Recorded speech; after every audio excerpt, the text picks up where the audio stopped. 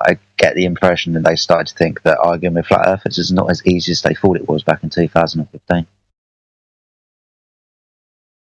Yeah, that's pretty much the feeling I get. It's either random people who like think they got this because they heard from someone, it's been dealt with, be debunked. But even those people, when they come in here, they're so much quicker to just like turn around and run away, because I think our arguments are much more polished than they were in the beginning, and Oh yeah. it just becomes so blatantly obvious that this is not going their way.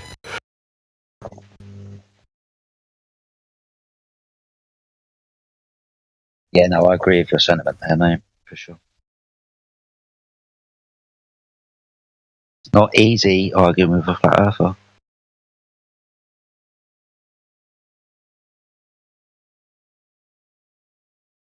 Especially one who's, been around the block, so to speak.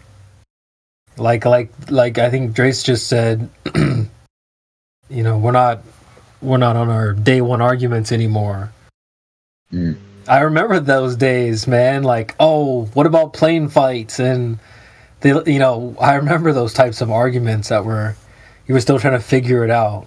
Arguments we don't ever use in here, or at least I don't. If someone new joins, I'm not like, hey man, check out these flight paths. that those days are over.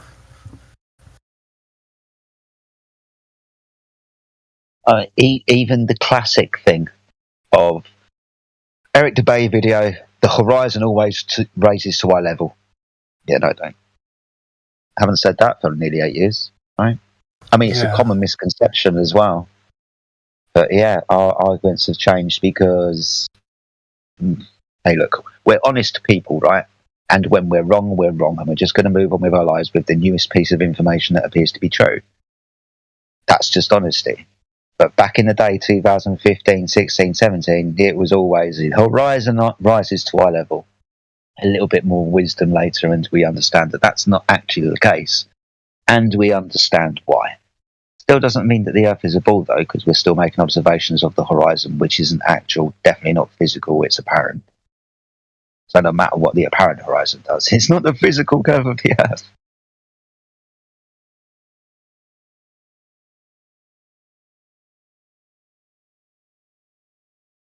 We also just had so many good breakthroughs. The refraction argument getting so polished with all the lasers of different wavelengths, understanding refraction so much on such a much deeper level. The small pond tests with the smaller aperture and understanding the diffraction limit and optics better. Like, we're on such a different level compared to back then. And we're just a couple of years into this. If we had a few decades, 100 years like the Globers, oh my God.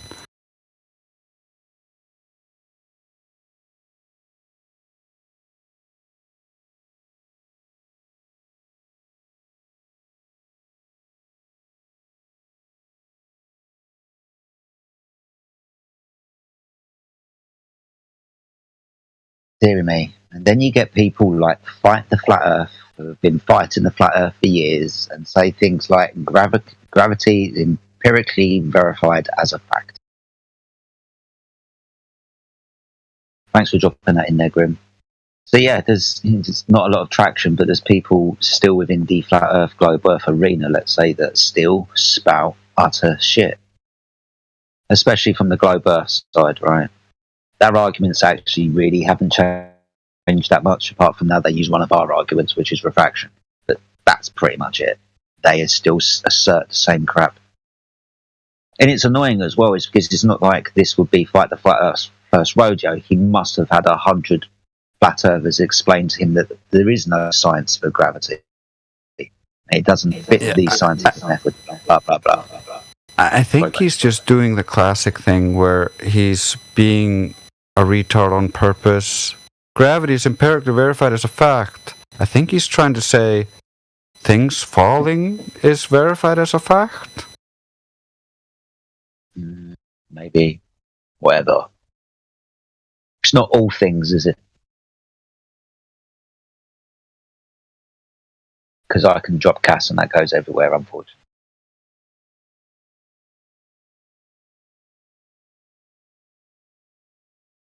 But I understand what you're saying, Trace, I think. Yeah, they'd like to equate, because they use gravity as the cause, as the effect, and they interchangeably use them and doublespeak using it.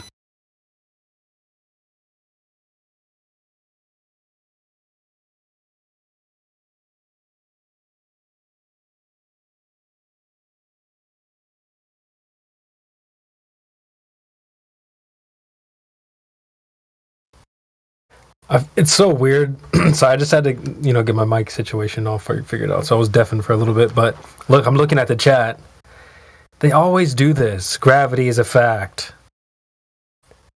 They, instead of presenting the evidence, they just declare the claim just to be true. They're expecting you just to go, okay, yeah, I guess you're right. No, we're never going to do that. You have to present the evidence, not just say it's true just because you say so. I really don't think he's trying to convince us or other people. I think he's just affirming it for himself. Just telling himself. Yeah, he's applying that gel, that's the coping gel all over. Yeah, when you're a little bit narcissist leaning, you tend to lie to yourself more than others, and so a lot of it's pointed, I think, at himself, but projected outwards at others. So he's telling himself, like, it's verified as fact, I don't need to look into it. But he's projecting it outwards so that it like has meaning for him.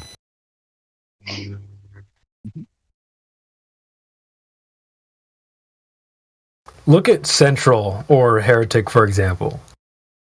He'll post a Black Swan just over and over and over again, and I think it's it's great. I kind of love it. It probably pisses people off, but he's just posting the evidence over and over and over again, and instead of just like what they do, they just nope, gravity's a fact. Nope, you just deny the truth. Or they'll say things like, if I presented evidence, you wouldn't believe it or you wouldn't accept it. And I don't accept that statement. So you can never tell a judge or a jury that, oh, well, I would give you evidence, but you wouldn't believe it. Okay, well then I don't believe your case then. Your case dismissed. They oftentimes also come with something that they believe is evidence, but when you really dig into it and ask them, like, how does this prove what you believe? It's all on very flimsy, fallacious grounding. A lot of times the claim is the evidence for these goofballs, which is like the craziest thing.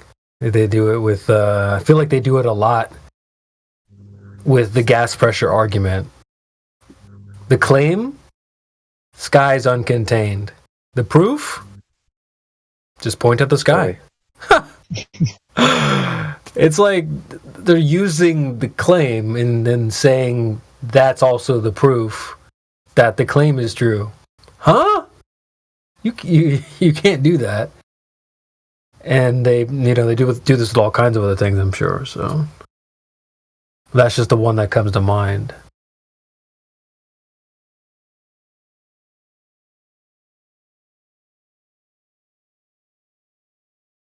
I haven't met a single globe earther that will go through the gas pressure argument without doing this.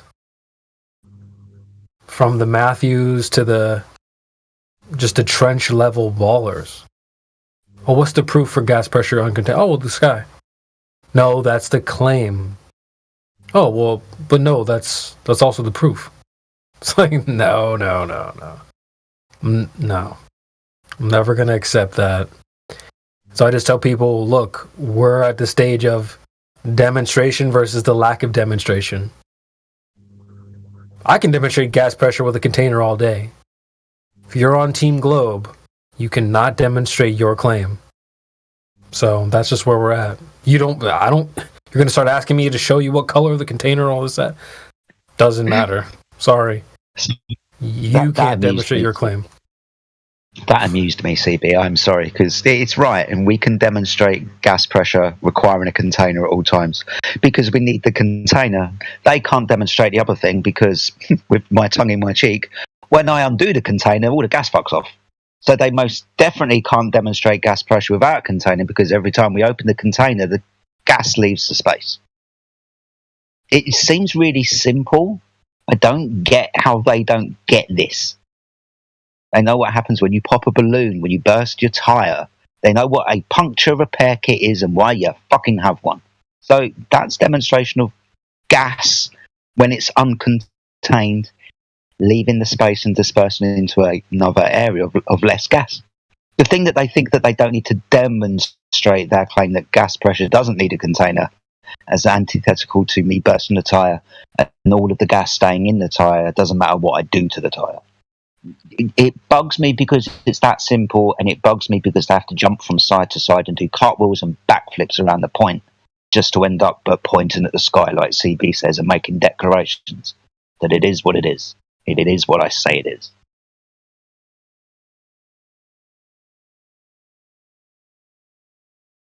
And another thing that gets me is how they'll come up with like these half-baked responses. Oh, like, but the air isn't getting, vacuums don't suck. You know, there's no sucking. It's like, dude, well, first of all, I never presented the idea that, you know, there's a sucking process going on. If I open a can of Coke and put it on the counter for a week, the gas pressure isn't getting sucked out, so to speak, like a vacuum. So they come up with these weird, like I said, half-baked responses, and that's supposed to be like a coherent rebuttal to the actual argument. They're just not well thought out.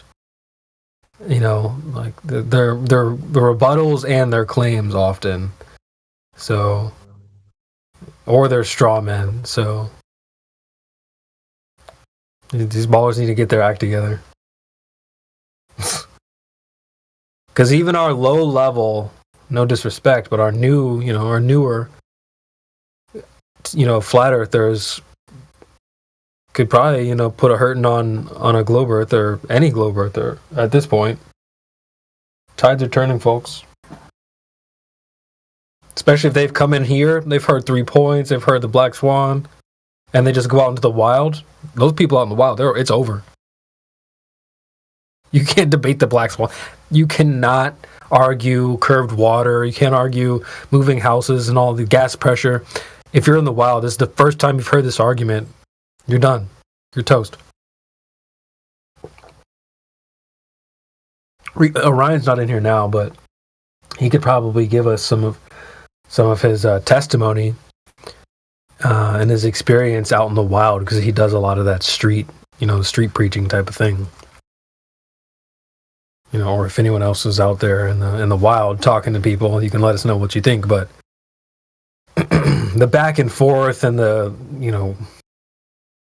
you haven't thought of refraction though type of responses only come from these like anti-flat earthers that hang around our circle. So, I mean, I can't imagine your neighbors are going to be like, but you didn't think of refraction. It's like they haven't heard. They don't know what gravity means really. They probably haven't even really heard of refraction. Probably don't know what that means.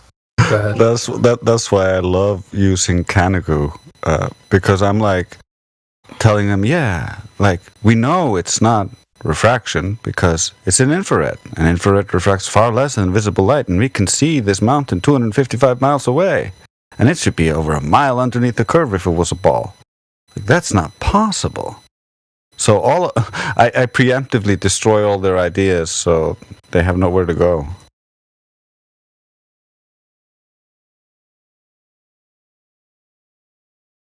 That's how I find the easiest way to talk to normal people who don't get really triggered. You just go off on a monologue, teaching them stuff. And if they're interested, you can see it in their faces. And vice versa. You can also tell, like, the contrary. Like, you can tell when they're not interested. So read your audience, folks. Yeah. But, yeah, you're right. Sometimes it's that monologue moment can kind of show them that you know what you're talking about. Especially if you're not doing it in, like, a weird way. Not coming off like freaking this GIF I'll post in the chat. Charlie from Sunny. Yeah, it's being concise and making it so that they feel like they're learning something and not feeling super stupid in the moment. Otherwise, it can create dissonance, which can just turn them into a globe-tart. Right. You don't want to make... It's a push-pull game. You don't want to... it's like dancing, really. I like that analogy because you can't get on the dance floor and start pushing your dance partner across the dance floor. It's kind of a back and forth, rock side to side. We go together. Yeah, so, you gotta be. You kind of gotta be the man in the dance, and you gotta lead them. But you can't be stepping on their toes all the time, or the lady's just not gonna want to dance with you. Yes. And there's another, I don't know if it's, I couldn't probably pull it up, but I've heard of a small statistic about dogs playing. You have small dogs, big dogs, and how they kind of interact. And I guess the study was if the bigger dog allows the smaller dog to win at least a third of the time, then the smaller dog will be more encouraged to want to continue to play. But if the bigger dog just completely dominates, every time and doesn't give them any chance, the smaller dog isn't encouraged to want to continue to play anymore. And this is kind of what Drace meant by stepping on your toes and so on. And so I actually really like that. I don't know, I heard this so long ago, but I really like that. You do see big dogs from time to time sort of, they, I don't know what the word is, but they kind of down dog and they'll on their rear and let the smaller dog roll on their back, let the other dog jump on them and stuff. Like the chill. Exactly. So that in a way, when you're dealing with someone new, you're a Glober or whatever, there might be times when you gotta, roll over, I guess, and encourage them to want to play more. Yeah, it's also just give them the small victories, praise them when they do small things correctly. You can hear AI do this really well, where he's when he starts telling them they're wrong, he doesn't just say, "No, you're wrong."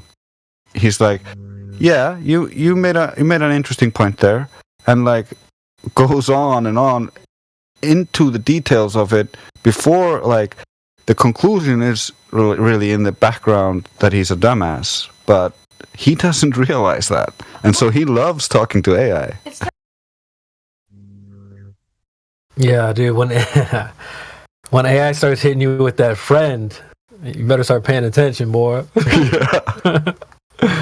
Yeah, I love AI for those reasons. He's uncle, Uncle AI in the house when he's around. So that's a good way of putting it, friend. I like it, friend. I like it. He's brilliant, is AI. Yeah, and I'm just a big fan of themes, and consistency, characters.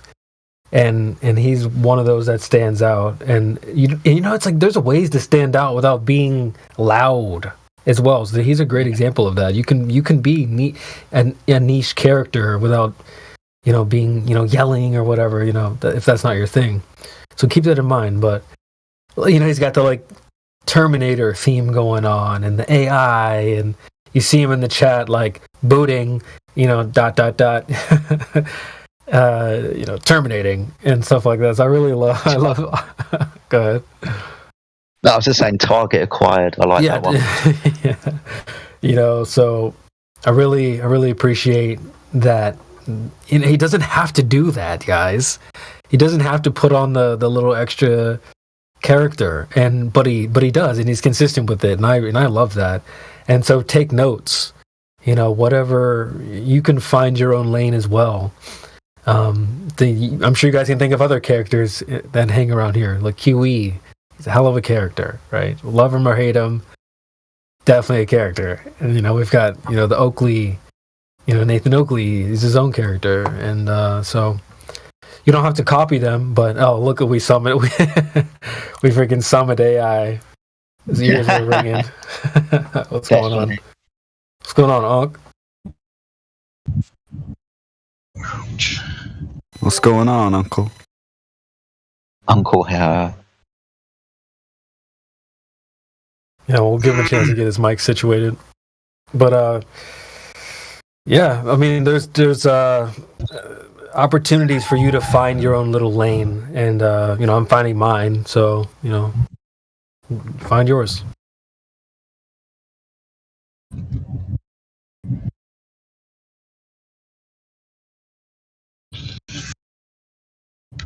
I mean, we can think of other examples too, like even Sasha. You know, like we kind of know where he's going to take the conversation and what his theme is, in a way. You know, hey guys, look, I'm just a baker here. You know, I'm just asking questions. You know what I'm saying? So, and then he'll give them, oh, okay, you know, if you say that, you know, Space Pictures is what it is, then it should match the ground then. And so, you know, he's kind of found a lane that works for him. And AI's gone. Maybe he's getting his mic situated. Do you remember Get Beget? Yeah. Oh yeah. Yes. He's still around, isn't he? He's not been in the Discord much lately. At least not this one. He's probably in other ones. But he always sounded similar to Sasha to me, but I would always recognize them apart because of the superfluid liquid helium. Oh my god, I was literally about to just say that. I was going to open my mic and just say superfluid liquid helium. That's weird that you just thought to say that. Yeah, they were like voice VC brothers. Everyone seems to have like a VC twin or whatever. Or at least they used to. Get Beget was he's just a slower version of Sasha. I think. Yeah, that was another way to identify. Yeah. I'm sorry. I can't think of any other in this panel right now. Any other VC twins? I think Ethergris sounds like Crow 777. Gemsy's brother sounds really similar to Gemsy, but there's a difference. It's obvious, but they're very similar. The cadence, the rhythm. Who? Sorry, I missed it. Who? Gemsy has a brother, I.O. Mai or something. Oh my gosh, yes. Last night, he was in here last night. I am Yo 7 or whatever. Yes. Yeah. Yep. It is. Yeah, I heard that as well. That was uncanny, but at the same time, they have a different like tonality, but at the same time, all the rhythm stuff, it's the same. Jo is I, so I am I in Spanish. Okay. Yeah. I like that. I am I. I and I. Even like the witty kind of AI is back. What's going on, AI?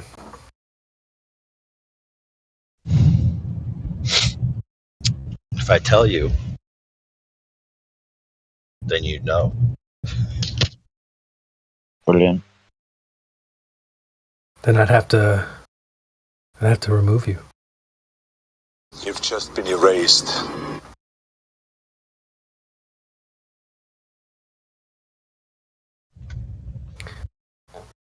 Yeah, I can tell you a mystery, though. Oh, yeah. I do like a good mystery. I'm getting bored of just how nobody's figured it out yet. So I always threaten to nuke Texas, and everybody's like, why Texas? That's the riddle. So you tell me the answer, and if not, I'll tell you the answer.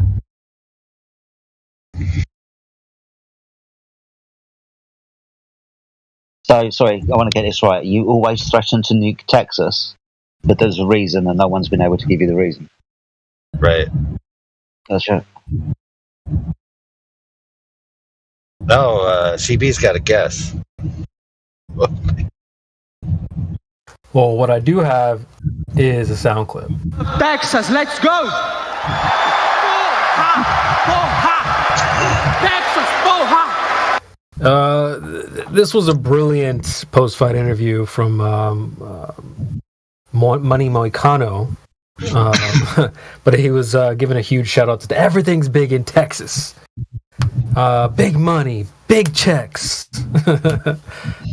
So, I don't know, man. Blow up Texas so you can separate it away from the rest of the continental U.S.? That's my guess.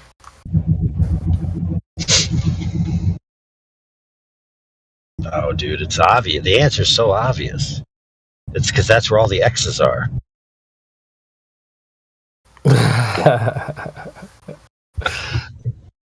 Yeah, hold on. X marks the spot.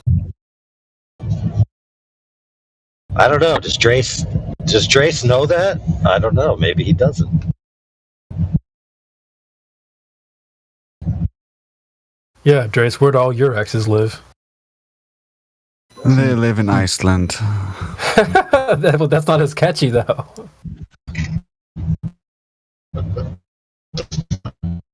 Well, Frost Queens. Frost Queens. I mean, is there a saying in Iceland for that? I used to date an Elsa, so yeah. Oh my god. You had to let it go. Oh, I can say that, boss. That was me. Hey, no, just ask Karma. You had to let it go. Let it go. Yeah. That's hilarious.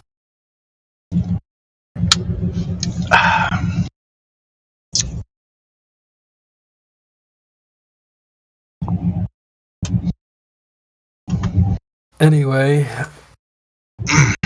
Hey, did you hear us talking about you, or just did you come in by coincidence?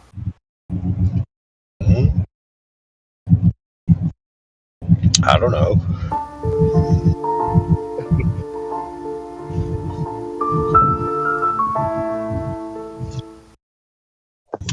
What were you talking about? Never know. Yeah. Yeah, we were like just talking about you 100%. We were We were talking mad trash. We were actually giving a little bit of respect to characters within the server, and we kind of speaking about you, and we started calling you sort of like the uncle of the server, and sometimes how calm and influence you can be with, say, interjection of the word friend within your sentences instead of shouting, which I've never heard you do. So it was just kind of a kudos on your part, mate. We were just spreading some love around, I guess, and then you jumped in. Never heard me shouting, Well, I've heard you raise your voice to be louder to be heard, but not shout as in lose your temper and get shitty. Yeah. I was gonna say, but because people will think AI is mean. They're like, "Oh, he's being mean." It's like, dude, he's really not. I don't know where people get this idea, dude. People think I'm being mean because of the soundboard. That guy we talked to, he had some like Russian name, and I changed his name to Edge Buckets because he was the guy that was talking about freaking water falling off into a bucket in a box, dude. It was crazy. Dude, when he ranks up, you could change his name to Edgelord. So, he thought I was mean, dude. I was playing the soundboard. He's like, he literally told me I was a POS. I was like, damn, dude. He was blaming you because I played that thing on the bot that said I'm dumber because I was like, don't blame CB. He didn't do that. That was me. Yeah, he went off on me after that. He's like, oh, you're so mean. You're so mean. It's like, dude, it's just a freaking soundboard, bro. Like, damn. But yeah, I don't know why people think AI's mean, QE's mean, Nathan's mean. I think they're just direct a lot of the time, and people are not used to just people speaking directly anymore. They're used to like this sugar coated. It's gonna be okay, and everything's gonna be all right. It's like, dude, I'm not gonna talk to people like that. But that's part of what we were actually praising AI for, is how he can start the response by not shutting them down, like, no, you're wrong, you don't know what you're talking about, you're dumb. Yeah. He's like, yeah, I see where you're coming from, or whatever, like the classic AI move, and like, friend, okay, here's all the logical layout, and you cannot deny anything. It's classic. I love it. Yeah, if you're out there listening and you're not part of our crew, and you roll in and AI starts hitting you with the friend, you better sit back in your seat. Yeah, you better perk your ears open. So pay attention, because it's about to get rough. No. Or if I like Jedi, or if Jedi starts calling you a wanker, then you better listen too. Yeah. There's a definite difference between me and AI. You guys don't see the underhanded brilliance of such a proposition, because if we're friends and I'm wounding you, then I'm just being faithful. Like the saying goes, faithful are the wounds of a friend. So I then have permission to obliterate you. Yeah, it's tough love. And have a good conscience about it. Yeah. I know. I was commenting on this earlier. They literally want you to talk to them because of the way you set it up. They're like, no, I want to talk to AI. I don't want to talk to you guys. We had this happen. Fine if you want to talk to AI, but all he's going to do is call your friend, give you a hug, and then push the knife into your back and twiddle it around a couple of times whilst calling you good friend. cop over here. Yeah, he plays the good cop perfectly, because he's setting him up to go to jail the whole time. Menace. It's more like you will be assimilated, resistance is futile, and then he'll come at you with a hug, but then whisper in your ear. You've just been erased.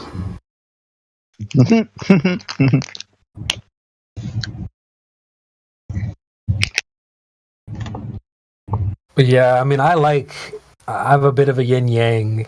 Yeah, I think Drace, you do this as well, where you practice both sides, where you'll be the good cop and the bad cop. Not maybe necessarily at once, but there'll be times when you're one or the other, and I respect that. I like to practice both sides myself, and there's times when, there's a balance. I appreciate consistency as well. AI is very level-headed and consistent, and it probably comes with maturity and a little age or whatever. But me, I'm feisty. I'm gonna if the grill gets hot, whatever. Yeah, I got a question. Yeah, what's up? So, since the Earth is flat, right? Mm-hmm. How does the Earth and the Moon go around? Like how does it go around the Earth? If you can imagine the Earth as the floor, and the light is in the sky, the light is the thing that moves. When you see it, it is in a location that you can see, and when it goes out of your view, it is beyond where you can see.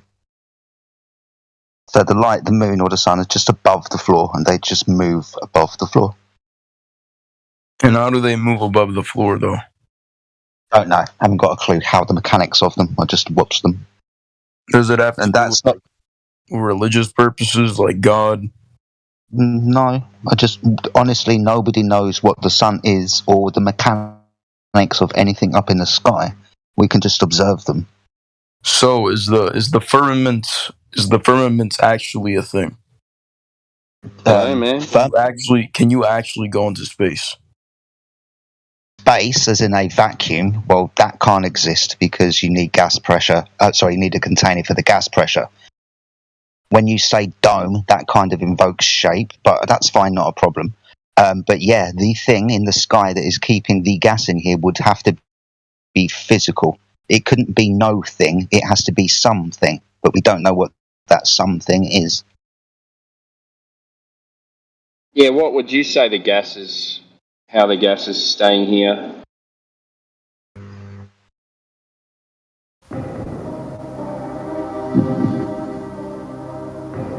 Bro, who's playing that music in the background? He was asking you, bro. Do you know what the claim is, or do you have your own idea? The way I think about it is like God made the firmament, and then everything inside the firmament stays within the firmament, and you can't go past it. That's what I think. So, what are your thoughts about outer space then? I don't think that we can go into space. Do you think there's a place that you could go to? Yeah, you could go to heaven. Because the way I see it is there's Earth, the firmaments, and then the waters dividing the firmaments, and then above that is the heavens. And that's the way I... Would, like, the heavens, would you... Is that's not the same thing as what they show on, like, you know, the Cosmos with Neil deGrasse Tyson, or, you know, all the documentaries. You're not saying those are the same thing, or they are the same thing? Like, that's where all the planets and everything is, or There are no planets. The stars are all angels. Okay. So you would say you would have a biblical viewpoint of the world, correct? Yes, I have a biblical viewpoint. All right. And I've seen like pretty questionable videos too as well. What do you mean by questionable? Like there was this video I saw before, I don't remember when, but apparently it was like this rocket ship going up into the atmosphere, and then it hit something and then came back down. So I don't know if I can find it, but I'll send it. I think I know what you're talking about. You're talking about the cameras on a rocket, and as it spins around and gains altitude, eventually it just stops. Yeah. When you talk, yeah. I think most of us in here would have seen that. Yeah, it's the Go Fast rocket. Go That's the fast. word. That's it. Yeah. Wasn't Dog Cam, which was in my head, and I knew it wasn't that one. Dog cam. And that's So the balloon. guys- Yeah? Do you guys Yes. think that in that, like Antarctica is like circling around the Earth, keeping everything inside, or do you think there's something past Antarctica? Think Um, or want to speculate? Like speculate. Yeah. Okay. I mean, yeah, probably. I mean, Antarctica would possibly... I mean, the shoreline of Antarctica would possibly be encircling us, keeping the waters in, and possibly, you know, Antarctica could go on for 50, 100, 2,000, 100,000 miles. Don't know how thick Antarctica is, and don't know what is beyond Antarctica, if there is anything beyond Antarctica. But, yeah. The reason why I bring that up is because the thing is, like, when you look at the Antarctic Treaty and all these countries coming together to keep people from going to Antarctica, you can probably think that they don't want you to like find anything about it. Like, But they they say don't that want it's us- scientific research and all that extra stuff, but in reality, it's not. It's like they're keeping the truth away from people. Yeah, I'd agree with you. There's an Antarctic treaty and ecological reasons why me, you, and everybody else can't go traipsing around the place.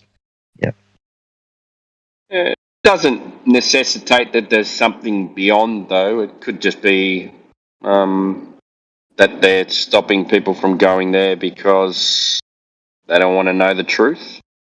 That could be the end. But when you look at ancient maps, there's like, I don't know how to say it, but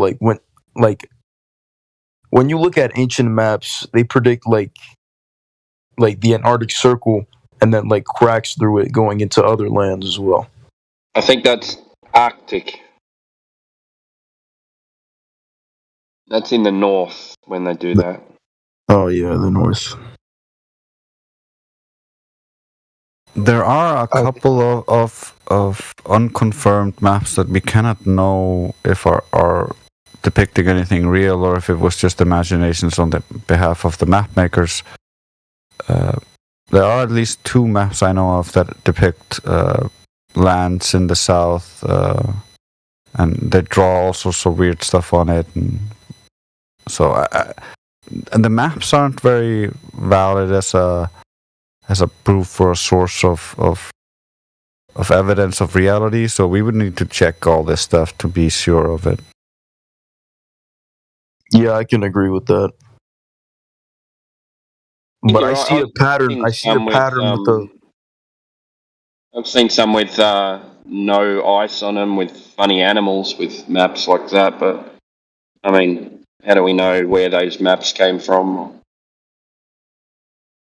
Yeah, but when you look at ancient civilizations, they all have depictions of like flat Earth, like the Yeah. Mayans, the Egyptians, all the way up to like I don't remember, but I think it was like Greece or something like that. But most of the civilizations like predict flat Earth. They don't say that the Earth is like a circle.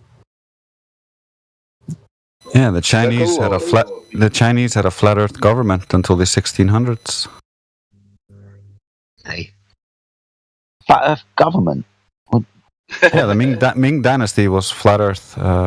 They did Aristophanes, but for flat Earth. Those were the Chinese. So it was the Ming Dynasty that done the Aristophanes, but came out of a flat Earth.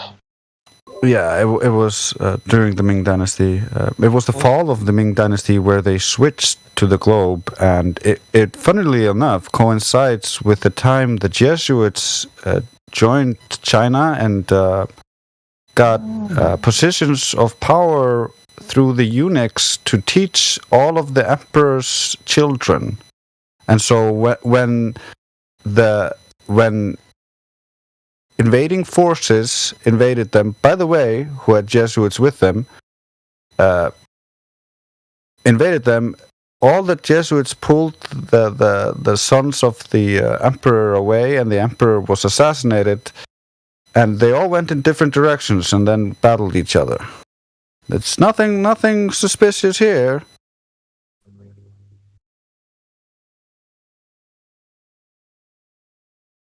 Same old characters. Interesting, that story, Trace, for sure. It's always when the Jesuits turn up and start educating people. Well, there's one at the head now. Yes, that is true. You were talking about the Pope, right? Yep. There we are. So are you guys aware, like, the Apollo 11 mission? What about it, mate? What if it was all like a hoax to like make everyone think that you can go into space, but in reality, it was like you can't go past anything? Yeah, Because that's primarily what it was. Because when they give like the astronauts the interviews, they weren't like really like excited to like say anything. It looked like they were just like speaking off a script or something like that, like making stuff up. Looked like they were on a come down from a bad trip, if you ask me. Yeah, I was going to say that. Way too big a weekend. Yeah. No endorphins left. Do you guys know what NASA means in Hebrew?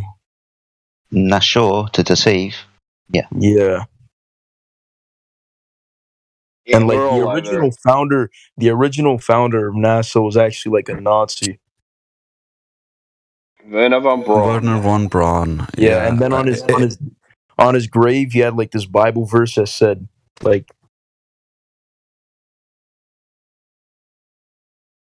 The firmament declares the glory of God.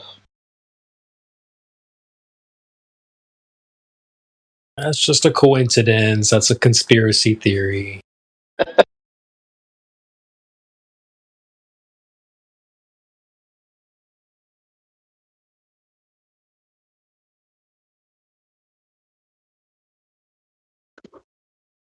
everything's a conspiracy theory, man. Everything. Well, we don't square, guys. We don't really have a conspiracy theory here. We're not really, although many of us looked at conspiracy theories. Many of us are not into conspiracy theories. If you look in right above the live stream, there's live stream voice text chat. You can see relevant information in the text chat there. I posted a video for you concerning NASA and the Nazis and the CIA. All right, I'll check it out. Thank you.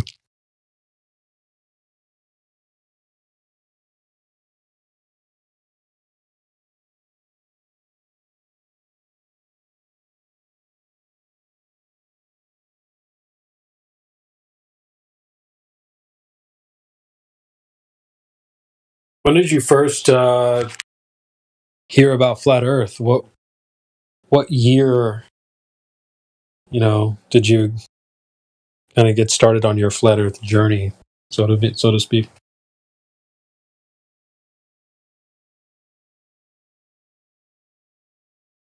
He's probably checking out my 30-second video. Oh, okay.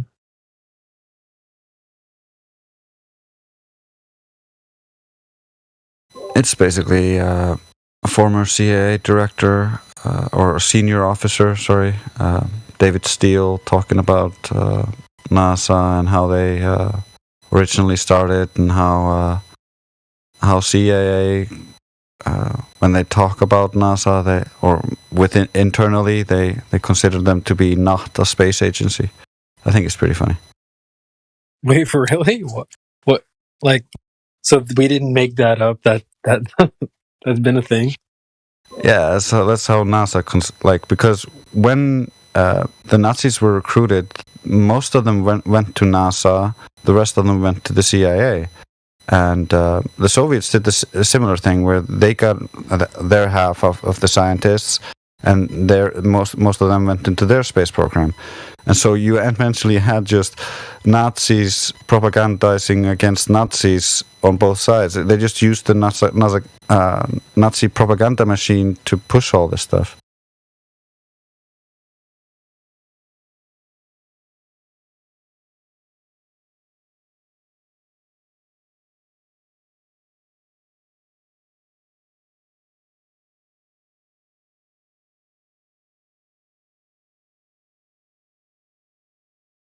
Chris, what year did you get started? Or do you remember what year was your... 2015, September. Oh, okay. 15. Nice. Mm-hmm. OG. I mean, what's the cutoff for OGs? What's the OG cutoff? 2016. Damn. Yeah, I don't know, mate. I really don't know what you say. Because I'm 2017. I remember. Yeah, I'd say you're OG, mate. Hell yeah, let's go. I mean, there were people who had been doing it for a while before I got started, so I don't feel like an OG. But when new people pop in, I'm like, all right, let's go. I am an OG. But nah, I guess it depends. If you were around before the Black Swan, I reckon you're OG. Okay, all right. You know what? I can appreciate that. That's like that's a good benchmark. Yeah. Like BC or before Black Swan. Yeah, that's good. EBS, I like it. That's actually a really important milestone, because it seems like that the people who have joined the conversation post Black Swan don't really have a grasp on it, especially if they're trying to go against it. It's like, what I see is the Team Globe. What they'll do is they'll just slide you a DM if someone post a Black Swan and you're like listening to the live stream or whatever. Well, they'll just slide you a DM saying, just say refraction. And just shows that they don't really understand what was going on before the Black Swan. Refraction was our argument. It always was against a geometric horizon. So now when we post evidence that debunks a geometric horizon, where there is no geometric horizon, then they just argue one of our arguments for why there's no geometric horizon. It's like, dude, this is stupid. But yeah, I just love when they go refraction, because I'm like, can you point to the refractive effect? And they generally point at the crane, and I'm like, okay, so I see towering here, so light is refracting up. How is this helping the globe? Well, it's just like all of a sudden they want to tell us why the curve isn't there. It's like, well, you're supposed to be proving why it is there. not why it isn't. We're you're sounding a lot like a flat earther, telling us why it's not there. So thanks for making our case I for us. just watched a really good video on Indio's channel about it was an hour long one.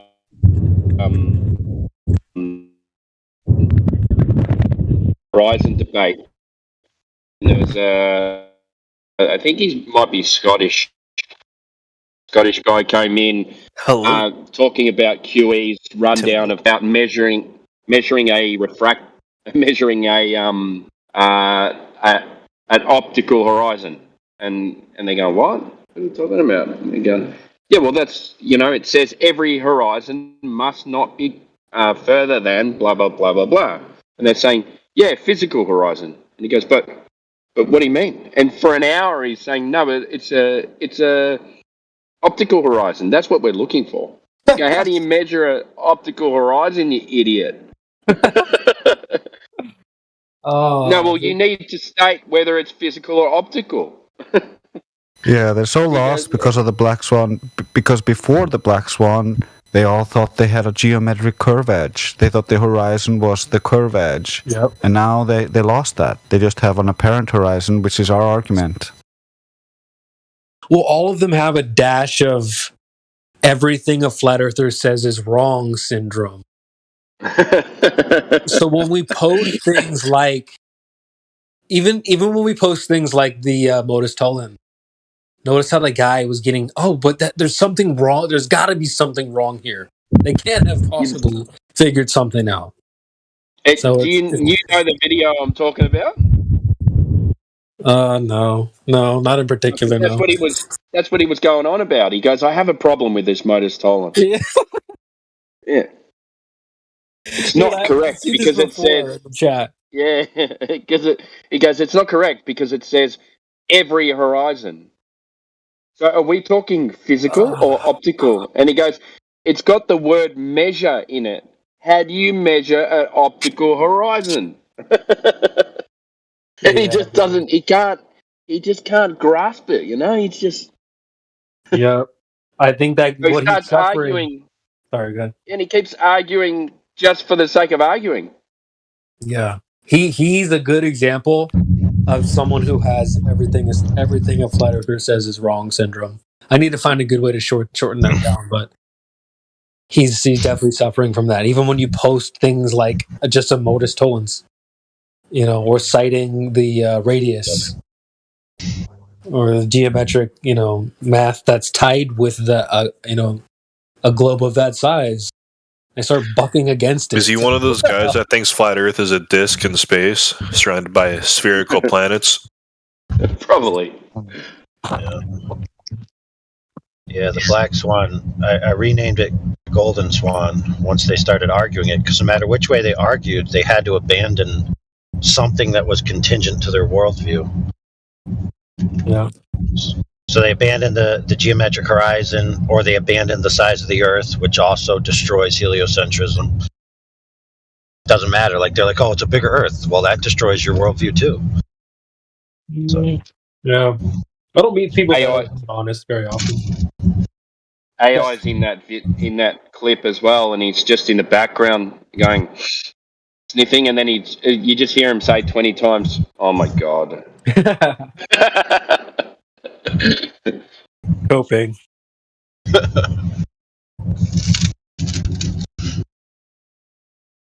I like the it was so you're saying that light picks up something that's supposed to be behind something and puts it in front of the thing that it's supposed to be blocking. But yet the horizon is behind the thing that it's blocking? What? Yeah. Too easy, man. It's too easy. So yeah, if you're a BBS flat earther before Black Swan, you should be able to jujitsu these guys easy on this argument. I love all of you. This guy. Every one of you. We love you too, Satoshi. Or Garbage Man, whatever you want. Yeah, bro. Garbage Man 420. Oh, okay. Okay, I remember that name. How is everybody Have you- doing? Really good.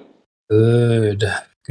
Just hungry for some ballers. Well, look at Satoshi. He's a perfect example, yeah? Came in and trolled. Yeah? Is that correct, isn't it? Yeah. And then turned into a flat earther. He's like a Z fighter now, you know, when Piccolo comes in to fight against That's Goku, right, bro. he becomes part of the crew. That's what we I do. got man. swallowed by Satan, and then God took me back. That's all we do, man. He's a Z fighter now. I don't know what Z Fighter means. What, you never watched a Dragon Ball Z? Oh, okay. No, I know what you mean now. No, I got no idea. Yeah. Oh, come on, Timbo. Don't do me like that, bro. I'm like a boomer in a Gen X body. Yeah. The Z Fighters is, whole gang, Goku and Vegeta, Krillin, Piccolo, Yamcha, the whole squad. They're all together. They're called the Z Fighters. So, we're all in here. We're all a bunch of Z Fighters too, boy. FE Fighters. E. We actually have a role for that. I wonder if it's still around. Should still be. Yeah, I've noticed that some people have got that. What is it? Yeah, that's FE Sniper or no? It's FE Snipers. That'd be funny. No, FE Fighters. I created that for. So I was always sending pings out for like big fights. There's like a big UFC fight or something, like big boxing fight or something. I would send out a message to any of our, our flat earther fans of the sport. So what does the Viking role mean? I think there's a crack villain thing. One of his roles. It's supposed to mean you have Norse heritage. It's in your. I'm from Iceland, for instance. You know how some people will be like, "Oh, I'm 1% black, so I'm 1% Viking." Crack said it was cool. He gave me the role. Why would you want to say you're a certain percentage of a certain ethnicity when now you can just transmute your own racial identity? Yeah. Of course.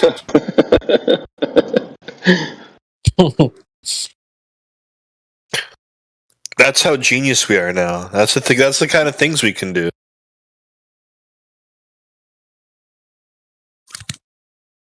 Next up, pregnant man. That's right. Dude, I applied for a very prestigious school, which costs $132,000 a semester. And I submitted my finances, and they were like, "You know what? I don't know if you're going to fit here." And I'd be like, "Don't worry, I'm trans financial." I identify as being rich. And then they said, well, what about your grades? Your grades from the previous don't seem to be up to our standards. I'd be like, it don't matter. I identify as a gifted, intelligent kid, and so you're going to give me good grades. So you might as well just give me the diploma now. We'll call it even. Yeah, I just decided to identify as a graduate. Too. Yeah, I identify as a graduate of your college. Yeah, I identify as an A+ graduate of your college. Come on. Honor student. Wonder if you could identify as a scholarship. That's a great idea. I identify as a senator right now.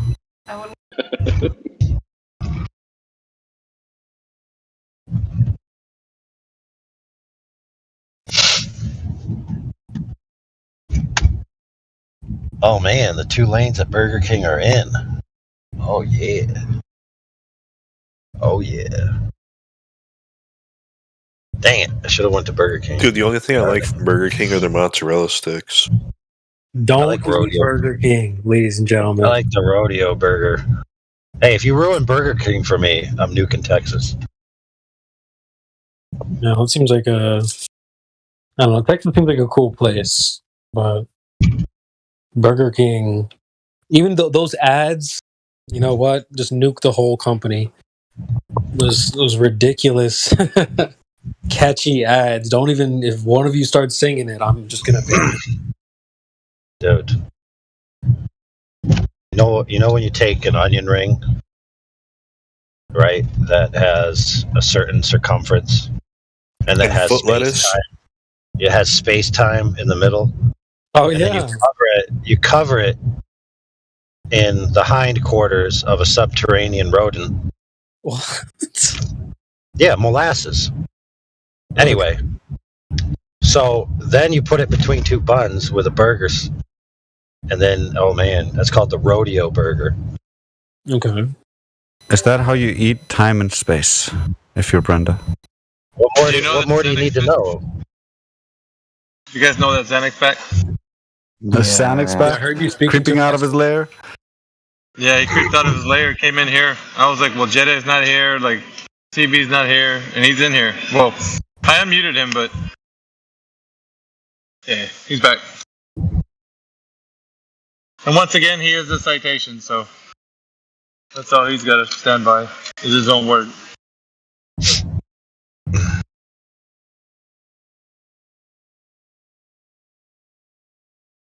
I identify as nuclear bomb. You can't say that. So now you must be regulated and kept in a little cell. Good job.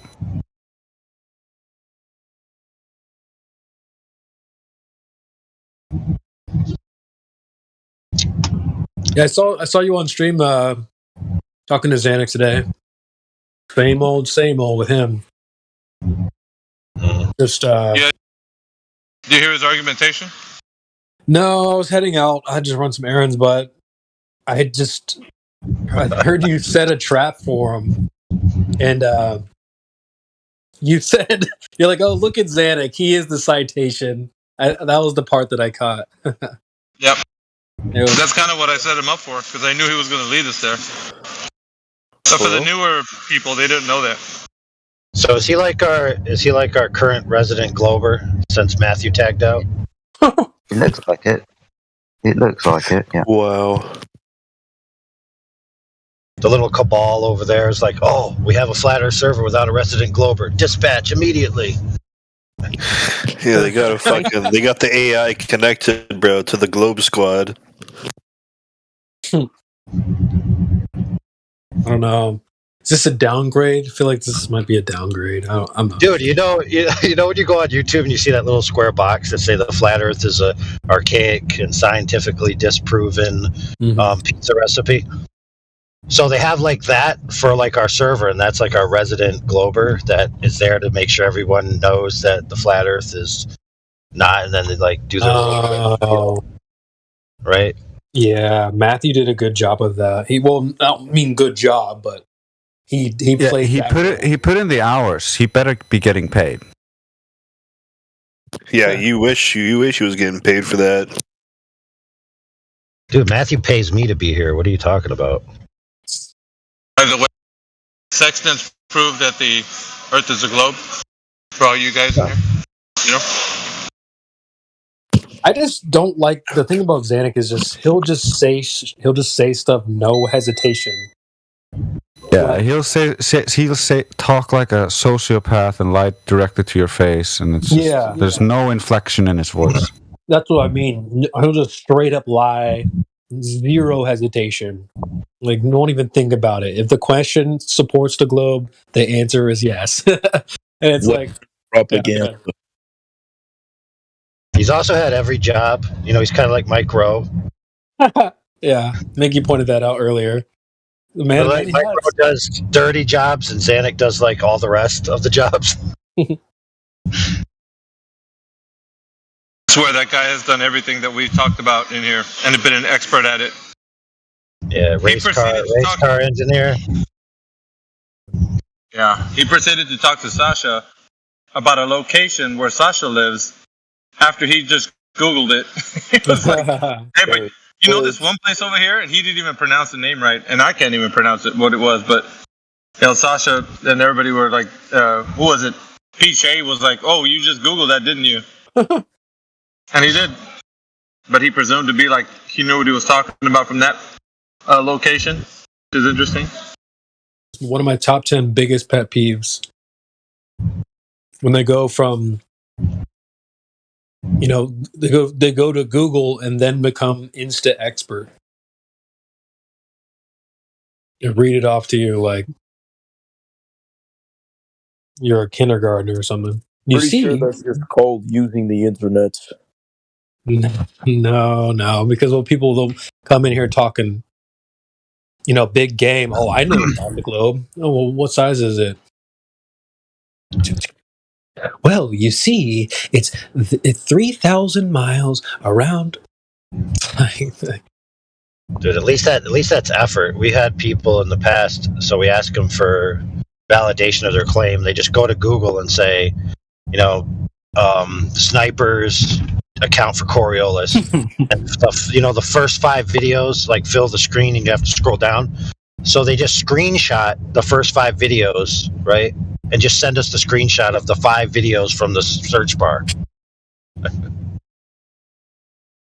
Like, didn't even open them, didn't even click on them. Just screenshot. Here's screenshots of 5 videos that say snipers account for Coriolis. Crazy. No, the thing is, you can use the internet, but whoever said that, but that's fine. You're welcome to research. But don't go from, I don't know, like not knowing something to then becoming the expert on the thing that you previously didn't know 15 seconds ago. People do this all the time. It's like it's cringe. Hoya, hoya, hoya, hoya. I can tell that one of you guys are from Texas. Gizmo's from Texas. I knew it. He's in Texas. Man, tell him he better be drinking that iodine. What would you guys say is the most liberal state in the U.S.? Like the most liberal? Liberal? Yeah. California comes to mind. California. Right? California. Which is a shame. You need to define liberal. Blue state, bro. Why do you need to define that? That's why it's gonna go into the sea with a big old earthquake. That's a shame. It's such a beautiful place. Apparently, you need to define it. You need to define it because I call myself a liberal, but in the classical sense, not the modern cultured English sense. He probably meant the modern sense. I guess I'm assuming. No, I mean, I'm just saying I don't use just because other people misuse the word liberal doesn't mean I misuse the word liberal. I use it. I can respect that. I mean, remember, you're complimenting them when you call them that, and in a way they don't deserve. Mm. I mean, isn't there a difference between like a classic liberal and a libtard? I mean, I think we all know. The term you're looking for is leftist. It's just leftist. A leftist. Okay. All right. That's just a category within itself, really. So, what would you say is like the most leftist state? Is it California or is it like another place? Well, it's either that or New York. New York. Wow. You should combine them too. With your powers combined. It's a shame, dude. California is such a beautiful place for it to be like burning and like the politics are terrible. They're trying to get people up out of there. What do you guys think of Alfred Wegener? About what? Alfred Wegener, like the continental drift guy. I don't know. He came up with the theory of continental drift.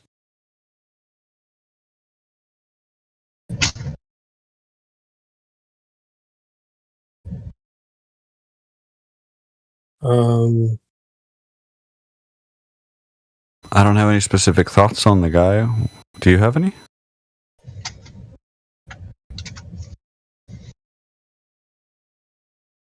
Well, what was his name one more time? Alfred Wegener. Like, he came up with the theory of continental drift. Cliff Brumpist. Anyway, go ahead. So some guy a long time ago made up a story about how the continents were drifting away. Yes, and then he said it came from like Pangea or something like that. Yeah, but he's speculating, just like every other glober. That used to be a cool story. I remember when it was presented to me in like 6th grade, Pangea. Like, wow. Huh. Guess I'm just going to go with that. Sounds cool. But now I don't know if I go with that. I don't know if I still cling to that. Do you?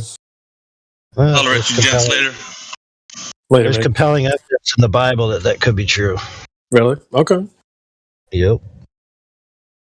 It's subtextual, so you really have to pay attention. But there's a guy. So there's a really good flat earther dude. His name is Truth is Stranger Than Fiction. Well, that's his channel. Okay. He's got some of his, to be honest, if you guys don't know who he is, you should check out some of his stuff. I think I've heard of the channel. He's one of the best.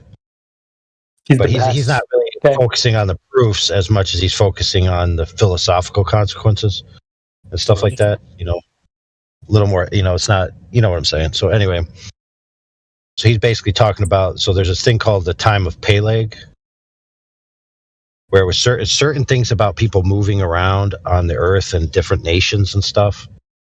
And from the context, it gave the appearance like after the flood, because the ground was broken up, right, when the water came through, that, it basically separated the continents, and then they were slowly drifting apart over, a long time. It wasn't very fast, necessarily.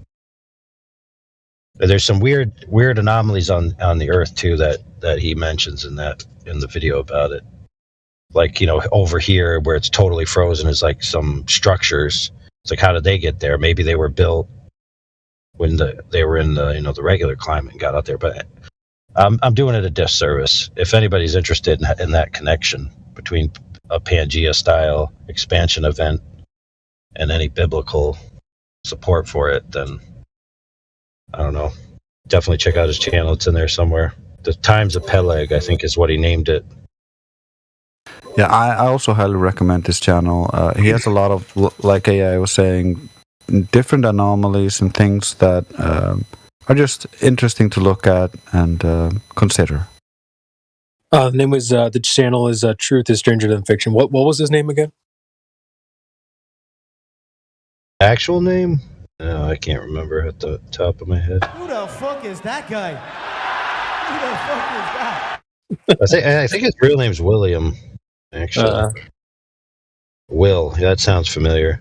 Well, I mean, this, because people will say that like certain countries, maybe on the coast of Africa, have certain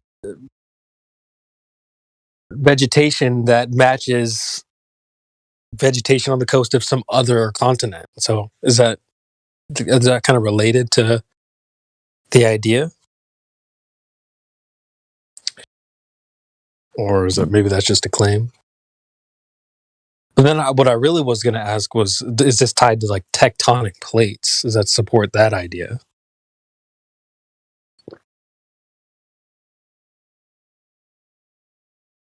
Well, I mean, the idea of plates, right, or the Earth being a structure that's on top of something else, I mean, it's not unreasonable. There's plenty of different permutations of how that could function. Well, that's not good, man. That's not good, because I might have to am I going to have to scratch my moving houses argument? Are you telling me my house is actually moving just very slowly? Might have to scrap that. And I put in some good work on that one, so don't cost fallacy. Well, I mean, technically, if your house is not at absolute zero, then it is always moving. I Don't do me mean, like that. Don't do me like that, AI. it's basically the whole continent that's moving. Not only your house, like the whole continents. Tell him he'll ruin Burger King for him. Well, don't do me like that, But AI. but how would Antarctica move though? If it like circles the Earth? Oh, okay. That's a good question. Okay. How would Antarctica move?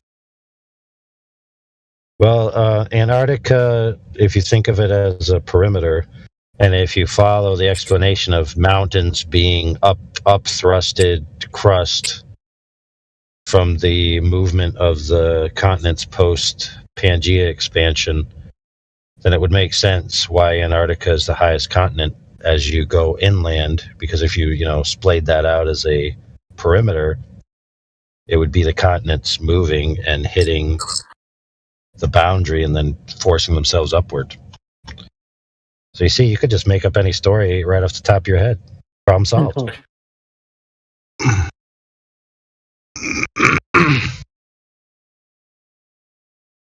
Now, if you throw in dramatic terms like over millions of years, then it's true. Well, I guess maybe we could compare it to the idea of outer space. Like the outer is space itself moving? Of course the things within it are claimed to be moving. But is the the boundaries of outer space, is that moving as well?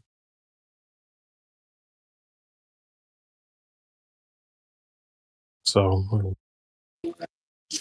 does the idea of tectonic plates work on other planets as well, or is it just Earth? Other planets? Yeah.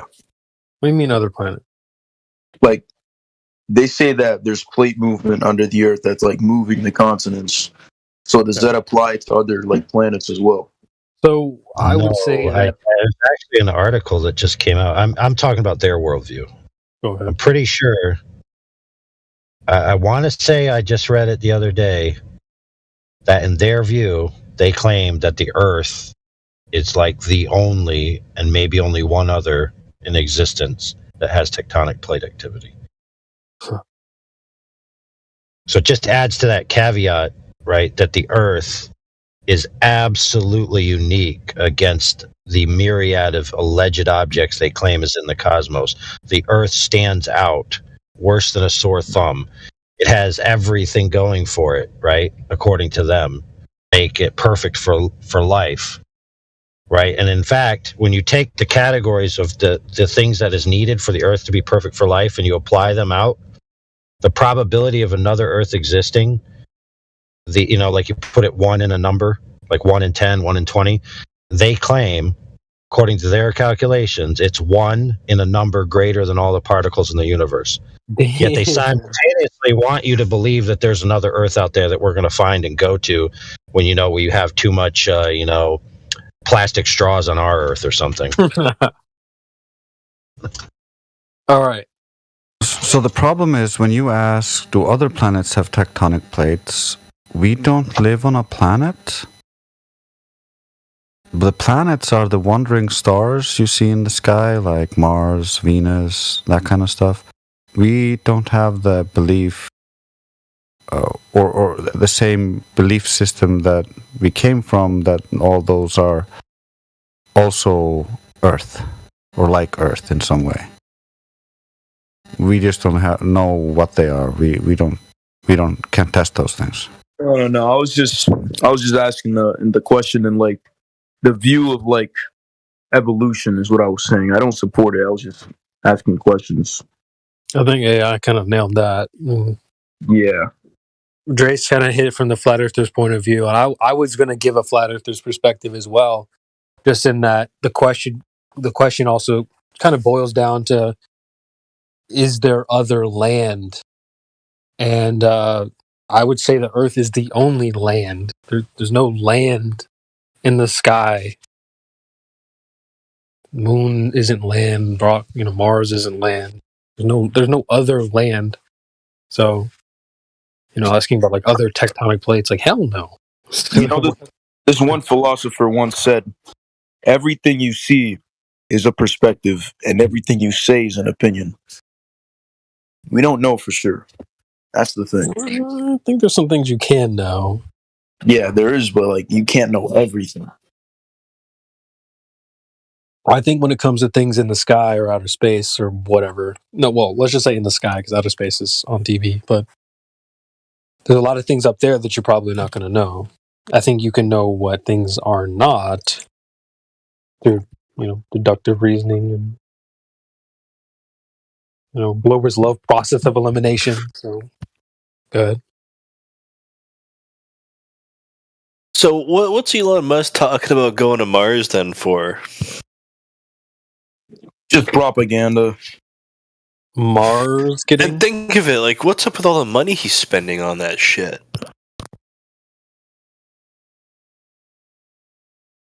Yeah, we're not appealing to any motives. Who knows why he's doing what he's doing? He might, for all we know, just believe on all the space stuff, and all the people are just telling him it's all working out great. It just looks so fake. That's how you know it's real, Elon. No, but what I'm getting at is, like, if it's one man who's putting all this money into this, people got to realize, like, if they're not actually going to Mars sometime soon, there's something fucking going on. Why? They've been telling us we're going to have bases on the moon since the 70s. People aren't figuring out shit. Except us. I don't know. And that's exactly why I claim that you cannot go past the firmament, because they haven't found anything else. Because I don't know if you guys are aware of Operation Fishbowl, but there was basically an operation where they try to go past the firmaments, and then they basically like hit it. Like ever since then, they couldn't go past.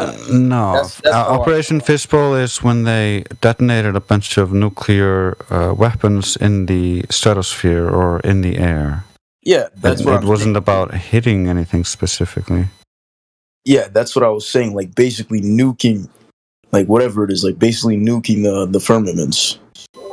Yeah, that's we don't know how high the containment is or what they were trying to do. They claimed to be trying to charge the ionosphere and were doing tests in the sky. And there are some documents from the CIA that say that the Russian scientists were mapping out I think it's an illumination of the firmament, and they use that word, but yeah, we really don't know because we don't have all the information here.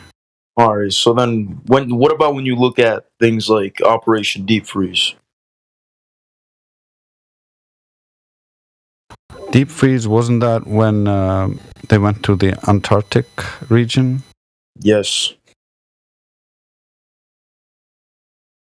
Yeah, you got to think also, like, all of this was tested. They did all these operations, and then NASA came as like almost like a damage control. Like, the way I see it is, if you look at the history of the globe, it used to be this kind of secret doctrine of these secret societies, which some elites belonged to. And so you had these globe believers writing these books, but the general public was not globe believing. They had their religions, and the religions all said that it was flat. And so you had the secret doctrine within these cults that later on, when they finally realized, oh shit, all of it's false, I guess we should give the secret doctrine to the public while we hold the truth to ourselves. That's how I think it would be logical to work, because that's how secret societies or occult societies work.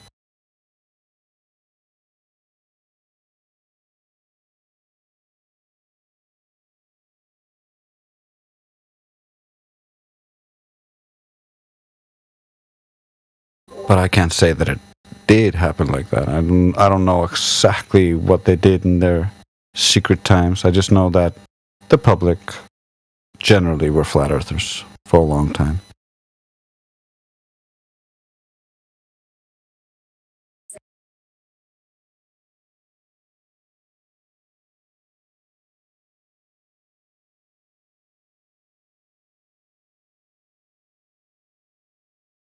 I know I'm a flat earther.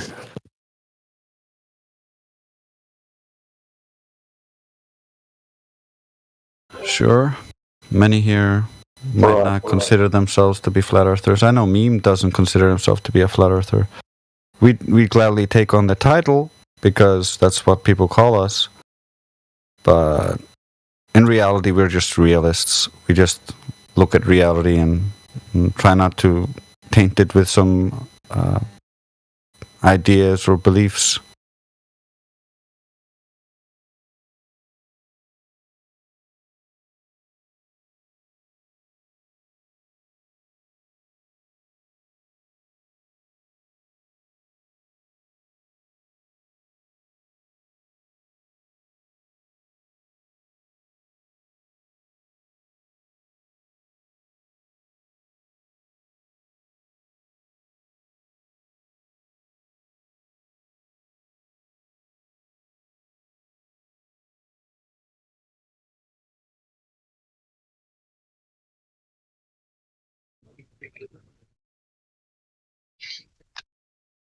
Hello, everyone. Hey, Systems. It's new. Trace? Apparently, Sanic managed to creep out of his lair. I don't know who you're referencing there. Who's that? He is the Citation. He's a long-term globe sellout. Oh, okay. I think I heard you guys talking about him maybe 15 minutes ago. He seems like a compulsive liar. We've dealt with him many times over the years. We argued with him a long time ago, and then he exhausted his arguments and went away, and then came back, and then went away and came back and went away. He's like a bad smell that won't go away. I know how that feels. I know how that feels because yesterday I caught space chlamydia off Timbo. Is that worse than space crabs? Oh my! I got space herpes.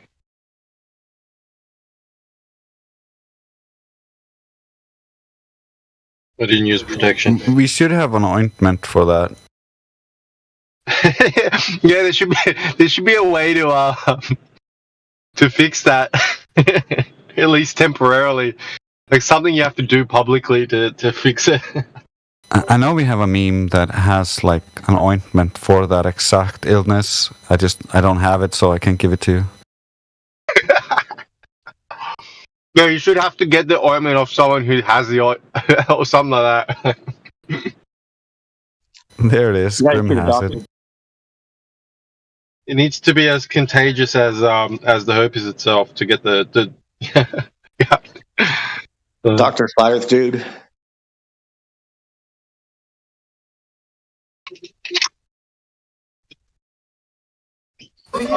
You're a victim.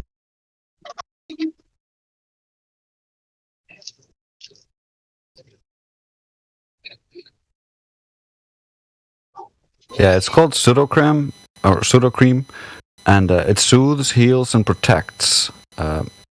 For protection, relief, and treatment of space crabs, minor skin irritation of space herpes.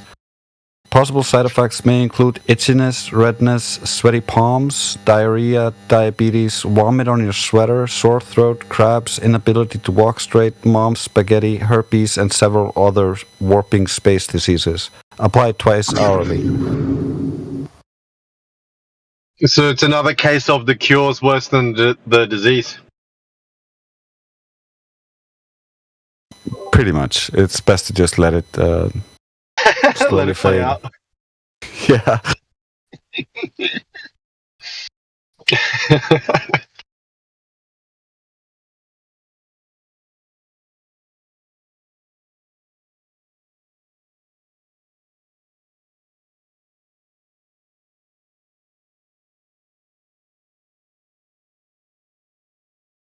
Oh, it comes in at a bargain. $19.97. Get the big barrel.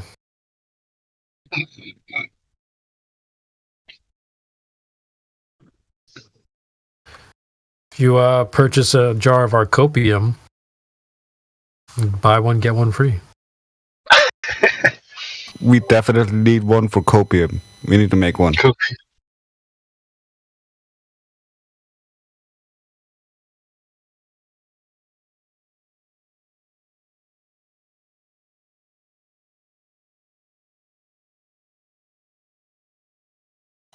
I just want a list of the side effects and everything. Yeah. Yeah. Warning. May induce spiral. Or, I don't know. Yeah, that's a good idea. You get dizzy. Get dizzy from all the spiraling you're doing. Dizziness.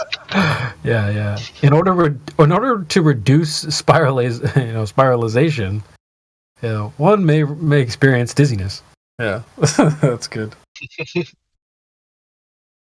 Self-induced copium.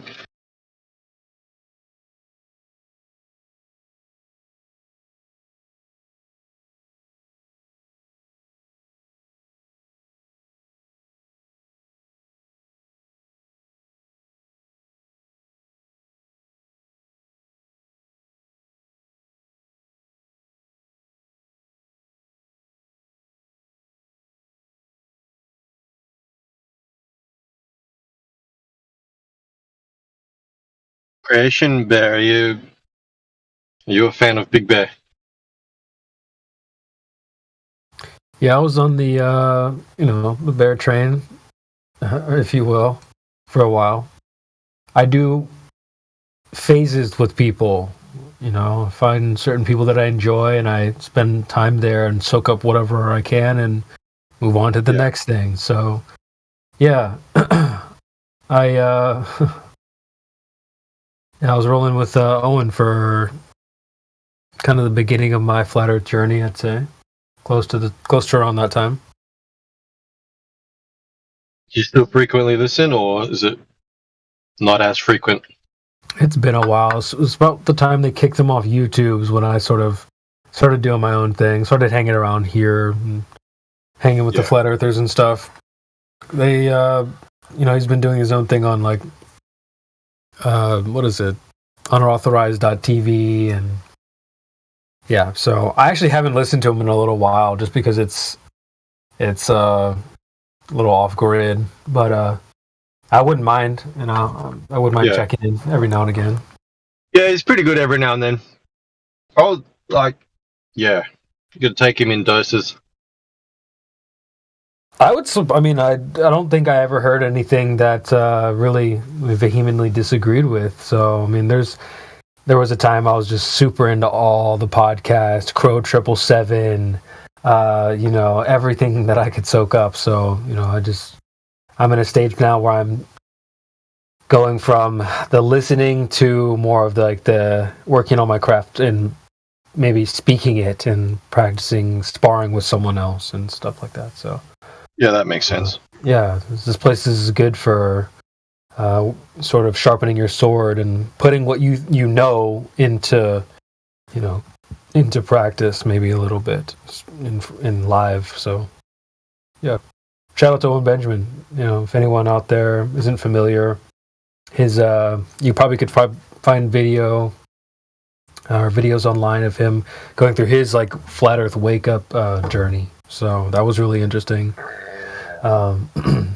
So yeah, check that out. Yeah, some people put some compilations together of maybe an hour of him going through that process, and yeah, it is really interesting. Yeah, I remember that so well. I was watching Owen Benjamin when this all happened. I was there in the chat. It was so funny. He's a great comedian, and his music is good. He is super funny. Yeah, big shout out to OB. So there was a couple people that were bared up, came in here. I think I'm holding down the fort for now. But people come from all different types of places. I mean, there's a Witsit crew, there's the Oakley crew, you know, there's the Arwen crew. Shoot, I was hanging with the Arwen camp for a little while. Actually, Arwen was the guy who inspired me to pick a name. He's the reason why I have this name. He didn't give me, you know, this name in particular. I came up with it on my own, but, you know, I was kind of just rolling on the internet with my name. And I'll tell you guys another time how much of a coincidence that is, and some of you guys might know already.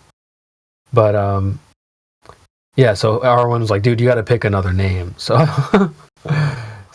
yeah, I ended up with Creation Bear. So yeah, shout out to Arwen, shout out to Oakley, shout out to Owen Benjamin, shout out to Witsit, Breaker of Spells.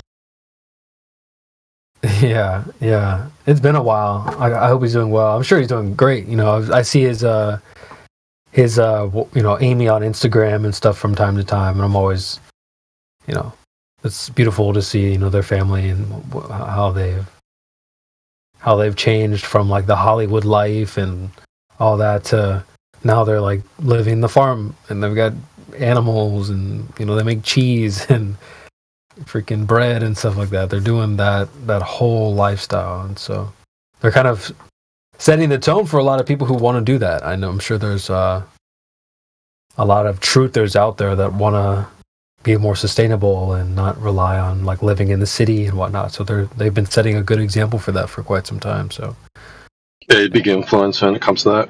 But like, he's I've made personal friends with maybe would be about 10 people from his network. Basically, like, not network, but the Bear Tarot Times app, and yeah, they're all flat earthers.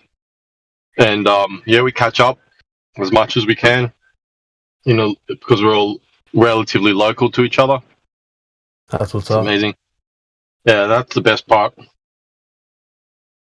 Yeah, it's good to be around your people. So, you know, shout out. Yeah, and the crazy part. Sorry to cut you off. The crazy part is so ridiculously diverse. The type of people, like, from all walks of life, all ages, you know, all religions, Muslims, Jews, Christians. Yeah, it's crazy. How cool it is. Yeah, that is true. Yeah, the diversity is great. It would be weird if we were all kind of like copy and paste of each other. It's like, wait a minute, what's going on here? Why are we all? Oh no, the reason I bring that up is because a lot of people, like, if you read his Wikipedia page, for example, you wouldn't think that would be even possible. That, you know, that we'd all be white supremacists or something like that. Right. But yeah, exactly. it's the polar opposite. It's really cool. Yeah, I've seen some couples get together on Instagram. I followed a couple bears. I went through just, if you had a bear name, I'm just like follow. So I did that for a while. And so I just ended up seeing like couples get together and stuff and kind of just seeing how people live and all that. So it was cool. So I've been to 2 bear weddings, actually. One of them they met because of him on Telegram. And the other one they'd already been, but a couple beforehand. But yeah, so in the span of 2 years, 2.5 years, yeah, 2 weddings. Bear weddings. Yeah, that's great. That's great. So it's amazing. That's good to see. All flat earthers. It's cool. I love talking to them because they're not like ultra flat earther, like they want to talk about it 24/7. But it comes up in conversation so much when we're around. How like start laughing at the globe and stuff like that. It's so cool. Yeah, it's just refreshing, really. I haven't spoke to that many people, but the 1 or 2 people that I did find in the wild, I was almost like, oh wait, but did you hear about this though? Have you heard of the Black Swan? Like, and so just trying to, because you're used to going against an op, someone not on your team. So when you find someone on your team, it's like that Spider-Man pointing meme, like, oh shit, dude, we're like each other. So yeah, haven't seen that. This server has had some couples get together. I think we got really? a baby on the way. from one of the couples. So that's what's up. Yeah, I Nice. mean, Witsit, if you're familiar with Witsit, gets it. Yeah. Big fan. He linked up with a girl here on the server. So Oh, okay. yeah, They already actually have a baby. the baby's I born. was thinking that you meant. I thought that you were talking about Glat Flobe. I have no idea if they have a baby. I'm sure they want to. I'm sure they will. But yeah, okay. So I didn't know Witsit's baby's already born. Wow, Yeah. It's he had to go. nice, I awesome, think. congrats. Yeah. So He's been yeah. pumping out the content lately. I really like his stuff. His format is getting down, the way he presents things and interacting with the audience and whatnot. He's doing really well. People out there doing all kinds of good work, and should just inspire you to do whatever it is that you do. Because we kind of need everybody on the field, kind of working together. A good football team isn't just the star quarterback and the wide receivers. It's the blockers, it's the special teams, it's the guys that maybe don't get a lot of shine, but they play a very important role. And so you don't have to be.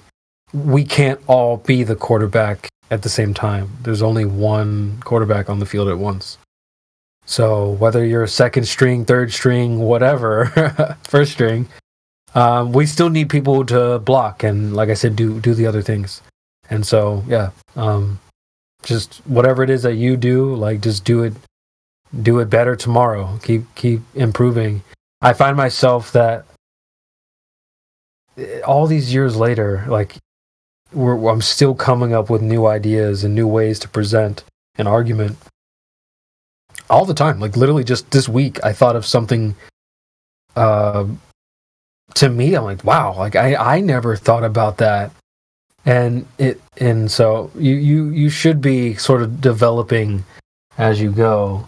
Do you remember what it was?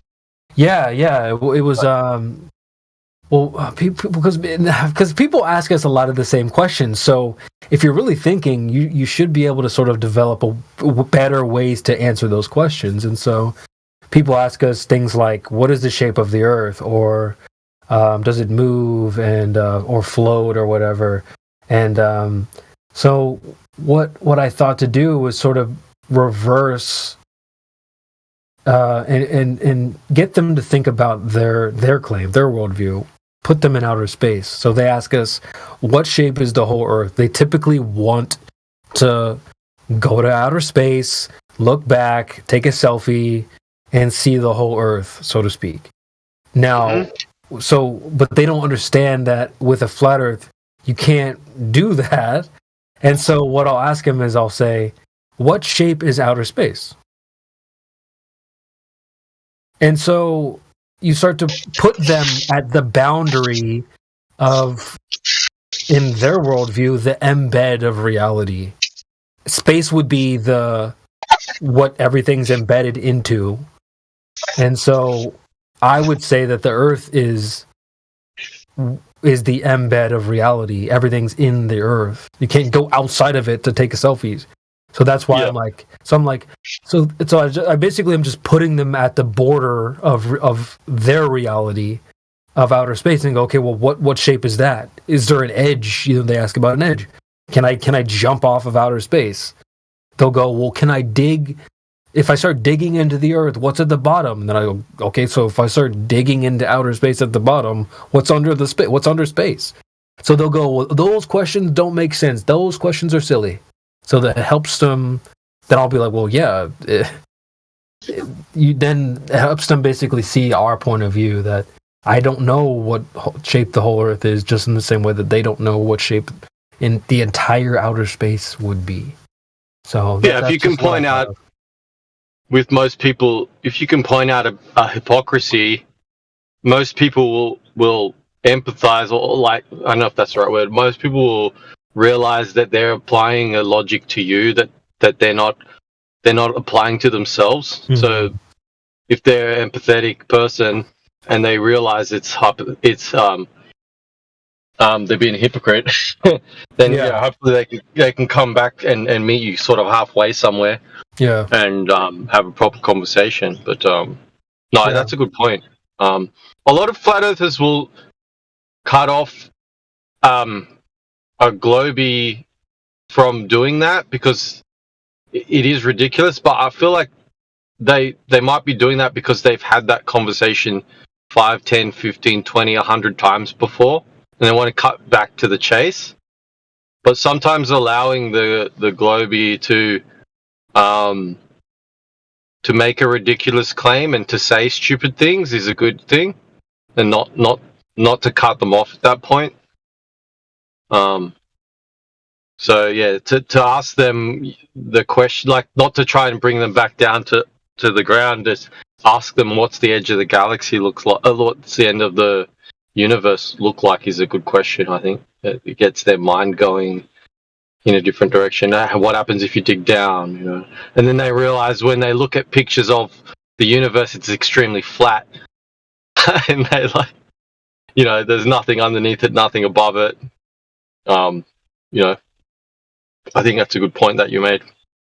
Yep. And so, like, most of us have been in this for a couple years now. And so, like, any good show that runs for some time, you know, they go into their second, third, fourth, fifth season. So, folks, we are in our 9th season now. Yeah. Season 9, mother. Season 9. If you don't know what the goes on in this show by now, I don't even know what to tell you. What do you not understand about that? All right, so we're in our 9th season, so you should be coming up with new and better ways to improve an argument and present an argument and this kind of thing. So you shouldn't be just relying on the same old.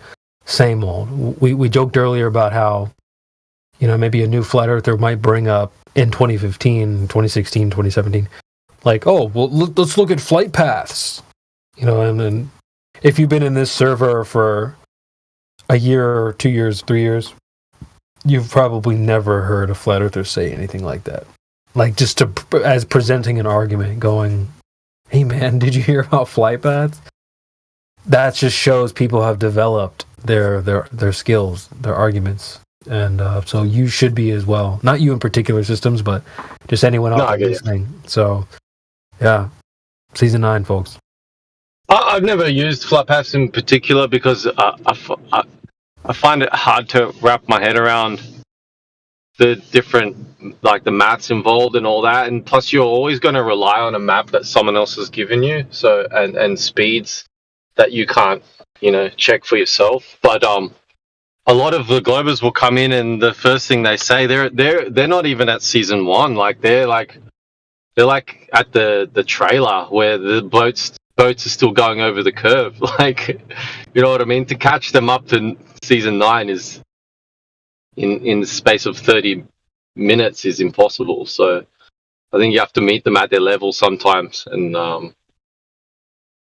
yeah, it's hard. I don't know what your tactic is lately, like, or if you've been talking to many Globers lately, but what would you say your number one tactic would be, I guess? What would you lead with?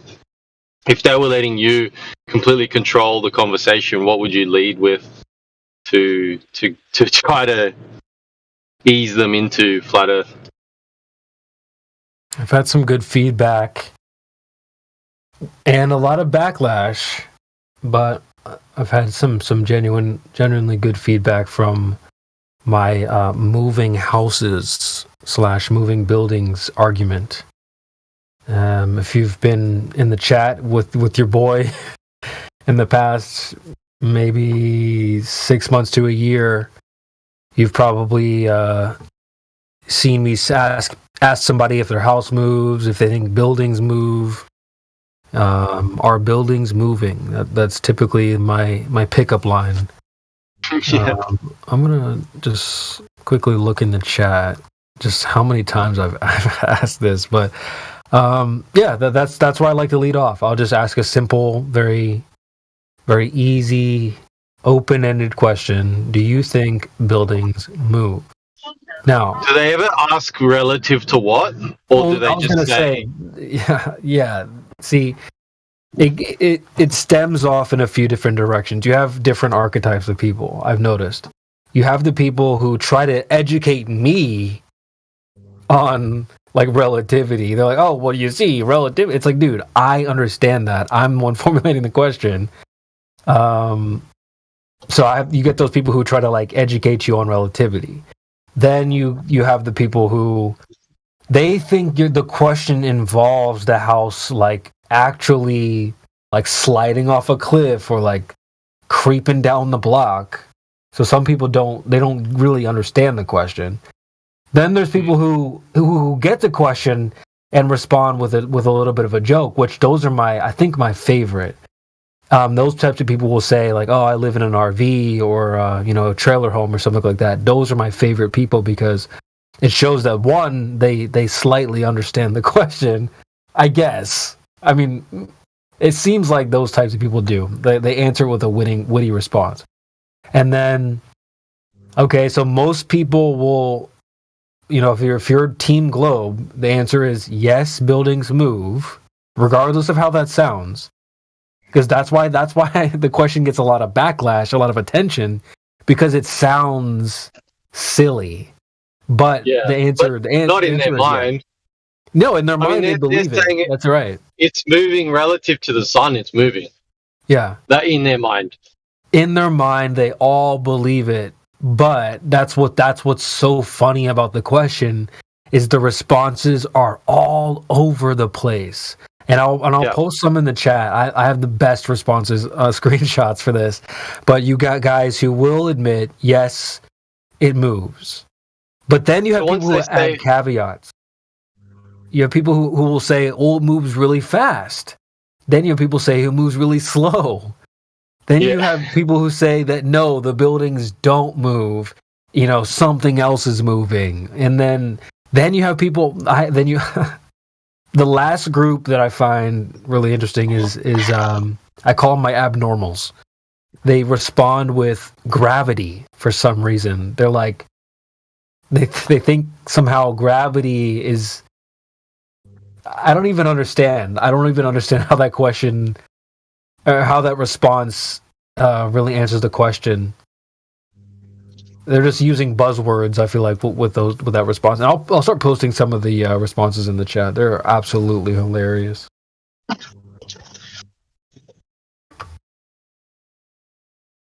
I'll post the gravity one first, so you guys can try to make sense of that. But it's not just it's not just one person. It's multiple people who respond like this. That's what makes it extra funny.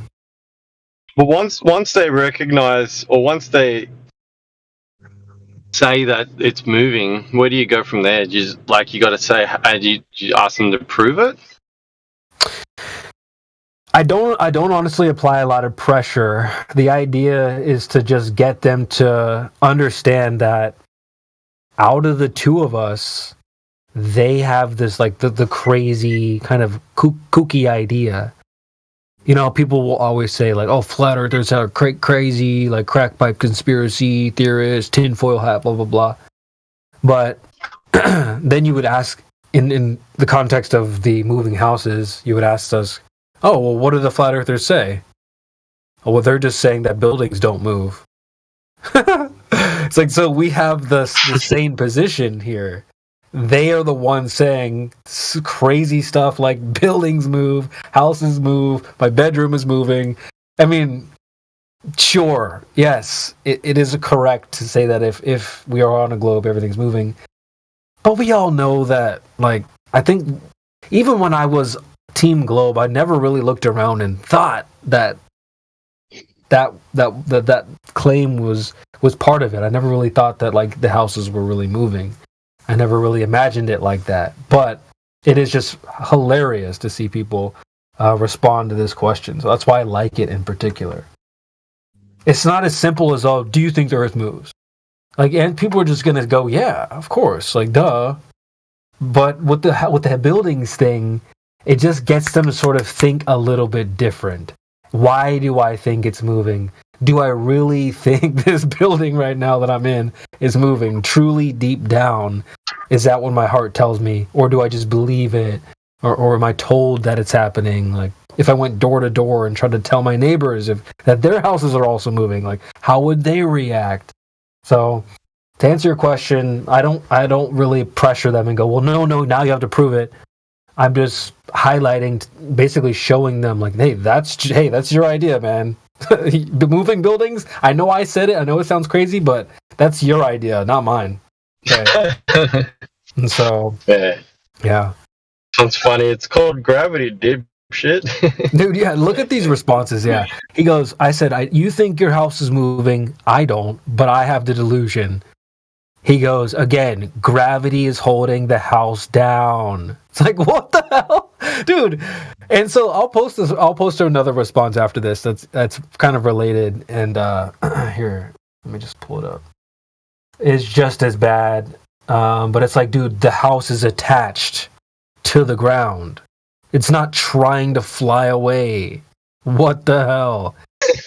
So the other two people said the same thing. Like, you think you're spinning right now. We were talking about houses. It's called gravity. So why don't houses move? Gravity. It's like, dude, what the this they're so funny, man. And so let me get this other one. They're like those people that have to eat, when they eat their food, they have to put tomato sauce on everything. It's gravity on everything. Yeah, here we go. What did you got? Actually, this person's even worse. So, we were talking about the houses moving, and they said that the Earth moves slow.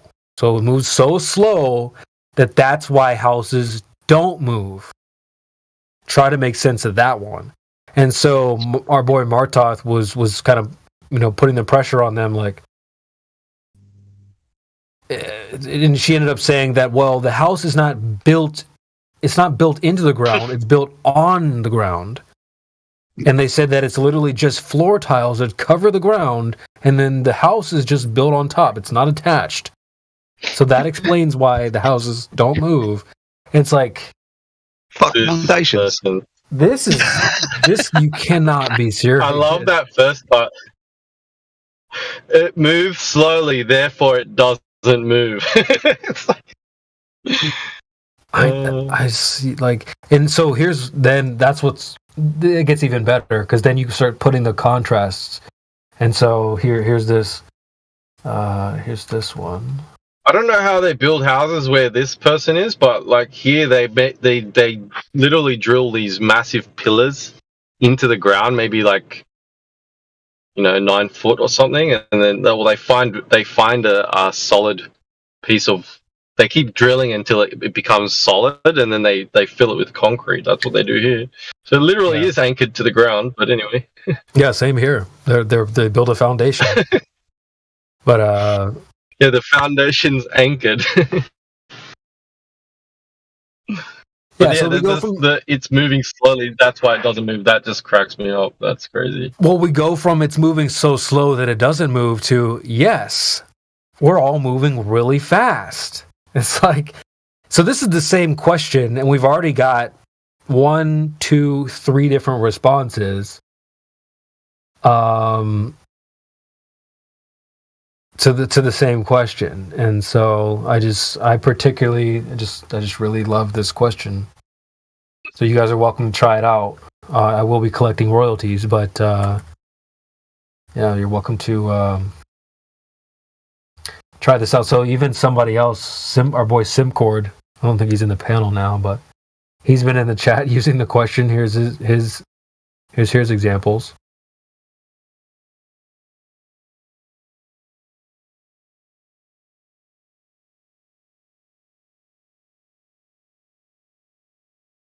My bedroom isn't moving. Yes, it is. Yes, technically. So it's like when the idea is just, Jenny was in here recently. She's like, we need to turn up the mockery, and I was like, girl, I've been on that. If you've been hanging around me recently, I've just been mocking them, especially with this moving building thing. They think when they sleep at night they're traveling. I mean, so that's the idea. Like, out of the two of us, they have this silly idea, not you. Yeah, I find that that's the best way to, especially if you're in a more social setting, that's the best way to sort of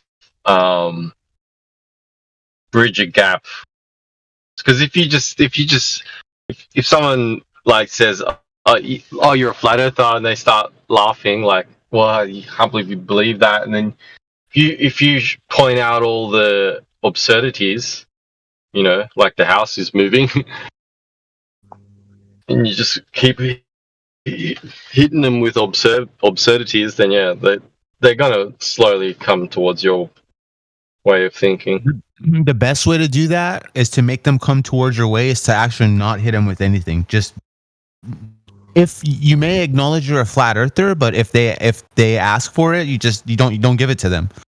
Say, "Oh, it's a lot to take in. We'd have to talk about it later. Now's not the right time." You just don't give it to them. If you could sense that that's what they're gonna do, scoff at you, or why would they lie? Those fake questions that they would throw out. Don't even give it to them. Yeah, I completely agree. It's actually better not to do that. Yeah, I completely agree. You gotta have the skill called reading the room. You have to be really good at being able to gauge your audience. If you and you guys have all seen the flat earther that's just spilling their guts out. Yeah, because the truth is there's more scoffers and those that are with the mainstream consensus than there are actual truth seekers. Meaning it is more likely that the person speaking to you is probably going to scoff you off. So, but that's what he just said is you're gonna spill your guts out at them to get scoffed off. Right. Bro. This isn't saying fuck everyone else. This is saying guard yourself and be there to provide your service when you see it's real. That's just an opinion. People go different ways. I mean, dude, that's a good point. This is said in many other ways. Like, what do they say? Don't cast your pearls to swine. So, yeah. I'm also going to drop in the chat another way to think about this is this idea I learned in kind of when I was going through Buddhism, Hindu type of stuff. Let me just edit this post. But in Sanskrit, there's this term called neti. I've talked about this before.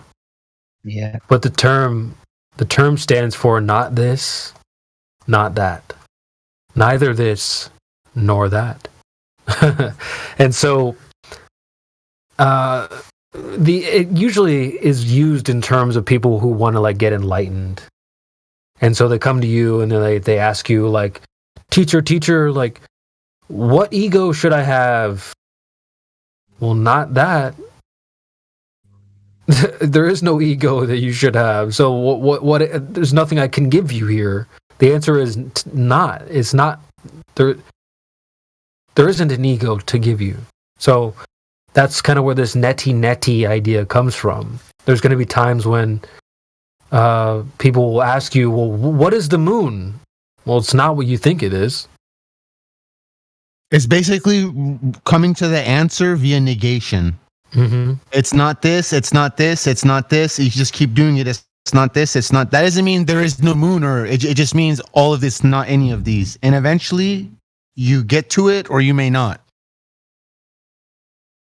Yeah. Yeah. I mean, I usually tie this to an analogy of maybe you, and there's an idea of people who collect cars, like a barn find. You go to some old 90-year-old dude's house and he's got a Porsche sitting in his barn that's been collecting dust. And so there is nothing that you would add to the windshield and the paint to get the dirt off. You need to remove the grime, not add to it. And so that's where the neti comes in. You you're basically removing the grime from the windshield, and then you'll be able to see through it again. You remove the grime from the paint, and then it reveals itself again. There's nothing you need to add to it. You don't paint over dirt. Okay, you know what I mean? You don't start putting wax over, dirty windshield. So, like that's where the neti, like I said, the neti comes in. Is you just negate things, and then that should help. A lot of times that'll just help them. So sometimes you gotta just think about yourself like you're the freaking guru in the jungle, and these people are coming to you. Teach me, flat earth. Teach me, how to be enlightened. Well, you don't just reach in your pocket and give them a brochure. It's going to take, a little bit of finesse. You're going to have to sort of show them things. Might have to, treat them like a cat with a laser pointer and, bring them around a certain point. There's a very delicate way to go about educating someone on a topic like this. And so I've encouraged people to come up with different pickup lines to be able to start the conversation off when someone does join. Instead of here, watch this video on YouTube. That kind of goes into the idea of having a brochure. I don't have a brochure. I don't have any videos saved up in a playlist to just hand to people. I'm going to work with them one-on-one. If they come here talking about, flat earth pizza, then we have to sort of undo that idea. Well, it's not that. Then, what is it then? Well, it's not what you think it is, unfortunately.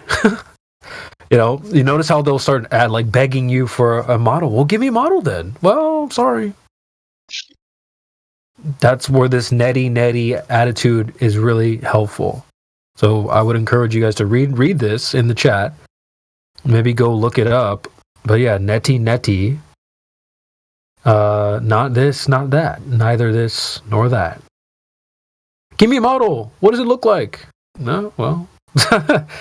So yeah, we just have to do it so often. It just will help you from, Truther said, spilling, having to spill your guts out to somebody. And oftentimes that won't benefit you anyway. They're not even really wanting the answer. They're looking for some sort of... Oh, jeez. My battery... Why would they lie? Yeah. Yeah, they're looking for a way to sort of... Telling me everyone's in on it? Yeah, they hit a Kathy Newman on you. So what you're saying is, yeah, they don't even care what you say. Even if you're being sincere, they're going to try to twist your answer and use it against you somehow. So, yeah, don't be that vulnerable flat earther just trying to get the information out there. Sometimes it's less about the information and more about making a connection with someone and then finding the right information that will help them. There's no cheat code.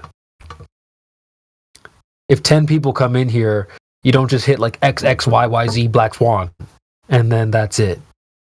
You have to sort of Truther said, you got to read your audience. You gotta know you gotta know your target audience. So.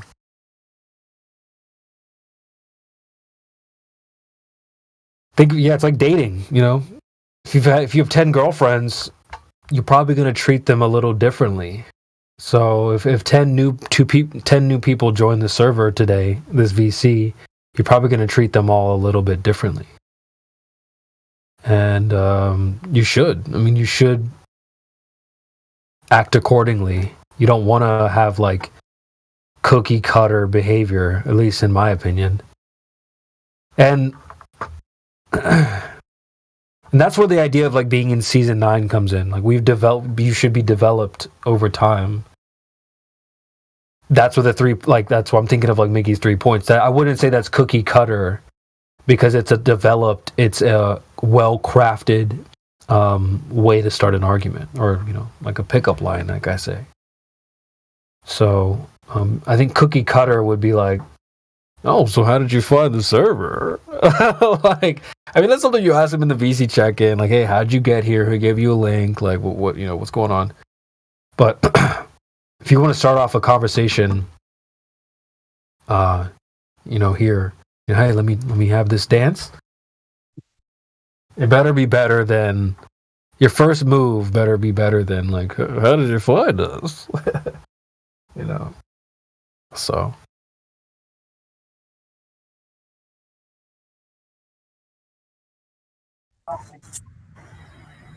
So how's everybody doing tonight? That's Sunny on the plane, ladies and gentlemen. What's the conversation? Sunny on the run from the city. I've been harassed. I've been chased out of my place. I've been like, there's voodoo going on or something. There's something strange freaking happening. But right now, actually, I couldn't live in my own place because it was completely unbearable. And I don't know what's going on there, but I've lived in complete misery and terror for 3 months with no help. And I'm not going to give away too much. Because I have a story. I have a story to tell, and you wouldn't believe me if I told it to you in the first place. But I'm in my tent right now in a secret location and wide open, nice little grassy area, and it's raining and the sun was out. I'm in my tent. I put everything I needed to get here on my bicycle, my trailer, and I pulled my fucking shoulder, my rotator cuff out. It's freaking out now on my left side. I'm left-handed. So I'm having a little difficulties, but at least I'm not in some place that is an absolute nightmare. It went from being a beautiful, nice, clean place to all of a sudden having, I can't even explain it. I'm not going to talk about that. You'll have to read it later. Because I'm gonna write all of this down. There's something. Is it something White Sage can't help? Listen, man. Listen, man. Listen. I've been getting high my whole freaking life. I'm just gonna put it out there. Now I don't care what people say. People are gonna say all kinds of shit. People say shit about me already. I don't give a flying fuck. Guess what? I've been getting high my whole life, and I've never seen anything really strange coming from some other, like, entering into this world from anything I've been on. And I tried to reach oblivion for like 36 years. I literally didn't want to be here. Don't know why I was here. I believe in a creator my entire life since I was a little child, a little boy. You ever tried just being sober? I was sober many times. Listen, I got a story to tell. You're not going to listen to the whole part now. We're listening. I'm sober now. Sober is the day is long because I had to pull myself out of there, and it was at a place where I was not comfortable sitting in my own place. There's something really creepy, and it started this last year when this one particular manager of this slumlord building that's subsidized housing, it's fucking freaky as hell, man. It's the weirdest place I've ever encountered in my life. And is that your home? I've heard tell that they're using black magic on that building, and I think they know exactly what they're doing, and I think I'm involved in some kind of mind control fucking trip with frequencies and bugs and all kinds of fucking shit, man. Yeah, I would just go live somewhere. You did the right thing, get away from it. So I'm fucking hurt. I'm fucking in the woods with my bike, and I'll fucking stab anybody that like gets near my area. People come around, I'm not afraid, man. Like, they better be afraid of me because I'm like no one wants to hurt you. Take it easy. No one wants to hurt you. I'm just fine. Enjoy nature. Oh, yeah, they do. Oh, they don't want to hurt me. Okay, good. I'm glad you feel that way. Guess what? I was forced out from my own place of living. Did you own that place or what? Right now. Is that like your home, no one would help me for 3 months? Or what? I told them the situation in my apartment for 3 months. They come in and said, roaches? No. I said, I have no roaches. I already killed them with tea tree and the powder and all this other stuff. They won't. They're not coming back. Then all of a sudden, this another bug came around. Now, This might be my fault. Rebuking the demons. But listen, I want to explain something. I used to go to the woods, and I would say this on the live stream. I might back into the jungle, into the woods here, and put a tarp and a towel and sit there in the sun and smoke weed and put coconut oil on my legs. Yeah, I never had bug once. They came to my room every fucking year with dogs. They smell out bugs. No bugs until this last year when this person became the manager. Then I heard tell from the local tweakers that they believe this shit has been going on for years. I think this person has connections with Haiti. You ever just told yourself life He's is short doing for this some bullshit? kind of voodoo. No, voodoo. I never seen anything so weird as this ever in my life. Like, so what are you gonna do next? I'm just taking a step move by on step. to greener pastures. What are you gonna do next? No, I have a place to go back. I fogged the hell out of it. I put like 4 bombs in it, just 4 What about the foggers. black magic stuff? What's that? What about the black magic stuff? You know, the thing that makes you leave and be in the tent right now? Well, I'm a force to be reckoned with. That's something to be taken in account. Like, I don't give up easy. If you knew the kind of condition I had to live in now, I'm gonna tell you. The part of this. You know, the listen, freaky black magic stuff. What about that? Hold up. I got the fog won't fix that. Sonny, finish his story, mate. Can you stop interrupting him, I please? wish I could. So, I got cleaned up 30 days ago. Right? Hold on. Because I was tweaked out before, and like I said, I don't care what you think about me, because I don't matter anyway to you anyway. You're just listening to the story, but wait till you hear the whole freaking story. I know some of you actually really care, so just hold on to your seats. So, I got clean. I would only go on for like 3 days tweaking, and I would just stay to myself, right? I wouldn't do anything. I'm not going to talk about any of that. What I'm going to talk about is I got clean. And I continue to have this problem. And I would tell this case manager, and I would tell the management, I would tell the maintenance people that I have these problems. And they never did anything. Finally, I went to the fucking hospital because I thought I was going to have a heart attack. Now, they perfectly helped me out. They said, no, actually, there's nothing wrong with your heart. And we did a lung scan, you have perfectly clear lungs. Yeah, because I write anyway. So, so they discharged me, but they always discharged me with nothing and no way to get back home. Like they always do it in the middle of the night. I end up walking back home 5-6 miles from the hospital. So anyway, that was the first time. I went back the next time because I got these bugs all over me. How do I get rid of them? And listen, I'm so piss poor, freaking broke. I couldn't afford to do laundry the right way. I didn't have the money to do 1 load of wash. That wouldn't have solved the problem anyway. Their machines weren't hot enough, so when I washed them there in the building I live in, it spread them to everything I owned. Right? So, I went to the hospital with this, and they said, you have no bugs. I had bites all over my back. I have shirts with blood stains on them. My stuff has blood stains. These motherfuckers have been sucking my blood for 3 months now, and everybody's like, la, la, la, la, la. So I took out all my bed, my mattress. I threw away everything I own. I threw away my couch, the futon, all my pillows. I threw away my mattress, the bed frame I put outside of the door in the hallway. I removed every fucking thing, except for the very few things. I have some books. All that shit's got to be bagged up. But I couldn't do it because every time I did, I'd have like 6 things crawling on me, and then they dig holes in your body and they sit there for up to 30 days. How's that, folks? I've been doing this for 3 months. It's elder abuse. They discharged me from the hospital, said I had no bugs. But yet, when I got clean, I swept them up every fucking day with my vacuum. I have a special vacuum, a perfect seal vacuum. And I would suck those suckers up, they were crawling at night, every day on my linens. And then they would continue telling me, so I went to the hospital a second time. They also said no bugs. So either I'm making up the shit, the whole fucking thing, and then when I'm clean, I'm sweeping them up after? How did my mind do that?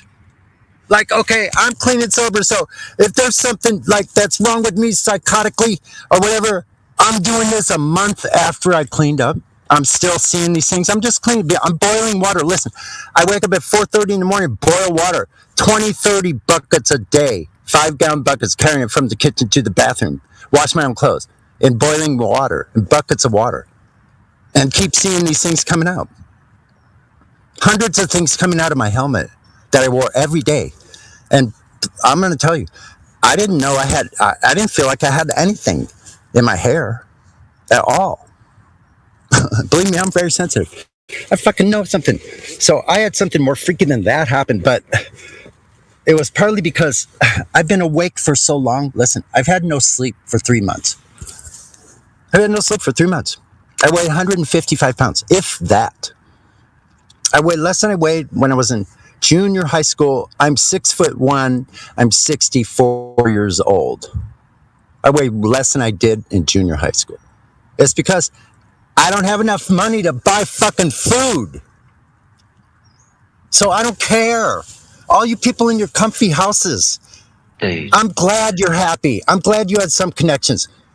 Dude. You don't fucking. So listen, I thought I'd bring it to this community. I thought I would bring it to this community because if if I'm telling you there's something weird going on that's beyond the scope of anything I've experienced in this life, that's beyond the natural, there's some kind of, they know who I am.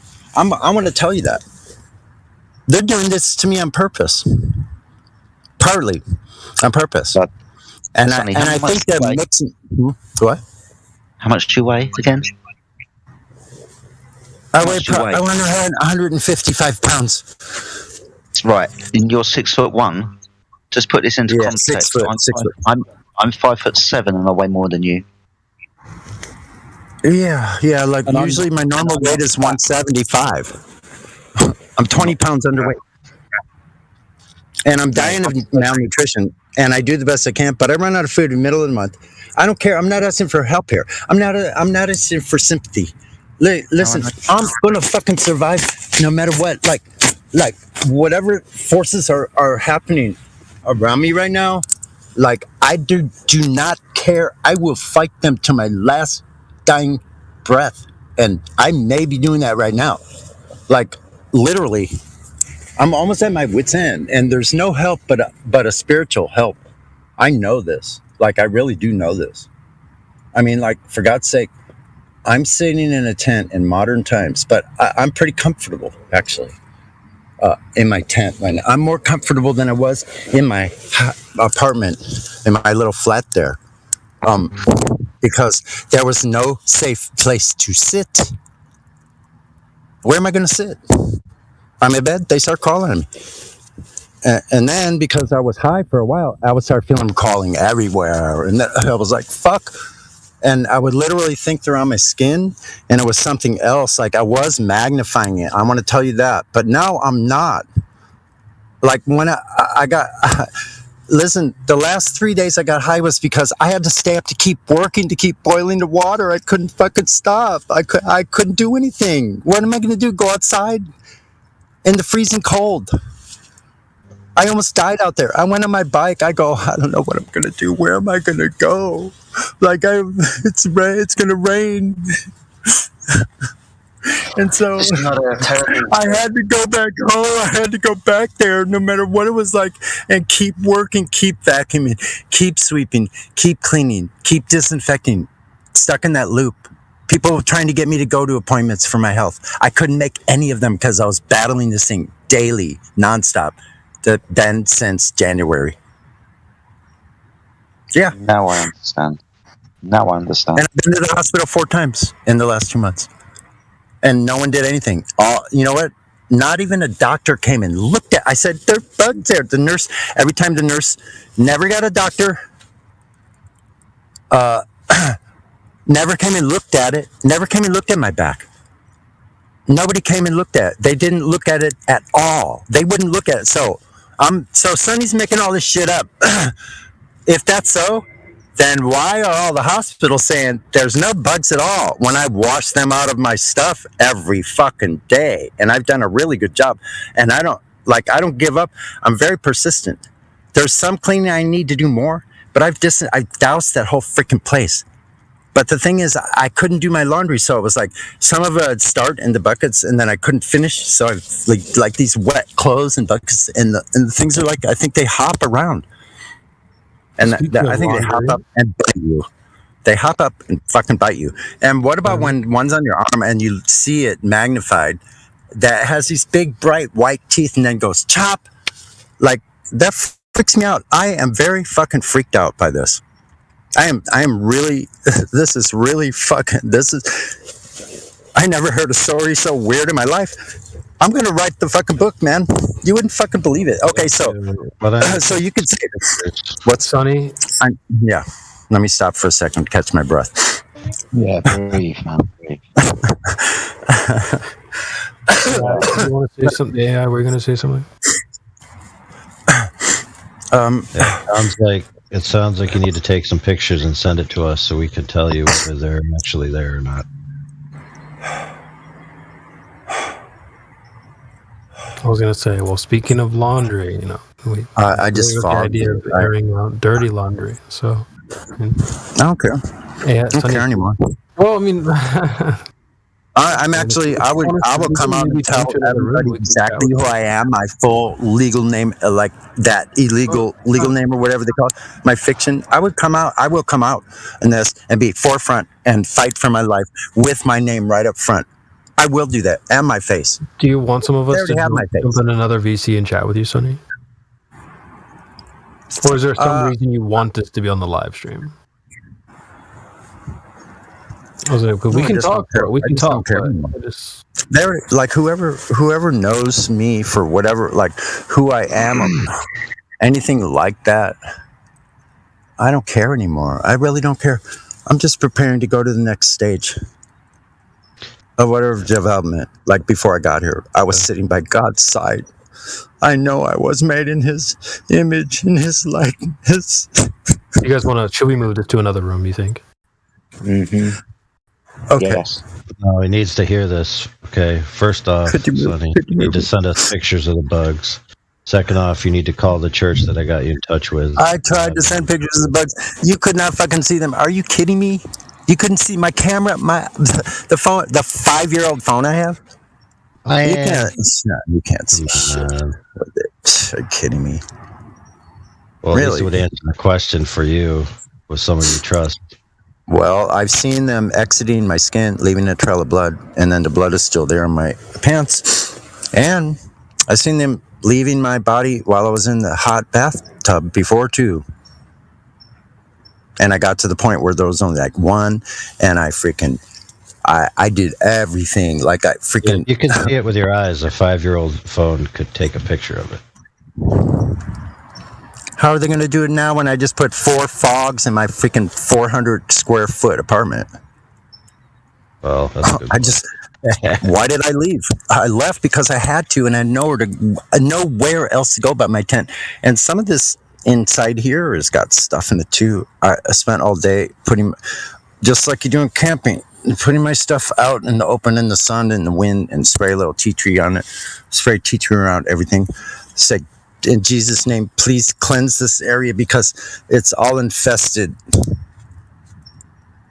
I tried to cleanse the area. I don't know what I'm doing. Like, I need serious help. I need professional, spiritual help. Hey, guidance. Sonny, so, growing up, my dad had Parkinson's disease, and he had to take medicine to help with Parkinson's. And for a short period of time, for a large portion of my childhood, he was hallucinating that bugs were crawling out of his skin, sprouting wings and flying away. And he even went as far as to record over a lot of our videotapes. We're pointing a camera at his toe, trying to record bugs. Well, but no bugs were crawling out his toe. There were no bugs in his toe. Look, I'm not worried about that. Like, I'm pretty okay with it. Like, even if they are there, like, I'm laying back and lay back on my pillow right now. Like, I'm just chill. Like, I'm a strong individual. I'm like, I had to get to the point where I was like, okay, come on, bugs, just fucking take me over. I don't care anymore. And they did what they had to do, and they bite my neck and back up, and I have bumps, and it's all red. And so, is that all just made up too? I don't know. Maybe if it is, I'm not saying it's not. I'm open to it. But one thing that's weird, like, I heal super fast, and all my teeth are fixing themselves from coconut oil. They're healing during all of this shit. My teeth are healing. You know how bad that pissed me off when I found out that all those like techniques about your teeth after I'd been, like decades of dentist crap. Yeah. I know. So check it out. One on the left lower bottom. Okay, and I won't give you all that. But I have a failed a failed root canal on the lower, and the top of it fell right off, so there was just what was they attached to where the root had been hollowed out, and that was in there and was just sitting there. And then I felt for a while that it might get a little infected, so I just kept putting that coconut oil in there and just leave it in there the whole, swish it on an hour-long bike ride for the whole time, then spit it out. And finally, the small fragments of tooth and everything started falling out, and it started healing over like it would as if you had gotten an extraction. Now it's healing over. And it doesn't hurt at all. Broken teeth. And they're healing. So, I've cut myself while tweaked the fuck out. Trying to put a tinfoil hat on my head with cellophane coconut oil to smother anything that's living. That's a technique. So I started doing that and putting like a turban on. It was pretty cool, actually. I thought there was a bunch of bugs in there because I heard them popping like popcorn. Tut-tut-tut-tut. And then I heard that also on my mattress. So, okay, I'm making that all up too. The whole thing? That's too intricate, man. Really? Is it possible? Look, they need to study me then. Then I'll go that route. And then I'll be the test subject. Fuck. Because listen, I'm some sort of a magician. I want to tell you that. And I don't know, I'm not trying to say I'm a magician, but I toss things like little boxes. Okay, you know those nutritional drink things? You know how big those are? You get 4 of them in a pack. Like shakes, protein shakes. Yeah. So I would toss the empty, and it bounced from upside down to right side up and landed in one of the corners up, right side up. Like that. It's like in my non-flippant way of just moving things. They are like standing on end and balancing and all kinds of freaking weird shit, man. I'm not kidding. I'm not trying to do any of this. I think just balance it. Or just put something I see angles and stuff like that. So when I'm setting something to rest, I think you might know what I mean. You guys would know. The vector Victor. So I'm glad I don't have a light on right now, because I could still be seeing things. And here's why. Because I was high, and then I stopped, and I went to the hospital. They said there's no bugs, so I stopped using. And it's been a few days, but when I was clean for the last 30 days, every single day I was cleaning, and those things were still there. So they were in all my wash water. They were in all my mop water. And I used some toxic stuff in my mop water. Nothing living can live through that. But anyway, I talk too much. I don't care. People, a lot of you won't listen to me. And that's okay, because no one really fucking listened to me. But I don't care either. I think I know things are going to happen. don't talk about that. I know I can send my premonition all the way out from around me, and like I have a vision. I don't know I see better at night than in the daytime. But I've injured myself, and I've gone to hospital a lot, and they haven't helped me. This is not the first time that they haven't helped me with what was really wrong. Like my actual pains, aches and pains, scoliosis in my back, all this stuff. No, I don't care. But x-rays show that I have perfect cervical, like my neck, but there's something wrong with my nerves in my neck. When I move it, I see a flash of light in my left upper vision. And that happens at night. And I usually could like adjust myself no matter what throughout my whole entire life.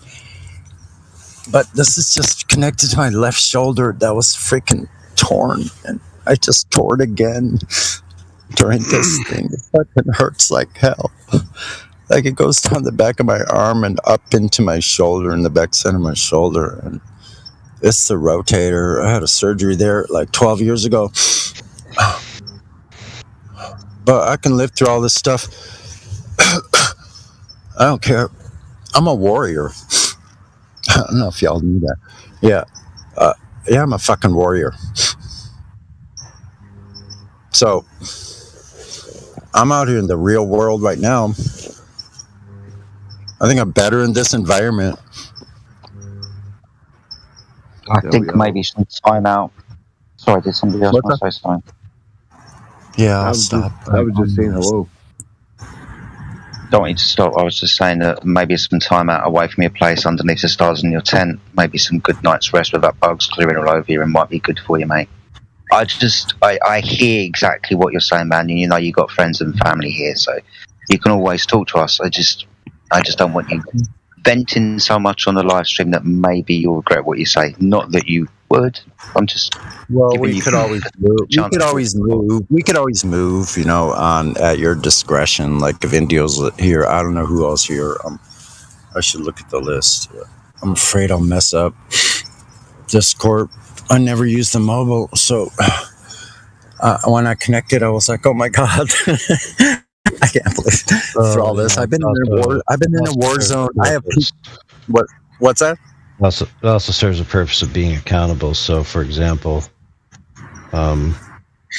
say you need spiritual help, spiritual assistance, and we're connected with some locals. And how did that go? Yeah. Did you connect with them? I called and we talked. Sweet. We called and we talked. But see, here's the thing. The eminent, most premier thing at the time, during this whole period of time, during any one day, is sustenance, water, and killing these things. Working hard. Have them take you out, dude. Have them take you out of there. No, he's kind of like, I don't know, like I'm just a pencil pusher. He sounds like a great guy. He reminds me of you a lot, actually, and very intelligent, like a really wise person. So we had this talk, but I don't know how to say the things I'm saying here to you guys, to someone who is going to a regular organized church, and I'm going to come in there, itching? That's more important. This has got to be solved first before I do anything. No, it doesn't, brother. Brother. Yes, it does. How so? Oh, pay attention. I will tell you. Okay. When Jesus met the leper, and the leper said, "Unclean, unclean," Jesus walked up to him, hugged him, and kissed him, and then he healed him. Well, it's all the way up in Linda Vista. He was the leper. Okay, I want to say and the chick with green hair behind him said, "Put on a mask, you asshole." Listen, I just want to say one thing about that. It's in Linda Vista Road. I know where that is. It's about 6 or 7 miles on my bicycle. They'll pick you up. That's a half a day journey. They will pick you up. They won't pick me up. Why not? I don't know how to ask someone to pick me up. So like, okay, listen, I'll call them and ask them. Listen, I'll call them and ask them. I told them to pick you up, so they are gonna pick you up. Oh no, they just go. We hope. No, John said. I'm sorry. Said, well, we hope we'll see you there. We hope we see you there. Right, and then you say, well, I hope I could get there, but I don't really have a ride. I explained to him a lot of stuff that I'm telling. Listen, I explained a lot of stuff that I'm talking to you guys right now, and I broke down on the phone call of what he was telling me that I was already forgiven. I'm like, okay, then why do I have to fucking suffer this much all the time? Okay, so fine. I can put my suffering aside. I don't care. Okay, so let's put that out of the topic. Do you want me calling suffering aside? Look, I'm not going to ask anybody for help. I don't know how to ask people for help. I'm not going to do it. I'm not going to do it. Sonny, AI is trying to offer it to you. Just listen to AI for a minute, please, bud. Okay. I'll call them in the morning and tell them what I expect of them. But then what I expect of you is you need to be compliant with a location and a time. I mean, obviously you have a phone and they have your number. Yeah, and I have a place too. And I always have lots of time. I got all day usually. Trying to be, I'm listening. I am.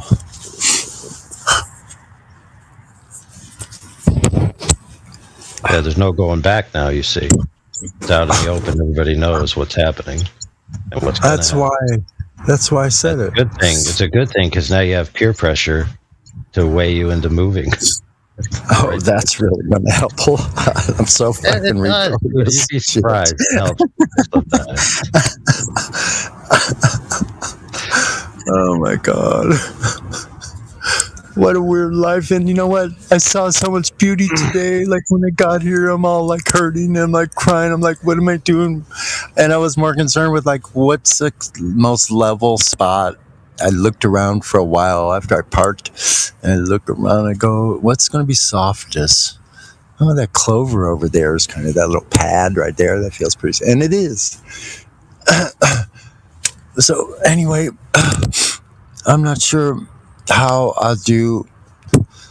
I did really well at the get-together. I mean, I think Professor Flat Earth Dude was a little upset at me, but I don't know. Like, people don't talk to me. Apparently, for some reason, I think they might think I'm what do they call it? A hippie? No, like aren't they all hippies though? When you're just a firecracker or something, they're afraid you'll like go off. Boom. All right. I don't know, man. I'm not really. It's just, I guess. See, I'm always this one I'm pretty quiet, and I like people's company. I like social gatherings, and but I think I throw people off maybe. Because I don't think my face necessarily shows what's going on, so apparently they haven't seen. And like when I was younger, I was always kind of like, well, not younger. In certain situations, like I'd be like there in the group and everything, and absolutely dying on the vine. You know, because everybody thinks I got it going on. I'm the one that everybody's like, well, he looks like he's got it going on, like he's doing pretty well for himself. Fucking dying inside most of the time. But it's like, it's not everybody else's fault. Listen, that's the thing. I don't blame other people for any of this stuff. I think I used to. I think I grew up quite a bit. I'll take responsibility for every single bit of all of this. I'm not putting this on anybody. If I don't know why it's happening, then I don't know why it's happening. Like, I've done a lot of things in my life. I've had a fantastic freaking life.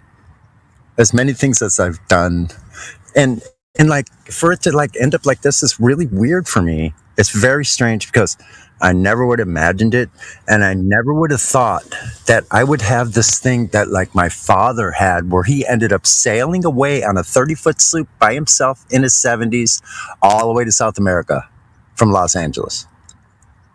He always had this thing too, to get away, like to run away. Had to be by himself, but he had different reasons. I have my own reasons too, you know, and it could be the things that I'm like susceptible to. Some of that might be genetic, but I don't know. There may be some spiritual genetics in there too, if you know what I mean. We may inherit some of the spirituality of our forefathers or peoples, or whatever you want to call it.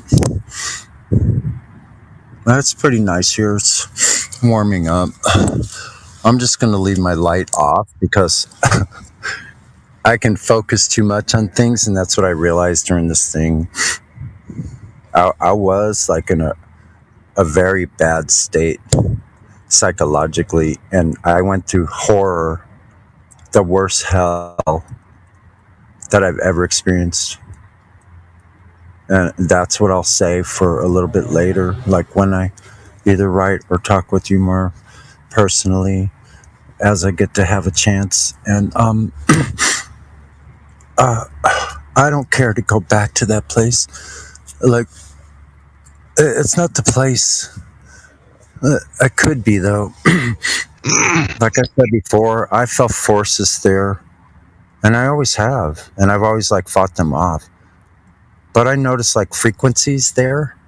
It would be a very easy place to target. I'm up on the 8th floor, you know, and I hear these frequencies up there. It's different when I'm out here sitting on the grass in my tent. I still hear a little white noise, but in my apartment out here, it fluctuating and different ones coming in. That was weird.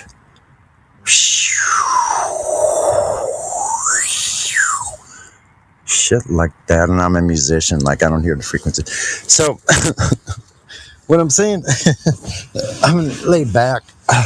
So what I'm saying is it's been a very strange thing, and I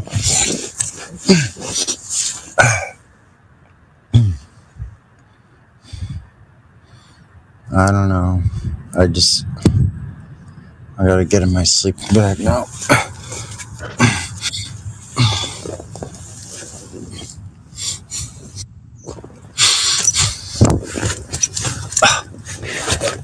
kind of light on that side. So, I can close my mic so you guys don't hear my noise. I'll listen to you guys. Cool.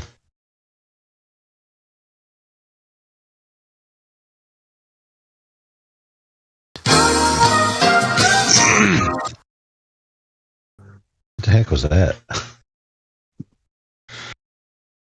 Sorry, that was just Sorry.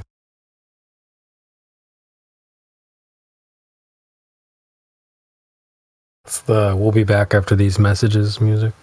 Yeah, that's what I was thinking. It sounded something like that.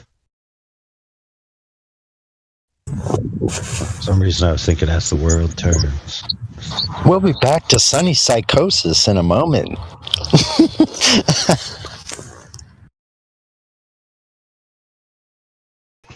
Just remember, Sonny, if there's people in the server that you want to speak to, then you can always reach out to them. Sorry, if there's people in the server that you want to speak to, people that you trust, you can always reach out to them and you can have a chat with them in the chill chat, buddy. Do you know what I mean? Yeah, exactly. I would talk to AI, and like when I get back to my regular, you know, on my laptop and stuff, I'll be okay. Please, Jesus. Good. Take your time, put yourself on mute for a bit, close your eyes, listen to us talk about the flat earth for a bit. Try and get some sense of center. Get some balance. You vented now. That's good. Got it off your chest. Just close your eyes and try and get some rest, bud. Yeah. Yeah, I'm just gonna take a little puff here. And, I need something for pain, but I think I have something actually. I'll shut up now. You're right. What is it that he did that disrespected you that got? Oh, sorry, my bad. I thought I was muted. Famous last But anybody. Yeah, I just don't do me like that. But sorry. Yeah, Sonny, hope you feel better, brother. But yeah, get some rest, and yeah, if you need to ping in, like, chat, just hit us up. I've seen there's a bunch of people in the chat, so we got you. If you need someone to talk to you. I appreciate that. I really do. But yeah, all right, we're gonna put on some smooth, sultry voices here, so hopefully we're easier to chill, nice chill spot. So, but yeah, I hope you feel better. So.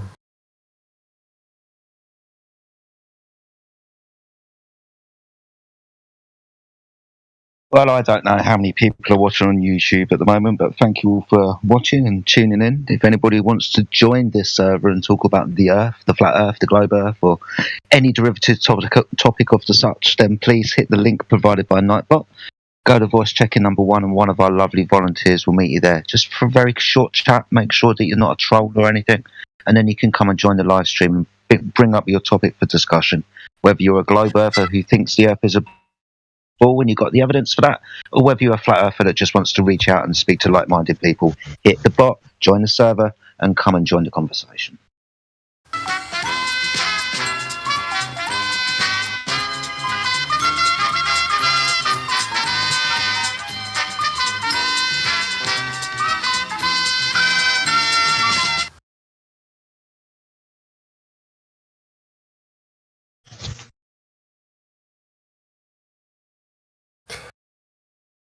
Yeah, come on down, folks. The water is fine. And the water is also level. And level. You know what, dude? I've been thinking of more interactive ways to maybe just encourage, more involvement. And game shows are a good way to do it. It takes a lot of organization, obviously, and probably a lot of practice, but think of how, like, that The Price is Right, is it? That's the game? Yeah. This is from? Yeah, that's what that's from.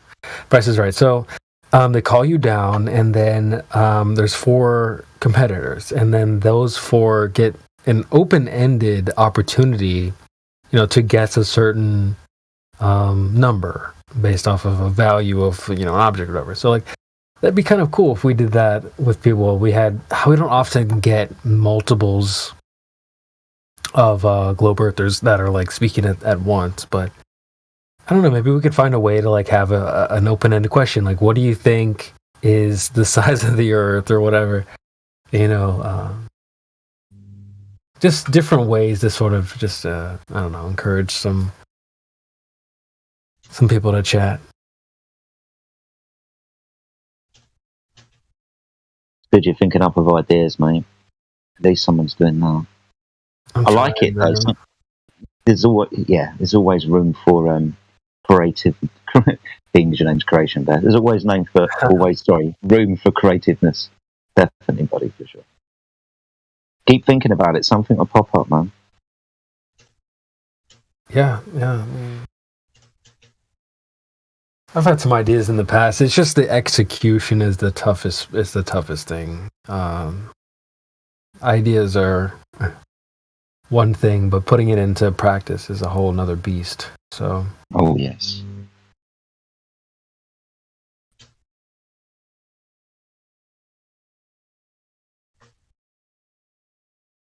We've talked about it before, like the idea of a game show. We did it on the fly. And I just went on Google and looked up, like, answers to, or questions to space and the globe and whatnot, and we tried some of that. Does anybody trivia. know who Fresco is that's in the VC check-in? No. Who? Fresco in the VC check-in, like voice text. Who the fuck Or is not that voice guy? text. Not voice chat, text, the voice chat. Who the fuck is that? No. Well, Jedi's on the case. Yeah, I see that now.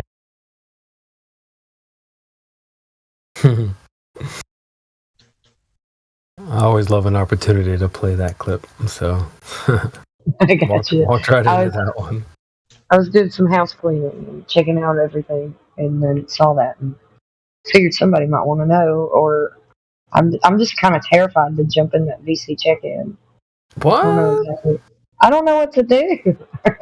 Girl, And I don't got you. the reason.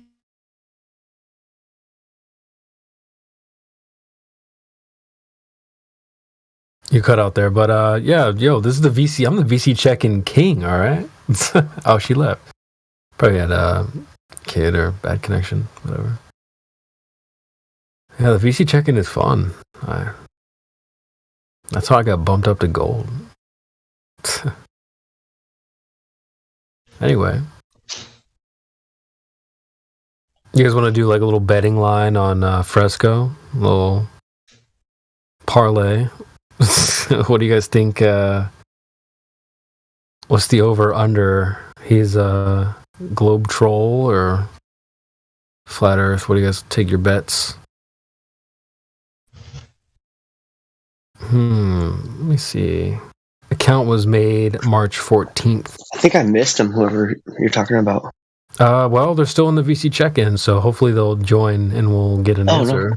Okay. But it looks like his account was only made like 2 weeks ago. With an avatar like that, yeah, I'm going for the T. Yeah, I'm going to go with you on that one. Who's Presco? Presco is in the... Oh, whoa. Jedi. How did it go? Yeah.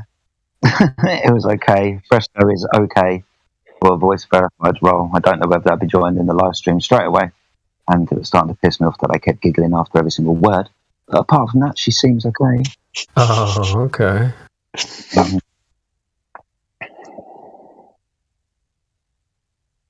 My new thing, this is something I never did. I was telling Kim, it looks like she had to leave. But she was asking, like, I don't know what to do in the VC check-in. I've done so many check-ins, but one thing that I never did that I realized is a really good idea. So I would encourage anyone out there, if you have the ability to, that's one thing. I'm not sure if you depending on your roles, you might not be able to do this. But if you can encourage them to, like, basically sit tight. I'm going to move you into the live stream. Catch the vibe. Okay, if you need to leave, just end the call. But I'm going to move you in. You can see how what kind of things go on in there. Catch the vibe, like I said. And if you have questions, just open your mic and ask. And that's what I've been saying to people recently. And they're like, oh, okay. And I'll just move them in. And then, hey, sharks in the water start swimming. I don't know, dude. But yeah, I don't know if gold, or I don't know what role you have to have to do that. But yeah, I can't move anybody from room to room at the moment, mate. Yeah. What I usually do is I tell them to go and join the live stream. I will speak to somebody with authority, usually in the live stream itself, and I usually get them voice verified as soon as they jump in because I'll speak to a moderator and get it done there. Yeah. It's my way around it, mate, that's all. But I'd like to get them into the servers, as quick as possible. When people say, oh, no, I'll come back later. So, okay, fair enough. Yeah, I don't know. I feel like maybe gold or gold plus, you might be able to move only from the VC check-in room. I could be totally wrong about that, but I feel like I remember being able to move from, if they're in the VC check-in, move them from that room, but not, like if they're in another VC, I couldn't move them from that VC. It was only for the VC check-in, but I don't know. Maybe I'm misremembering that. So I could ask some admins about that, but that's one of the tactics that I've been using now that I have the ability. Maybe that's a mod only thing. I don't know. But moving them in, and then typically, like, because you know how people are like, oh, I'm just have questions, I'm just listening. But a lot of the times, there's just the live stream has a certain effect where, I don't know, if you ask the right questions and kind of get someone curious, they'll get involved, even if they're like reluctant to do so. And we're not doing it like maliciously. We just want to have a conversation. So, yeah, but I do notice that people get checked in and then they just bounce. You'll never see them again. So it's like, that's why I'm like, all right, well, I'm going to move you in, all right? I had a guy the other day, he was like, no, I don't want to move, don't do that. And then we ended up having a whole ass conversation with him in the live stream. Like, he was like, nah, my English isn't good, blah, blah, blah.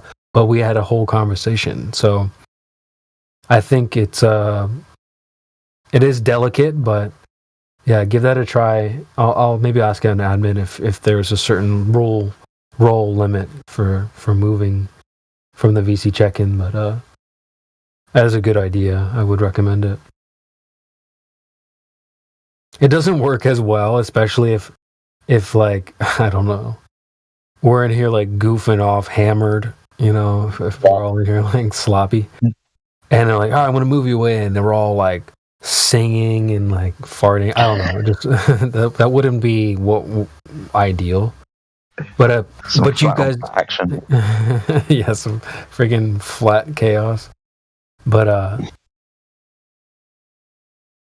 yeah, just hold on one sec. I'll be right back.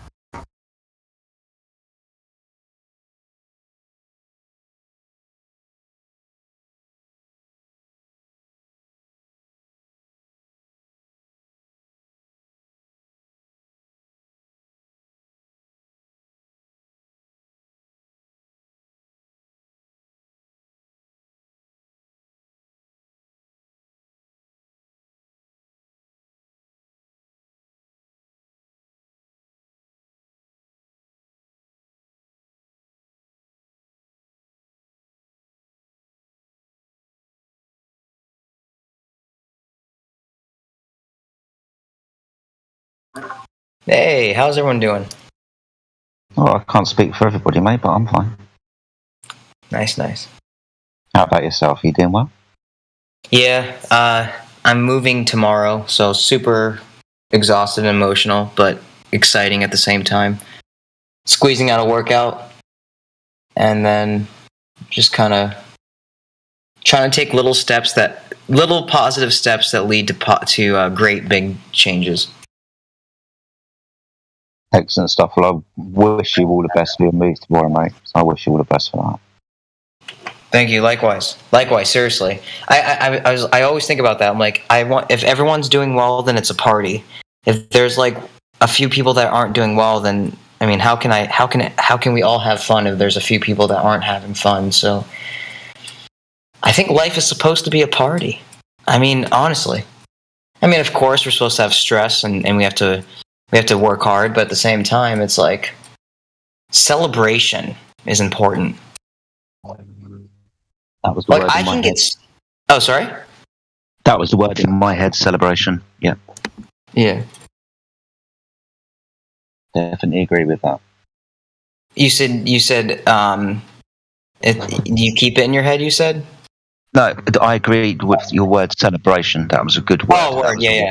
In my head, yeah. Right, yeah.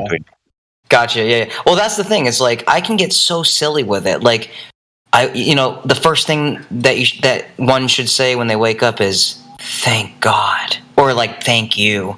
Like, thank goodness. Like, if you woke up, you just won. You woke up. And then if you have a glass of water, that you just won.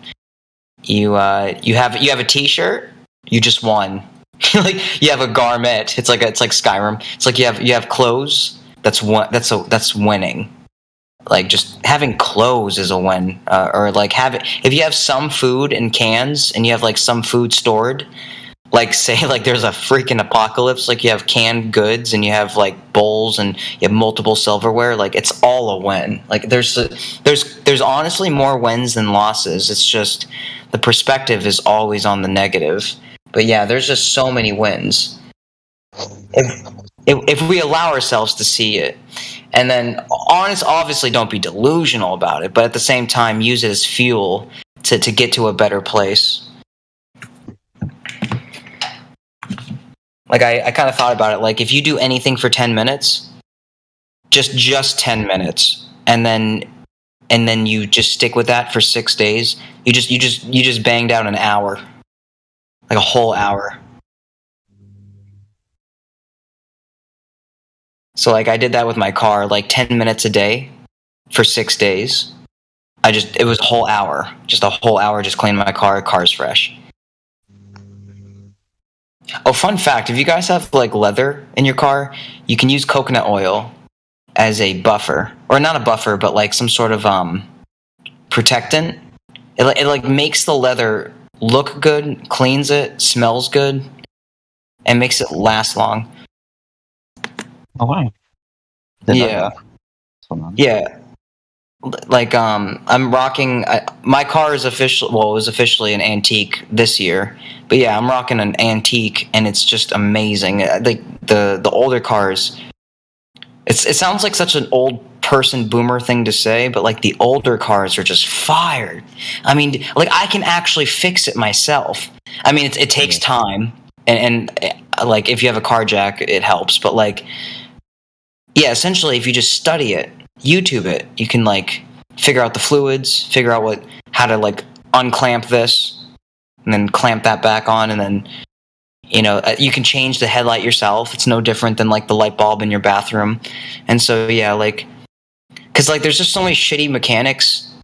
They like overcharge you like disgustingly. Like and then you just like, wait, I'm not paying $300 to fix this problem. I can do this on my own. Always go for the floor jack. Oh, it's like it can be scary, but like you can do it. You didn't know how to drive at one point, but you can do it. You learned how to do it. But yeah, it's just being self-sufficient, because it's just like leaning on mechanics, and like I just hate putting my life into somebody else. And like that sounds dramatic for a car, but it's true. Your car is for me at least, a huge part of my life. I mean, it sucks not having a car. It makes you feel like you're like screwed. Like it's just like you can't drive away. You have to take the bus or walk, and it's just uncomfortable. And so, yeah, the one thing I learned recently is that if your check engine light is on, it's not the end of the world. It could very well mean that you just have to drive more. Because like I don't drive too much because I don't want to, like, in my head I feel like I don't want to ruin my car. But quite the contrary, you actually have to drive it for a little bit, because like the radiator charges your battery, and so.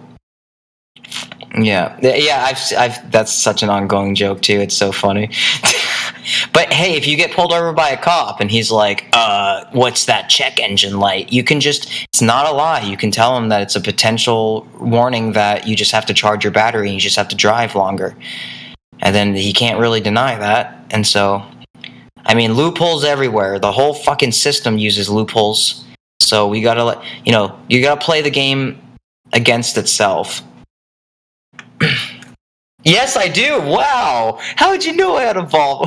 How'd you know that? How'd you know that, Yoke? Are you psychic? Are you a wizard? How'd you know that? I do have a Volvo. I love Volvo, dude. It was like, oh, wowzers. Yeah, so like a 240. So you went back in time, dude. I have a 960. So mine's still a 90s, but it's beautiful. It's gorgeous, dude. Like it's just like, at first it wasn't. It was in the middle of 1999. Anything from the 90s is gold. Anything before the 90s as well. Like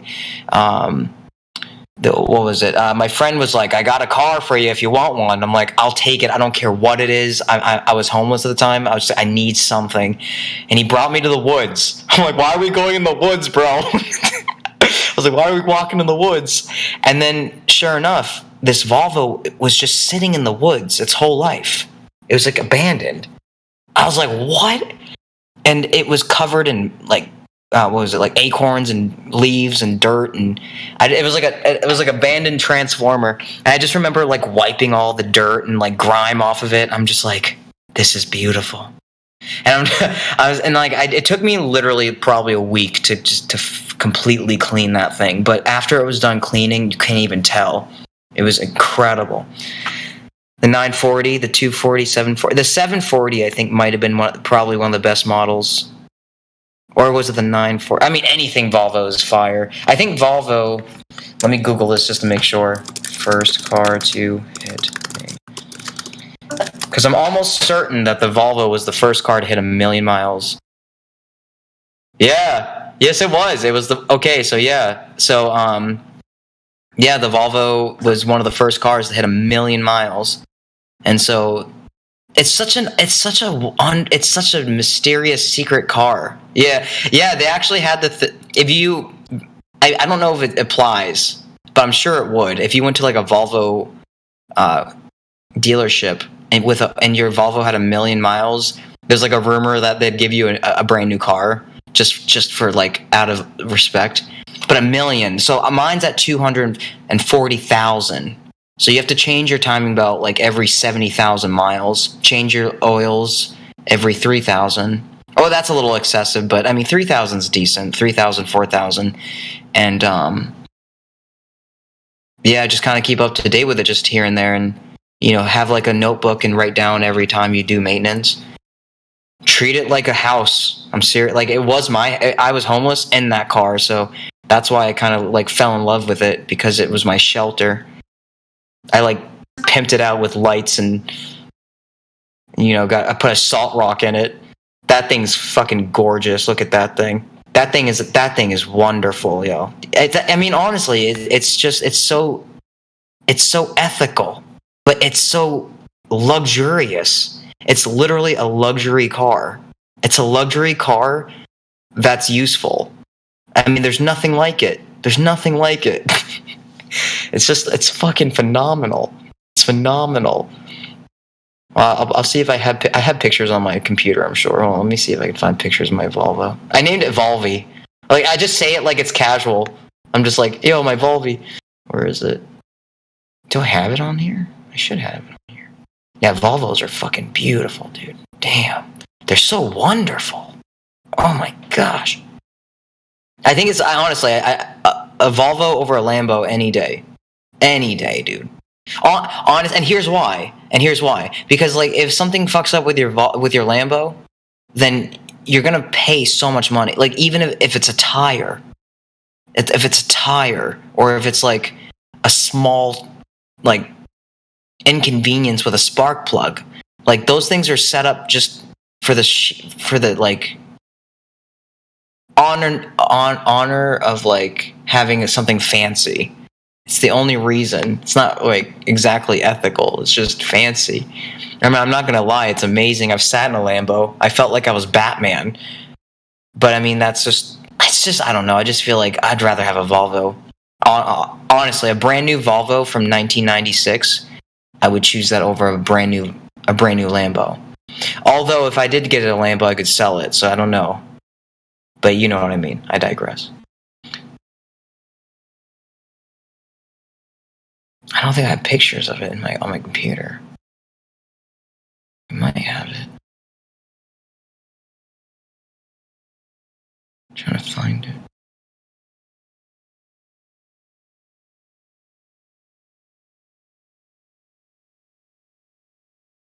Sedan is my favorite. The sedans are beautiful. I mean, that's like, I would honestly say that's the best car. The sedan over the wagon for sure.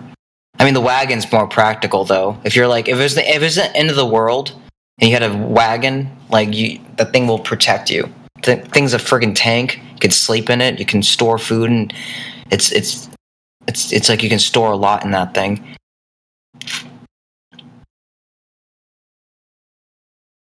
And dude, it still smells like the 90s in my car. Like, it still smells fresh. It smells amazing. It smells so good. I don't even know how to explain it. It just smells amazing. Sedans are definitely fun to drive. Oh my, I feel like a boss when I drive it. It's the smoothest car ever. It's smooth. It's just wonderful.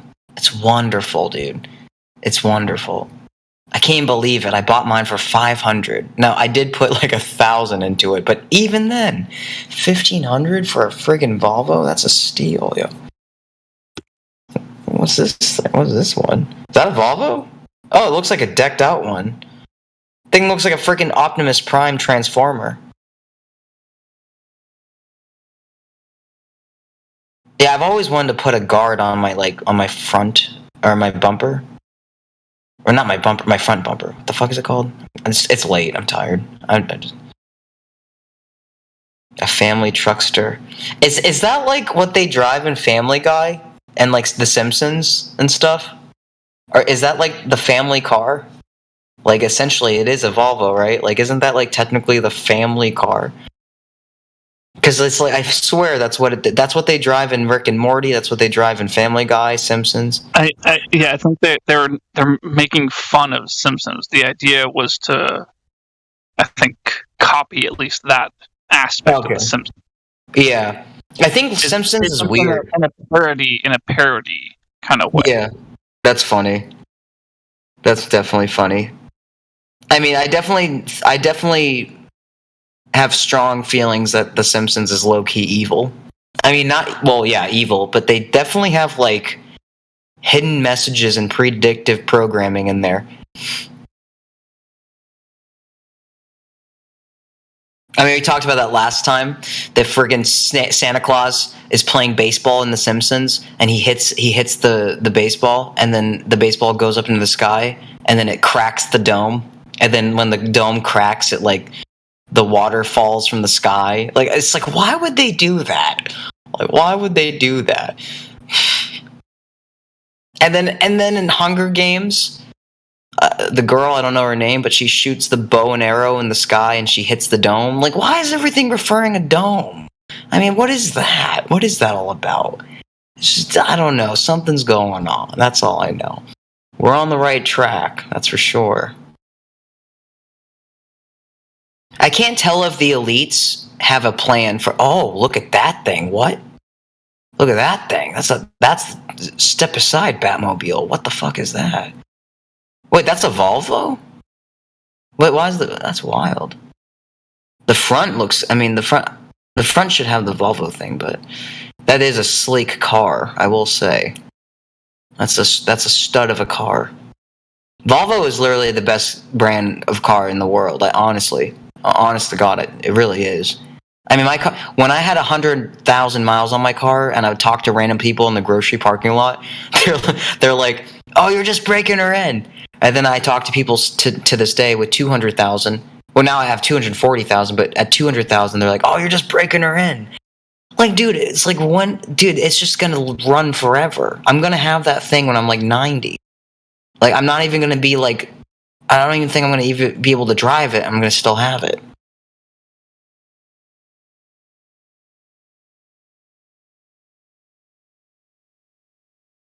Yeah, cars are, it's important. That is something that they should have taught us in school. I mean, at the very least, like, change a freaking tire, dude. Like, I mean, I felt so stupid getting my car. I didn't know how to do anything. I was like, I didn't even know what gas to get. I was like, is the 83, I was like asking, like, is 83, 87, which one am I supposed to get? And people thought I was joking, but then they thought I was being serious. They're like, oh shit, yeah, actually, he doesn't know what he's doing. This shit should be obvious, but it's not.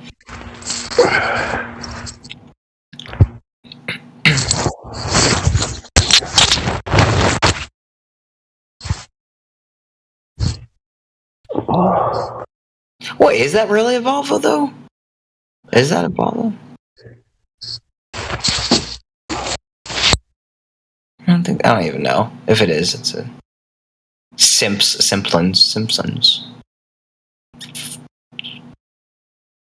Dude, Volvos are freaking king, dude. Cadillac, yeah. See, I'm not completely familiar with all the different brands. I just obsessively study my Volvo. Like, I don't want to like be at the mercy of someone else if I break down in the middle of the highway. That's like genuinely a fear of mine. I don't want to like I don't want to ask for help. I just want to be able to do it myself. Yeah, they are. I mean, I'm just for the buck, but for luck as well. Buck and luck. Thing's a fucking tank, dude. And then you can also learn how to take care of it yourself too. The design is very simple. Like, I can do it. I'm Asian and I can figure out the car. Like, Asians are notorious for sucking at cars, dude. And I can figure that shit out. No, Asians are notorious for being very good at designing cars. The Japanese are good at designing cars. Asians are notorious for not being good at driving cars. Right. Isn't that ironic? We can make them, but we can't drive them. I've never spent over $800. Exactly, dude. I can't believe I spent $500 on a car. The guy that had it before me. There's two owners. One was like some high school kid that screwed it up. But then the first owner had like the manual for it. Like he had like a notebook. Like if he bought an air freshener, he would write it down. Like he was obsessed with it. And like when he first bought it, it was $31,000. And I was like thinking about that. I was like, yo, that car was $30,000, and I bought it for $500. I mean, yes, it was $30,000 like 20 years ago. But I mean, honestly though, that's still remarkable. It's like buying a MacBook for like $100 on eBay. And when the MacBook first came out, it was like $1,200, literally over $1,000. And so, yeah, I mean, sometimes I think that the quality is there's only so much you can do. I mean, what else? Unless they could fly. But other than that, like, pickup trucks. Dude, trucks are a fun topic. I've always kind of wanted a GNC from like the 80s. Like, that would be fun. That'd be awesome.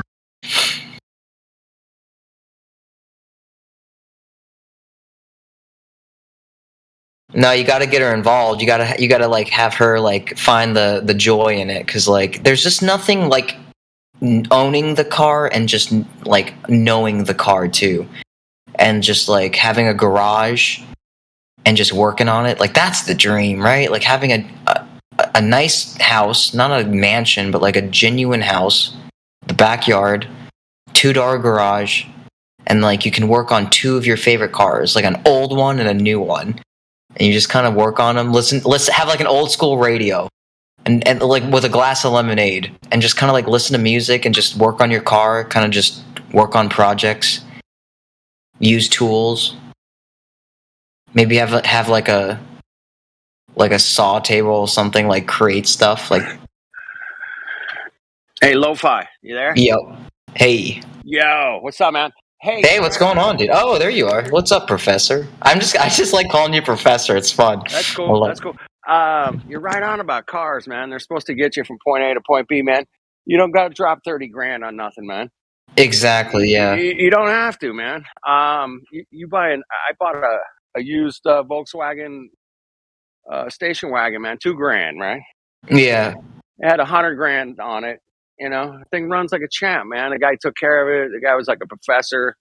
Yeah. Fucking, had it serviced, Yeah. Changes, tire changes, rotation. I mean, Yeah. brakes, everything, Yeah. It was like, No, I hear you. The guy spent like $9,000 in repairs over like 10 years, 12. Oh, I know. 12 years. Oh, I hear you on that. Like, and you're gonna sell it to me for $2,000? What? Isn't that something? It's crazy. It really is like owning a house, man. It's crazy. Like, it's absolutely crazy. Yeah. You're dead on, man. I mean, people buy these new cars and shit, and they look cool, and they don't fucking fly. Like, They suck, dude. Yeah.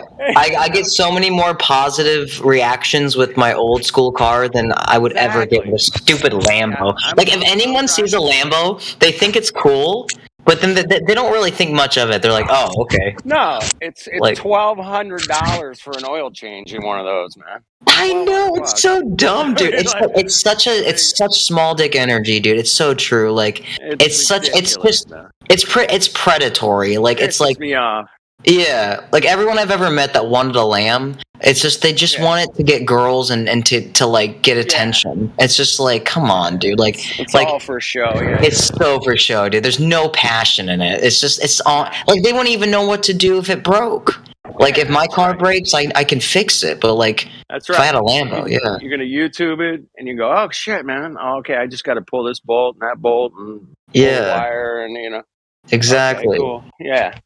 And dude, it just like with everything, right? Everyone makes fun of it at first, but then in short due time, they all agree. They're like, "Oh fuck, you're right. Oh shit, he was dead on. right." Yeah. Yeah. Like, dude, everyone made fun of me for my fucking old school Volvo that they thought Grandpa drove.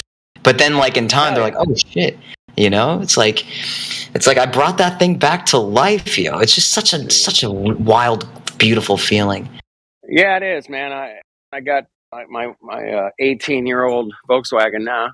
You know, Beautiful, beautiful. You know, it runs like a champ. I love driving it. You know, it's square. It's a square back.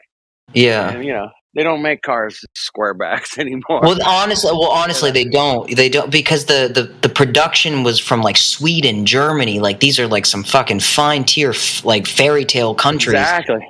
And now we're getting I mean, now I sound like an asshole, but like they get cheaper products from different countries, and like you can tell. That's why everyone's cars, modern cars, are not good at all. Like I see people, some of the neighbors, their cars are like fucking up, and they're like modern 2020s. Yeah. And I'm just like, why? You're like, dude, it's like, I mean, yeah. I saw a video on a Tesla, man, and the guy like he left it for a couple like 2 months. He left it in a parking garage. He comes back, and there's like mold, and the door panels are falling off. And it was like, exactly, literally though, yeah, Teslas are shit, man. It's so true, dude. They're trying to fix something that's not broken. I mean, honestly, sometimes simple is I used to think I want to live in a high tech world. Now I just want to live on a farm and just kind of like be at peace. And then just like, yeah, dude, like it's just simple. The real pleasure is peace.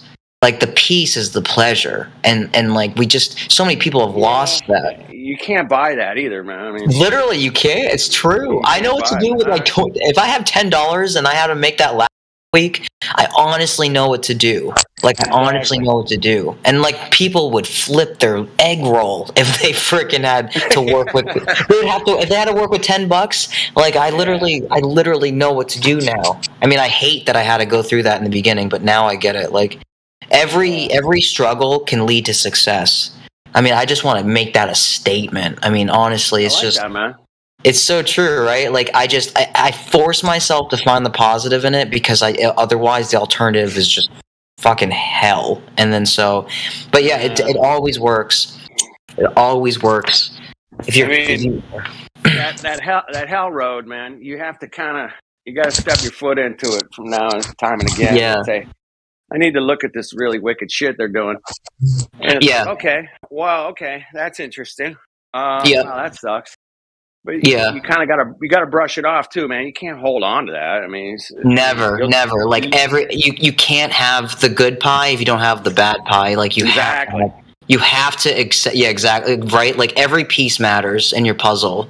Like like if you look at your life as a masterpiece, well, the masterpiece has to have the broken pieces too. And so I've come to terms with some of the most disturbing pieces of my life. Oh, I'm like, shit, man.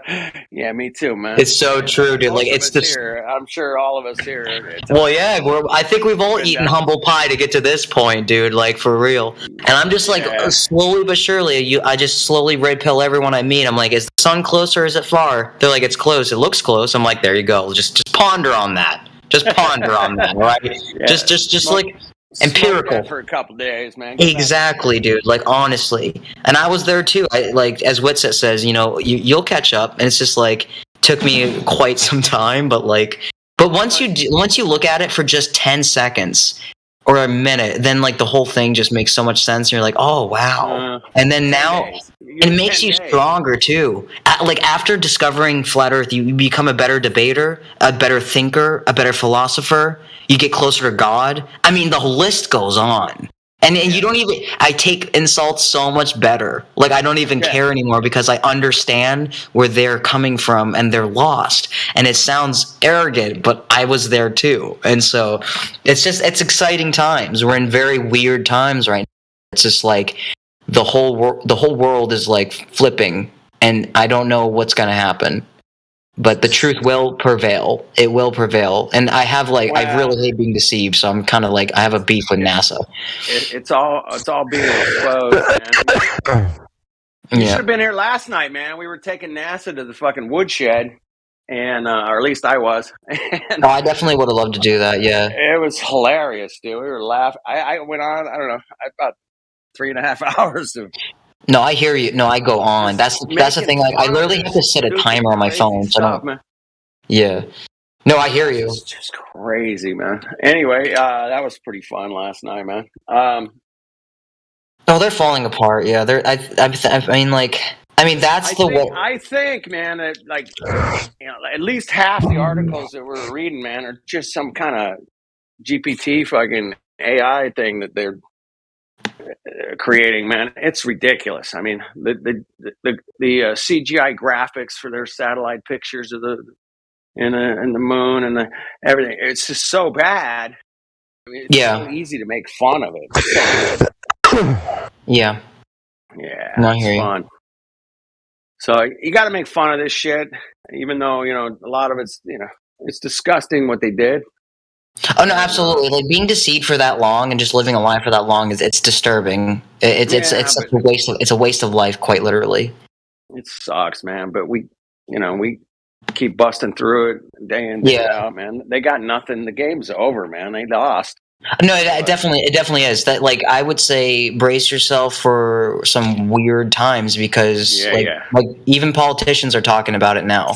Like So something's going on. Justin Trudeau, man. I literally, and you should see the version of that today. Did you see the comments on that video? They're so wonderful, dude. The comments are awesome. It's literally, you know what's gonna be. It's kind of like with everything, right? Like everyone thinks flat Earth is stupid, but then eventually they're gonna be like, it's gonna be cool eventually. So like, it's just so stupid. If Trudeau is talking about flat Earth, I need to look into it. Right. That guy lies about everything. Well, that's the comments are so funny. They're like, oh, so it's flat then? Like, flat. If he's saying it's not. See, exactly.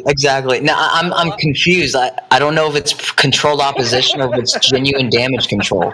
But it was a really poor damage control op that he tried to do with this rolled up sleeves, like he's like one of the people. He rolled his sleeves up, baby, and he's talking to all these people at this dinner. It sounds like he had a couple of drinks too on top of it. What do you think? Probably. Actually, it's kind of a common thing for every politician to be kind of tipsy a little bit during press conferences and speeches. Like they still get. It's weird. I never had like a nervous feeling about presenting.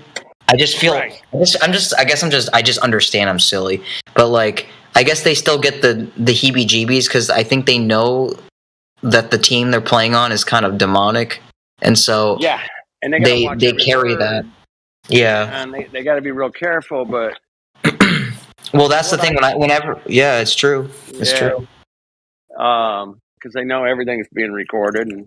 Well, absolutely, and that's the thing is like you can't when people have enough, they become kind of like, if somebody has nothing to lose, they have everything to gain, and so it's just like I kind of when you become homeless, I think it's genuinely a very important realization for people that like if you can handle that, you can handle anything. I swear. I gotta drop this Trudeau.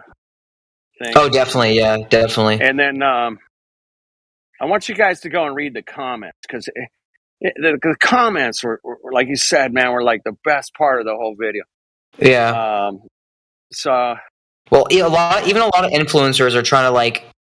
It's gonna like mark my words. It's gonna be cool to like understand that the Earth is flat, but like not like it's starting to transition to that. Like it's like, oh, I knew this the whole time, and it's just like, oh, did you? Like so like it's gonna be cool eventually. It's kind of like, remember when you were growing up and everyone thought computers were nerdy and like you're oh yeah, hell yeah. But now like even like girls, they have like their Twitch setups and they have like huge towers with water cooling systems that light up. It's like now it's cool. So like the flat Earth is going to be cool eventually, and like that's it's frustrating because it's going to be cool because it's the truth, and you were ahead of the game before everyone else.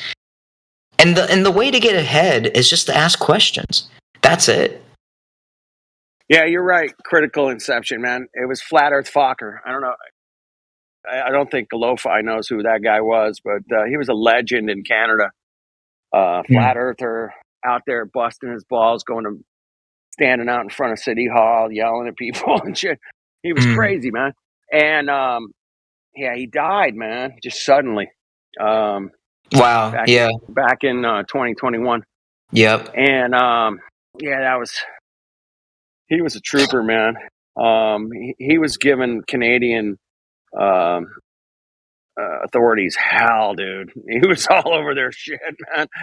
Thank you, Fokker, man. Well, this is it. Well, this is the last of it all. Like this is the last of it. Like the flat Earth is the last of all of the conspiracies or theories or whatever it is to people.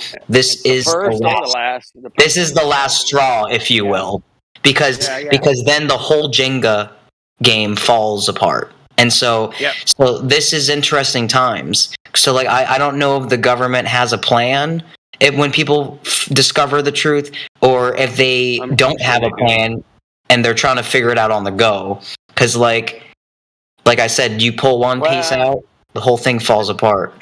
Can I present an alternative? So instead of phrasing it as it being more important as opposed to less important, I would say it's just in a certain sense most important because it falls under the category of something very rare, which is it's the hardest thing for most people to accept, but it's the easiest thing to prove. Right. Wow. Yeah. Good point. Well, that was poetic. You know, that's true though. Yeah, that is true. Yeah, when I found out, I was freaking out, but I'm like, why? How simple was it the whole time? It was just right. It was right beneath my feet, quite literally. Yep. I think that's what got me to think about it, was like people were so aggro about it. Like, I mean, how come we're not making fun of people that genuinely believe in the spaghetti monster? I mean, honestly, I'm not trying to like make fun of that either, but like, oh, dude, I've had that argument for years. I go, where's all the Bigfoot? Yeah, dude, there's like actual people that believe in this shit. So like, how come we're not going ham on that? Like, I mean, those guys? Because I would honestly consider that somewhat of a mental illness. I mean, your food is attacking you. Like, it's just, but your food's attacking you after it's been cooked. I don't know. It's wild. And so when I had some friends make fun of flat Earth, and I was just like, but this is way before I even believed in flat Earth. And so they would make fun of it, and I was just like, why do you speak with such conviction? Like, have you been to space? And they're like, no.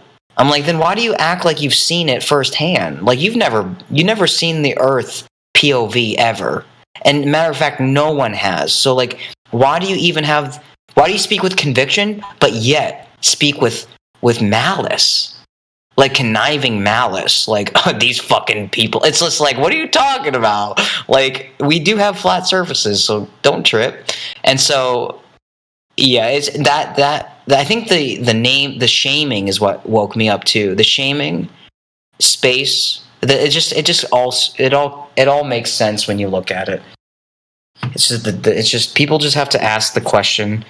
Somebody earlier today was telling me, well, people don't really have time to think about stuff. I'm like, that's bullshit. I'm like, come on now. Like we have it so easy nowadays that you have plenty of time to just take 10 minutes to just do something.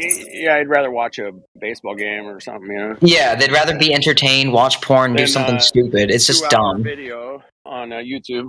Yeah. BitChute or whatever.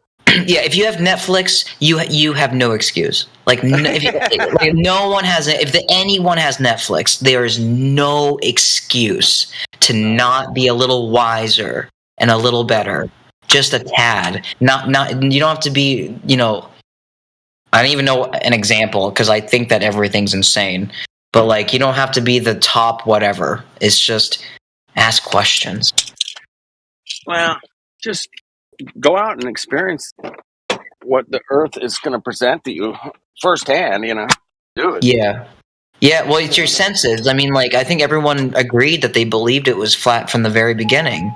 When you're a kid and you're running around, it's just like you don't. And that's the thing. Like, it kind of freaked me out because I was like, wait, if I go, because nobody says, man, I want to go under the globe. They say, oh, I'm going to go around the globe. I'm like, technically, aren't you going under the globe, right? Because technically, isn't China under us? Like I'm just like, the whole thing is just, it's warped. They took the map and they like made it into a circle, like a ball. Like they took a flat map and then they turned it around into like a rice ball, and then they're like, all right, well, let's use this. People would never notice. Sure enough, no one fucking noticed, dude. My damn grandfather bought me a globe for Christmas. You know what's weird? It's like that thing broke pretty quickly. And so I think that was like the universe trying to protect me. It's just like that thing fell apart. Yeah. I would always spin it around and shit, and then it just broke. I'm just like, good, Fuck that thing. Got my glove, man. It's so shitty, dude. It's just dumb. It's just, I don't know, man. It's just, it's relieving. It's relieving because I guess the fruit wouldn't taste as sweet as it does now if we didn't get deceived, I guess. I mean, maybe that's just hopeful, wishful thinking, but I mean, here we are, and we're not like 90 years old, and it's not like we're on our deathbeds. We're still all young and studs, so like we still have time to kind of embrace what's going to happen soon. And I say soon somewhat lightly because I don't know what's happening. Like, why the hell is Justin talking about this shit? Like, you would think that he wouldn't, You would think that he would. Why even bother? Why bother? Why bring more attention to it? It's literally telling someone do not open that door. What's up? What do you mean by Justin? Yeah. Yeah, like he's the worst person to try to make flat Earth look stupid. I mean, let's be honest. Wait, you said Justin Trudeau, the Prime Minister of Canada? Yeah.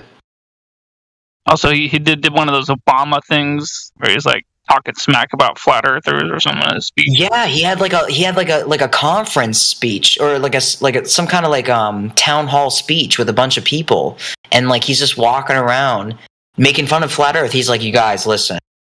There's a community of people that still believe in the flat Earth. Now, I can tell you why this is dangerous, and it's like the irony. It's gaslighting at its finest to say how stupid it is to believe in a delusion. But the irony is that they fed you a delusion.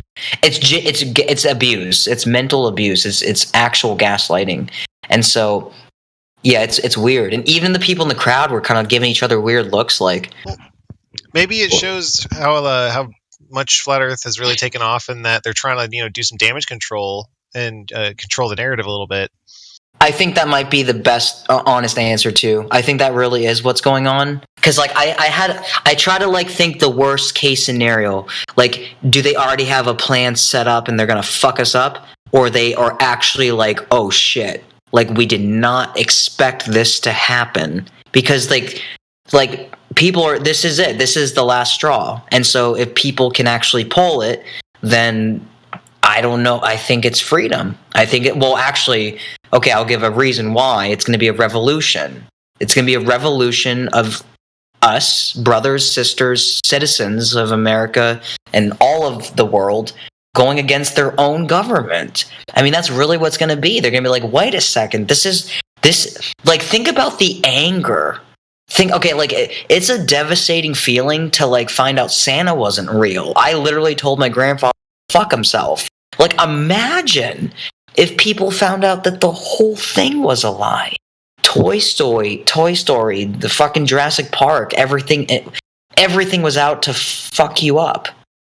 And then you just wake up and you're just like, oh my god, my whole life was a lie. And then like my favorite dream of going to outer space and doing all this crazy shit, it was all a lie. So like, what do you do with that? It's going to be a revolution. I think you said it great, but additionally, it shows that all of the nations were all lying in unison, and it kind of dispels that there's these like nations all against each other when they're lying about the same things. They're all in it. Yeah, exactly. That's the peace treaty, the Antarctic peace treaty. That's what woke me up to the NWO for one world government. They're all in on it. It's so fucking eerie. Like everything is dude. Mark Twain had it correct. The world is a stage. It really, and everyone's acting. That's all bullshit. It's anything on TV is most likely bullshit. I mean, honestly, it is. If it's on television, that means that there's a camera. That means that there's a script. That means that there's lighting. That means that there's editing. I mean, it's entertainment. William Shakespeare. Or no, I thought it was Mark Twain. Was it Mark Twain or William Shakespeare? Hold on, I gotta. It's late, like I said. I'm literally moving out of my apartment in like 10 I know one of Mark Twain's was, it's easier to fool someone than to convince them they've been fooled. Yeah, I think low-key he was trying to give us a little bit of sugar. I think he was trying to help people out, low-key. Like, he just wants people to reflect on his words. Like, because, like, that's what... I think he knew something. I think he knew what was going on. I don't think he was a Freemason. I know Albert Einstein was. He was in on it. And, like, I think Sir Isaac Newton was as well. Like, all these scientists and physicists, it's all a ploy. Like, it goes back, way back. I mean, like, Rockefeller shit. And so, it's a shame, but I think it's also turning around. It's like, you can only make people submissive for so long. I think it makes people, because it's unnatural. It's incredibly unnatural the way we live on a daily. We're supposed to have a lot more space and freedom, like a lot more. And like I think people are going a little insane. And like when people go insane, they attack each other. But once they find out where the source comes from, it's just like, okay, then what do we do now? I never really worried about my neighbor sisters. I've always worried the authority. Like that's a good thing. Like when anyone asks you why would they lie, well, because then you're like subservient to authority.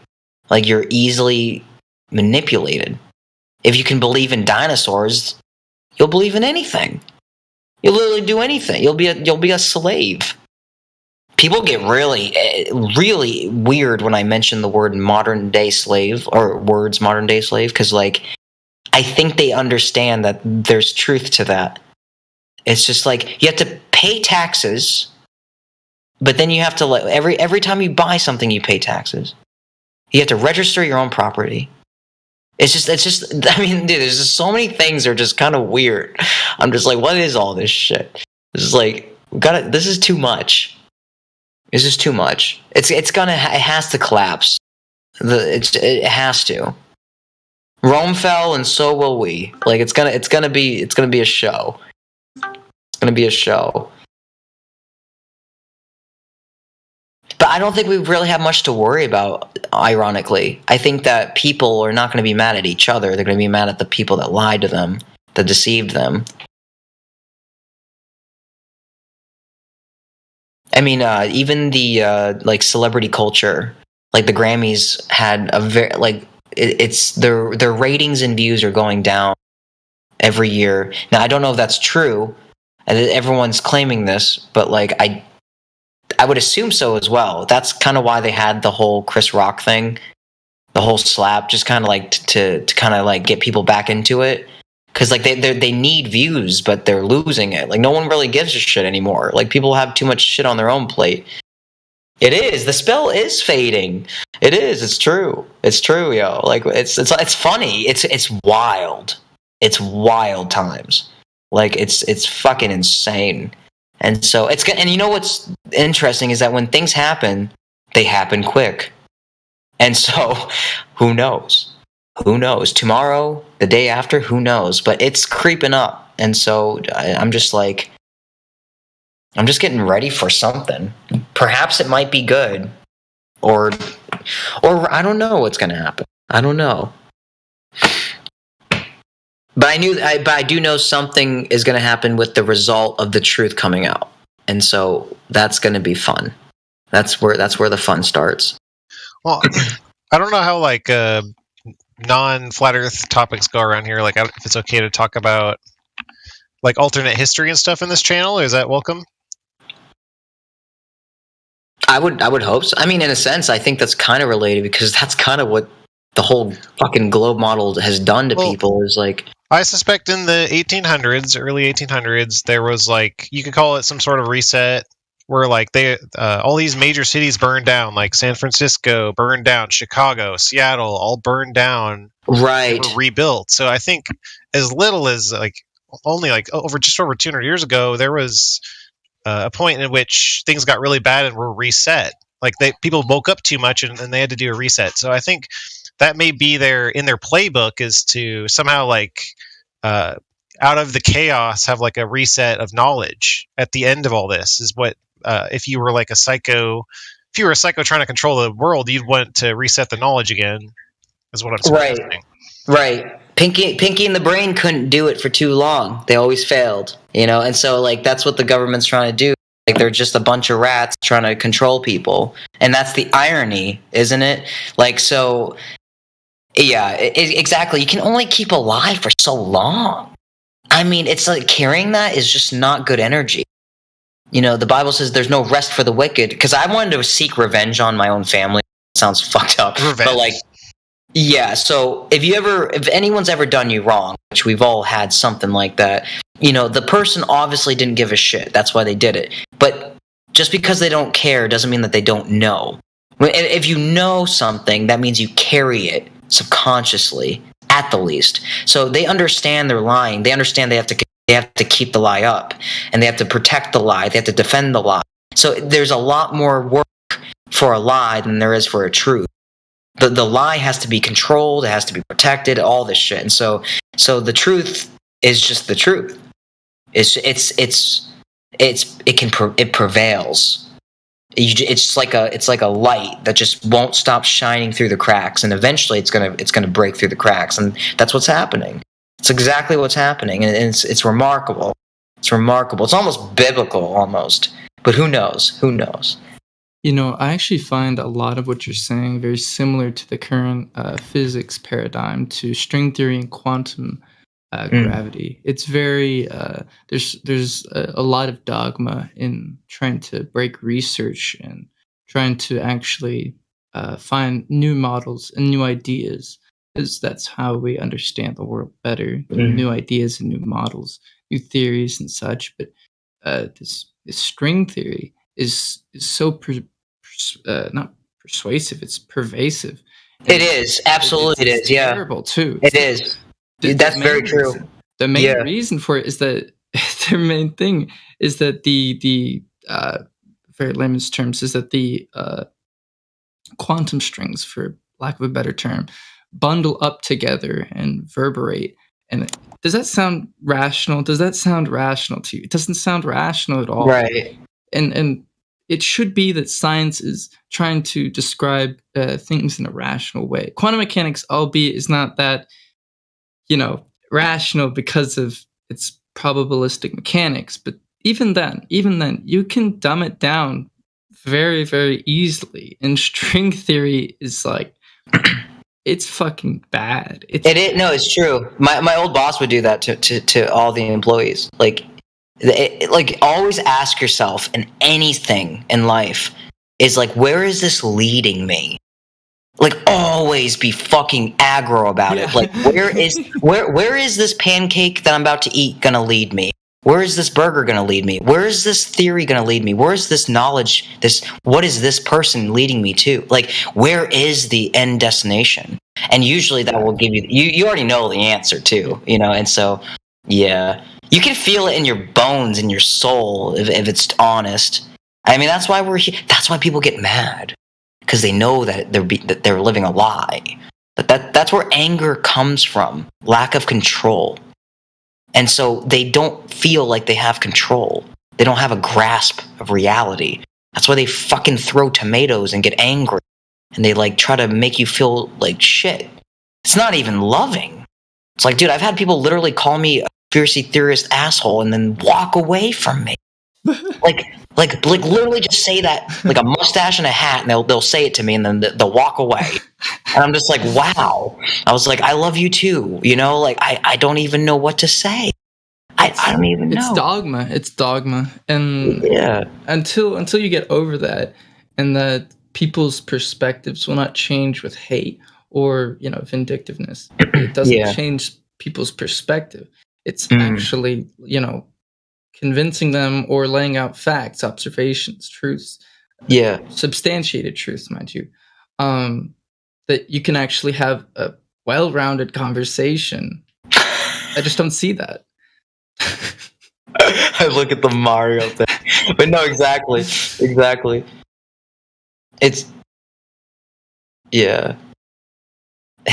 wild.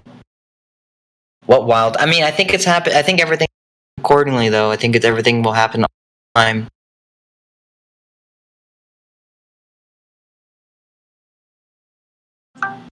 It's like, it's just the art of letting go. You know, it's just like people, when they go to the gym, it's like, you know, eventually, if you're going to lift 50 pounds, you're going to want to let go, you know, get your work done and then, you know, let it go. But like, people just never let go. They just hold on to it for dear life. Like, this is the truth. I don't give a fuck what you're saying. I want balls in the universe. Like, they just don't want to let it go because it's too much responsibility to be like, well, perhaps not only was I wrong, but I was deceived. You know, maybe I'm not perfect. Maybe I believed in something retarded. It's just like, and then you come to that conclusion, and it's almost free. It is. You're like, oh shit, I was wrong. Okay, I'll let it go now. Like, what is the truth now? Like, just let it go, right? Like, let go of the ball. Just let it be. Like, how about like actually figure out what is honest? Yeah, exactly. I have had people tell me, I hope you effing die, when I was at a public park with posters telling people that face diapers are bad for. No, that's true. Yeah, like that exactly. I mean, honestly, in Asian culture, you wear a mask if you are sick, not to prevent getting sick. Like, you wear it to like warn others that you're sick. Yeah, they've not to done it for like centuries. They literally, yeah, exactly, like, understood. And that's how the hell is modern medicine behind? How are we behind? What the hell? Yeah, the only medicine we need is food. Here? Yeah. No, seriously, the only medicine we need is like food. I need to like make a video game where you like make turmeric and like ginger and like make like anti-inflammatory, antibacterial like herbs. That's the real medicine. But somehow, some way, society has made us think that it's bad for, like, I mean, Tylenol is fucking, dude, Tylenol will fuck your liver up more than damn alcohol will. I mean, if you popped a Tylenol every day, it will destroy you. Back to Effie. Heretic doesn't like that.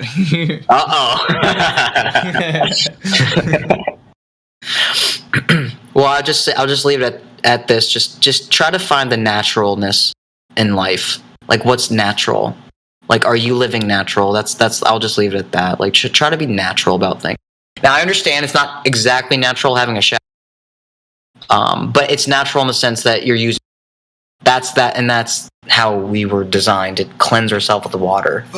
When you were talking about emotional responses earlier, it's like when someone has an emotional response, they aren't using their intellect. It's like it doesn't even engage their intellect, and if that makes sense, like they don't even exactly more ego. It's egoic. Yeah, exactly. It's a prideful, egoic response, and pride is one of the deadly sins, by the way. Absolutely. Yes, it is. It absolutely is. And for good reason. Well, or should I say honest reason? Like, yeah, it's because you just can't the same walls that are built up are trapping them instead of like protecting them. They're like losing themselves. Flat Earth super agent Sonny on the plane checking in here. Gonna run out. I'm in the wilderness, if in case you didn't hear. But anyway, I'll be running out of power soon. Wish me luck on the next leg of the journey, which would be removing the camp and moving on to another location. Hey, I'll Sonny. keep you posted. This is Toby Dog. You should send me a friend request because I can't send you one. Oh, let me do that. Hold on a second. Thanks, brother. There you are. Let me take a look here. What is that? Oh man.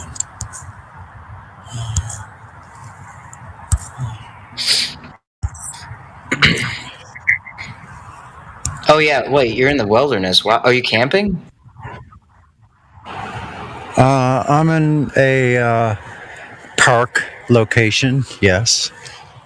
Oh wow. In the rain, yeah. Not in the coldest weather California's had in 4. Oh wow, yeah. I suppose somebody's got to do it. It wasn't by choice either. I was forced to do that, but that's okay too. I can't. We're not fighting against men. We're fighting against powers of evil. Facts. Supernatural beings are at work here.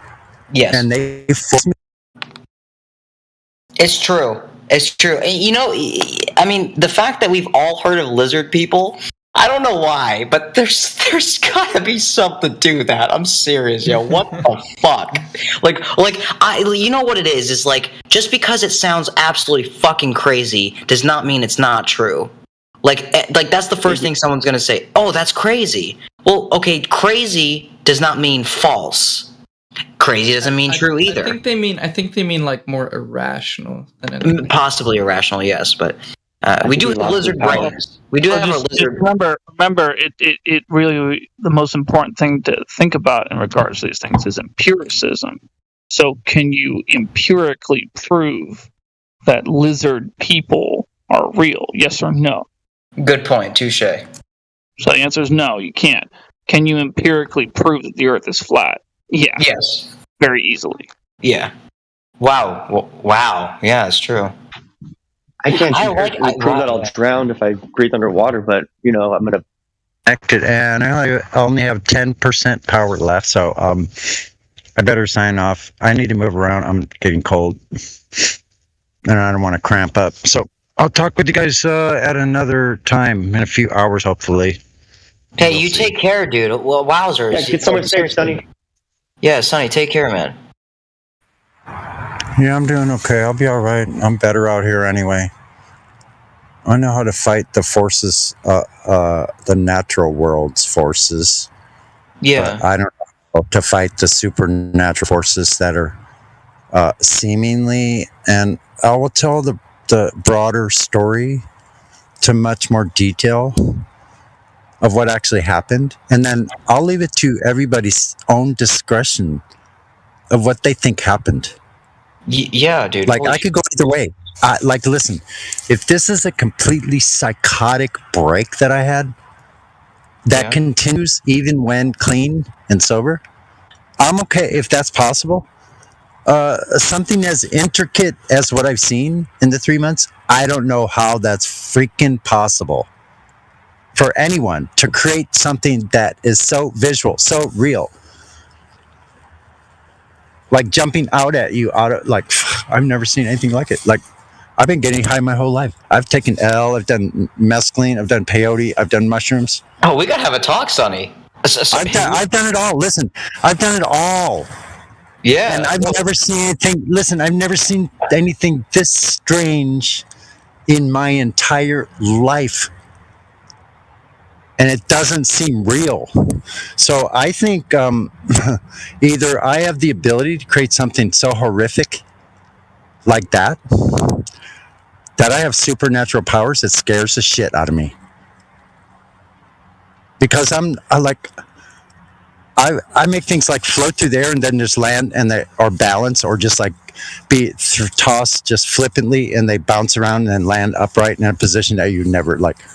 The weirdest shit you ever expect. And I don't talk about those things because they happen all the time. For me, they happen all the time.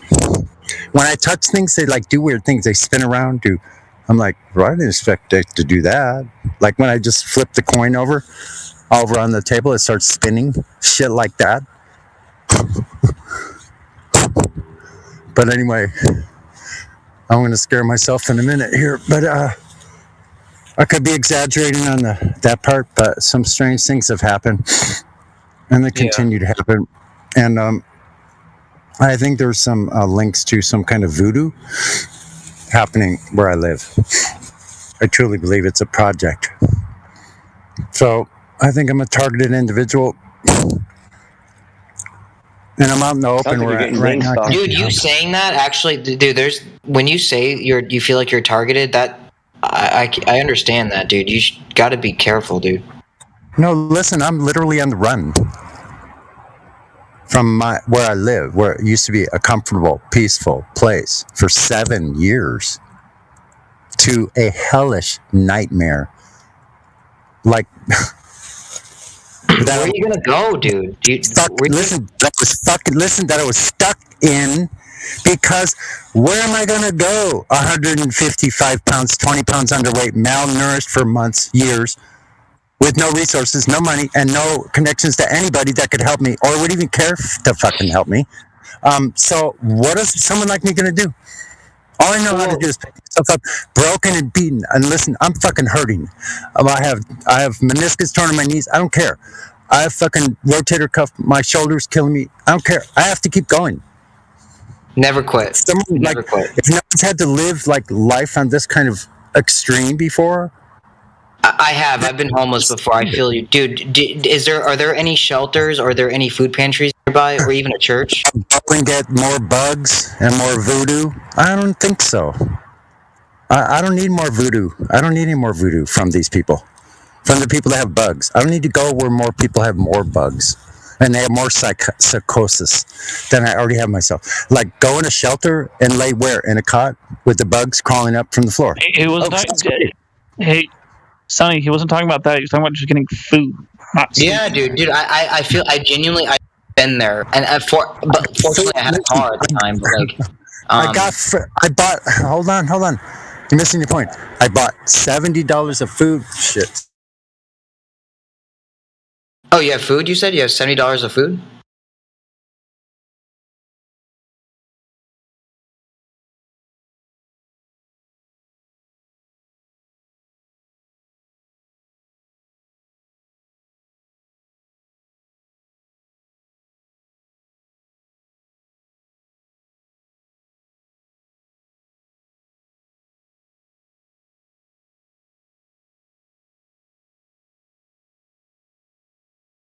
Oh, yeah, that's right.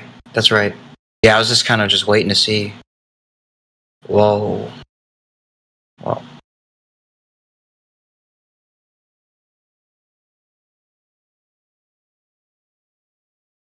Corn pop where he has the... Toby, you're talking about Joe Biden talking about that shit, dude? It's so crazy, yo. Dude, I've had so much time... Dude, I've had so much time to just, like, kind of just comb through all the speeches of these politicians, and it's just so fucking strange, dude. Like they talk in metaphors. They speak as if like they're demonic. Oh, dude, yeah. There's even raps here. I can probably pull up the Joe Biden story. I mean, okay, honestly, Joe Biden himself is. I mean, I think everyone knows this, but like, there's something genuinely odd about him in general. But then again, all of them are kind of screwed up.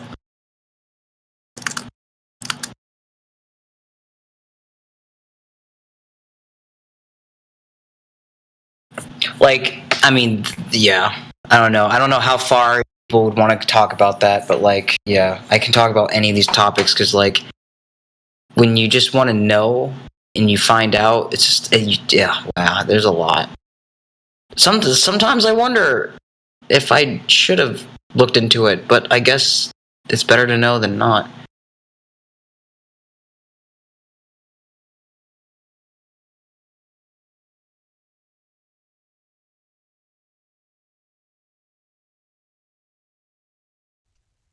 I got a meme for that too. Hold on.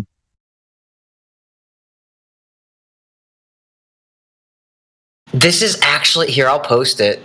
I'll post it right here if you want. This is on a news channel. Like, this is actually, like, they titled it too. Like, what? Oh, it's 14 minutes though. It's kind of a. This is the full length one. This is like the actual interview. I remember, or speech. I mean, I remember I showed this to my grandfather because he's super liberal and he like loves Joe Biden. And I showed him this video, and he still claimed it was edited. I'm like, what are you talking? This is not edited. This is the whole speech. This is what do you mean it's edited? It's just disregarding, no matter what.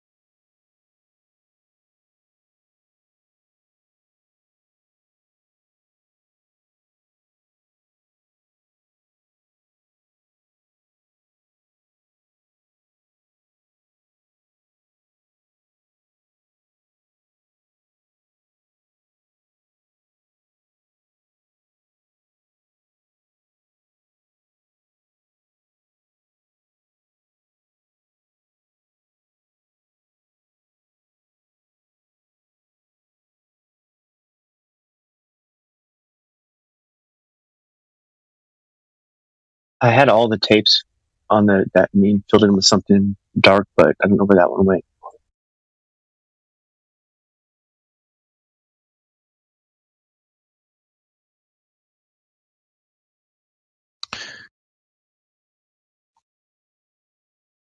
So here in Washington, they're trying to.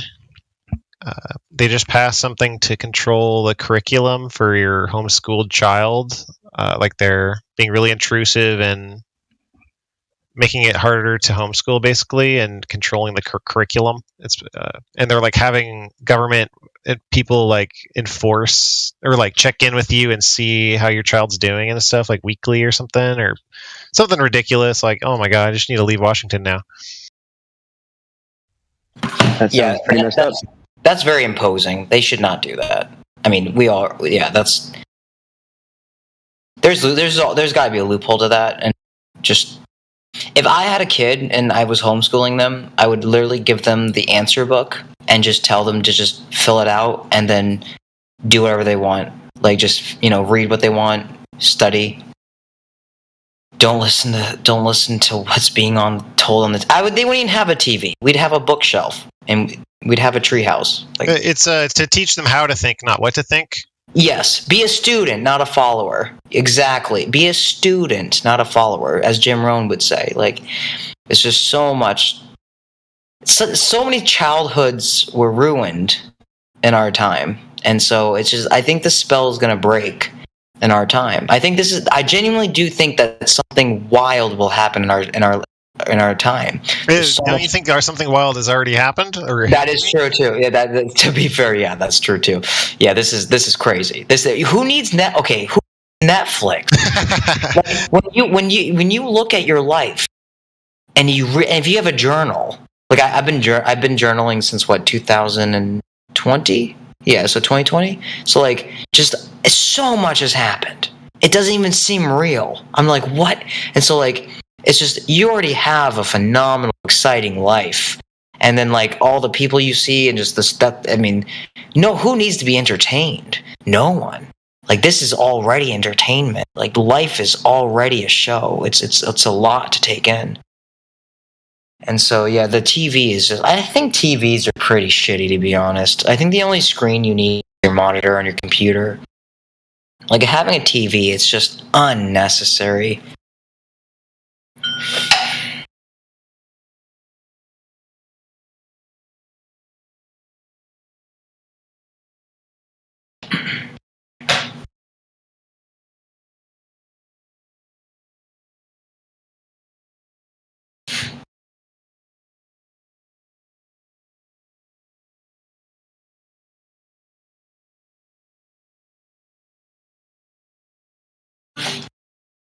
But yeah, like school, the whole school system, it's such a shame that it's enforced.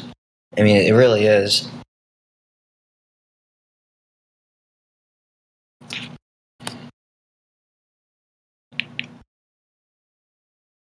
And you know, like how often we were shamed for not wanting to be there. It's like, sorry, I don't want to wake up at 5 a.m. and eat garbage cereal and then go to a building that is filled with random people and odd teachers. They're not my parents. They're not my family. Yeah, Winston was comparing school to prison. How like you're moving around to a bell, and you're going to school on a bus that looks like a prison bus, like a different color. Oh, wowzers! Yeah, I didn't even think of the bus though. Yeah, wow. Yeah, I mean, the setup in general, like bad food and stuff, and yeah, and the prison food. That was another thing you mentioned. Yeah, but the bus, I didn't even connect that. That's yeah, dude. Like, I mean, that's like literal Holocaust shit. Like, you just get in the cart, get in the bus, wake up. Like, it's unnatural. It's unhealthy. It sets you up for failure. They force you to memorize, not actually learn. And it's just. I think it's a lot of ego enforcement. Like, they're really building up your ego. Yeah, I used to feel like shit if I failed at like, I don't know, like history class or some shit. I don't even raise your hand to speak, like getting permission to speak. Yeah, or like even to go to the fucking bathroom. Like, excuse me, I have to ask. I'm just gonna go. Like, what are you talking? I'm not gonna ask to go. And just how many hours it take? Like, it's gonna take you your whole day, and then you get home and do homework. It takes your whole day towards this. Like, you have time for nothing else. You have no time to be a child and to like. It's quite literally like 80% of your life. 80% of your life. Like, literally, like you have the weekends and then summer vacation. But if you look at it, so summer vacation was 2 months. So like 2, 4, 6, 8, 10. So like 5 years. Okay, so hold on a second. 2, 4, 12. I never did the math for this. But like 2, 4, 6. Hold on a second. I can't even think straight. I never thought about this. So essentially, like all your vacations, all your summer vacations of like your childhood to adulthood, well, 18, I mean. Well, yeah, 18 adulthood is essentially like 1, 2, 5, 1, 5 minus 5, 2 times. Okay, so it's a little bit more than that, but yeah, your summer vacations essentially add up to like less than the amount of time that you spend in school in general, obviously. So like the fact is that you're just spending so much time in school than out of school. And that's not healthy for anybody. Well, you become more influenced by your teacher and your students than your actual family and your parents. So that like the main influence would be the teacher. Yeah. And you don't really get to go outside that much either. Like, they give you recess in prison. Some rec time? Yeah. I mean, my favorite class was gym, and then my favorite activity was recess. Go figure. Yeah.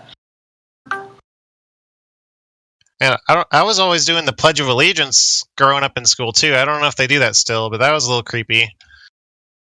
Yeah, it always felt stupid. Like, everyone did it, but like it was all silly. Like what was like the intercom lady, like she would just do it with us, and we just never questioned it. But it's just like it was just so boring, and it was such a strange environment. Like, I mean, I guess one cool thing is like all the people I grew up with, like we kind of have like this inherent trust. Like if I was like in a weird situation, I've actually have called people I grew up with when I was in a very bad place, and they were there for me with like no question asked. So like they were because they're like more like my family than my actual brother. I don't even talk to my brother. Like the people I grew up with in school became my family, which is fine, which is sweet, but it's also like not exactly natural. Like I should have grew up with my family. I should have a better bond with my family. Well, they just additionally they encourage instead of living as a community and living with your family until old age, you're encouraged to move out at like 18, or you're encouraged to move out like it's normalized, instead of creating communities and tribes. It should we used to grow up in tribes. Like it was a total different environment for children. We should have had more like cooking classes, gardening. We should have had more like self-sustainability, things like that. Yeah, like we should have had more, so many more of those classes. Like we shouldn't have been talking about Saturn. Now that like we come to this conclusion, we just realize most of those classes were just lying to us. Stupid. I think we didn't like it for a reason. I mean, like, honestly, like your natural instinct is like, this is dumb. Who is this Dude, all of our teachers would like literally do drugs. They would just come in, they were all fucked up. And we all knew it too. And like we kind of like felt bad, but like we didn't really want to deal with it either. But then there were some creepy ones too. I mean, like, these are random people in a building that you're like, it's just weird. It's just, these are random people. Oh, but they're qualified.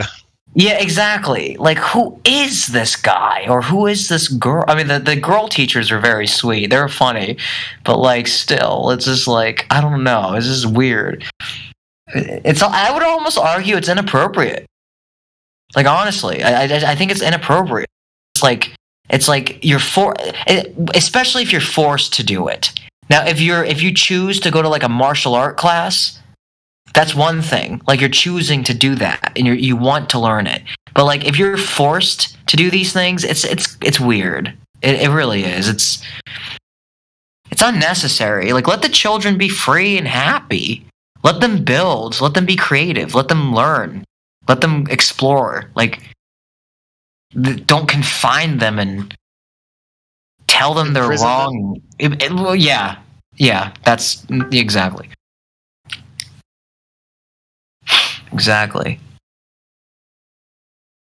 I mean, what a shit show it is.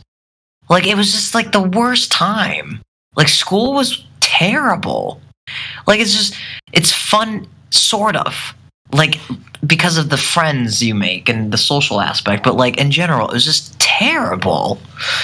It's terrible, dude. Everyone hates it. Everyone's like, well, how do we fix school shootings? It's like, well, you just don't have public schools. You know, maybe give people a fucking tax. It would help people not pay more money than they have to. I mean, like, our tax dollars are going to fucking retarded shit. It's honestly. I mean, the school is honestly, it's stupid. I was so lost when I graduated. And so many of my friends would like come over and like cry because they were freaking out. They didn't know what to do with their life. They're like freaking the fuck out. Dude, that sounds like a good principal to me. But we had a principal that did some pretty bad shit, so I won't say it out loud, but yeah. Yeah, we had some pretty creepy teachers. It's just unnatural. It really is. Like, it's like, I think I read somewhere it's about like the importance of staying single and stuff, and like they they were referencing the Bible, how like God doesn't want anyone that doesn't want him to be their father. So like essentially he doesn't want stepchildren. He wants you to look at him as like a actual father. And so it's the same kind of thing with like people. It's like these teachers should not be like spending more time, like you said earlier, like these teachers should not be spending this much time with children who are not their own children. And children should be around adults that are their family. And I know deep down we're all family if you keep going down the line, but at the same time it's like everyone knows what I'm talking about. It's just so unnatural and unnecessary and dumb, and the results show. Like, the results show. I mean, you would think after 18 years you would be able to do something remarkable. But, like, it's just, like, some people don't even know. Like, they don't even know what to do. It's pretty interesting how we're not really taught about credit very well, and we're not, like, they're in the courtroom, they're speaking legalese, and they're speaking, like, different languages that you're not taught. Like, yeah. So if you end up in a courtroom, you have to have a lawyer, or you're just done because you don't even know the language. Mm-hmm. Yeah, literally. Yeah. I mean, just self-development, like that. If that would have been great. If I mean, you could just learn that at home anyway. But yeah, like we should have just been inspired for self-development. I mean, these are so simple things. Like I listened to Jim Rohn, and the things that he says it's like having a father figure. He just talks about like finding solutions, finding opportunities, turning a bad into a good, things like that. Like that's so far off from what we learn in school, and it's so obvious. I hope the whole thing fucking crumbles. And honestly, the biggest thing that's like very eye-opening, it's explosive to hear this, but like we allow this. Like people allow it to happen. No one's forced to do anything, really. It's people agree to it. It's like when a cop is like, do you may we search your vehicle? No, I do not consent to you. No, your child's kind of forced to go to school, and if they don't, I'm pretty sure they have like under law they can take your child away if you're refusing to educate them. Then they can take your child away. Yeah. Well, the thing is, if everybody in the world was like, hold the phone, hit the brakes, everyone in the world was like, nah, we're gonna do something a little different. I'm gonna teach Jimmy how to garden, and I'm gonna teach Jimmy how to filter water, and we're not gonna go to this retarded brick building. How about that? And like, if everyone in the world did that, then if everyone just did exactly what they wanted to do, then we would be living in a fucking awesome world. It sounds simple, which it is. And it sounds crazy, but it's not. If everyone did what they genuinely wanted, which I don't believe people genuinely want to destroy the world or anything like that. They just want to be happy. And like to be happy, they just have to be self-sufficient. And to be self-sufficient, you just can't be fucked in the ass by like some system. And that's what's happening. It's just like the system is just destroying people. And so yeah, it's just if everybody in the world was like, you know what, stupid, I'm not doing this. And then if that's the revolution. And everyone's just like, I'm not doing this. You're not gonna force me to make my child do this. And then they're like, oh, says who? Says everyone else now. Everyone else agrees now. And so like there's more people than there is government. And so it's just the act of agreeing to it that screws people over. And so yes, and also there is a forceful law. But at the same time, I'm almost kind of like thinking about like there's probably ways around that too. I mean, honestly. And so yeah, I don't know. It's just if everybody just agreed to just not be subservient, that'd be great. It's kind of like it's like watching porn, and like people are like jacking off to like people fucking each other. I mean, they're cucking themselves. That's what it is to be subservient, is cucking yourself and like agreeing to it. I mean, we're taught that being a rebel is bad, but like in a sense, it's what's right. It's like, is this the product of your own conclusion? And if it's not, then you have to really ask yourself, what the fuck am I doing? What is this? Like, why am I saying yes to this if I don't really want to? Like, that's a question I wish people ask themselves. And it's just, yeah. I remember when I was in school, I would always find reasons to go to the nurse, or go to like my guidance counselor, because I knew school was dumb. So I would just hang out with the guidance counselor. I just talked to her all day. She was cool. And so it's just, there's loopholes. You just got to work it. You got to find ways out of it the best that you can, and then get everyone else to like see it for themselves.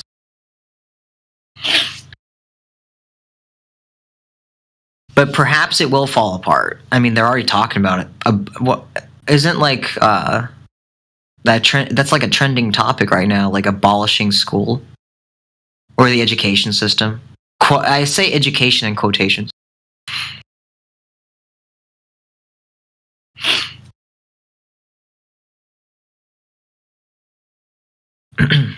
But yeah.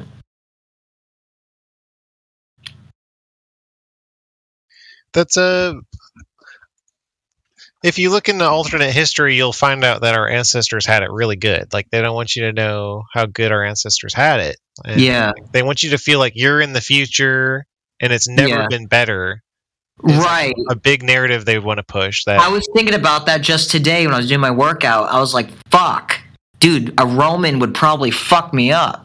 Like, a gladiator would destroy me. I was like, damn it. Like, they had it. They were, like, really strong. Like, they were jacked. They ate grapes, and they hung out with, like, beautiful women. And, like, they were wrestling for fun. like, what? Like, I mean, yes, it's probably savage as well. But, yeah, dude, like, they were stronger than us. They try to make, like, you know, the Mayans sound barbaric, that they're chopping heads on the altar, and they're just, like, super barbaric. But I think that narrative is false, and that maybe they had it really good and they were in abundance. Absolutely. Is what I'm suggesting. Absolutely, they were. I'm honestly, one of my favorite, if I do play a video game, it's going to be Harvest Moon. And Harvest Moon, you take over your grandfather's farm. Your grandfather, unfortunately, passes away, and then the farm is kind of a mess. And then you take it over. But when you clean it up and you plant vegetables, you get cows and you get milk and you get chickens and eggs, then like you have like this flourishing, beautiful scenery. And I'm just like, wait, this is how life really should be. Everyone should be self-sufficient. And then everyone would be happy. Happy as all can be. And then like at the end of a long day, we just all get together, have a drink, maybe a smoke. Or maybe nothing at all, and just look at the stars and talk. And so that's how life really should be. It's not how long we live, how we. And it's just like, yeah, dude, you're definitely right on that. Back then was definitely better. We're fixing things that are not broken. Actually, we're making it worse. Yeah, like I said, like we're talking about cars. Like, dude, I'm never giving up. I don't want a modern car. Modern cars suck. And you can see in the older the structure, like the larger the stones they're using, and how they've, like, these giant megalithic stone structures were built to last, you know, generations. Like, they weren't like a house now that you need to fix the roof every, you know, couple 10 years or 5 or so many years. No, like, these are big stone structures that are going to be around all the way till the day. Like there's just this efficiency that we need to return to. We have to. Absolutely. Dude, if you dropped off most Americans or most people in the middle of the woods, I think they would panic. They would literally freak the fuck out. They would be like, what's happening? They wouldn't know what to do. They literally would freak the fuck. I think they would go insane. I think they would die. They'd probably die. There's also like growing seeds. Like, if you're like you're using like magnets, like if it's like somehow like polarized with a magnet, it grows better or something. Like, if you've heard of this, like using magnets to grow seeds more efficiently. Yeah. I don't know. There's all this stuff that we've lost touch with, that we can have abundance of food by getting in touch with these old methods of growing and agriculture. Yep. As we should. How beautiful would it be to not have some fucking pesticide, like shitty garbage mutated fucking cucumber? Like, it's just like you grow your own tomato, grow your own food, and Like you have your own milk and everything's and you know where the source is coming from. Yeah, dude, that'd be wonderful. And it's like, and it's like nobody would really have too many days. And if you did, your neighbor would be like, "Hey, I have a bunch of strawberries. Do you need some? I would love some. You have like honey and honey on toast and stuff. Like, it's just, yeah, it's just, the government really wants us to not be self-sufficient. Now, nobody can debate that. That's literally in our face, reality as it is. Like, nobody would know what the fuck to do if they were like in the middle of nowhere. Like, it's awful. It's scary, dude. Like, I've had panic attacks if I were to break down in the middle of the road sometimes. Like, I'd be freaking out. I'd be freaking out, dude. I don't know. I want to be confident. I don't want to feel like at the mercy of anybody. I don't want anyone. No one should be at the mercy of anyone. I don't really think that's the only time you really should be is when you're a baby. You don't have a choice. But at some point, you got to be like self-sufficient, like like lions, like the cub. Like the cub is cared for a minute, but then eventually it takes care of itself for all of its life. Humans aren't really like that. That they need mom and dad until like they're dead, and they need government assistance. We're the lion that's been put in the zoo and that like they can't hunt. They're just like in a cage. Yeah. In that cage is the Antarctic Treaty. Wow. Yeah, that's exactly a great analogy. We are lions. Like we're strong, but then we're taken away from a natural environment and put into some sort of system that fucks us. Confinement. We're confined. Yeah, it's a cage. It's a sometimes it's a fancy cage, but it's a cage nonetheless. And then before you know it, you lose yourself. You lose your confidence and happiness. You don't know what the fuck to do, and it's sad. It really is. Like there's so many people that are great artists, and then their dreams are crushed, or they're great at anything, and it's just yeah. How true. The lion is brought into the zoo. We are definitely in a zoo. This is a zoo. It really is. It's a zoo. This lion is put in a cage filled with all these injections, and then it's forced to eat. That's exactly. Isn't that the fucking truth? Jeez. It can no longer hunt and be itself. It has to like be taken care of, and it doesn't want to be taken care of. It wants to be free. Yeah, like the flat Earth model is beautiful for talking about the time of day. And so why the fuck didn't we get taught how to tell what time it is without a clock? You know, like why do we have to be dependent on a fucking clock? Like how badass would it be to be hanging out with some friends and you just look and everyone's like, I don't know what time it is. And you're just like, hold the phone. And you look at the sky and you're like, it's 5:40. And it's like, what? Well, I think a better example of like not knowing what time it is, I think a better example is how we're given a faulty calendar. Like our whole calendar, like we don't know what time of year it is. We don't know what year it is and what time of year it is. Because our calendar's all messed up and distorted. Exactly. And you know what? You know the danger of is that you may not even know if you're being manipulated with time. Like, you know, we don't own the time system. We don't run it. Like, we just don't. We don't run it. Like, fuck, for all I know, it's the phone companies run that shit. Like who runs the time? I don't know. Like, clearly somebody does. And it's just like, I don't know. We just go with it. It's like people just think daylight saving time is normal or whatever is normal. I don't know. But like, leap year. What's a leap year, dog? Yeah, what in the actual bag of fuck is a leap year? like, and you know what's insane is nobody questions it. They're like, oh, that's just how it is. You just leap all of these days, or you just go back a couple hours. Like, why? It's so inconvenient. You know how fucking annoying it is to go to your stove and change the time? Like, why don't we just have the time set forever? Why is it changing? Who's changing? Who says who? Says who? Like, this, it's weird. And maybe I'm retarded. I don't know what I'm saying exactly. But I'm just saying, like, it's just odd that we're manipulating time. Like, and so maybe perhaps there's a reason for it. I don't know, but I just feel like it's opening doors for more confusing and manipulating tactics. It's like the same thing when the year 2000 hit, and they're freaking everyone out that like everything was going to collapse and shit. It's like people believed in that. They were freaking out. They're selling all their stuff. They're like selling all their shit. They're like moving into like they're going to the desert. Like people are genuinely freaking out. Well, to be Like, fair, it kind of did go to shit like shortly after 2000. So yeah. Well, I think that was by design, not by chance. And so, I mean, everything's by design, really.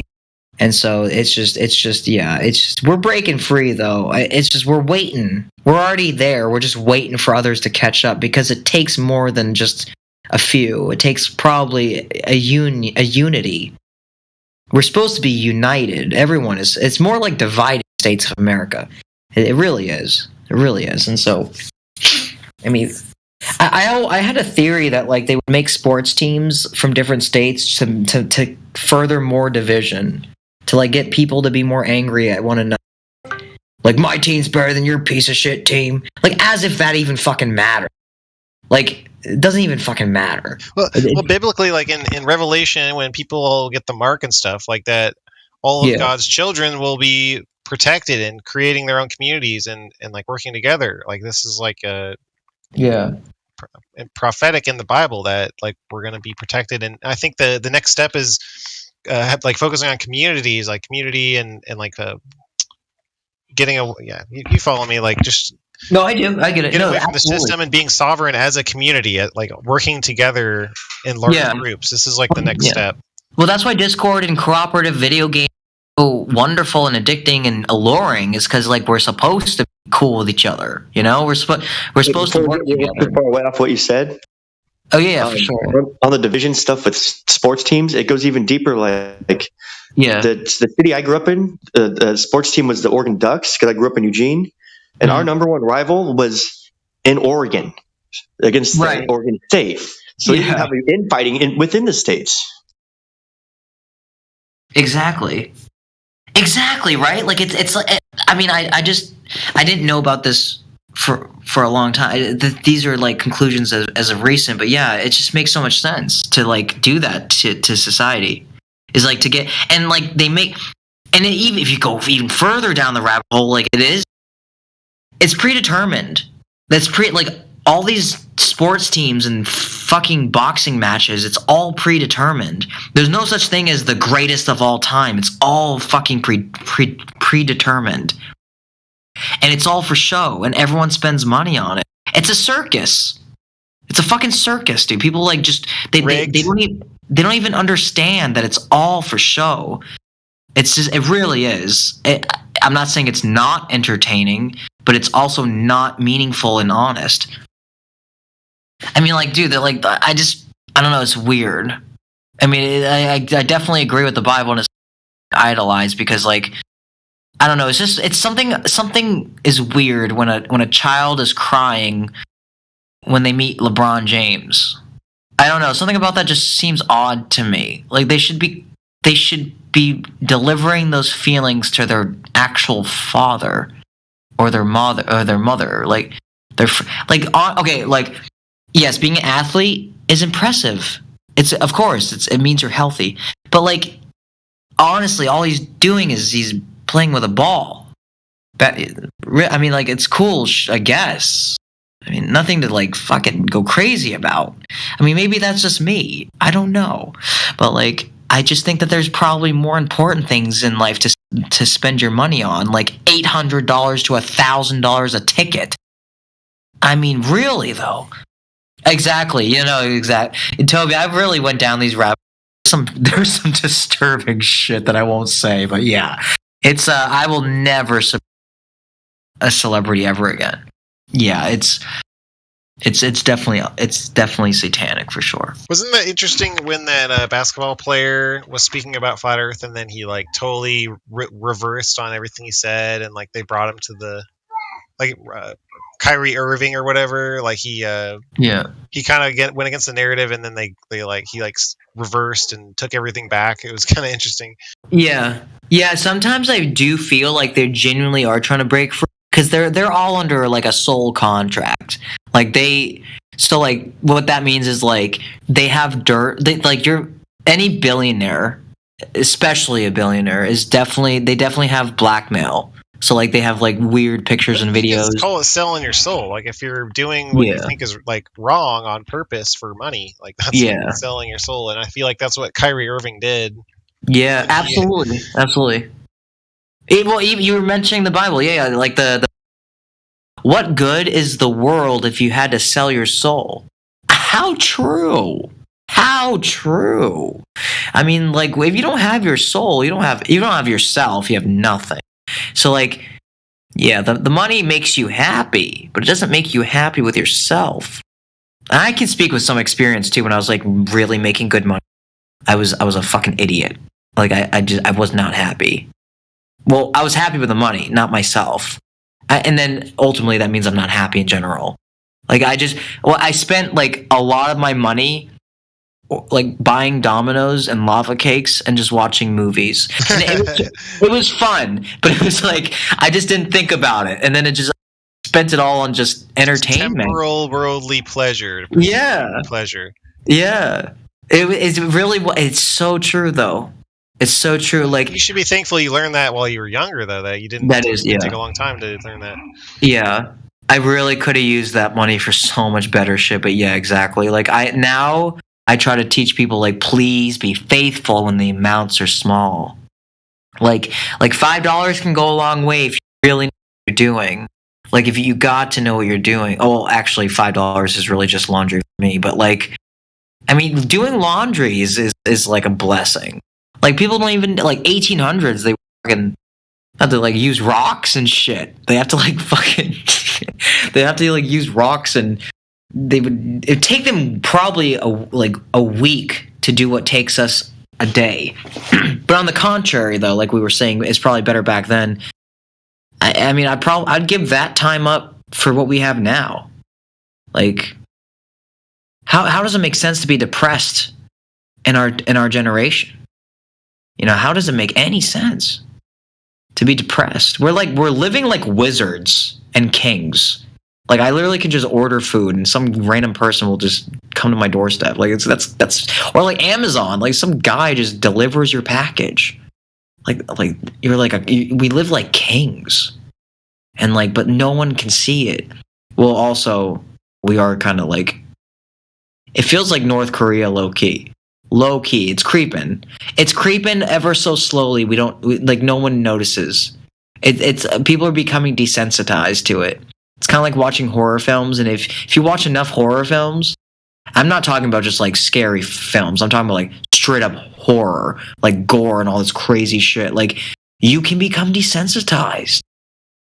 Like, oh, that person just blew up. Oh, whatever. Like that's what happens. That's what's in our society. It's normal for a lot of things that are disturbing now. There's some things that we would never speak of 10 years ago that are normal nowadays. I mean, it's just it's the Joker in real life. Like, there's no Batman. There's just we have to be the hero in our own story. There's just no heroes in the story.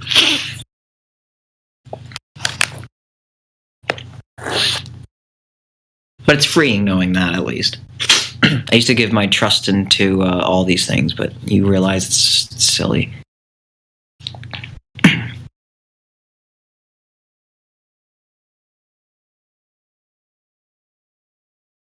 Lo-Fi, have you heard of semen retention?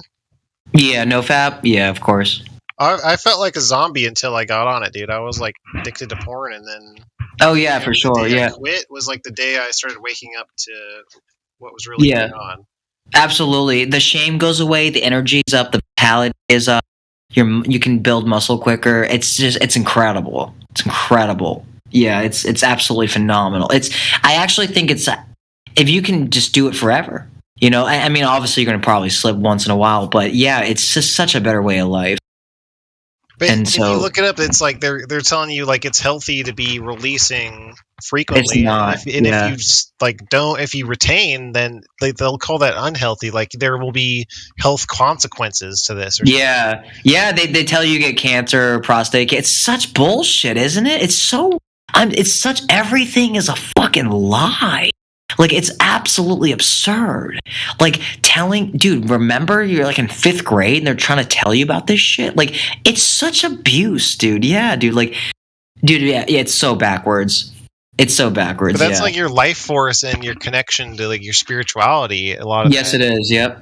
Yeah, you recycle it, and it keeps recycling over and over. And like, eventually, you could have a wet dream, but like that's way down the line. And even then, there is Buddhists that have discovered that you can control that with lucid dreaming. And that's another thing. People don't really remember their dreams as well, vivid, because they're busting nuts too much. Yep. Amen. They're just fapping too much, dude. There's too much fapping, bro. Like, I understand. I get it. But, like, at the same time, like, it's not, like we were saying, it's not the pleasure they want. It's the peace. It's this lust, another deadly sin. We need to. It's true. It sucks. Yeah. It sucks. It sucks so much, dude. Like, it's possible to get to a point where you're just hanging out with a girl. And it should be. And it's like, I remember I was on a different Discord server, and they were telling me, like, oh, you a faggot? You do even get girls? Well, I think I held hands with a girl one time, and like everyone was laughing because it like kind of shut them down. Like they validate themselves by how much they sleep around. I heard the hottest chick said this one time. She said this. She's like, anyone who's truly confident will not sleep around, and that stuck with me. I was like, whoa, huh?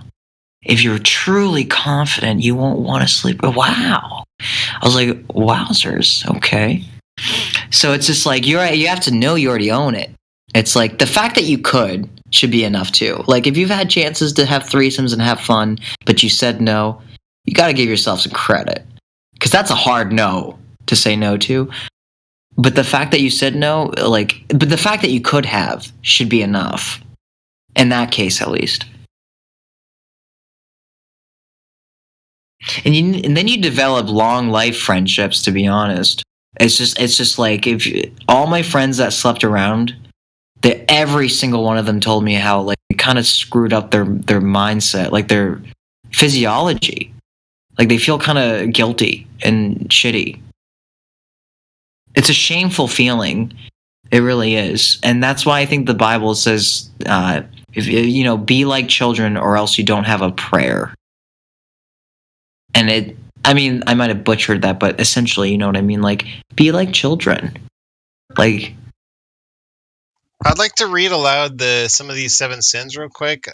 So we have pride, greed, lust, envy, gluttony, wrath or anger, and sloth. Thank you, babe. Sloth is the 7th one. Yep.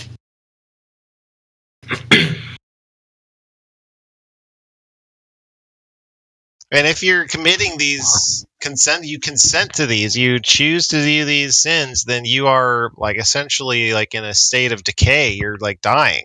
Yes. And you're doing it to yourself too. You're like killing yeah. I've never felt good doing any of those things ever.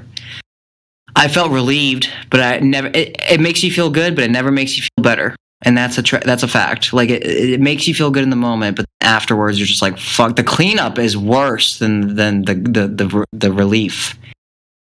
I always picture this, like, say you're like in a nice apartment and it's clean, but like you really want to have fun, and then you do something, and then then the whole apartment is a fucking mess, and now you have to clean up.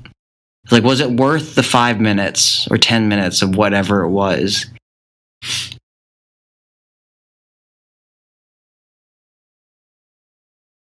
That's another thing. My mentor, he's like, happiness does not arrive from what you get. It arrives from what you become. Like, who are you?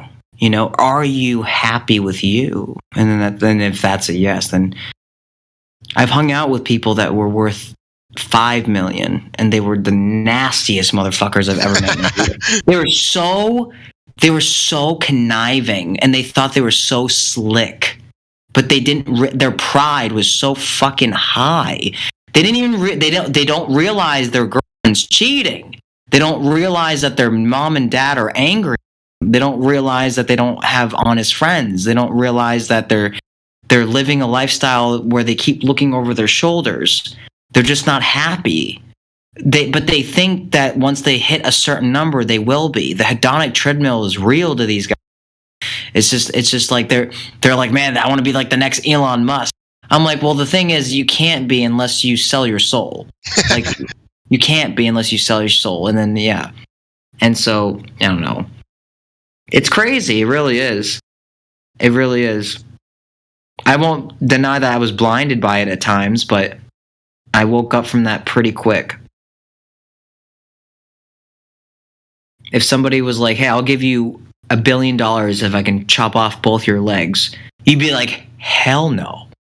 I might think about it. 10 billion? Yeah, that is a lot. Like, I will imagine say. all the people I could help and That is true. I could reach. It's true. Resources. Boy, maybe we'll back that truck up for a second there. Yeah, maybe there's something to pick up from that. Just give me like I'll be half cyborg for the rest of my life. Yeah, that'd be as long as I can keep my private part, I'll be okay. Yeah, that's wild. That's fucking crazy. Well, I wouldn't like Cyborg where they're putting technology in your brain and stuff. Like, hell no. Like, that's where you draw the line. Yeah, that's what Elon Musk wants to do with the fucking Neuralink and shit. No one, that's crazy shit. So I think that's like a demonic realm. Is technology is a demonic realm, and to start putting it in your body is like, I don't even know what to say. That's just like bad news. I'll just leave it at that. Yeah, I mean, yeah. Read the Bible, people, just a little bit. You don't have to be a Bible thumper. Just, a page a day. No, just one page. You'll be done before you know it, and then you'll be like, every time I've thrown scripture at somebody, it affects them. It's weird. It really affects them. And it reassures you. It reassures you just a little bit. Fine. I hope my apartment is clean. Okay. I think the worst thing about my apartment needs to be like the floor needs to be mopped. Okay, I just don't have a mop. It's not like horrendous. It's just I just don't want the cleanup fee to be so crazy because I'm looking forward to that deposit a lot.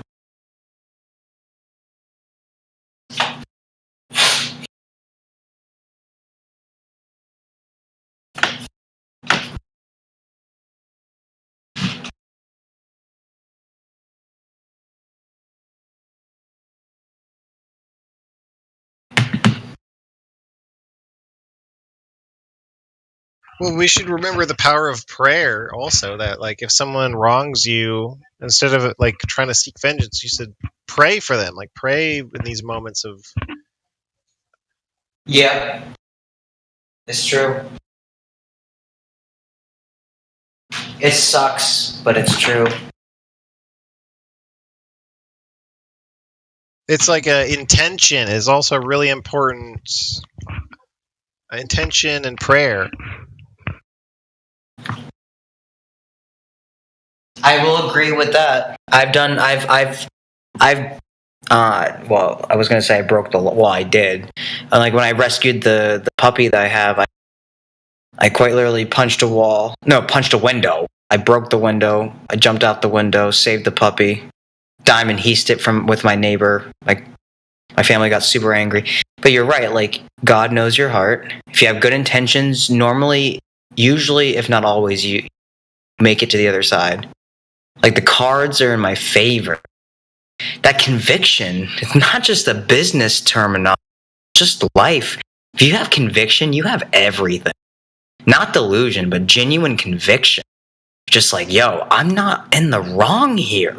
I'm not saying I'm fucking the smartest person.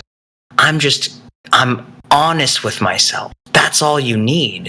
Just be honest with yourself, and then you can genuinely can live righteously. You don't need a mansion. You just need honesty.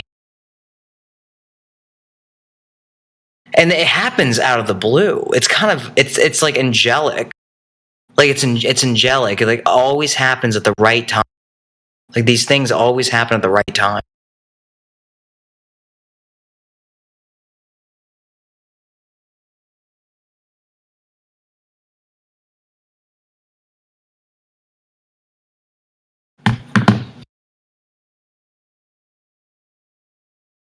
So, Lo-Fi, do you know about the geocentric model? You mean the flat Earth model? The geocentric model? You said? Geocentric is where the Earth is the center. It doesn't have to do with the shape of the Earth. Oh yeah, I did write some notes. Let me try to read what. Okay, so I wrote the bottom of everything. Geocentric, the center of everything. Stationary plane. We have mountains, valleys, elevation, and then I wrote about how like if we didn't have watches and clocks and stuff. Well, I don't know about bottom because like biblically we have like Sheol, which is like under the earth. So I think that would be. Oh right, yeah. So that's exactly. I don't know why. I guess I just wrote like it's that we physically can conceive in the moment, I suppose. I don't know why I wrote, but yeah,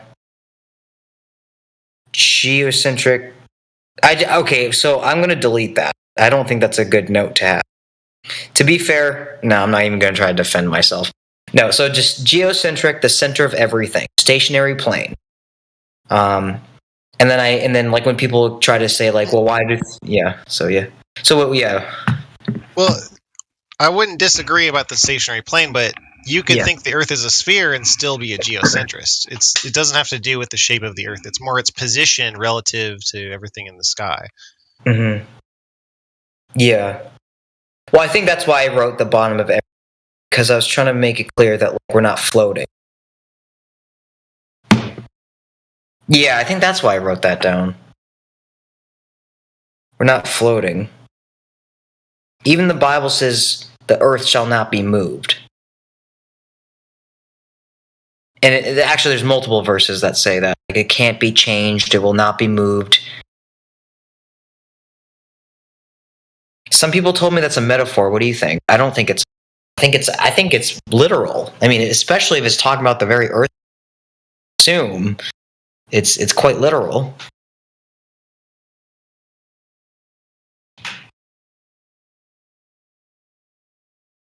As far as the Bible, I can't remember any verse that makes the earth sound like it's moving.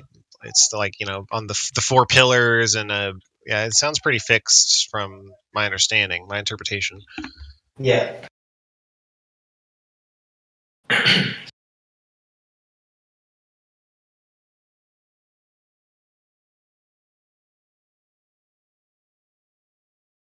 Something that's really interesting that I noticed is when I talk to people, and well, especially in person, and like they're clearly not like spiritual at all or anything like that.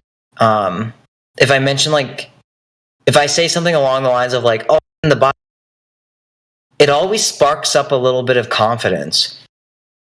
Like it really does. Like it's weird. It's like if you mention a verse or something, it always sparks up like a little bit of like, oh, okay. Like if you're talking about like marijuana or something, like there's a verse for that, and like if you bring it up, they're like, oh, okay. I know there's power in scripture. I do have to say I'm still a strong novice, but there's definitely power in it. Lo-Fi, like I don't think I have permission to share in the Discord chat, but I private messaged you the Ptolemaic model, the geocentric model, where it has like the 7 classic planets. There are 7 spheres of the planets. Oh, wowzers! I've never seen the that. Center, and then the 8th sphere is the firmament with the fixed stars, and then the 9th sphere, and then the 10th sphere is the prima mobile, which is like the prime material or the heavenly waters. So like these are the heavenly waters that are separated by the firmament from the earthly waters biblically. And this is like we all live in a yellow submarine, a big golden egg submerged underwater. Is my interpretation. I've had that feeling too, actually. Like we're surrounded by. It's like it's endless. It's almost like replace space with water. It's a heavenly water. I think it's different from the earthly water that it's.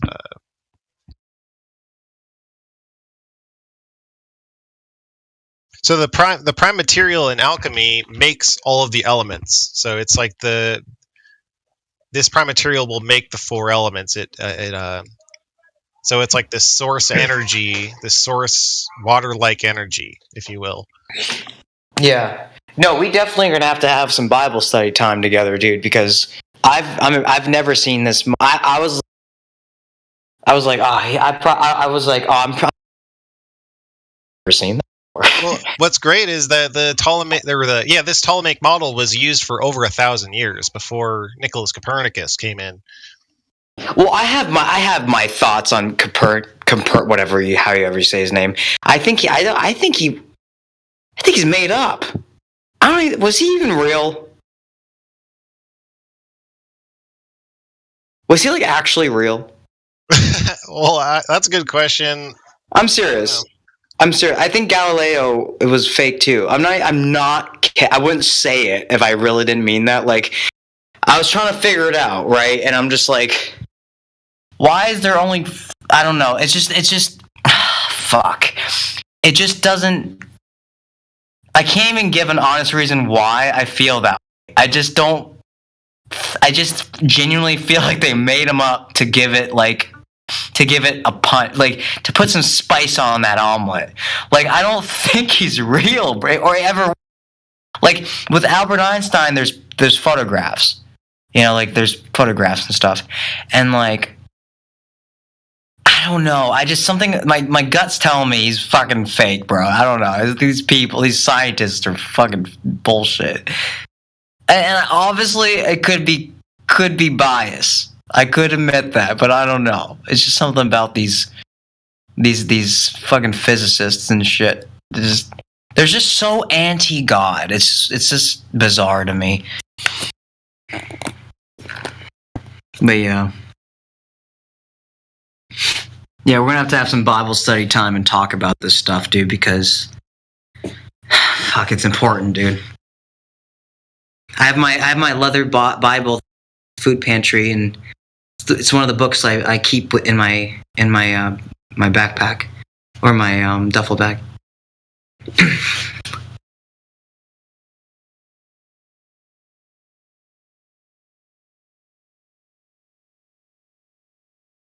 Lo-Fi, I'm looking forward to some Bible study with you. Likewise, and I know I have a dirty mouth. Tell me like chill out with that, but like they at the same time they kind of like it too, because it kind of helps deliver the message to people that want to be captivated by it, and so it's a lot. It's too much, dude. I don't know. It is late, so I might be kind of talking weird. I don't even know. Ow, fuck! I just hit my head. Okay.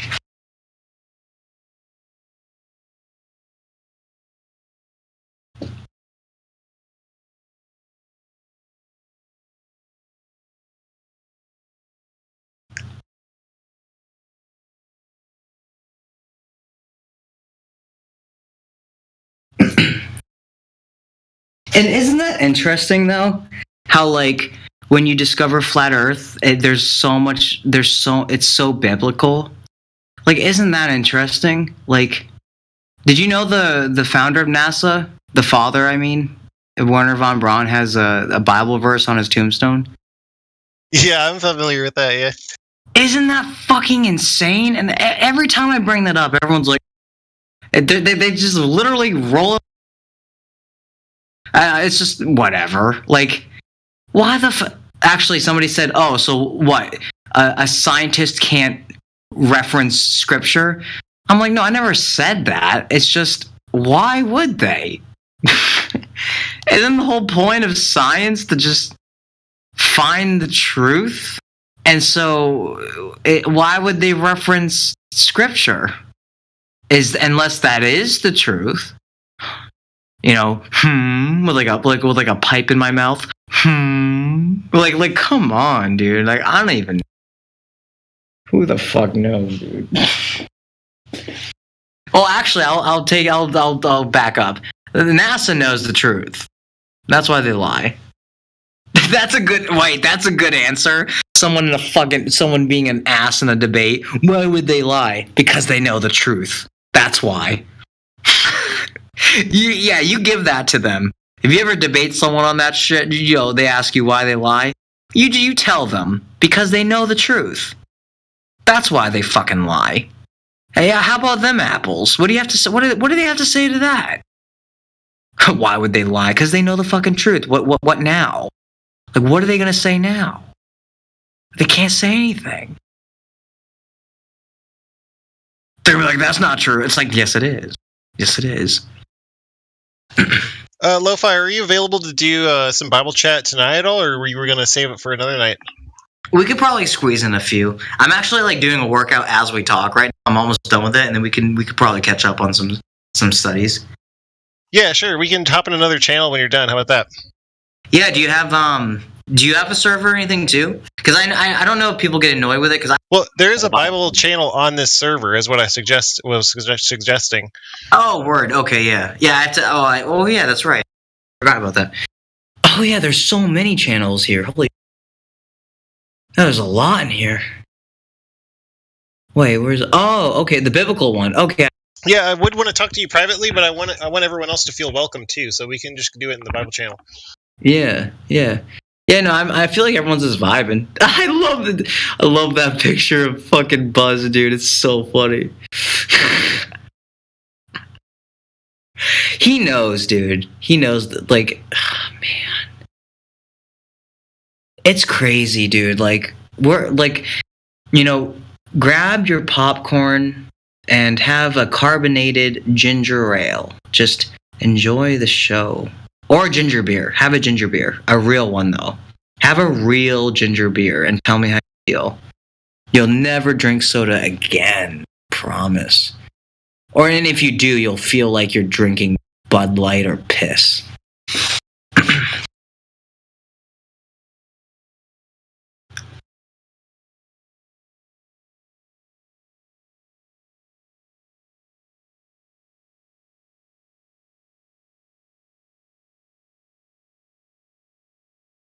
I'm so glad you referenced scripture, dude.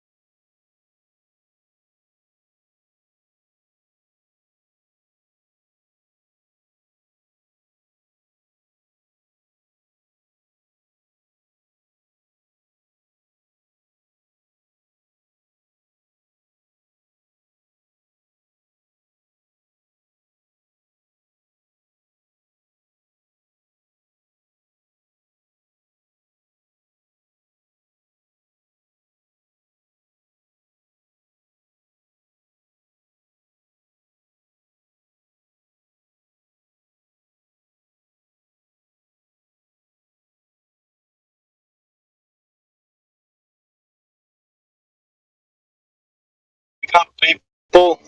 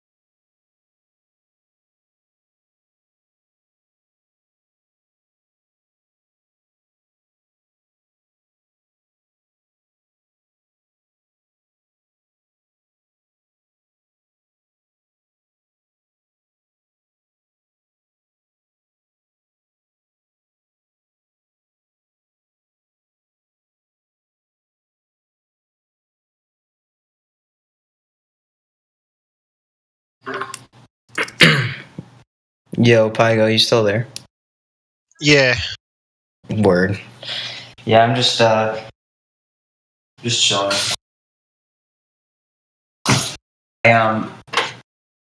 I kind of like should have clean my apartment sooner, but I guess it's.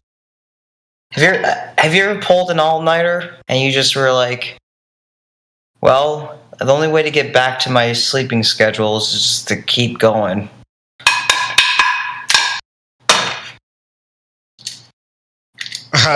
Can't relate. No, that's healthy. I think I need to reevaluate my schedule here.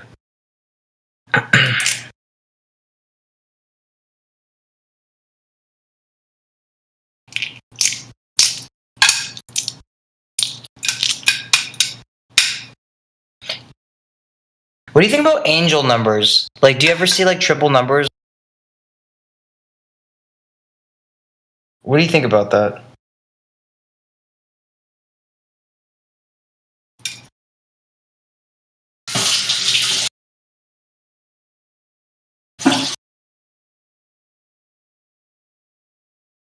Well, Nikola Tesla was saying like the secret to the universe is 369, and there are God used math to create this Earth and to create our reality. It was using a lot of math and stuff. Yeah, there's probably something to it. I think Nikola Tesla was one of the real ones. I think that's why Elon Musk is trying to like take his name. I really do. I really believe that. I think Nikola Tesla might have been one of the real ones. One of the few real ones. I have to study him a little bit more to kind of back up that claim, but so far I've never heard anything malicious about him. Well, check out his theory of the luminous ether, and check out his the Tesla Tower, are the two things I remember that from Tesla that are really important. The Tesla Tower, also called the Wardenclyffe Tower.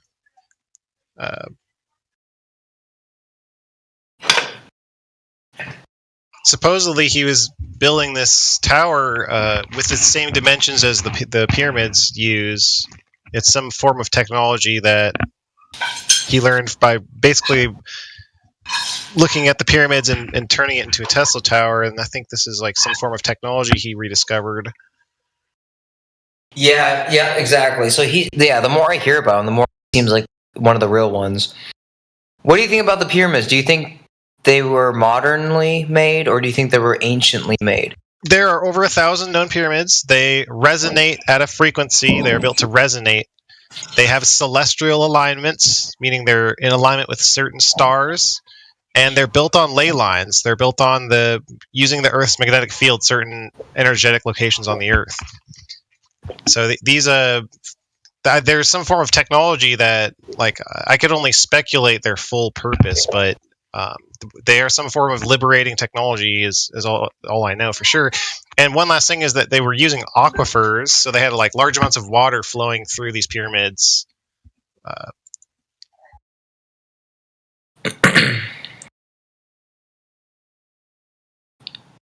It seems like we definitely have to have a Bible study at some point. I think we definitely have to bounce some ideas off, because I think you're onto something. Well, I have a lot to share about the Torah in the Hebrew language. I discovered, like, there's just a rabbit hole of information with the Hebrew Torah that I wanted to just like kind of get you into, like, a little bit is what I wanted to.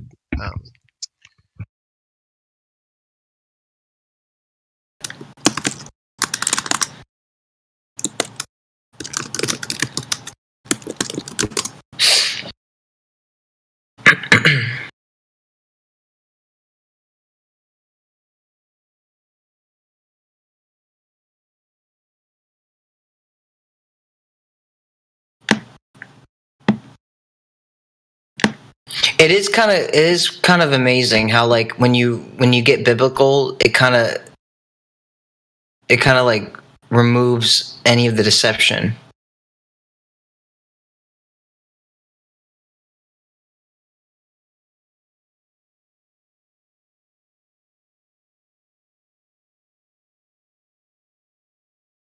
Yeah, I can't think of any other book that does that, like you're saying. Yeah. And to like truly follow it, you have to be honestly righteous and humble. Like you have to be humbled, and a lot of people just they follow the sins, the seven deadly sins instead.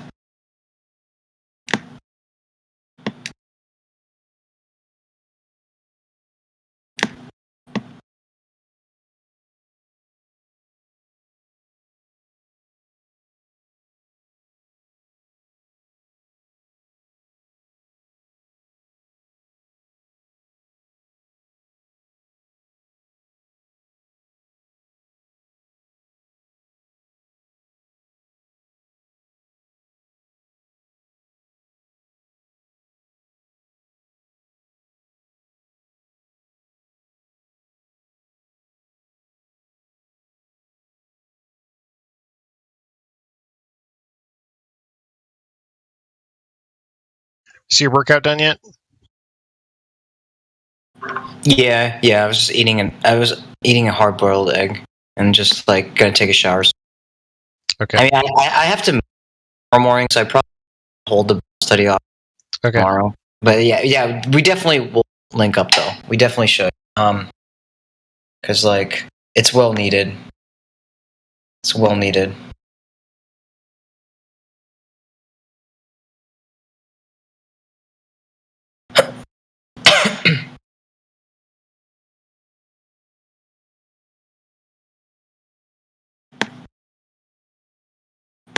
So like yeah, after so what do you think about the dome as like being the firmament?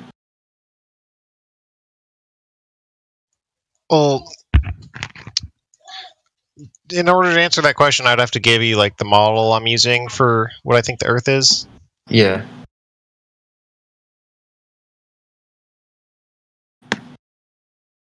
Which I don't think everyone here would agree with me.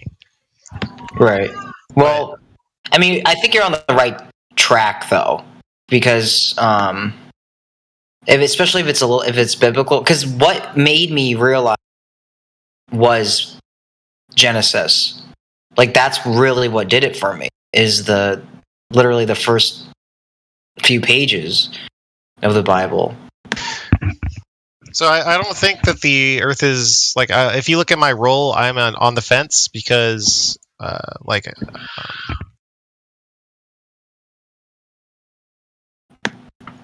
on the fence because I don't think the Earth is just flat. I think that doesn't explain the whole model. So I think the Earth is it's called a torus, like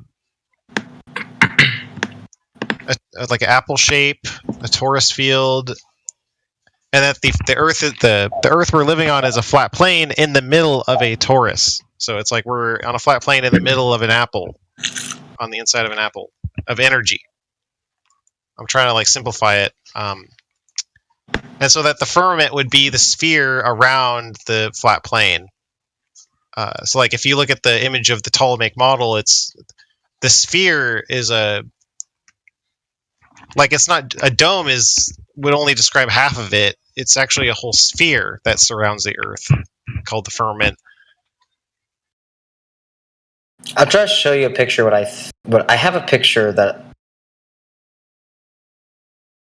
So this.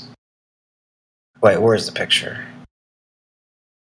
There's a picture that I have on my phone that I kind of freaked me out about the model. I'll send it to you. Probably one of the most fucking humblest pictures I've ever seen in my life.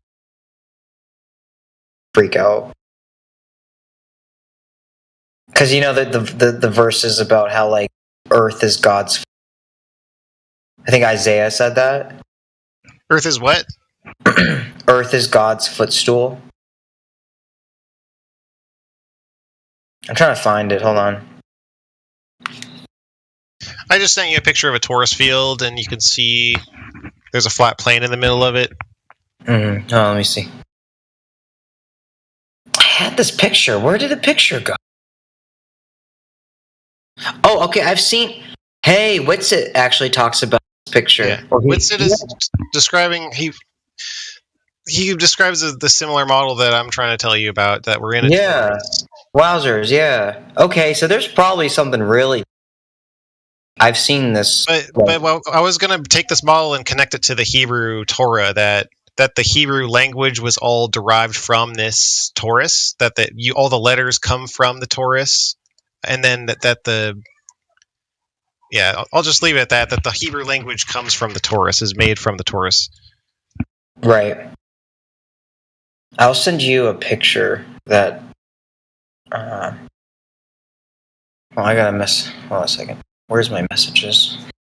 And this is what like a lot of Jewish communities they have like they keep this like they gatekeep this like they have like they keep the oral tradition like where they pass it down orally.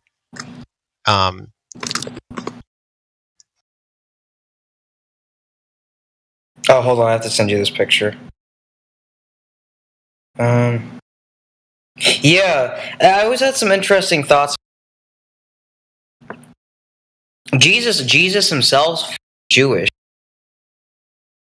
so it kind of makes me think about how like. Hold on a second. I need to send this to you before I forget. Yeah, you're gonna send me a model, right? Yeah. So you probably have already seen it, I'm sure.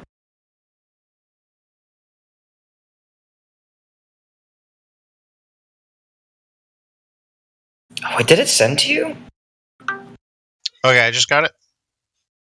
That picture, okay, I'm not kidding. I'm so glad to be sharing this with. That picture is what made me like. So I smoked a lot of marijuana and up, and that picture freaked me the fuck out, and I was like freaking out. That picture really did something to me.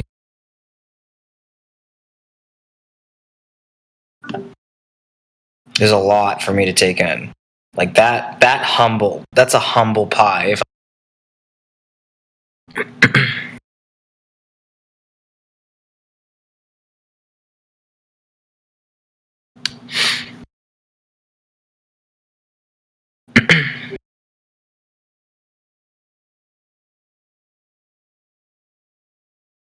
Jeez, you really went down you really wow.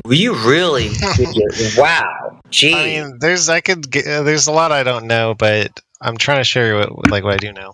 Well, you're on I would assume you're on the right. This is because like I thought I know I'm on a weird. Yeah, this is good stuff. This actually is wild because it's like this is what they don't want you to think about.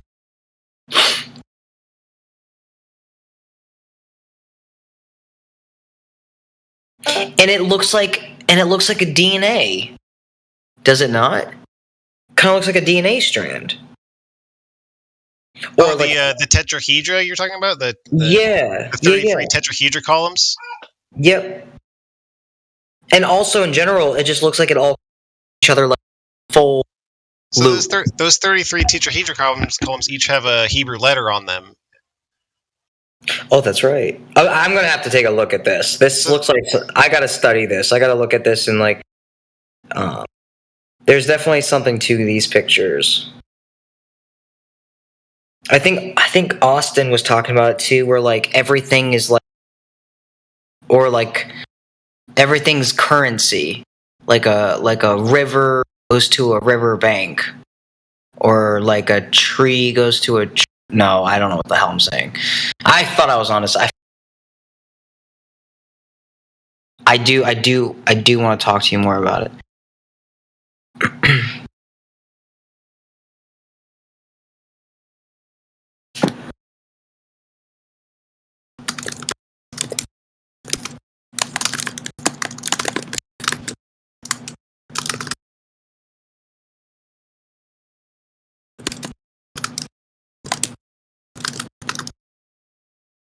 I haven't heard Whitsit go down this path yet, and I've thought about reaching out to him about some of this. Yeah, you definitely should. But he's actually, like so busy that I feel like guilty messaging him. Yeah, I messaged him. I only messaged him once. I could help him make a podcast because I didn't realize. I just assumed that you wouldn't be able to talk about Spotify. But I guess you can because everybody was showing me that tons of. That you 'Cause can't I talk got- about what? Like you cut out. Oh, I assumed that you weren't allowed to talk about Earth on Spotify. But I guess you can. You can't talk about like political shit. So I just assumed that would fall into that category. But thankfully it doesn't. They get batshit crazy if you talk about politics, though. Like they just, for some reason, they just can't talk about it.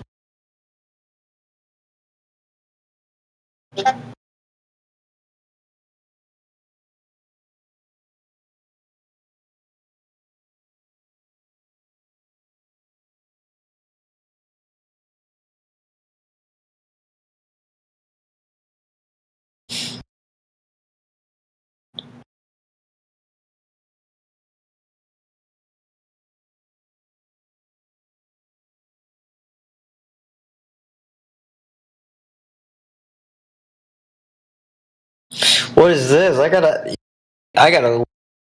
So that's an introductory playlist. It's a 4-part introductory playlist to the Maru Foundation.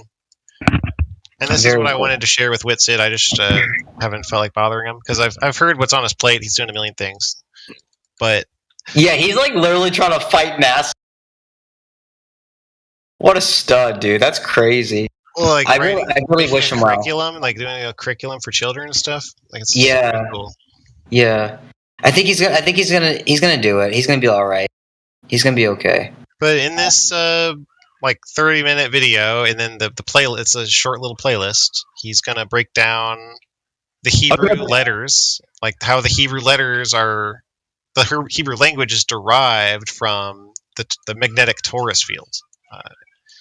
I've heard the word Taurus before regarding this, and only a few times. I'm just penning some of these pictures so I don't lose them. These are great.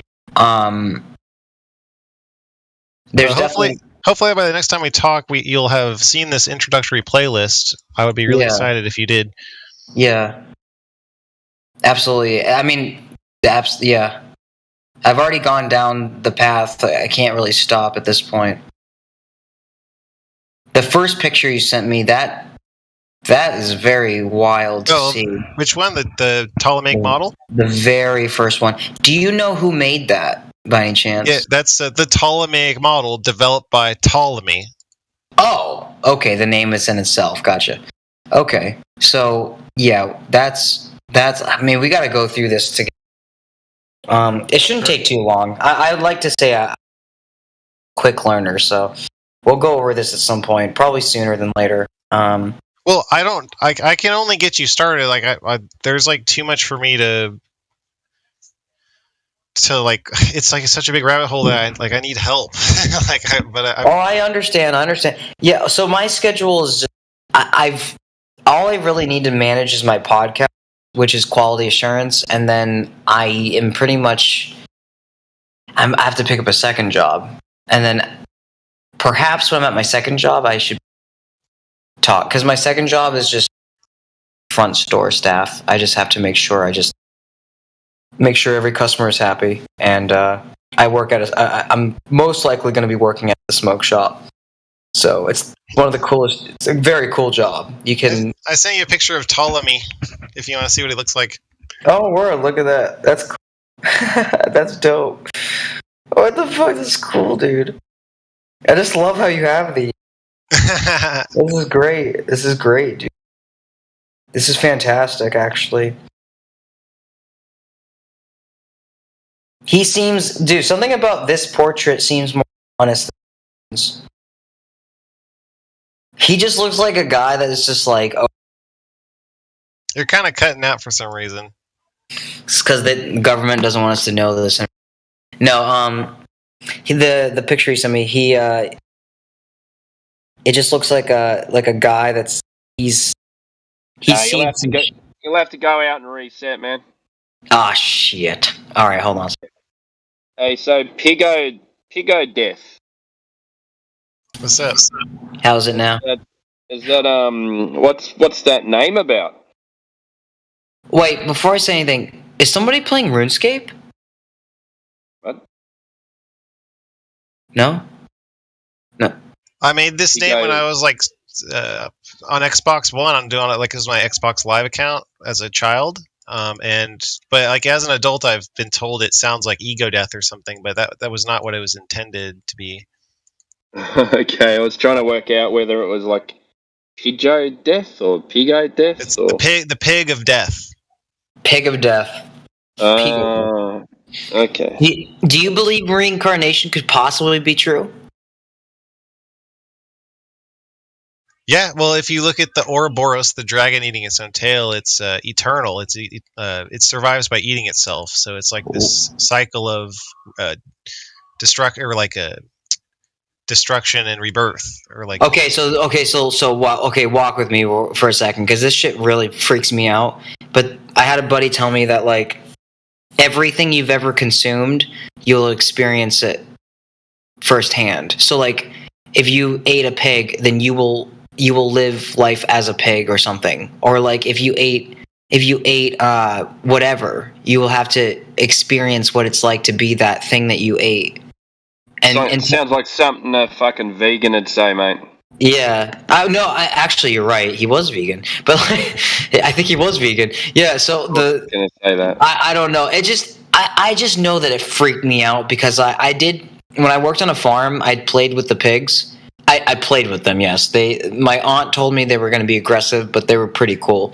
But I just had a weird energy vibe from the pigs that like their pigs are hairy for one. They're not smooth like the cartoons show you. Like they're hairy.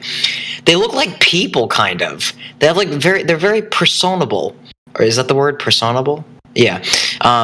Personable? Yeah, I don't even know. You know what I mean? So yeah, like they just look like they have facial expressions and shit, and like I don't know. Have you eaten pig? I have, and that's why I'm thinking like, am I gonna come back as a fucking pig, bro? Like I don't want to. I hope that's not true, and I'm not going to go into too much detail. But I once had a Filipino girlfriend. Yeah. And I don't want to come back as her. Systems coming back as a Filipino girl. Yeah. You can put two and two together there. Yeah, that's wild. Don't eat me, bro. I'm an Asian homie. But yeah, I don't know. I guess it's not.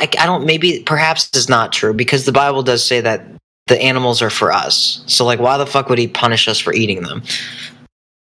Yeah, and so what do? You come back as a pig, a cow, a chicken, a pheasant, Filipino woman. Yeah, like the karma has to be balanced. So like you just keep coming back until you fulfilled every karmic action that you took on Earth or something. Like essentially like every energy will be balanced or something. Sounds like another scare tactic from the church again. Yeah, it kind of worked on me. I mean, it made me aware. So like now when I eat food, I thank the food in my head. Like I don't say it out loud. I want to ask you a question though. So when you heard about it and freaked out, did you stop eating meat?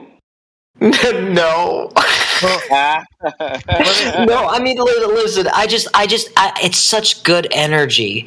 Like, there's just nothing like having steak with mashed potatoes. It's just, there's nothing like, and I won't do it all the time, but like, if you have a rough week, start it with a steak in the morning with eggs. It just helps. It really does, and I don't know. I think we're meant to have it, right? Like, I don't know if that's me. Do you still talk to this friend? Do you still talk to this friend? I don't know. I was hoping you could ask them, like, so like I put manure in my veggie patch, right? Right. Sometimes when you're eating like a carrot, for example, you might not be able to clean all the shit off it, so you're eating shit. Right. I wonder if you come back as you're gonna come back as it. Oh wow! No, that's a good question. Yeah. So if we ate mushrooms, do we come back as a mushroom or something too? Yeah, I don't know. It's weird. I think I definitely don't hang out with him because he's a little not over the top, but he's a little demonic. Like he like practices like witchcraft and shit, and I think he's tried to cast spells on me or something. Like he was a little out there. But like spells only work if you believe in him, mate. Yeah. Well, that's another thing too. But like, I just had to distance myself from him. I feel bad because I think deep down he probably wants to like have a good life, but I don't know. He's too much, dude. Like people who are into witchcraft aren't bad people, you know. They're like if they're into Wicca and stuff like that, it's just it's a earth religion, yeah. Yeah, It's a religion of nature. So most of these people are not bad people. Right? No, I don't mean it like that either. I just he explained to me the way you do black magic is like you black magic. Okay. Yeah, if you perform black magic on somebody, then you have to experience the reaction of that tenfold to yourself. And I'm just like, wowzers, why the fuck would he even know shit like this? Like, why is he saying shit like that? So he's like, I can. What's up? You can get this. Yeah, you can buy books from the library, mate, to tell you all that crap. Yeah, I'd prefer to not do it. Most of the time, these people, they try and seem mysterious. Yeah, like they don't know. I don't know whether they actually believe this shit. I think they just That's what I think too. Exactly. You know, they just want to be different. So yeah, you know, a lot of them are just full of shit. Yeah, like I'm not like on an empathetic level. I'm not there yet where I can just say no to a burger. I just can't. I just can't do it. But like I genuinely give admiration to people that have that discipline, because it's like if you put a double cheeseburger on my plate, I'm not gonna say no. Make sure you put some bacon on that too. Right, exactly. Double bacon cheeseburger with ketchup, mayo, like lettuce, all the goodness, onion, all of it. Like, I just can't say no. Now, this is my theory though with that too, is like, did McDonald's try to get us when we were children? Like I don't know. Like, is there something to veganism that we can't see because we're too in love with our diet, or is it just bonkers? Because like, I don't believe we should eat bugs. Now that's something that's fucked up. That's what Klaus Schwab wants us to do. But like, isn't that the same thing? Why are they classifying bugs as different from animals? Like, what's the difference? I guess.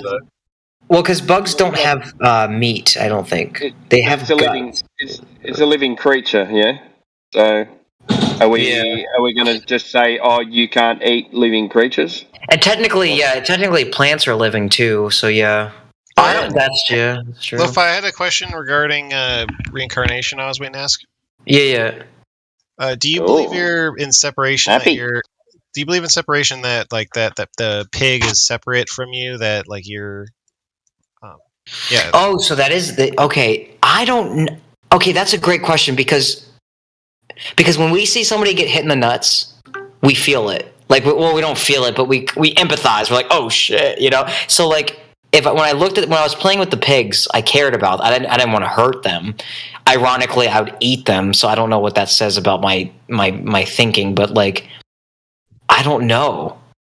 Like, I think a part of me does feel like we're somewhat connected, but not fully. Like everything, like I just everything around me, I'm connected with it somehow. Like I don't want to impose on it, but then again, you kind of have to eat it. I don't know how I feel about that. I'm not sure. I never really thought about that. Do you think if pigs had, like, were conscious enough to talk and stuff, do you think they'd be flat earthers? I don't know, because I think being a flat earther is good karma, because you're seeking the truth. So I think it's bad karma to be a pig. It's gluttonous. So like, I don't know. I think if their mud was if the mud was wet enough, then they'd know that the Earth was flat systems. Yeah, Ball, mud. Well, just by common sense, they would feel that. Yeah, they probably know it's flat. Like, if they didn't think it was flat, they would be freaking the fuck out. Like, oh my gosh, where's the stationary planes and stuff? Like, oh, word. Well, no, I mean, honestly, it could be a good question though, because like, I think, because like, if life is a flat earthers, man. All animals are flat earth. I would say so. Yeah, all animals are flat earthers. Yeah, I would say so. They probably operate with that mindset. Yeah, for sure. I don't think they would. Although, I don't think they would. about this. Think about animals as seeing 360 degrees. Now, they say that we see in a personal atmospheric dome, yeah? So think about it. You see 100 miles this way, 100 miles that way, 100 miles that way, so it starts looking like it's curved. Imagine these ones that live, that have 360 degree vision. Maybe they live in a full atmospheric sphere. What do you reckon? Shit, yeah, I never thought of it. Are there actual animals that have 360? Well, yeah, owls and birds. Well, not all birds, but like owls do. Owls do, yeah. Pretty sure flies and things like that. Oh yeah, even bugs do. Yeah, I mean, yeah. So like they definitely. Oh, sorry. Anything with anything with the eyes on the side of their head. Yeah, exactly. Horse, for example. Yeah. Yeah, horses. Yeah. Horses are definitely flat earthers. Well, they operate as so because they don't, as you notice, they don't like worry about like if there's a curve or if they're gonna fall. Like they seem to have great balance and equilibrium.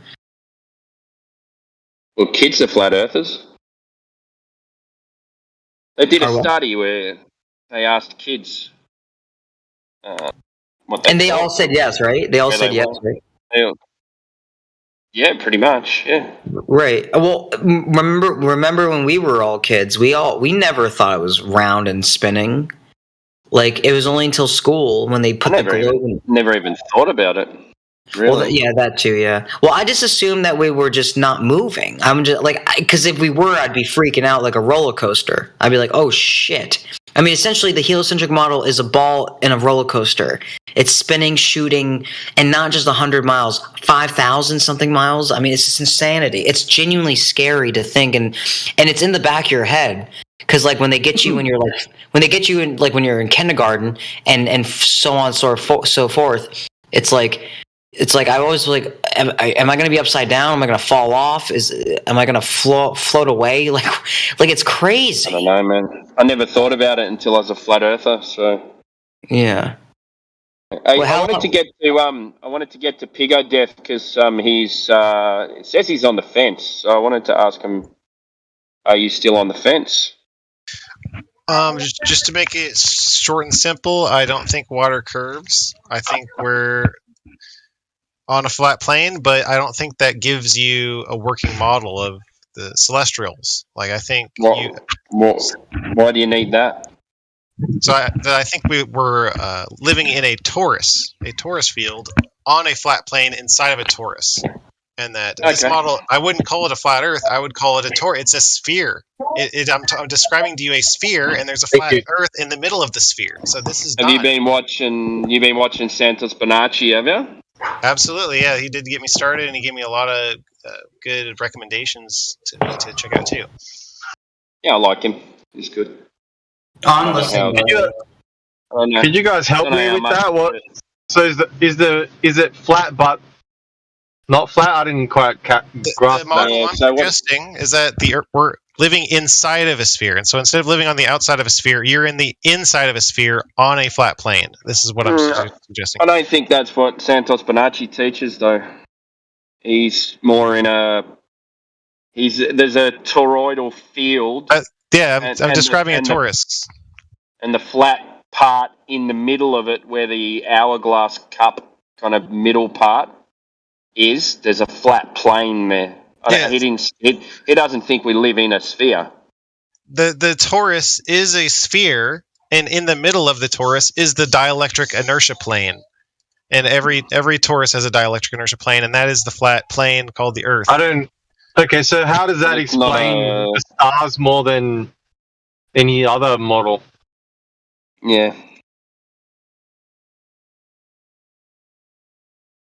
Like, why did that make more sense than just being like there's a dome up there and that's it? Why did that make more sense to you? In that version, they'd be coming out of the center and spreading out to the south. This is just the model they used prior to Nicholas Copernicus, but this guy named Ptolemy developed the Ptolemaic astrological model, And he was a geocentrist, yeah? Correct. Yeah, I'm describing the geocentric model. The geocentric model is a toroid field? Yeah, I'm describing a toroidal geocentric system is what I'm describing, and I think this is the true model of the Earth. Have we got any experiments or any evidence of it? Yeah, big claims, require a lot of evidence. I agree. I don't know if I could summarize like all of my evidence really fast. It would take I would have to. That's something I need to work on is like being able to present it in a convincing manner. Sorry, I should have muted myself before I started driving. You're in Sorry traffic. I am as well, man. Do you know what he's talking about? Systems? I've got zero idea. That's why I was sort of querying it a bit. Do you have a picture that you can post for us? I don't have permission to share in the chat, but You can send it to me if you want, and I'll post it. Just look for Timbo. There's a picture of a kangaroo. Okay, Timbo, I'm going to send you maybe one or two images. Yeah, no worries. And then we'll have a look at those pictures and have a chat about it. Yeah, that'd be nice. He's the first person I heard that from. I don't know, I don't know too much about it. So I sent you a picture of the toroid, the magnetic toroid. Pigo death. Here we go. Oh, but this model is still in space, yeah? And then I just sent you the Ptolemaic model as a second image. So in Ptolemy's model, he has like heavenly waters called the prime material. Let me just grab the other That's how I imagined what you were saying, basically. Yeah. So we're right smack bang in the middle. Correct. The flat plane in the center of a sphere. So it's both spherical and flat. No, but what we actually physically touch, it, feel, see, that's all flat, and then the rest of it sort of explains the other stuff going on, like stars and whatnot. Is that the basic gist of it? Earth's flat, right? Is that still the case in this model? Santos Bonacci will tell you that you can only have physicality on the plane, and that if you get away from the plane, it will be more energetic and less physical. Okay, all right. Can you go into it a bit more? So we're on this plane. Where does it just end, or what happens? Are we on an infinite plane, like the Hindus would say, or is the plane not infinite? Does it have edge? Does it end? I don't know. I don't know, but there's the Antarctic Treaty doesn't allow us to travel, so I could only speculate or give you a biblical answer. It could be like Pac-Man, where you go to one side, you just end up back on the other side. I don't like Pac-Man Earth. I'm not saying it. I'm just saying there's more than one option. Each to their own. And just to add a little bit, this apple shape, you can see it's like an apple shape, and that has two counter-rotating vortices. So these two vortexes on the top and bottom are counter-rotating. One's right turning, one's left turning, and one is red and one is blue. Yeah. Sorry, go for it. Sorry, I'm cutting you off. Just to finish my thought, that these counter-rotating vortices, one is radiating and one is contracting. They're opposites. So one is radiating from the center, and the other one is gravitating towards the center. So it's like this infinite loop, like the Ouroboros, dragon eating its own tail. Yeah.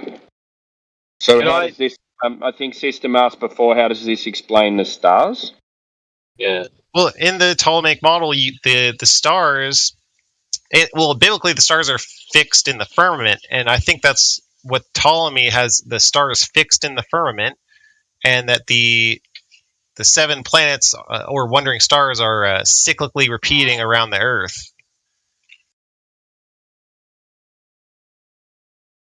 Do you think that? But the planets don't just go around in a circle, though. They make a pattern.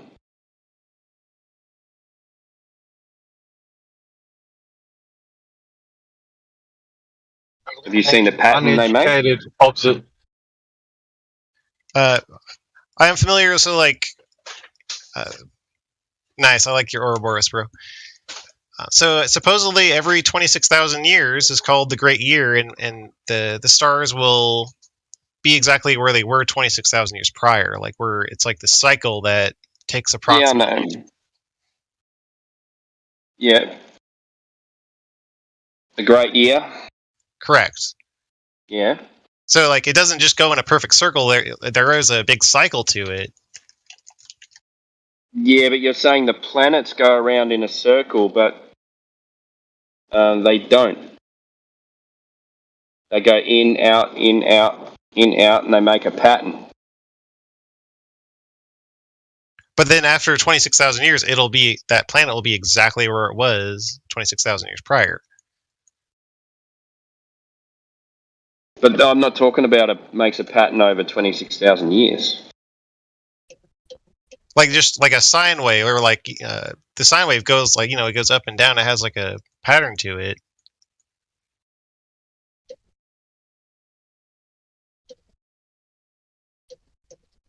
And if you listen to Whitsitt, the whole torus is breathing in and out. Like it's like the. Oh, that's pretty cool. I know how torus works. Yeah. So the only solid part is in the middle. Is that what you're saying? According to Santos Bonacci, that we would only have physicality in the center. Yes. And there's still a firmament. The firmament separates the heavenly waters from the earthly waters. And that firmament's a dome shape, is above. It's a sphere. According to the Ptolemy, it's a sphere. Yeah, it's a sphere. But the plane's flat, so we're in the middle of this sphere dome, so we only see half of it, or like we don't know what's below. And then the external to that is this type, this, how do you pronounce it? Toroidal field. Is that what toroidal? Correct?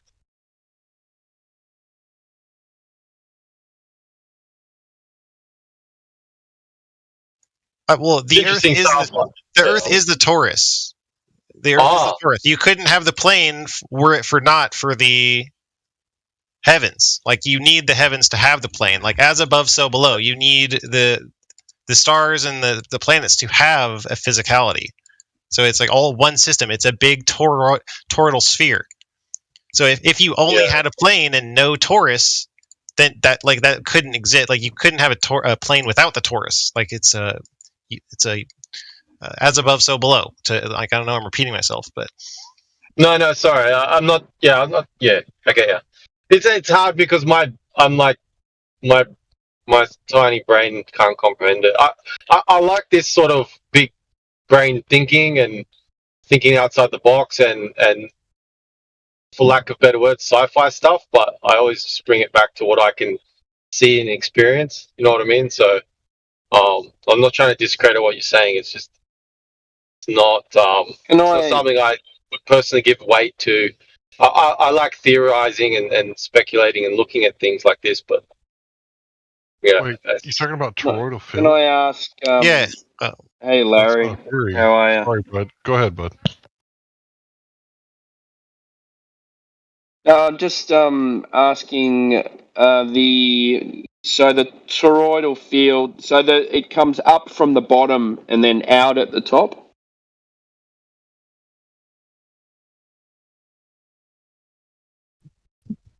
So the toroidal fields are fluctuating, right? It's in motion. It's not at rest. So when you look at, magnetic fields, toroidal fields, like it's flowing, right?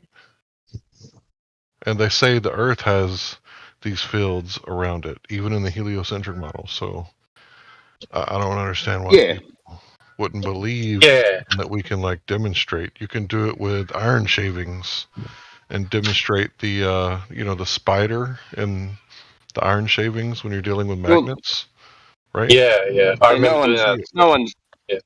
No one's doubting the toroidal field. It's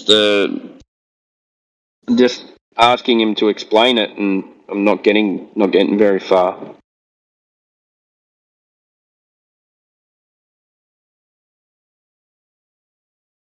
It's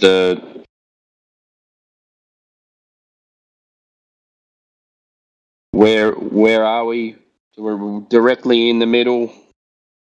We're on the top. We're on the inside of a sphere, on a plane, surrounded by a magnetic field. And this magnetic field is measurable. It makes up all the ley lines. That all the pyramids and the temples are all built on these ley lines. Yeah, I know the ley lines.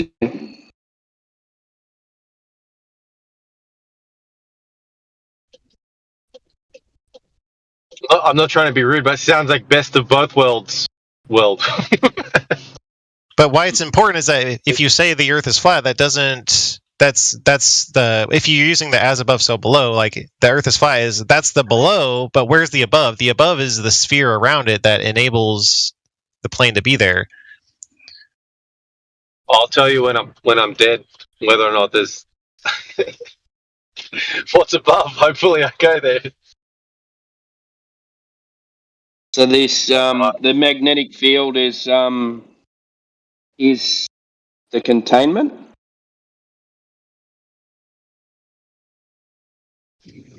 It separates the Earth from the heavenly waters, from my understanding.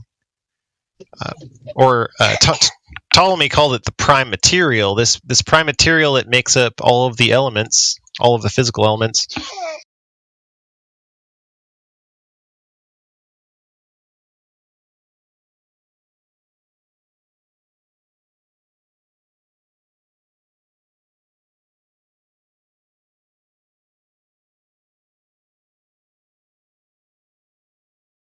So I'll just go back to my question so the toroidal field comes in from the bottom and out the top and then around again. Is that correct? I would have to repeat myself a little bit, but to answer your question, there are two counter-rotating vortices. So one is right turning, one is left turning. One is radiating and one is gravitating or contracting. And they're opposites. Can you explain that? Your description is accurate, that it radiates out the top and then contracts in the bottom. And they're and the two vortices are of a ratio of 1 to phi. If that phi is the flower of light.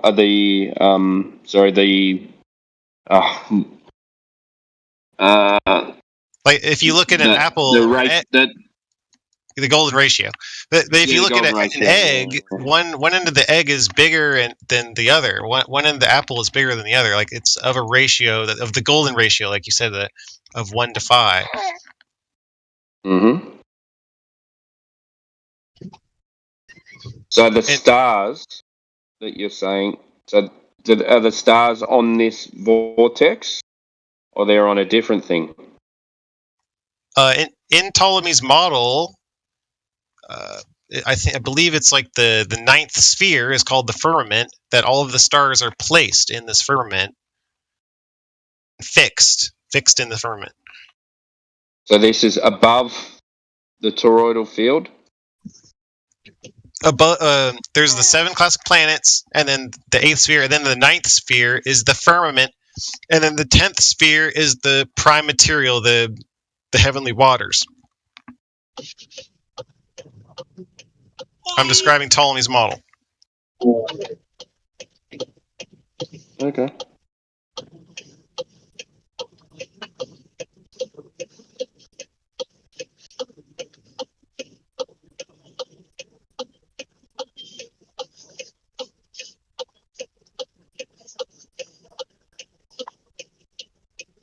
So just very simple. Keep it simple for my simple mind. In this model, what path is the moon? Sorry, the moon as well. What path's the sun taking then? Like, what's that? Is that fixed to one of these spheres? Oh, Is that part of? that's a really good question. In Ptolemy's model, the sun is a wandering star. Okay. Wait, there's a bunch. That's interesting. I'm scrolling up. I'm trying to find where.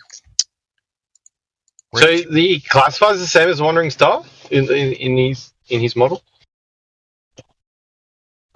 Correct. So the order of the 7 classic planets. So the Earth is at the center, and then you have the Moon, Mercury, Venus, the Sun as the 4th and middle celestial sphere, and then above the Sun you have Mars, Jupiter, and Saturn. Saturn being the furthest away from the Earth. Interesting. Saturn being the 7th planet, the day of rest, the Sabbath, the day of rest, the day of completion. And sorry if I missed it, but the moon, where was the moon that? The moon is the first closest to the Earth sphere. It's not. Is it a wandering star? Yeah, yes. The moon is one of the 7 classic planets. Yes. Oh, okay. Interesting. Each of the days of the week is named after one of these planets. So, like the Monday is the moon, Saturday is Saturn, Sunday is the sun. Like all of the 7 days of the week are named after these 7 planets. Yeah. Okay. It's interesting. I mean, I don't know much about it. It's interesting to classify the sun and the moon and the wandering stars as not exactly the same thing, but like they're in the same category in a sense. So you were asking where is the sun on the Taurus? Like, and that's a really good question. Yeah. I wish I had the answer. Like, I could speculate a little bit. Like, I don't really know for sure. I could only speculate. Honestly. Well, you might as well, because I don't want to be offensive, but it all sounds like speculation. So you might as well chuck it in there wherever you think it might be.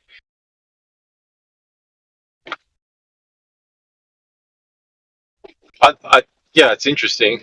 I find it interesting that they're classified as in the same category, like the moon and the stars, the moon, the sun, and the wandering stars.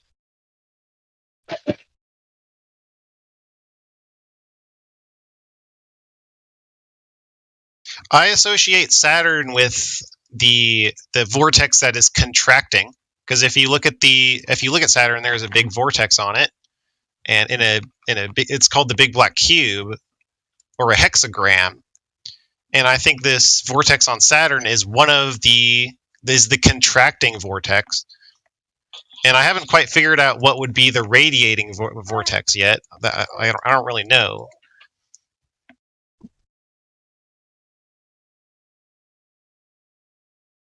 You're talking about the top of it, where they've got that, like, the vortex going on with. Are you talking about Saturn? Yeah. If you look at the storm of Saturn, or the Black Cube, or if you just research the symbology of the Black Cube and how it connects to Saturn,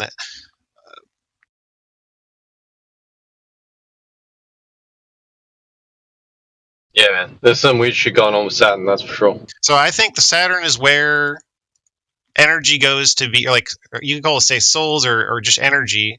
This energy goes to Saturn to be destroyed, and then it is reborn. So, like the dragon eating its own tail, or like they called Saturn like the Reaper of, like, isn't it like the Reaper or something? Like it harvests, like a.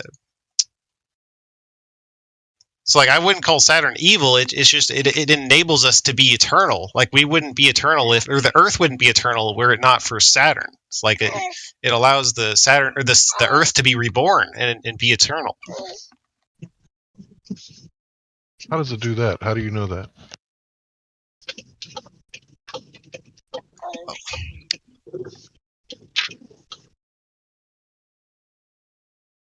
I was speculating that the Saturn is one of the vortexes of the Taurus. Is what I was speculating. Because there's a big vortex on Saturn is what led me to this conclusion. Like the storm of Saturn, it's a big vortex. It's a big black cube of a... Like, let me ask you a question. Why do you think there's a storm on Saturn? Why is the storm on Saturn never ending? Why is the storm Saturn always there? Let me ask you that. Storm. Who said it's a storm? I would say it's probably not a storm, but it's observable. I have no idea what it is, what its purpose is, why it's there, what it does. I wish I did. Actually, you know what? No, I don't wish I did. I'm pretty content not knowing what it is, to be honest. If you look into the Talmud, they worship Saturn in the Talmud. They like put the black cube on their forehead and they like pray. I think like they're using a black cube on their forehead. They pray and the Talmudic Jews. So this kind of gives me hints towards what Saturn might be, like through a lot of thought and speculation. That's phylacteries, not Saturn worship.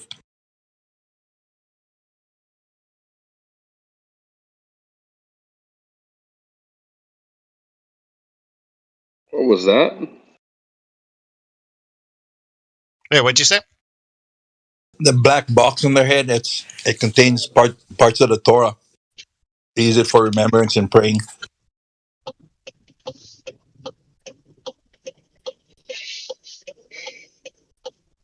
Mm.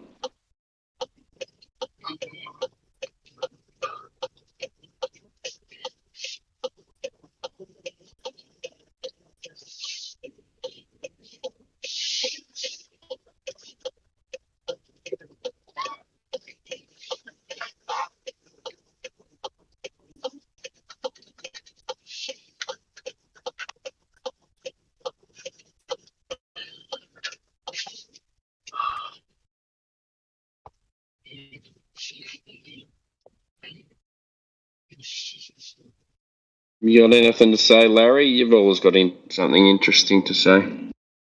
I appreciate that. I just kind of come to see what you guys are talking about because I've been off doing other things. I've been compiling information. Little project? Oh yeah, you could say that. Anything worth noting, or are you keeping it a secret? I guess, well, if you wanted to know more, you could go to Telegram, download that app, and search for W4 Open Mic Chat, because I can't really explain it all here in public. Yeah. Okay, I get you. Oh, you're doing your law stuff, are you? Yeah, you know. Yeah, okay. Cool. W4 Open Mic Chat, was it? That's right, on Telegram. And if you were interested in learning, there's a 2-hour video called Jack in a Box. If you don't have that much time and you just want to see the quick version, the Hidden Day videos with Hollywood, he sums it up pretty quickly. Cool. I'll have a look. I do like that stuff, even though that it doesn't kind of doesn't work for us here in Australia, but I do like it. Does. There was a lady who just got 60 felonies dropped. Oh, really? In Australia? In Australia. If you scroll up on there for a couple days, or you can just go to the audio files, you can listen to the court victories, because nobody wants to mess with the IRS. We've got a friend on here who's been doing the same thing over here. I'm just going to look for his name. He's fully into it. He's had some cases overturned. Without making many waves and going into too much, is this like living man stuff? No, this is different. Okay. This is totally different. This is I guess I'll lay it down real fast. You have 3 duties to your social security number: to make and accept orders, to place and accept orders, right, to do business, to keep records of these orders and report them to the IRS. So if all crimes are commercial and nobody wants to mess with the IRS, you get it? Here he is, Jason Smith, 1956. He's on this server. He's I'll send you the information he sent me. He's been actually really successful in some of these getting council rates overturned, things like that. I won't go into it too much. He's a member on here. Is that like the straw man? I think it's more in depth than that.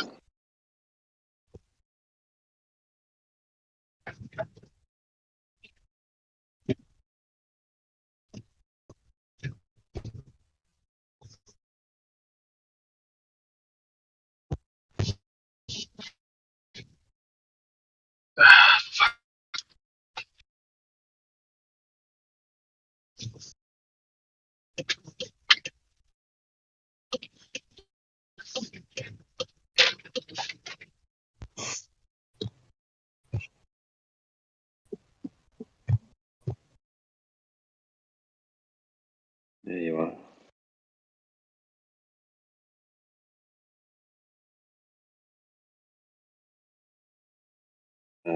I don't know if that works, but that was a link to one of the things he sent me. I'll just send it to you, Larry. Thanks, I appreciate that. But yeah, But I've heard some success stories, people coming in giving their testimonies. I think we've had 3 court success stories in the past week.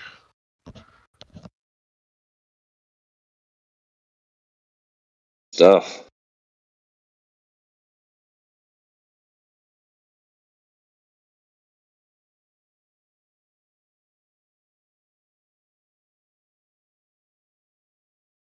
So, I don't know, Larry, but I know there's a toroidal field. I know all that, but can we really? Is there a place for that? Saying in the middle, there's a plane of existence. Like, have we got any evidence for that, or are we all in the same boat where we just can't prove anything? You know.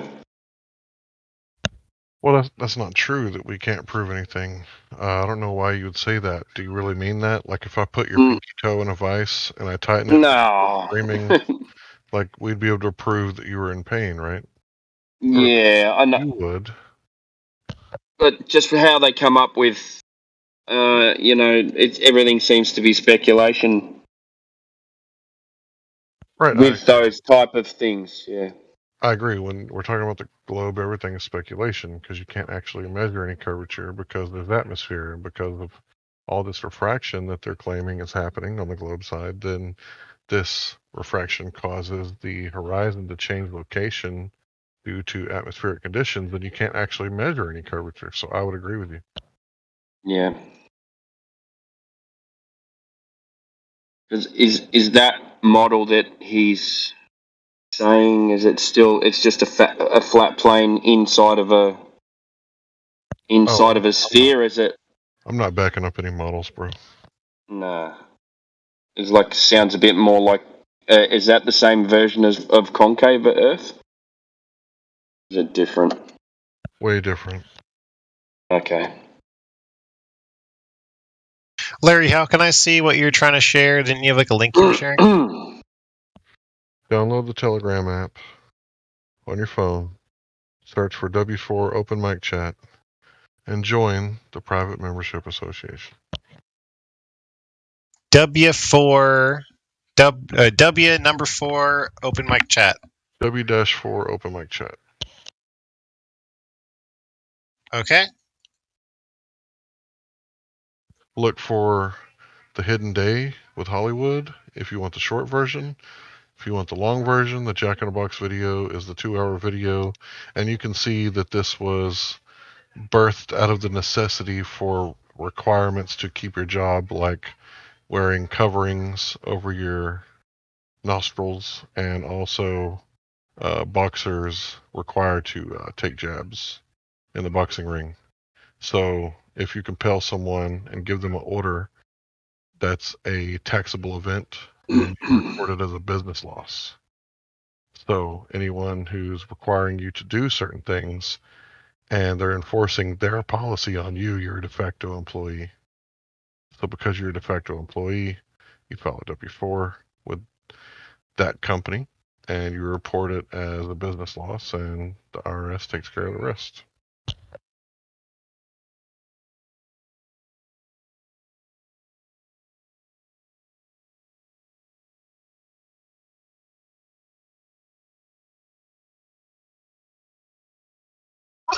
Oh, excuse me.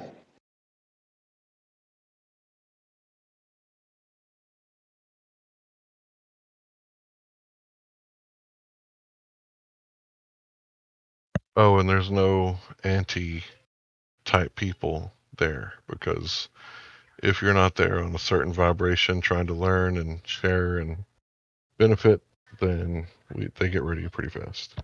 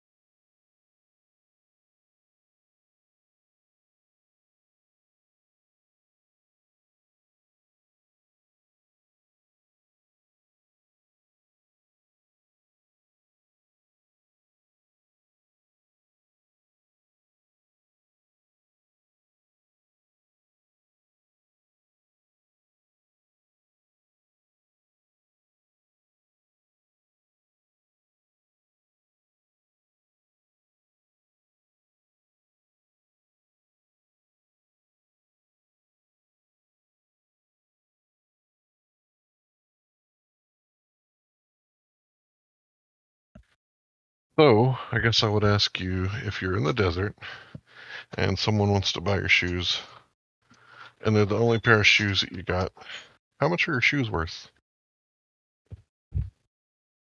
Man, it's hot out here. Much to sell.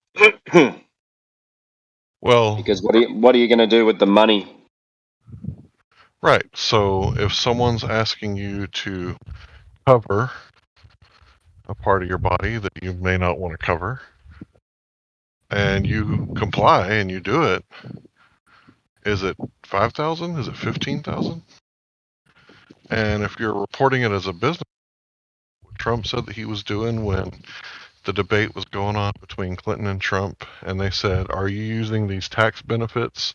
And he said, "Yeah, I recorded it as a business loss. Why wouldn't I? That's what everybody does. Everybody that Clinton or constituents, but they all do this. They all report it as a business loss."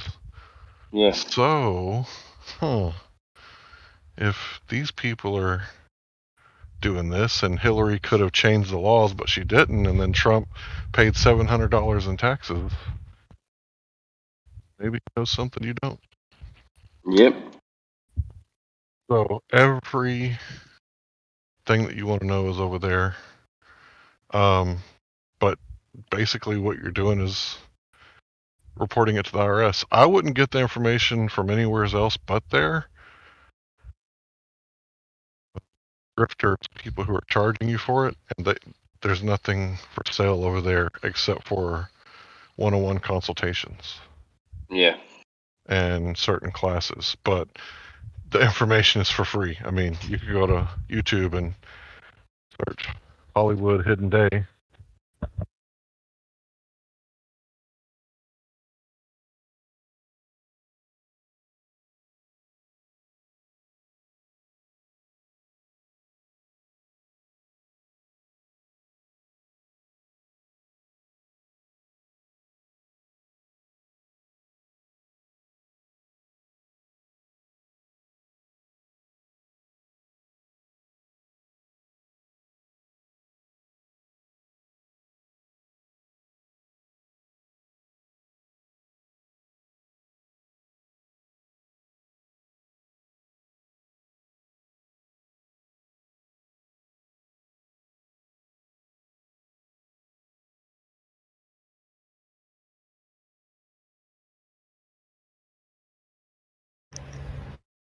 Hey guys. Hello. Hope Hey, Ether. all's well with everybody. You too.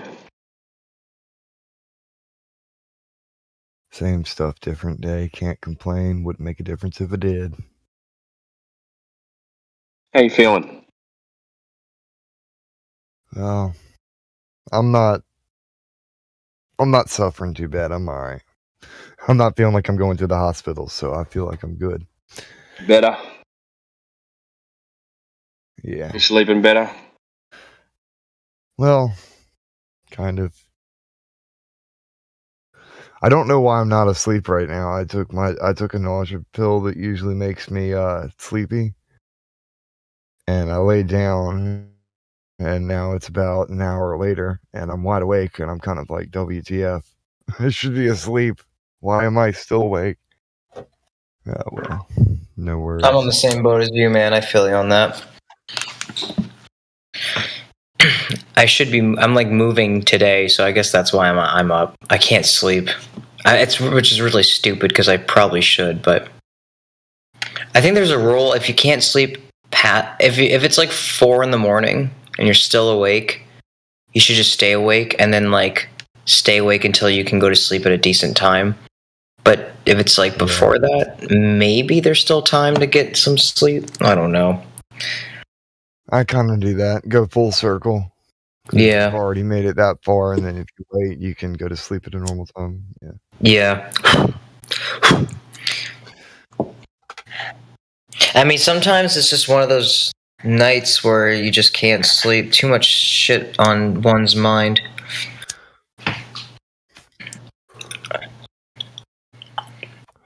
It's not so much that for me.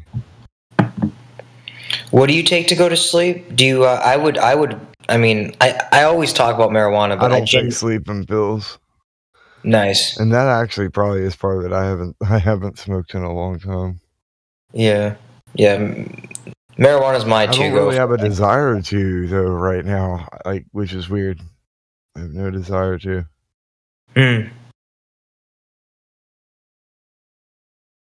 fact, I'm gonna do something. Go check out the server. See what's up. Team no sleep. Yeah, no kidding. No kidding.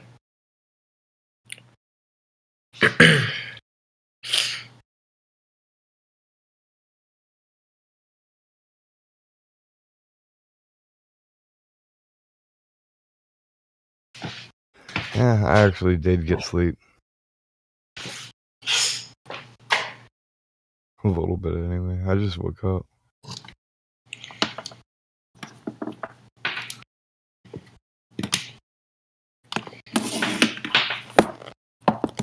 Oh, yeah. So, this guy's a friend of mine on Facebook. I don't get on Facebook very often. I just started like the other day after forever, if not like 6 months of not really caring. So he shared a meme though. It says, meanwhile, in Globe Narnia, time traveler claims hostile aliens are coming to take back Earth. That's the beautiful thing about the flat Earth is that you don't have that fear and that deception anymore. Yeah, I posted LMAO. I kind of feel sorry for these ball worshippers. The existential horror of their fantastical and incredible worldview must be quite nerve-wracking. Yeah. Constantly looking over your shoulder, making sure the boogeyman ain't swooping in from the void. Literally. I mean, it also made me reflect on like any literature, any entertainment that like talks about space is probably like it's probably part of the programming. It's like a lot of video games, a lot of movies, shows. Like it's just everything is just anti what we've came to the conclusion of. Well, part of that has to do with the sophist mentality, dude.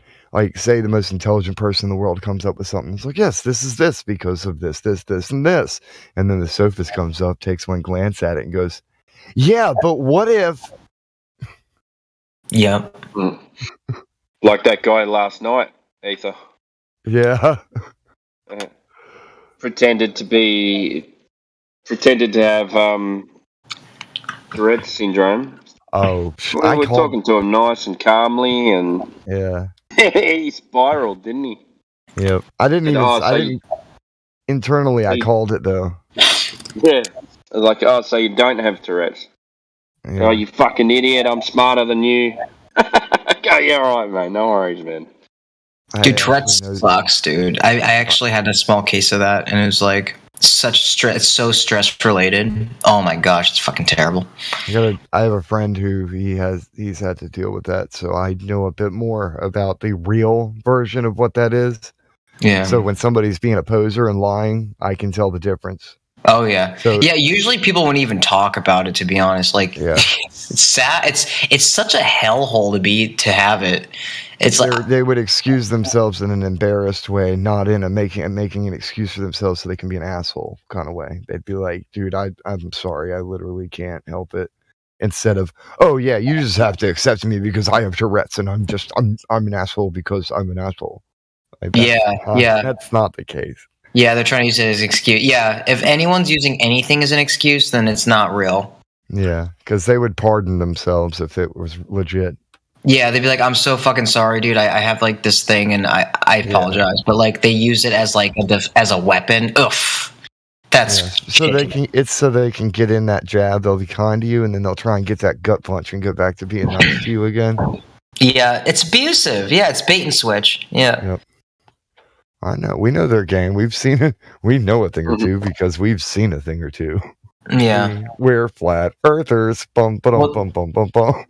Well, that's the thing. Once you made it here, then you kind of seen a lot. Yeah. But that's the thing. It's a beautiful thing because we don't get deceived anymore. That's the beautiful thing about it. There's no more deception. Our brains deceive ourselves, though, dude.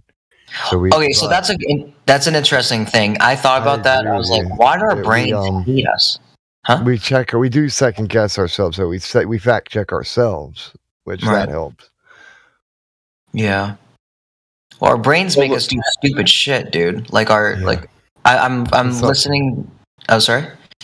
I think Timbo was trying to say something. No, it's just I was just gonna say I agree, and you second guess your intuition all the time. I find myself doing it all the time. Am I doing the right thing? But I feel like I'm doing the right thing, but in my head I'm not. You know, it's funny. Well, that could be perfectionism, which I think might be normal. We just want to be.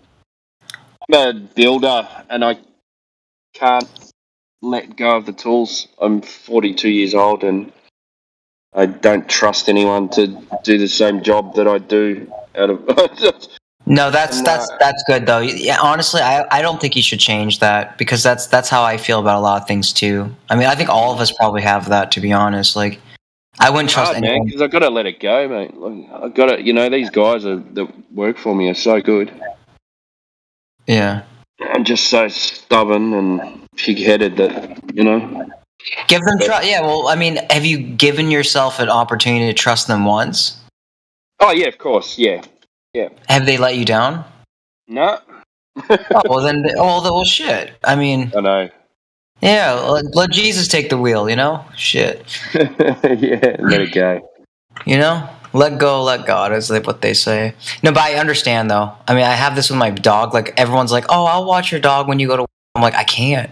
I don't know. For something, I just can't let that happen for some reason. It's just so weird.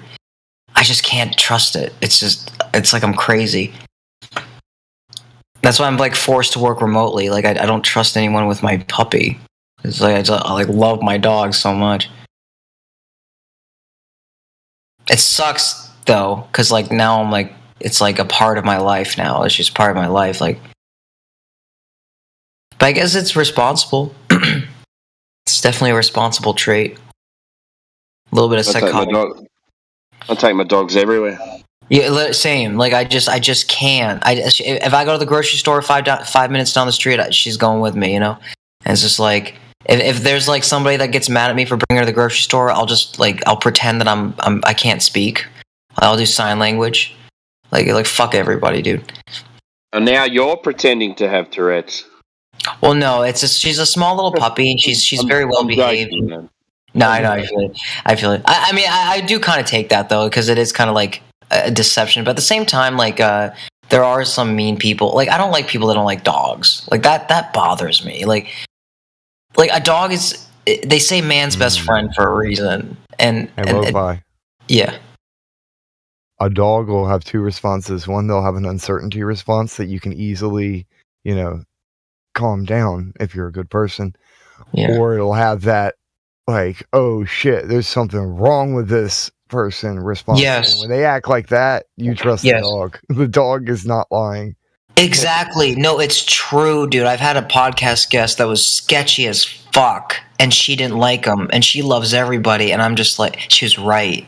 He was evil. And like, it sucks. Yeah, the dogs are angels, yo. They're wonderful. It makes us want to trust fellow humans, though. But the dog is just hearing the noise. It's not listening to the lies of the word. It's listening to the tone of the voice. And yes, and the mannerisms, the intentions, they can sense it, and it's just they're so wonderful. They get it. They're wonderful. It's kind of like they see things for what things really are, and we're trying to contribute emotions and internalize. Like, we're trying to paint the world with the colors inside our own mind, whereas they're not. They're just objectively, hey, this is this. I don't like that, so bark, bark, bark. Like, they're not actually trying to paint the world any different than what they see. Yeah, no ego or anything. Exactly. Yes, they're so wonderful. Oh, they got a little ego, especially. So, yeah, okay, maybe a slight. Maybe pride because maybe pride because they understand that they kind of need to be, in a sense, like they understand that humans are kind of the top of the food chain, but like they're like children. I think they're like 10 years old max in the mindset, and it gives them that edge. Like, I'd say 4 or 5, but then again, my 5-year-old's highly intelligent, so.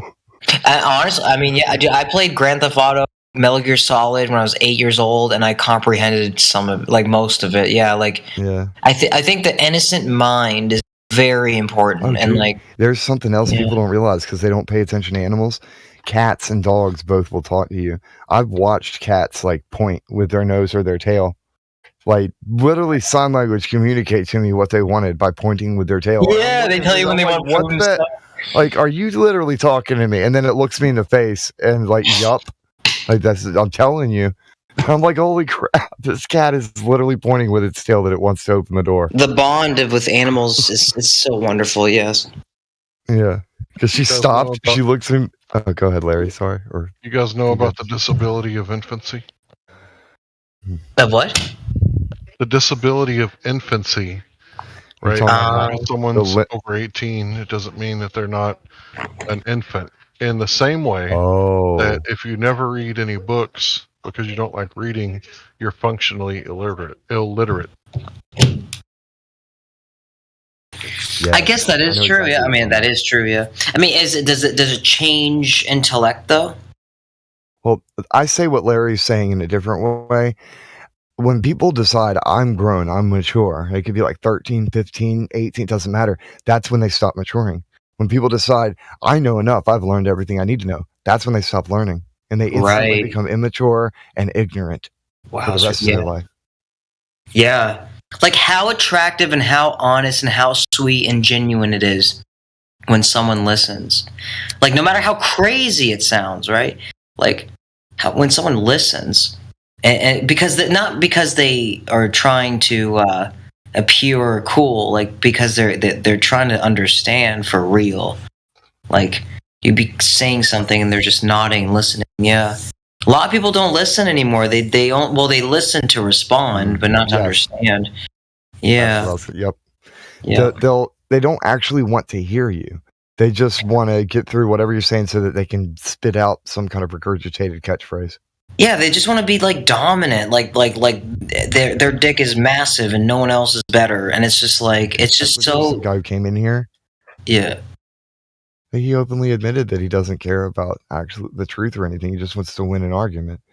Like he blatantly admitted that he was using fallacious reasoning to just try and win. It had nothing to do with the truth. You know, in a weird way, that's kind of admirable how honest he is. Yeah, kind of. I mean, that's kind of good. I never heard someone be honest like that. That's crazy. That's actually kind of admirable. Is he still in here? Who the fuck is that? No, he was one of those hardcore. I think he got booted or soft banned. But he was one of those types. But at least he was honest about his intentions here. Yeah. I wanted to share something before I left here. Like and I was when you were talking about the intuition of dogs, how they could recognize like energetically like someone's intentions or something, or like just like how you would trust a dog's impression of someone.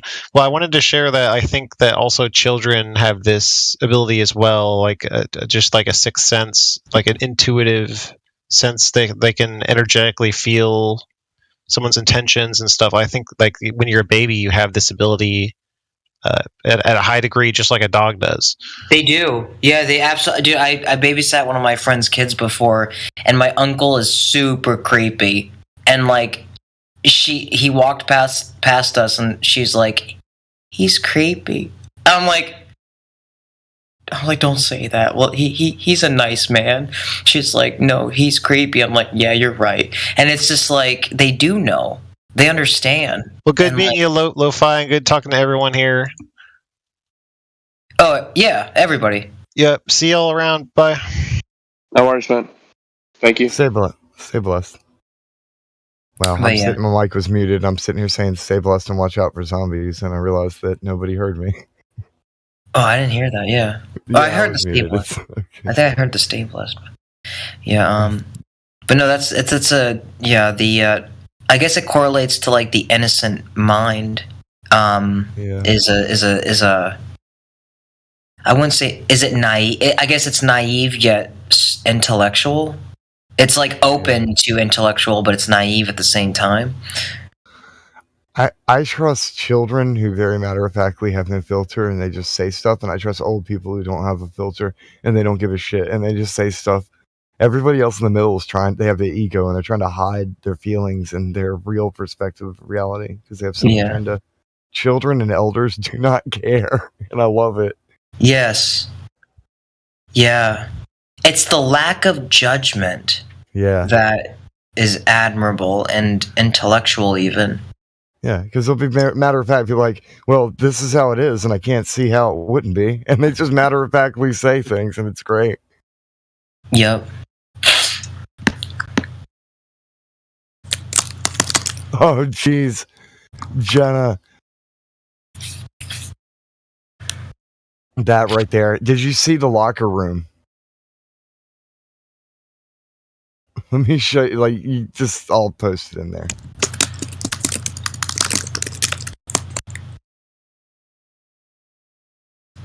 check this out.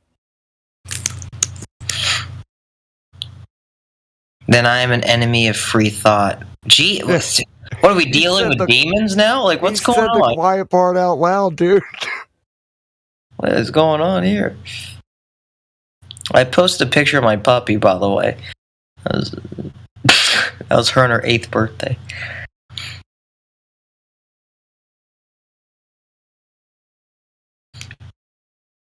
This was the first actual awesome screenshot that I've captured from this server, because usually everybody else is a lot quicker than me. But He doesn't trust people who are able to choose. Oh, that was you said that. Oh, he's responding to you. Oh, wow. No, the context is this. He said not to trust a heretic. And so I shared the meaning of the word. He said can't trust a heretic, and I shared the meaning of the word heretic. Because he was talking shit to heretic. So here's the etymology for the word heretic. Wow. So he doesn't trust people who can choose. So what does he want? People that are slaves? I guess it was a contest, dude, and he was trying to cherry pick something to talk shit about based off of modern meanings and not the actual roots of what the word he was using. Me, so I threw that in his face, and he kind of. It was funny. There's some genuine insanity. There's something like actually kind of wild with that mindset, I would say.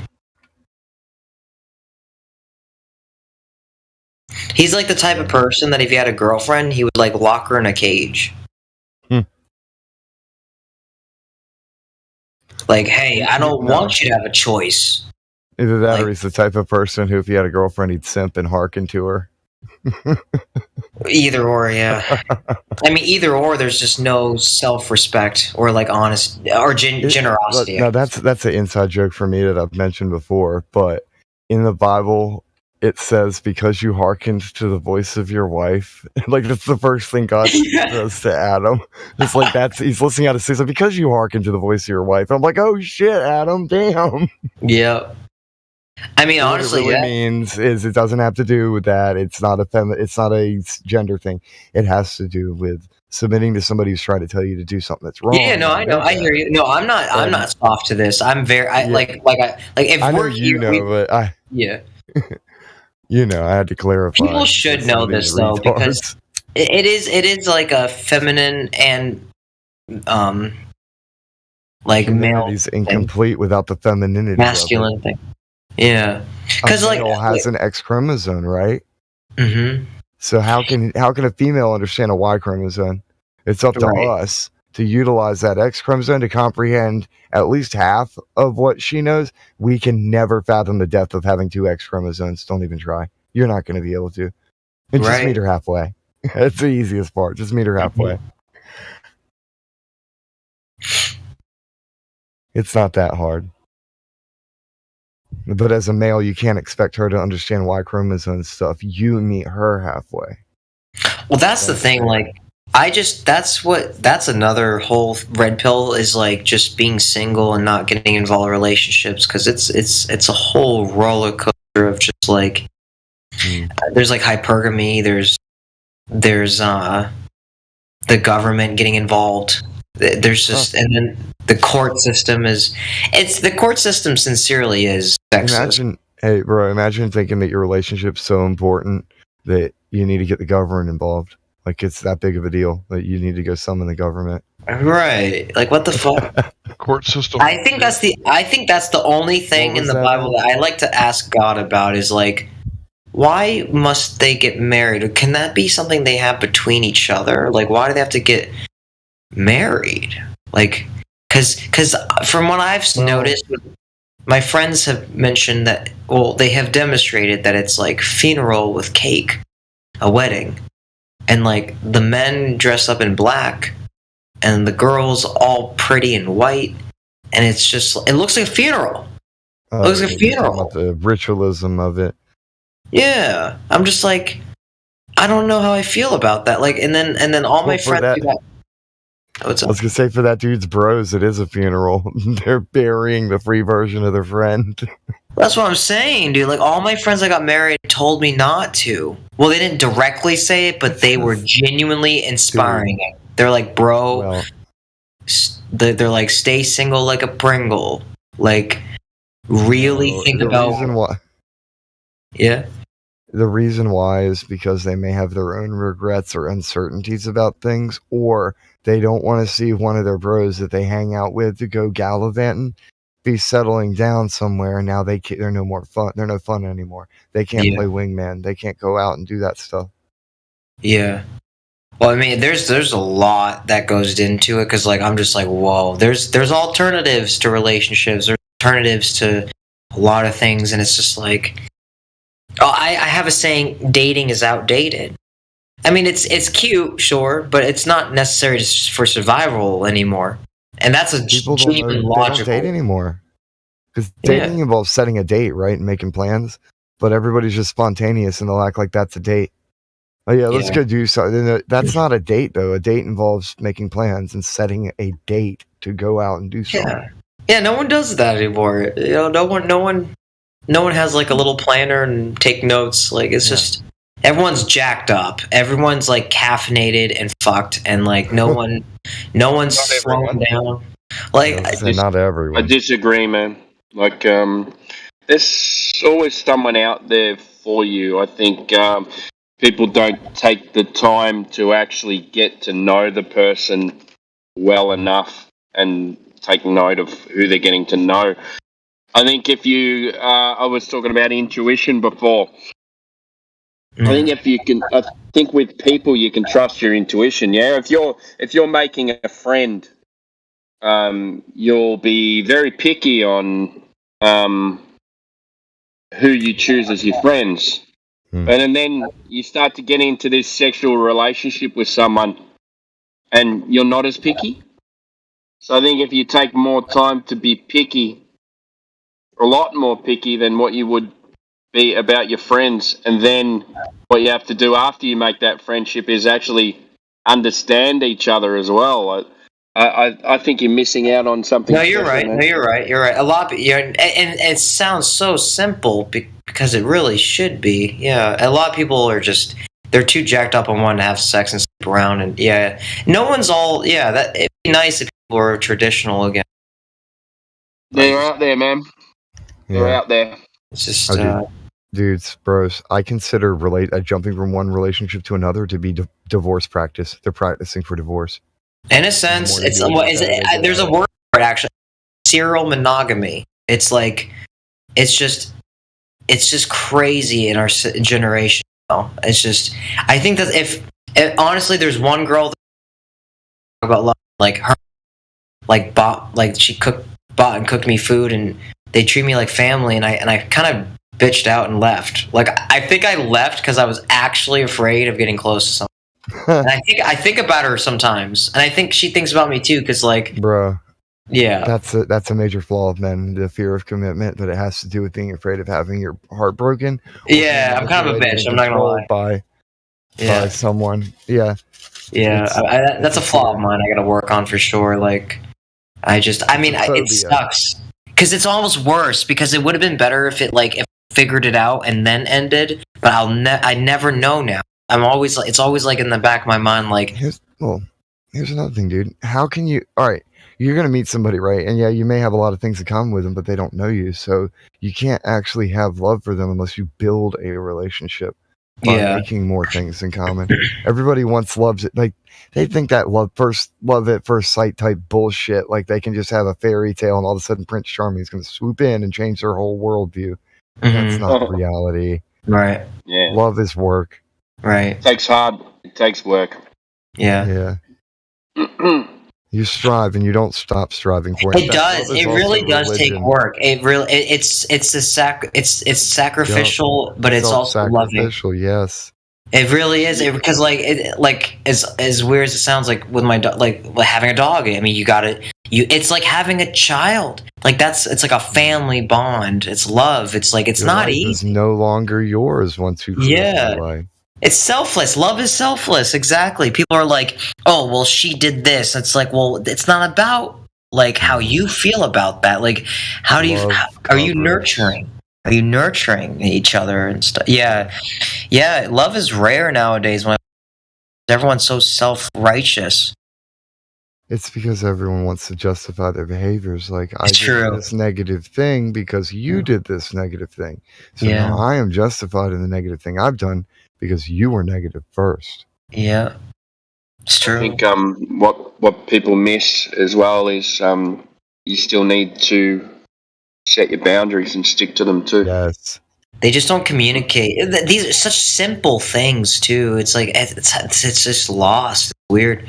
You would think it'd be so obvious, but like people just can't seem to get it together. It's not. I think it's a learned thing as well. Mm. And honestly, I think our society, you know, the flat Earth shows you how demonic Disney and all these other things are. But like a lot of these movies, like program people to not want traditional love and family oriented lifestyles. Like it inverts the fuck out of what's that fucking movie? The Impressionables or something?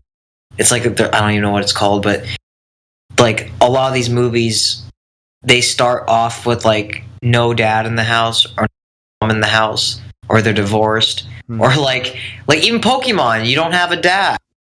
Like your mom is there. Like you don't have like all these little things are just ingrained into us. So did you know that Walt Disney accidentally killed his mother? I wouldn't put it past it. Well, What happened? So apparently he bought her a house, and I think something happened with a gas leak, if I recall correctly. And so she ended up dying. And after that, he basically put a bunch of references to children being orphans or losing their parents into all the Disney movies. Oh, that would make sense. Yeah. I mean, I've noticed that in every Disney movie, and it make you feel like you can relate because a lot of people have problems with their family, but yeah, wow, that makes sense. That's kind of sad, to be honest. Wow. It's his mother or parents. Oh, it's not giving the heart. Was it Neil Armstrong that lost his Here we mother as well? Maybe. But see, he felt responsible for his mother's death. He didn't actually like do it, but the carbon monoxide poisoning from the house she was in, I think, is what killed her. So he blamed himself. And then he ended up doing all that traumatic stuff to children by talking about dead parents.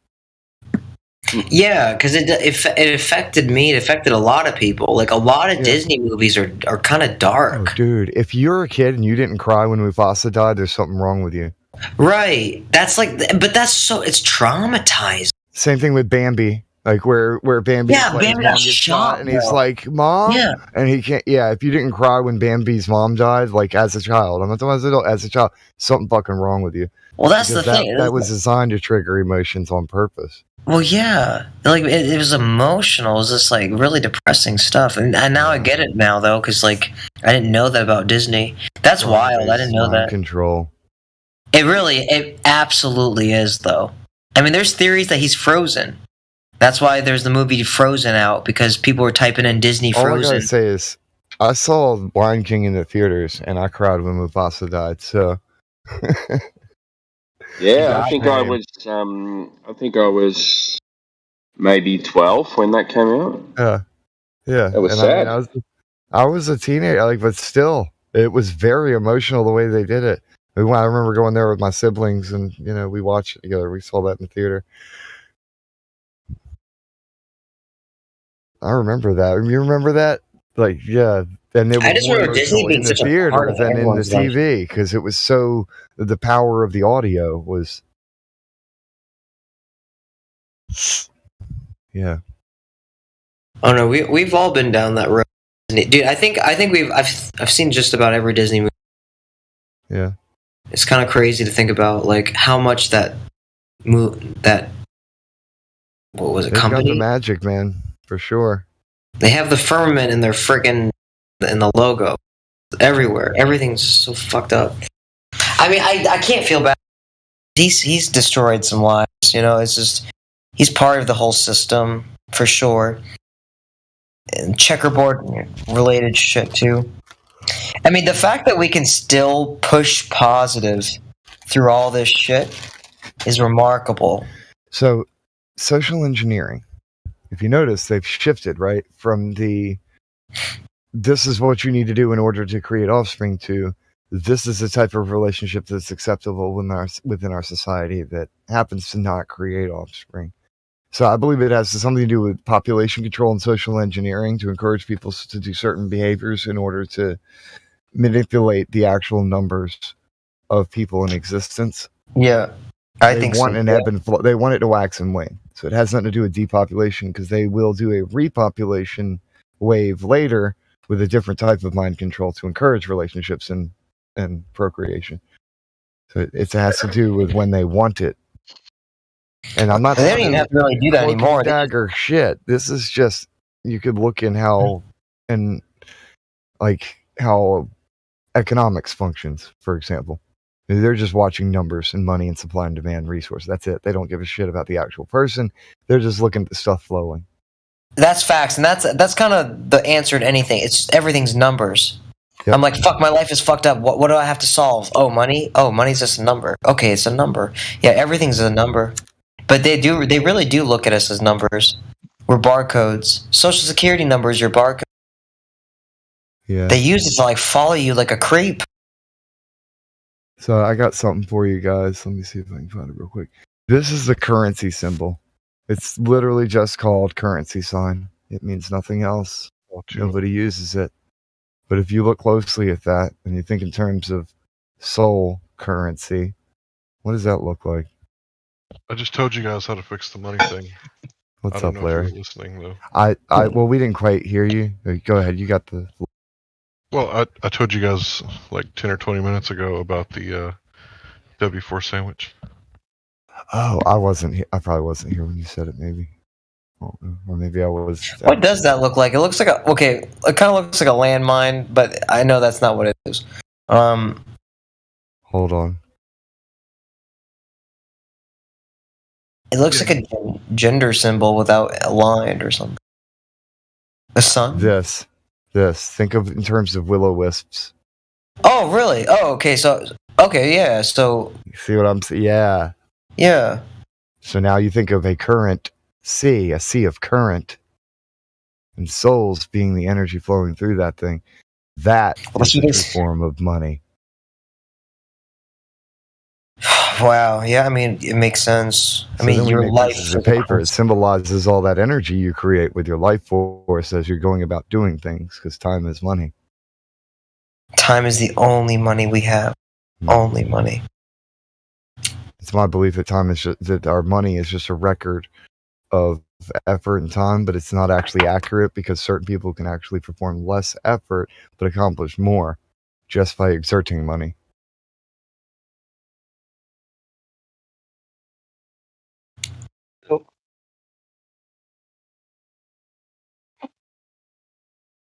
Whoever has the gold. Money's such a bastard, right? Dude. It really is.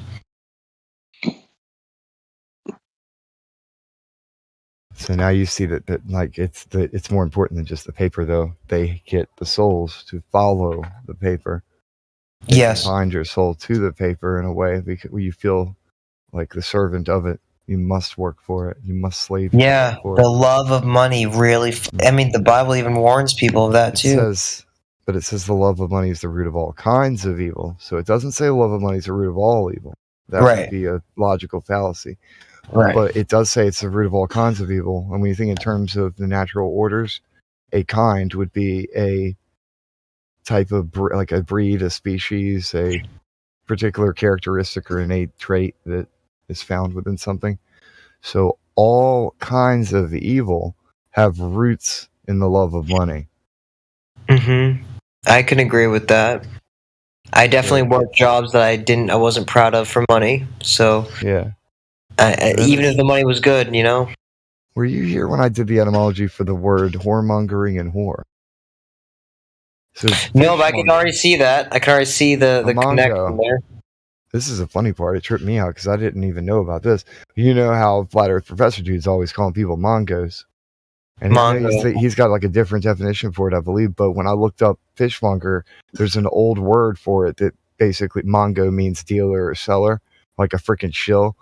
So if somebody's a whoremonger, they're dealing and selling people who are dear to them, because that's actually the etymological meaning of the word. That's really depressing as So fuck. they sell people. Yeah, they're engaging in the sale of human flesh, and That's that fucked is up. wicked. That's super wicked. Yeah, that's like, I think that's why porn. It really is. It's sad. It's really degrading. It's super degrading.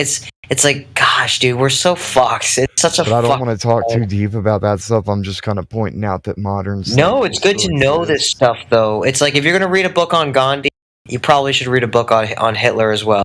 So it's like, yeah, we kind of have to see not just the light, but the darkness too. I'd Because say read any book they told you not to. Yeah. Especially the ones they told you not to. Absolutely. Yeah, kind of the opposite. Yeah. Yep. They think you're too dumb to comprehend what's in there, and that you'll get bad ideas, and you may do something they can't predict. It's fear. Don't listen to their fear. If you ever listen to Alan Watts, he kind of talks about how like fucking people that seek power don't have it, and so hopefully that applies to our society. Yeah. Well, they'll tell you not to read the Bible, dude. Yeah, I mean, isn't that the truth? Like, they like made it. It was so successfully damaged. Like, I avoided it like the plague, and like, just reading it for a couple months changed my whole entire existence. Like, it's very weird. It makes me think that it has to be the truth, as uncomfortable as it feels. What I find to be interesting, and I'm not trying to get too biblical, it's just more I'm trying to quote what a president said. Obama said that he doesn't believe that the Department of Defense would survive the application of the Sermon on the Mount. There's audio recorded saying that. But he's right. That's true. If you were to love your enemies and do good to those who wish you harm, how do you have a Department of Defense that gets paid to drop bombs? Yeah, it's absolutely meaningless and useless. Yeah, they're counterproductive to one another. They're mutually exclusive. Can't have both.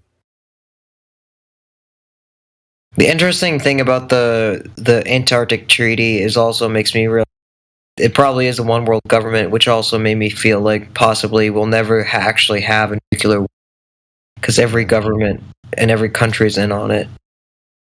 My belief, because I can't prove it, so it's a belief, is this.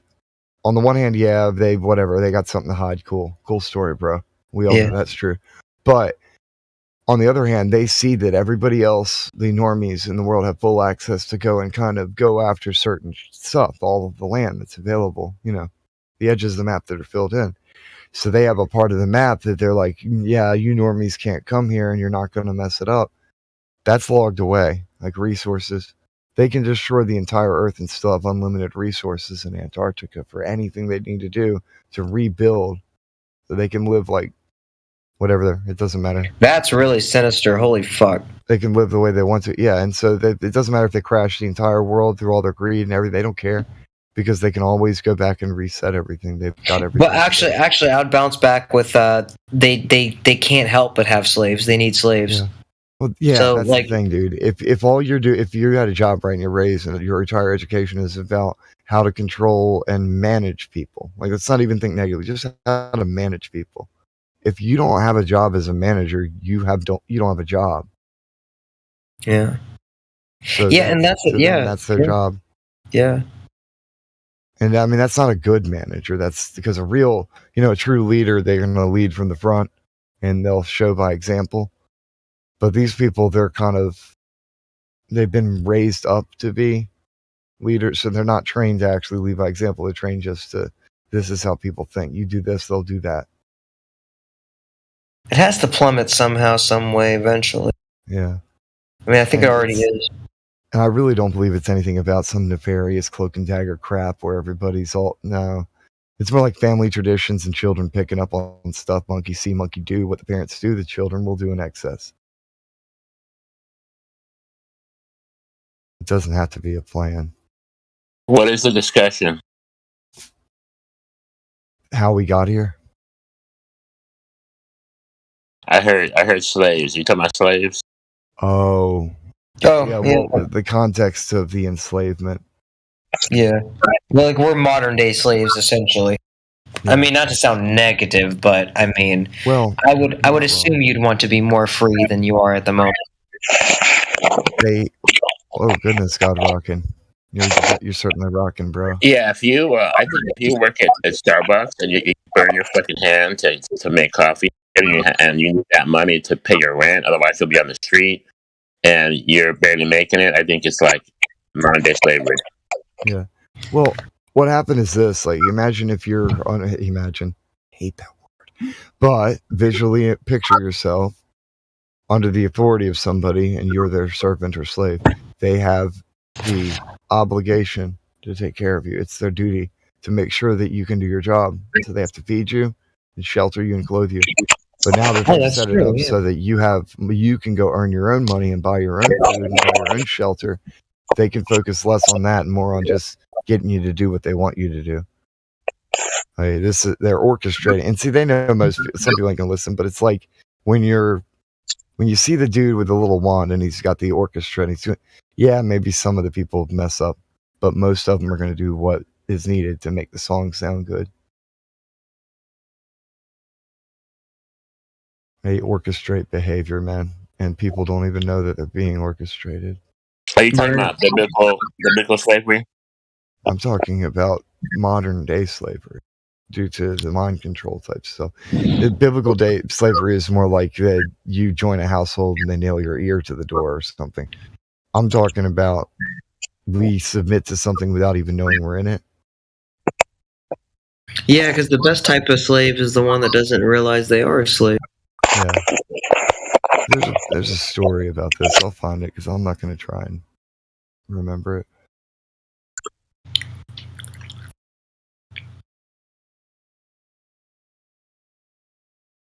What a life, you know? What a life. The tale of, well, no, that's not it. Never mind. I ain't gonna look for it. So there's this. I'll probably butcher this story, but there's basically this kind of parable that has to do with slaves being released from a plantation because they didn't want them to leave, so they wanted to say, so they tricked them. They're like, all right, we'll let you vote for who's going to be the manager of this plantation, since we know how to run it, you guys don't, but we'll let you pick which one gets to which one gets to run the show. And so they let them vote. And so while you've got these guys who they're both friends, they both just understand plantations, they're being like, one of them is chosen and it switches back and forth on who gets to lead the plantation while the slaves don't even know they're still slaves. And so they think that they're making a decision. They think they have control. They think the plantation's theirs. Meanwhile, the two friends are just taking turns on who gets to tell them exactly where they're going regardless.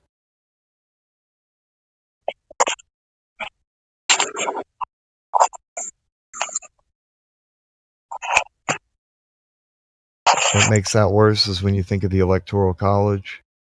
So it's not just that, like, we get to vote, yeah, but it's more like a suggestion that a couple people receive, and they can choose to go against it if they want to. That's just the law. They generally don't, but they can.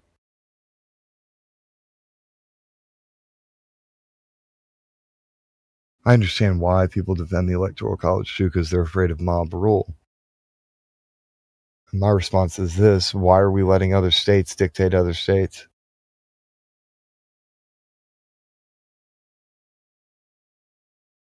But I digress.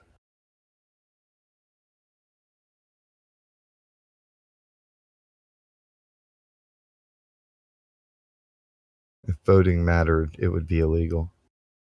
If it could make a difference, if it change, it would be illegal.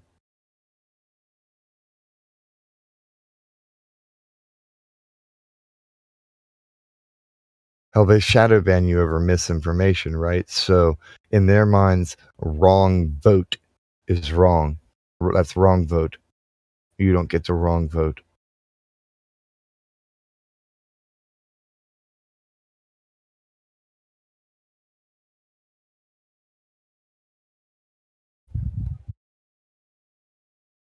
I get what Godric was kind of getting to too, though. We do have a level of freedom. We don't have sovereignty over reality, but we do have a level of freedom. There's choice. So you can choose to submit to whatever you want to submit to. You're going to submit to something, but you can choose what you submit to. It's kind of like a choose you this day whom you will serve type thing. From my perspective in my studies, because they expand beyond the Bible, but I do use that as a foundational aspect of everything, like my whole worldview. Aura and Koshek. The Bible doesn't actually say let there be light. In the original context, it says Haya Aura. The Yah light, the God light. And then the sonoluminescence from that, it explains, brings forth everything else that it talks about in creation. But it also makes a reference to Bohu and Tohu, void and unreality and darkness, which is Koshek. Then you follow that concept of Koshek all the way through, and you end up having these companies that form. And it began with making trade with animals, like a beast system, so to speak. And it grew into human slavery, whoremongering, instead of just selling animals. You fast forward, here we are.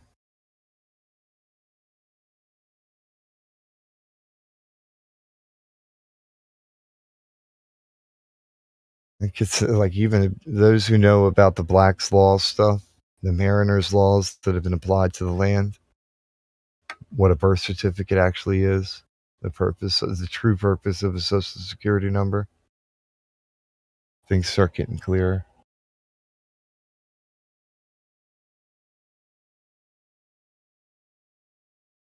Have you heard about people getting their bills paid with the money in their Social Security account? Is that a real thing? I heard about that, but because it's anecdotal and I can't find any evidence that tells you how to do it in the real world, I'm thinking it's lore that people are making up to try and, oh yeah, if you do this, that, and the other thing, but you just got to be smart enough. And it seems like they're building up brick walls for people to run into to make them feel like they can't do anything. I don't need a. So you think it's a fake? Well, I think that there's something to it, but it's more of a. Archaic laws still matter, but modern lawyers aren't going to regard them as being important because it's kind of like, that's not what it means to me. If there are a whole group of people in that echo chamber, it's not what it means to them. They don't give a shit what the archaic law says. They're going to go with what their modern judgment is. Right. So tell me a little bit about what you know about what your Social Security number really is. I regard it as no different than the numbers that were printed on the arms of certain people at a certain event. That's your slave ID. You know, that just started like in the 50s, I heard. Is that true? It's a relatively recent invention, but the concept of it is ancient. It goes back to Roman times. But the modern application. When it started, you didn't have to get an ID. It's like they were giving you benefits or whatever, but you didn't have to get one. But now they do it automatically. Yep. In the hospital. A lot of it had to do with taxation type stuff and keeping track. What if I have a kid and I'm in the hospital? I'm like, no, I'm not getting social. I don't want one. What happens now? They kind of force it on you. What if you say like, no, I'm not going to be in the system. I'm not going to get a social. It's none of your business. What would they do? You better get a really choose your words carefully, because CPS is going to try and make a case for your insanity. Who? What would happen is you would have to get a really good constitutional lawyer and choose your words very carefully, because Child Protective Services and other types of government agencies would be trying to make you look insane. Right, so get a good lawyer. Yeah, they would be trying to impose their will. Like, well, the system's this way and it must be this way, so you have to be crazy. And then they would try and prove it.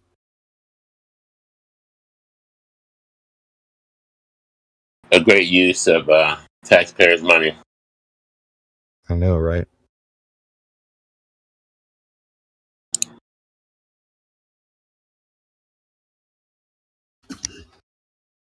But like Amish people don't have socials.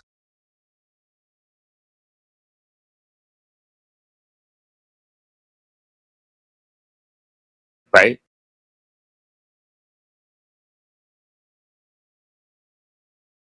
Am I right? Well, I've heard that before, but I've never actually looked it up. So I'm like, wait a minute. Okay. Yeah, they don't pay into Social Security, so they don't even need one because they disavow it. They may have one that they don't use, like they never use it for anything. No, on But occasion. But I understand what you're saying, because if they have at-home births, they're not at the hospital, so they don't go through the hospice process. When babies are born, they don't get the documentation shoved in their face. Yeah, that's why I like the Amish, because they're kind of like independent of the system. However, sometimes what will happen is some like kid will need like brain surgery or she has cancer or whatever. Sometimes they'll end up at the local hospital, and then at that point they're going to require them to get a social if they give them that special operation they need. But that's a rare thing, right? I think that they give everyone a social, but the Amish never accept it. They don't apply for it. Like basically, if you apply for it and you acquire, you're agreeing that you have one. So now you've come into agreement with the government that thing exists and it's part of your life.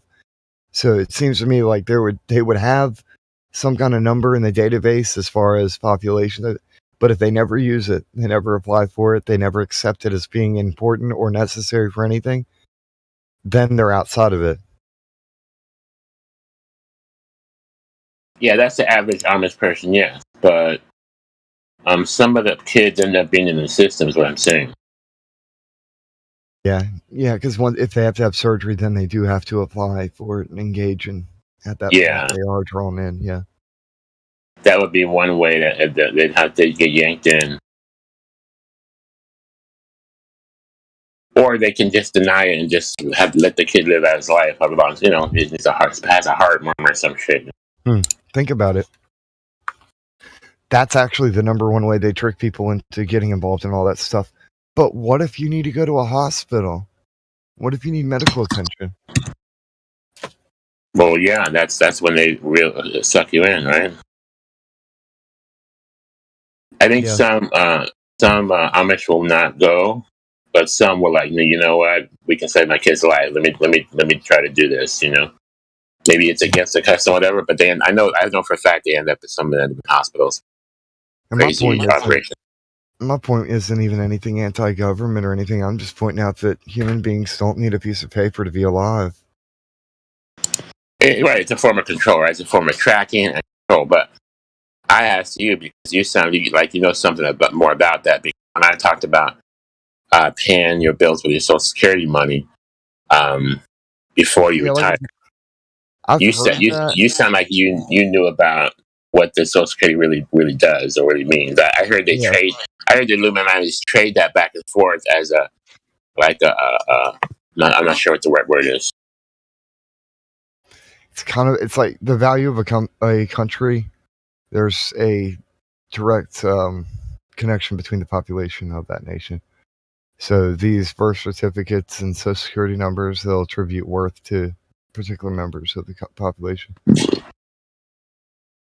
Like it's kind of like a deed to the ownership of you, and you don't own it.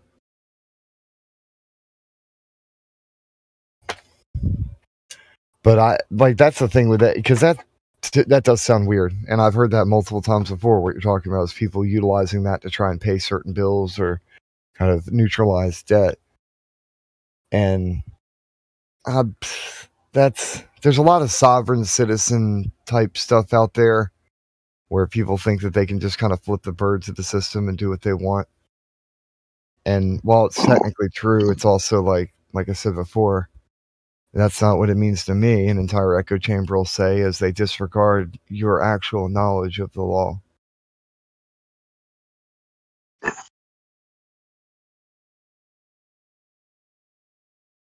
This is one of those lest your righteousness exceed that of the scribes and Pharisees type thing. Like,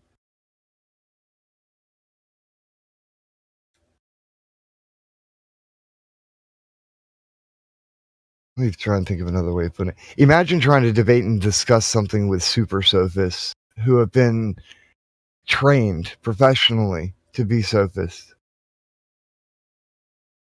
Those are the people controlling all of this information related to who we are. Like the bureaucrats that are controlling the system. You're saying they're going to end up denying you, but I'm saying if you know the procedures, you can get away with Oh it. no, they can't deny you if you know it. That's why I was just saying, like, you really have to be familiar with it. Otherwise, you'll end up kind of making the same mistakes some of these. Yeah, okay. So there's a high failure rate, right? Like, Yeah, because people want to get a hold of. Well, the right to remain silent is an important thing. Like, you do not give extra information. You only tell them the stuff you consent to talking about. Otherwise, you can end up giving them rope to hang you with, or straw to build a straw man. They can hold it against you. Yeah, anything you say. So you take that literally. Anything you say can and will be used in a court of law. And then you very carefully let your yay be yay and your nay. Very carefully choose your words. And it is good to have a lawyer because not everybody can defend themselves in court. Most people can't. You have to hire a debate artist to be able to go and argue with these super sofas.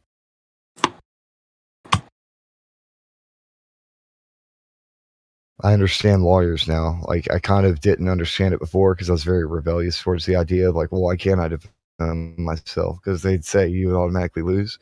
But you probably would. If most of the noobs that come in here, they have no idea how to debate with anybody on this live stream.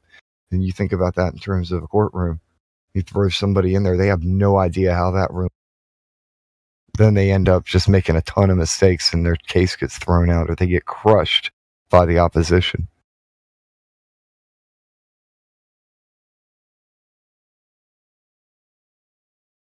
To me, this is why the etymology is very important, because it may not matter to the general population because they care about what stuff means to them. But in these courtroom scenarios, that is the highest level of debate and discussion. And words do matter, and they'll hold you to both the meaning and the etymology of a word directly, especially if it's scientific.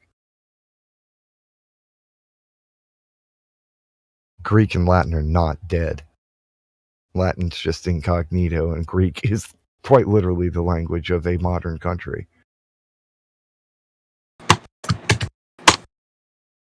But people think Latin's dead, so they make fun of me sometimes when I'll post stuff that makes references to Latin.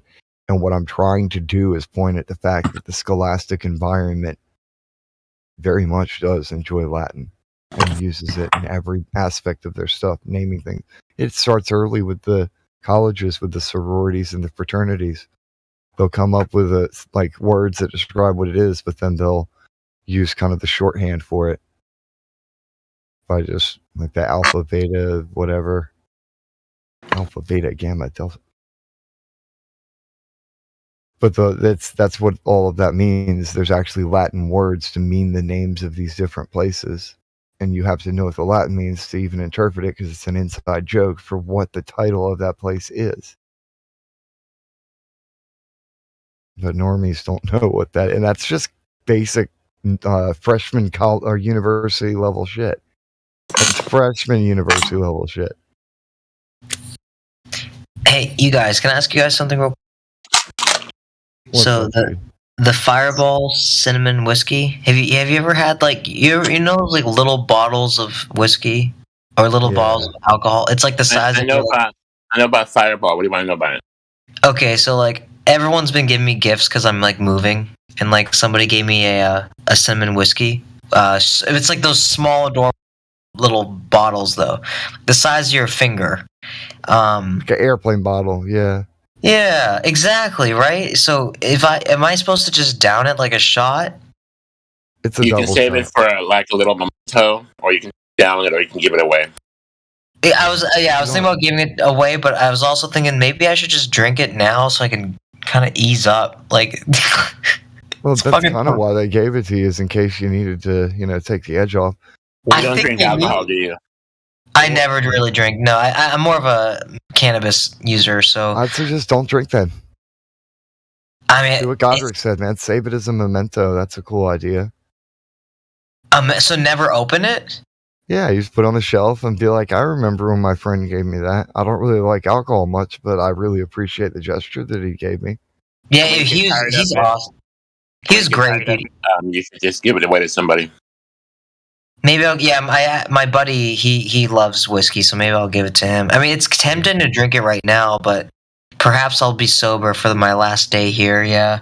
Because, dude, he gave me marijuana, too. He had 3 jars of, marijuana, and he's like, choose one. and he's like a Pokemon. Yeah. he's like, okay, you can only have one. Choose wisely. Yeah, you're right. Maybe I'll keep it as a memento, or like Is there a fourth jar where I can have all three? Yeah. Oh my gosh, I was so tempted to ask him if I could have like two, but I was so fucked up because he doesn't even like it. To drink it though, I'd suggest getting a cup of Dr. Pepper or something and just pour it in there and do it as a mixed drink because shots are pretty hard. Dr. Pepper. You're a real one if you know Dr. Pepper, dude. That's like nostalgic. I'm just saying, and it goes well with the cinnamon type stuff because of the 23 flavors of it. Yeah, I think isn't Dr. Pepper like licorice? It's like licorice, right? Like licorice. It's maybe it has licorice. It has 23 different flavors in it. Yeah, it's good stuff. I've never had an issue with Dr. Pepper. Like, I don't like any sodas now that they've added GMO to everything and high fructose corn syrup, and the only way to get the good stuff is if it's in a bottle and probably from Mexico. If it's a glass bottle, you know it's legit. But if it's not, it's like if it's plastic that too. But you still got to read them, man, because sometimes they'll have high fructose corn syrup. Yeah. Hey, Godric. Oh, sorry, was I hot micing? You're squeaking just a little. Is that your chair, bro? He was getting comfortable. from what I could tell. Wait. Okay, so put like if you have like any oil or WD or something, this is the perfect time to spray the squeaky noise, or just water. Honestly, just water. I have a card table that I put my computer on, and it's pretty squeaky. Yeah, so I probably do need some WD-40. Yeah, or you can go. You do Alice in Wonderland and put a little bit of margarine on it, like not olive oil. Or olive oil's fantastic, or coconut oil. Well, I've greased. I would need to spray it because it's literally like on all the pegs. It's an old table, man. I don't even know where it's squeaking. I have to everything is squeaking. You might be move my computer and everything is squeaking. You might be better with the WD-40 then, so you can spray it in. Probably toss it out and get a new table. Too cheap. Yeah, well, even when my car used to squeak, I sprayed WD-40 and it hasn't squeaked since. And that was almost a year ago. So embarrassing. It was like quick. It's like when I back, like I see someone, like a pretty girl smile at me, and I'll back up, and it starts squeaking. It's so stupid.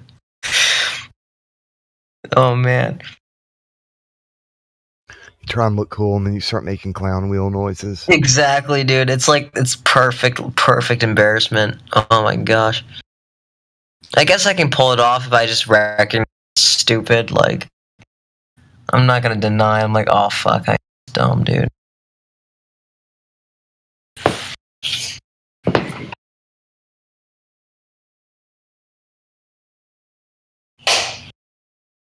Yeah.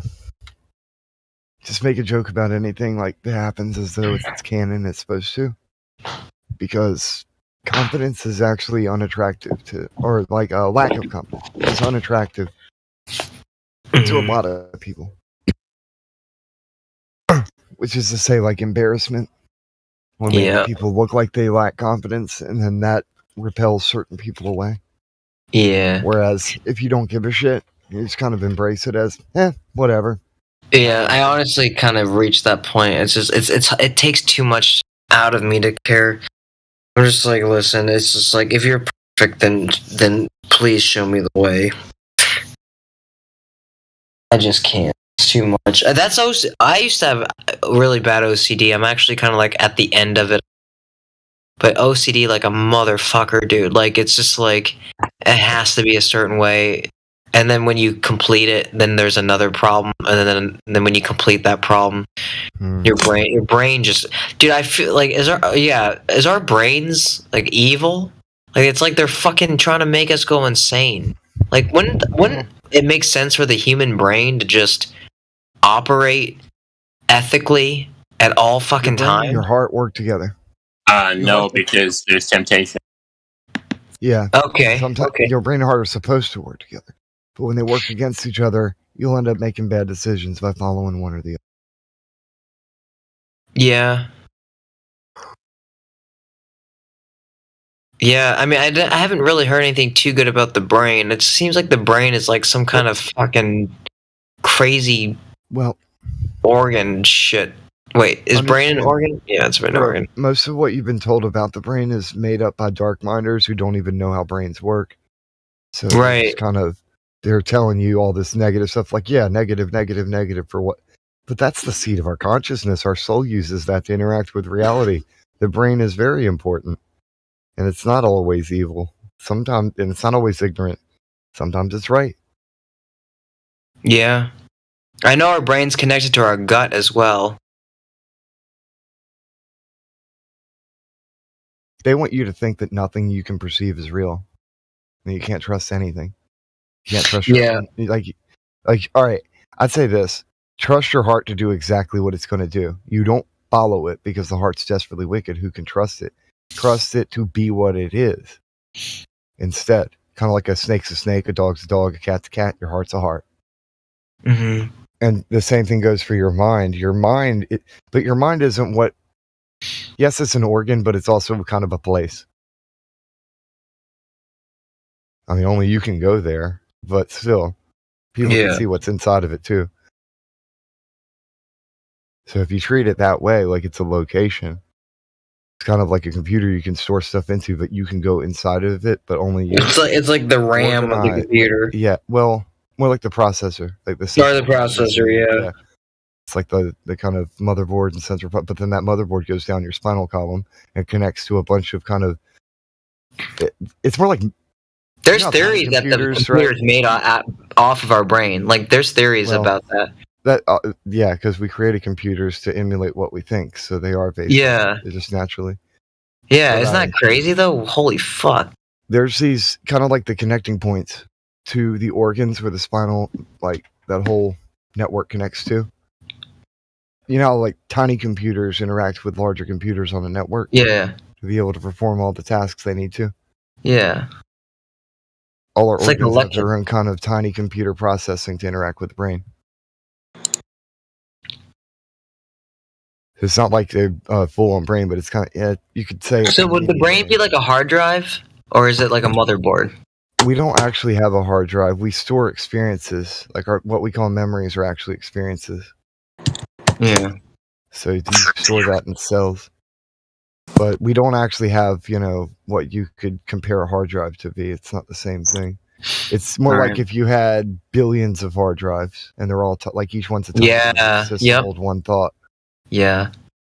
Yeah, our brains are fucking wild, dude. Then as they die, right, your body will create, oh crap, we're losing one of our hard drives. Let's make another one. We'll copy that one, make another one, and then it stores that thought, which it can be altered, it can be changed because of this process. That's why I always want to inspire people to like write, like journal. Yes. Because like you really like imagine if you got a fucking coma and you woke up and you had no idea, but you had your journal. How wild would it be to read that? It's just like what? You feel deja vu. Yeah, everyone. I think everyone does, right? I think that if somebody had their mind erased, they would feel a weird sense of deja vu. Like I've never heard this before, but for some reason I feel like I've heard this before. And we've all had deja vu. Like everyone's had it, dude. Yeah. So like, there's got to be something to that too. Like, oh, I recognize what it is as far as my perspective. It's when you've been through a very, very similar situation. It's like uncanny valley type feels going on, and you don't know why. Like you might not be like you can't remember the specific moment when you experienced this, but you did. And so, because it could be a childhood memory, you're missing all the parts, and then you experience it now, and you're like, "This is I know what I'm supposed to do, but I don't know why." What do you think intuition is? There's multiple forms of that, in my opinion. One of it, there's nurture and nature aspects of it, but I do believe that there is an inherited genetic code from like genetic memory that can be inherited. Oh, dude, Metal Gear Solid talks about that. Yeah. Assassin's Creed as well with the anime. Yeah, exactly. Assassin's Creed. I think Assassin's There's something about that game that's brilliant. They go full on fictional with it. But there's definitely it operates that way. Yeah, there's definitely something about it that makes sense. Because like, I don't think it can't just be physical. It's got to be more than that. Yeah, it's got to be spiritual, metaphysical. It's got to be everything. I'm just talking about hardware here, not software. Like when it comes to the hardware aspects of it, what we can see. Yeah, Assassin's Creed's fire as fuck. Dude, I used to have one of my friends got me a sweatshirt that was like designed like the cloak, and it was such a nice design. That game is cool as fuck. The weird part about how our bodies and minds work, though, is a lot of what seems to be software is actually hard coded. It's hardware type stuff, which gets into the brain making copies of physical matter to bring back memories. Like the spiritual aspect, something else entirely. That has to do with invention, which is an interesting word because inwardly venting, quite literally where that word comes from, invention. Well, if it's being vented inwardly, where's it coming from? It's a good point. Like I have a folder of like pictures of just coincidences. Like just like triple numbers. I'd say I'd type something, but then I don't even know. I can't even give examples at the moment. But there's just so many coincidences. It's just like, you do journaling? Adrenaline? You journal? Oh yeah, I journal. Yes, you journal stuff. Yeah, I definitely journal. Yeah, I try to journal at least once a week. I've been consistent for the most part, but not as recent. But so what's the coincidence? That's where so it's like synchronicity. So let's see here. So just yesterday, my podcast had 21,888 plays. So like I was like, oh, that's weird. Like I just noticed the 888, and then I look at what 888 means as an angel number, and it says like the move that you're about to make is a cycle, and I'm literally about my friend that I'm about to see my friend that I saw when I had nothing, and now I'm gonna see him when I have like a lot going for me. So it's like it is a cycle. It's like so weird that is what it says, and so I don't know. It's just really, I don't know. It's really odd. I think sometimes life is predetermined, but it's also fate. But it's also a destiny that you choose. I have no idea, dude. It's fucking crazy. All right, say you made a game, right? Like a video game. And you created choices where you have all these realms of possibility that the player can do. And you know they can do any of them. So any of their actions, you already know that they could have done that. And therefore, you knew that they were going to. Because nothing else was possible. It must have been one of these things because you have to count that they can take the game off and make no choice, right? Yeah. So my point is like you amplify that to a universal extent and try and see that from the perspective of a self-existent agent of days that's outside of that system. So is there really only a certain amount though? Isn't it like endless? Godric, I'm just simply using simulation theory as a metaphor. Okay. Yeah, this is allegory. I'm not actually implying that we're in a simulation. I'm saying that our choices are limited by the world we're within. We have laws of physics and others, so we're not sovereign over this place. We can't do anything. I can't jump up in the air and fly like Neo and then just fly over and stomp down and make the whole ground kind of crack out like a Super Saiyan. I must do exactly what I'm capable of doing. Yeah. So since there's no choices outside of that, then a entity outside of our comprehension would obviously know that like what I would choose already. That they wouldn't be surprised by anything I did because it's within the realm of possibility, and it's the only things I could have done. But what if you do something that no one's ever done before? It was still possible if I did it. Yeah, but if no one's done it before, that's a new thing, like a unique thing. Like a creative thing, right? Because we're creative. So is that fate? Then that's fate. Then, like that was meant to happen. Right, but I'm trying to tell him you can operate outside the paradigm. No, that'd be wild. Now, if it's outside the paradigm, does that mean you're taking life in your hands? It means that whatever framework that you're in, that like he was saying, that's determined. Like you're expected to do this, you can break out of that and live in a higher realm with more possibilities that you didn't even know before. It's like an unfolding, like knowledge, right? So, like, let's say you're playing checkers, right? On the checkerboard, there's only so many moves, right? You know, below checkers, tic-tac-toe, right? There's so many moves, and then and above those two, you have chess, right? A completely different paradigm, right? And there's other games, believe it or not, that actually are more developed, more complicated than chess, right? So whatever frame that your life is in right now, right? You can break out of that, go to the next plateau, the next plane.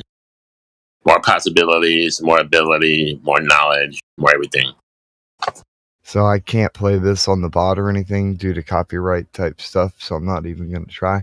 But I shared the link in the live stream for the conversation. Yeah, I see it. The Bender and God one on Futurama. Yeah, it's Futurama is brilliant. I think, and I think that it lines up. Yeah, I think it lines up with our conversation that we're having. What you were saying, God, like just what everybody was saying, and it's an interesting take on it, especially the last line that's said on that clip. But I do think that the human potential is unlimited.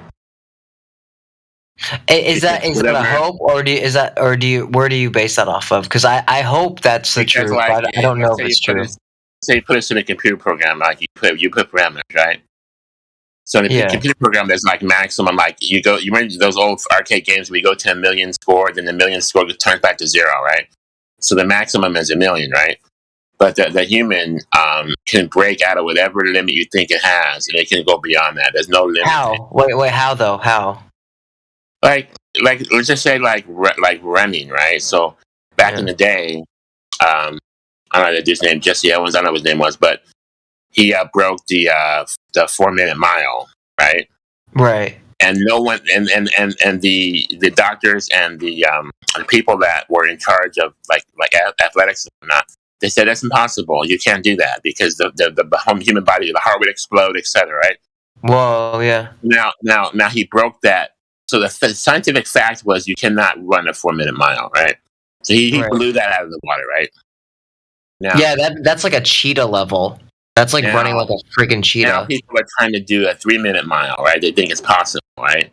So whatever, no matter, and so how do we get to these limits? It's like being like Super Saiyans. How do we do that shit? No matter what limit, it can be broken. You know, and I was mentioning chess, right? So the olden days, Capablanca, they were at a lower level in chess. They were brilliant, but they were playing like 2,000, 2,200. Now they're like up to 26, 2,700, right? So the longer you go, the more you're going to break those old records. And that, to me, that proves its potential is limited. There's no limit. Because you can, whatever limit is there, you can break that. That's what I know. I love what you're saying. I think it's true too. I hope it is. I mean, you just gave examples of it being true. So, I mean, how do you tap into that though? Like, how do you push it to the next level? Break that barrier. Well, first of all, you have to believe, right? You have to believe you can do it. So it's in the mind, right? Yeah, even the Matrix. It says it's like Neo was fucking up the agent, and they're like, "How's he doing that?" And he's like, "Because he's starting to believe." Maybe there's something to that, right? Like, holy shit! Like, I mean, as simple as it sounds, it's true. Like, if you don't believe, how could you achieve? I remember a scene in the first Matrix, but I think it was probably the best one. Yeah, that's when he got pulled in by the Nostradamus. There was a scene where Neo was back. Neo was there, recuperating. He was starting to eat. He's starting to realize that, he was in the Matrix. And then the next day, the white dude, Mouse, he runs into the dining hall and says, "Morpheus is fighting Neo." Yeah, yep, I remember that. Yep, and they're all freaking out like, "Oh shit!" Like, it's gonna be some hairy shit, right? Yeah. So like this guy Neo, right? He has like more potential for whatever reason, and because of that, he can like bend the matrix, right? Yeah. And we can all do that in our life, in the real life, whether it's small or something big. If you believe, you can start knocking out those small things, and that just builds to greater things, right? Achievement, success. Okay, well, so you remember in the Matrix how they're jumping off the building, and the ones that believe that they can do it, they do it. But then the one, if you have a shred of doubt, you fall off the cliff, you like hit the ground. So like, if we believe, I equate that to golf. You know, some people can't get like a hole in one, and some people like can't even aim the bar, right? Yeah. So some of it's practice, some of it's knowledge, some of it's skill. You know. No, so you have to sharpen the belief, right? Or like you have to have reason to have belief in a sense, or I mean, essentially, you just have to believe. Yeah. I mean, if you believe enough, I mean, there's got to be a line of delusion or conviction, or and honesty, or facts. I mean, like. Well, I did this talk about human potential, and we all start like at a novice level. There's five levels, right? There's a novice, right? This is for any panel in life, for any field, for like your job, for example. No, I just want to skip to 5. What the fuck is 5? Well, you come in as a novice, right? So you don't know what you're doing. You don't know the job. You need to be taught. You need help, right? You can make mistakes, right? And once you get through that, then you're an agent, right? An agent can do his job. An agent is like a worker bee. Corporations are like thronged with agents doing their job, making money. Company, they still make mistakes, but the agent can't fill in for someone else's job. They can only do their job, right? So they have limits, right? So like, and then after the agent, there's like an adept. An adept is somebody who's excellent in their field. Like this is an excellent doctor. This lawyer will get the job done. They're talking about an adept. And like what number is that? 3, you said? That's 3. And the goal is to retire as an adept because you're excellent. And that's like a manager, a supervisor, or agents, they know the job like the back of their hand. They can mentor, they can teach, they can fill in for people that are sick. They know the business in and out. If you're an agent, you can successfully, continually be successful in whatever field it is. Right? Like if let's say you're a stock market investor, right? An agent's going to be able to make money consistently because he knows the business, whatever business it is, whatever field. Then you have a champion. A champion is like a very small percentage of people can operate on the champion level. A champion is like Michael Jordan, basketball, okay, or Gary Kasparov, like chess, or Magnus Carlsen. They're just rated so high you can barely even like rate them. And this is like a God-given talent, a birthright, something that's very rare. But you see it. They're just champions in their field. They're like top of the top of the top. And then so 4 is champion, and then 5 is what is like perfection. Then. Well, 5 is actually a veteran. A veteran is an interesting level because a veteran may not actually operate on the champion level. For example, Gary Kasparov has a mentor teacher who can help him understand and play chess better. But Gary Kasparov's mentor, who's a veteran, cannot play at Gary Kasparov's level. So Gary Kasparov will probably beat him. Magnus Carlsen probably beat his mentor teacher, but the veteran can has the wisdom, right? I was about to say it's knowledge. The veteran can move champions to their cause. So they can lead, right? So let's say I don't know how old you are, but remember Michael Jordan? his teacher mentor was Phil Jackson.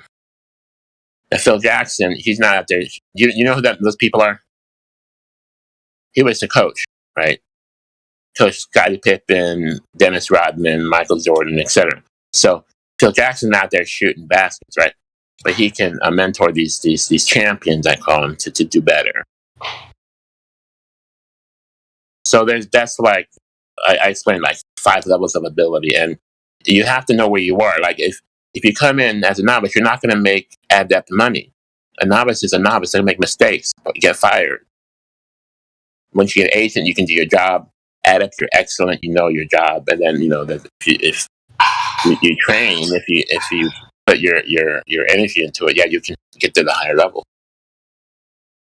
But the point is, like, if you're not, if you're like an agent or a novice, you're not going to be successful because you're just flat out. You just know this much and not more in that particular field.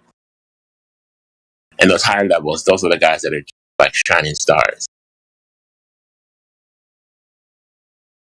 Totally different level. And that's why I say humans have unlimited potential, because whatever limit you think you put on them, they can break that.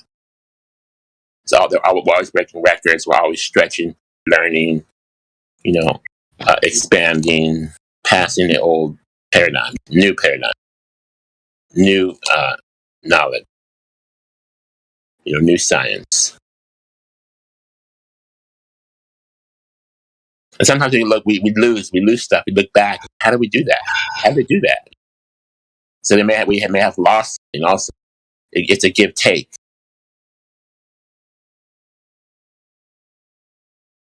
We may have lost our faith, and our in exchange for science, right?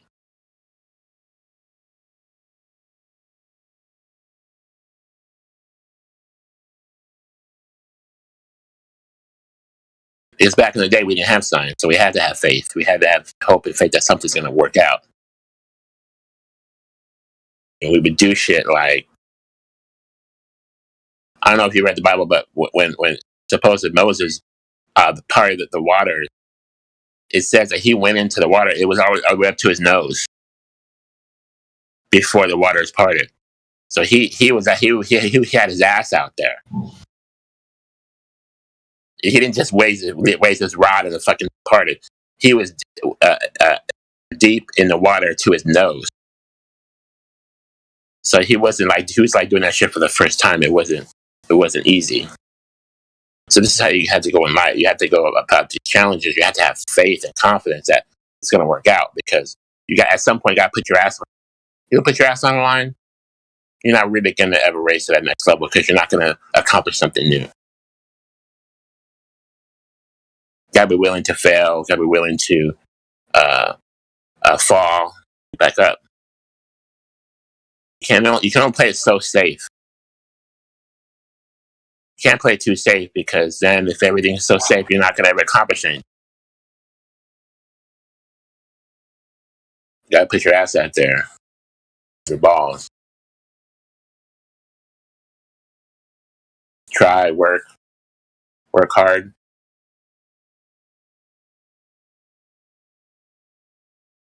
Learn something new.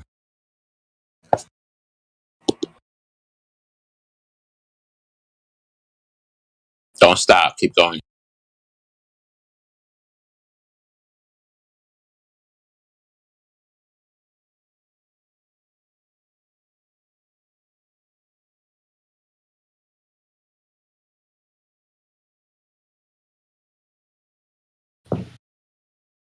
Yo, I'm listening. I'm just.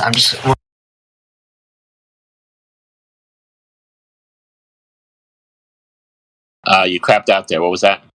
Oh no, I'm listening. I just want to let you know I'm listening. I'm just currently organizing my. I literally have to move 15 hours, so I'm just kind of multitasking. I appreciate that you journal, because that keeps your mind active, and they say that when you're writing, you're using parts of your brain that you don't use in other parts of your life. So keep writing. Yeah, like what? No, seriously, yeah. One thing I'm thinking about doing too. adding pictures to it as well, and just kind of like, because like it's like every day can be a beautiful mosaic piece of your life, and I think it's important to have something. Like even if it's just like one picture, you didn't have words. Just like add something to your journal. It's never been better to. We have computer tablets. I'm actually was thinking about upgrading to a tablet and selling my. Just to have it simple. Just have one tablet. That's it. Just walk around with a tablet.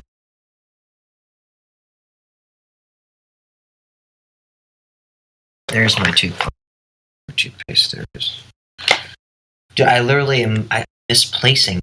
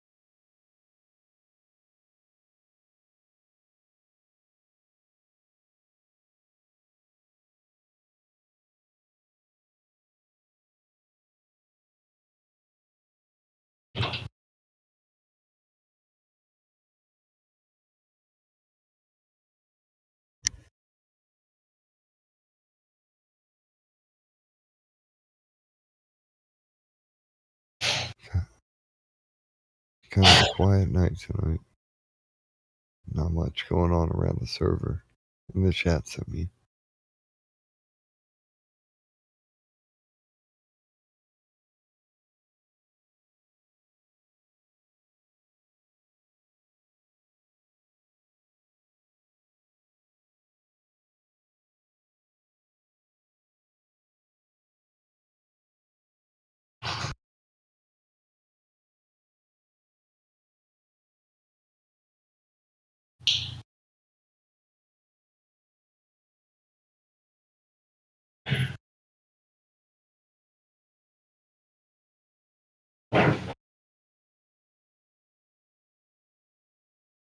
Hey, so when you're journaling, can you read your writing, or is it like really messy? Like if something happened to you, like if someone come behind you and like read like all your like thoughts and like what you're up to, and like is it like coherent, or just like some shit you can understand only by yourself?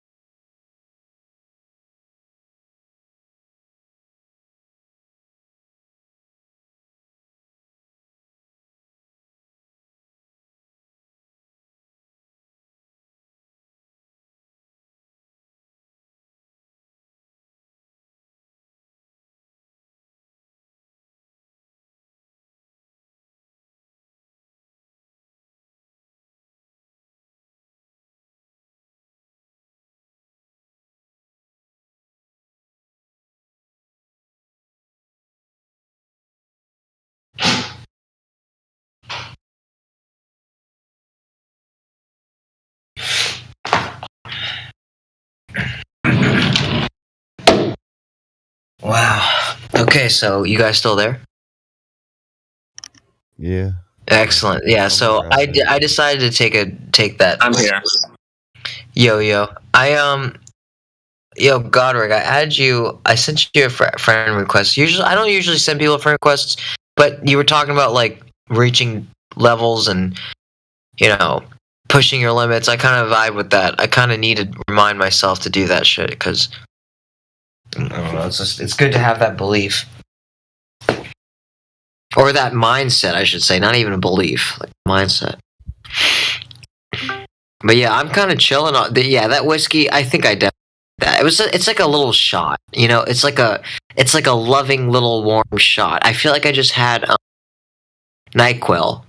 You ever had NyQuil where you just had you take like that teaspoon, you're just like, oh wow, and then you just fall asleep, and it's just like that's what all of us need is a good night's rest.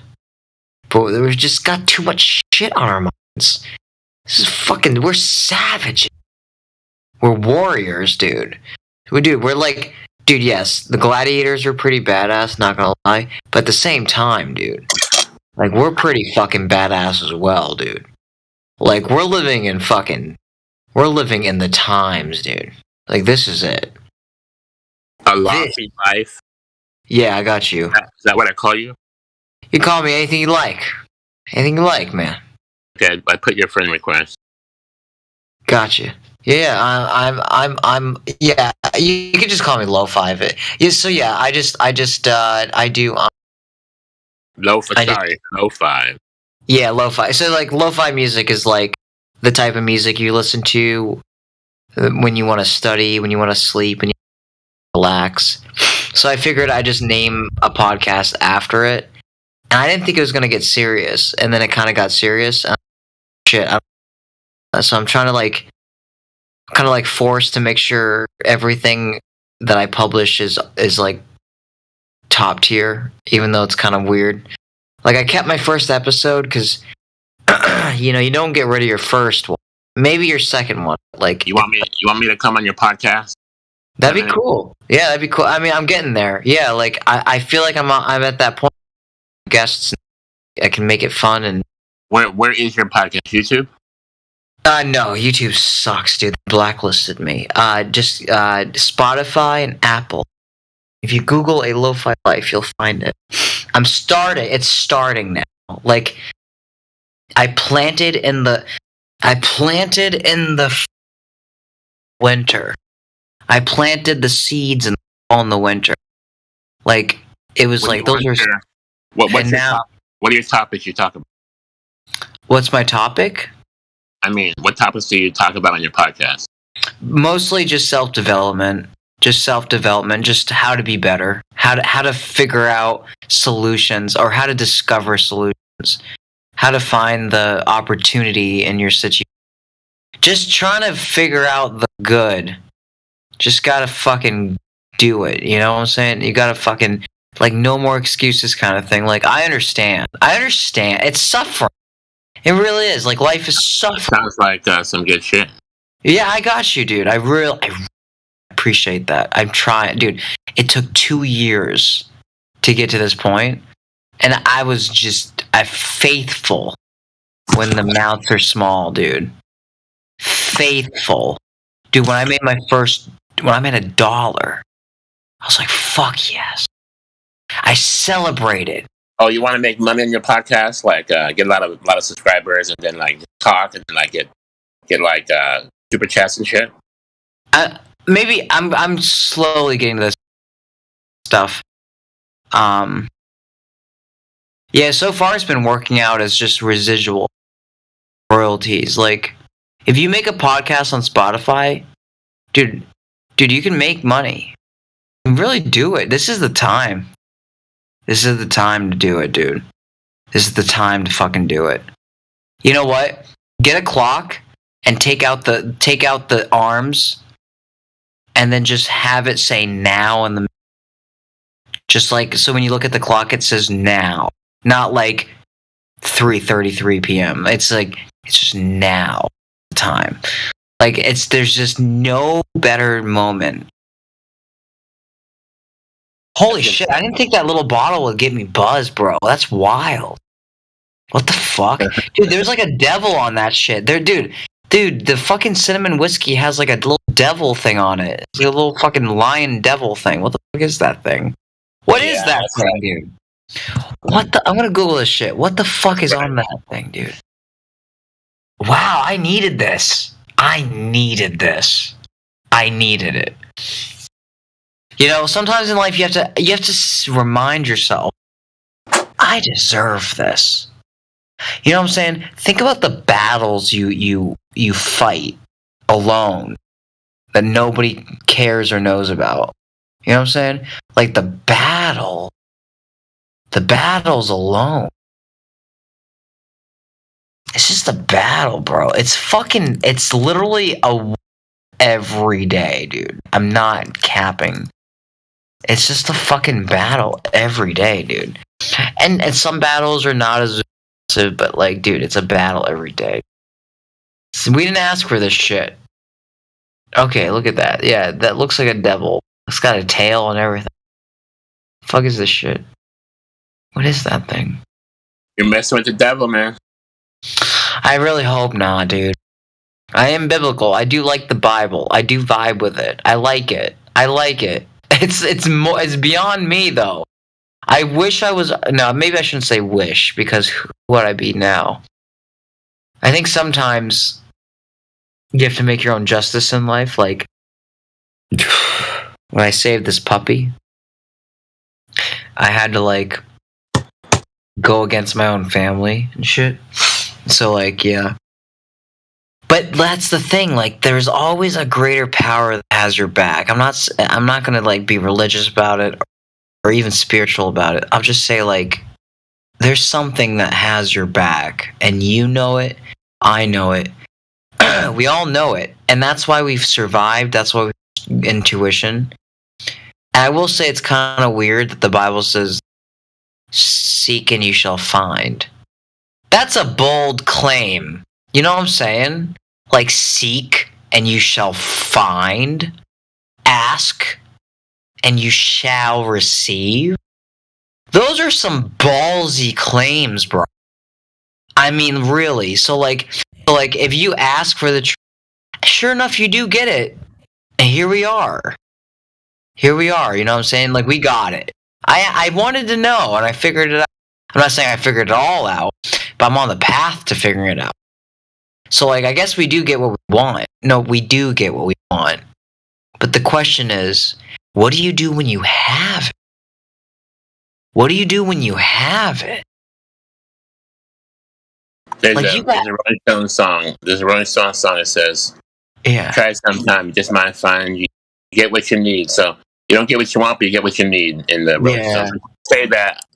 What bits of that is that someone does have your back. Yes. You put the work in. Yeah. Yeah, like there's like this weird confidence. Like, I've done some things that are questionable, that like it would look like the odds were against me, but like it worked out in my favor. And I know those stories where like the odds were against us, but then we somehow made it. Like, we just did. And then it's like, was it luck? Was it protection? Was it really our decision? I don't know.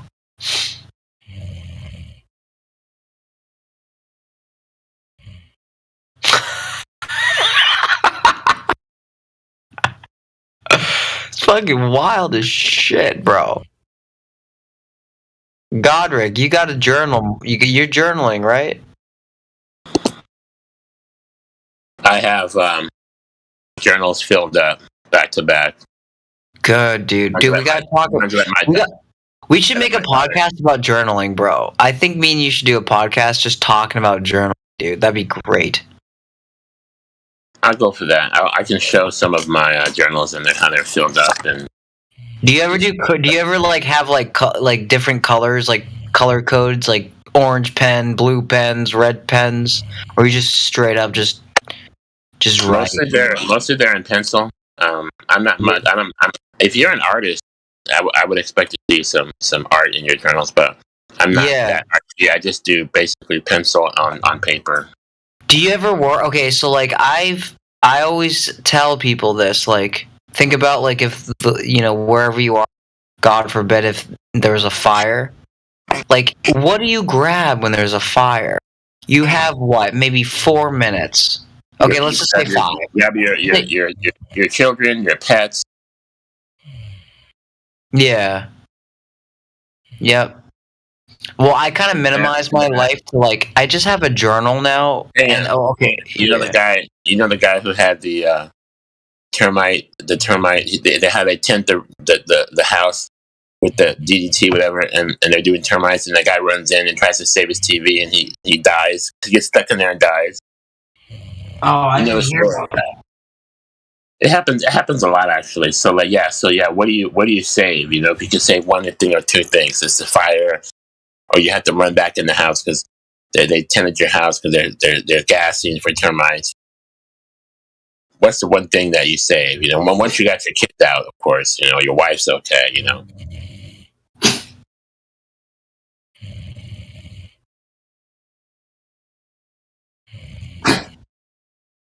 Dude, I love pets, dude. Our dogs are great. Dogs are wonderful, dude. Don't trust anyone who doesn't like dogs, bro. I'm telling you. Someone's sleeping. Yeah. Shit, I guess I'm boring, bro. I gotta work on my delivery. I'm boring as fuck. I'm putting people to sleep. Someone put. No, that means that we are relaxing. We just have that touch, dude. We're just relaxed. Well, did you know that when you get new knowledge, when new knowledge hits you, that one of the most often things that your brain will do is put you to sleep because it's too much. You know, they don't want you to get too much, not too fast, and you'll get tired. We're gonna have to do a podcast about that because that sounds amazing. That sounds like it's relatable. Like that makes sense. Yeah, that's why you're tired after a full day of school. If you're learning, or if you're in college or whatever. University, or if you had you're a new on the job, everything is like a sponge. You're just like you're like that day you're gonna be knocked out, sleeping like a baby. And the opposite. What do you think about God, bro? What do you think about God, dude? Do you think you read the Bible? Yeah. Yeah, me too, dude. Like I'm not an expert. Creator. I think. Put us here for a lot of different reasons. So we have to, meet the idea of a blessed life is that you got to meet your potential. You got to get out there and do stuff and achieve, and you do that to the point where you overcome. You're given these challenges, right? Like one proof I have of God is that whatever how I was talking about levels of ability. Well, each person will have different challenges, right? So if you're like, a bum on the street, right, begging for money, your challenge is to get the next dollar to not die, and different stuff like this. But if you're like, like a manager at a food plant, you have different higher level challenges, right? If you're like a president or a CEO, you have much higher challenges. So you no matter where you are, you're gonna get challenges, right? Like how, and some of them sometimes it's like, how in the hell am I gonna do this? And you don't know, so you have to effort. I have no idea. You said pain, right? Pain, and overcome that challenge. Once you overcome that challenge, that's just behind you. You know how to handle that. You become more powerful. You become more able, and you've raised to that next level. And then waiting for you is another brand new challenge. And then you have to handle that, right?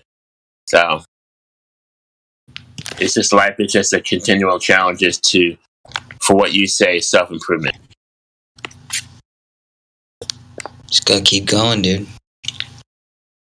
Yeah. Yep. I mean, you become stronger for the experience. Holy shit. We gotta fucking talk of some. We will have a. My podcast is just type in a little. If there's something that catches your interest, let me know. We can Why talk don't about you, why don't you send me a link? Yeah, I'll send you a link. It's in my profile. I put the link in my profile because Discord doesn't let you, or it doesn't let me for some reason. Dude, like I learned the hard way. You can't talk about political shit. I mean, that's you just can't. So I'm just like, what the fuck? It's like that's You mean that's because you'll lose subscribers? well, not that I'll lose sponsorship. Like I like as if. Yeah, but hang on though. Hang on. So you lose sponsors, but there'll be sponsors that will sponsor you, right? Let's say you get one side of the political spectrum, whatever, right, left to right, whatever the sides are. There's some people that still will sponsor. You have to cater to the people who love you, right? That's true.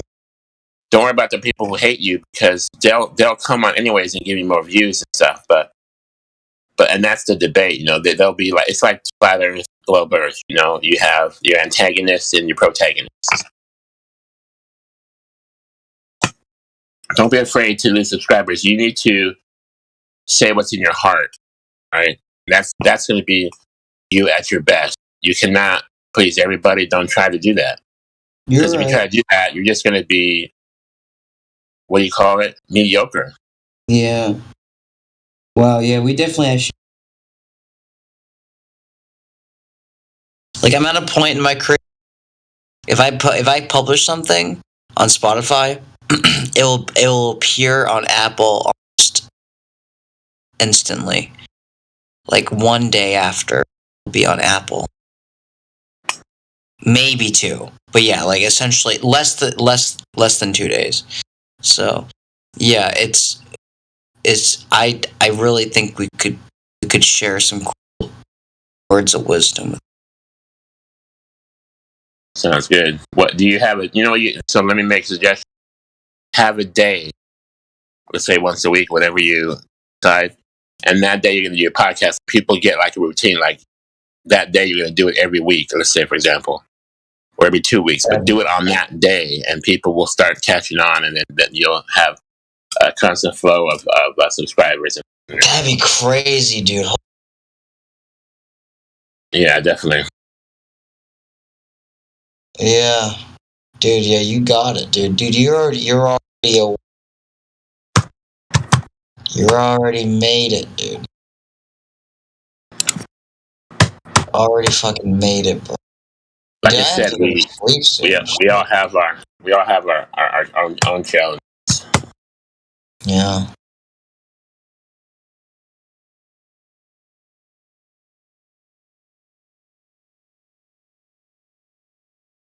So you're moving in like 10 hours? Yeah, yeah. Where you going? I'm gonna go to a few towns over. Nothing too crazy. Why are you moving? Location, money. Cheaper? It's cheaper too, yeah. But definitely not less amazing. I think I bit more than I could chew. And I definitely and I'm just trying to be able to manage my. It's just too much.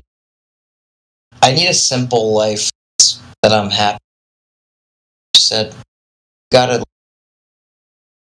consistently dive in until I. If you're not passionate about life, you're just suffering. Gotta be passionate.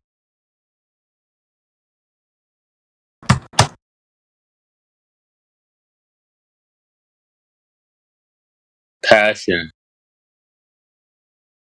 That's right. Find your passion, man. You gotta sing and dance. People like that shit. I'm glad you have a podcast because then you can be like there's leaders and followers, right? Be a leader. Dude, I could talk to you all night, though, dude. We'll catch up soon, alright, man? I already. Sounds good, man. Good talking. No Yeah, fun. you take care, okay, dude? Alright, man. You too. Bye.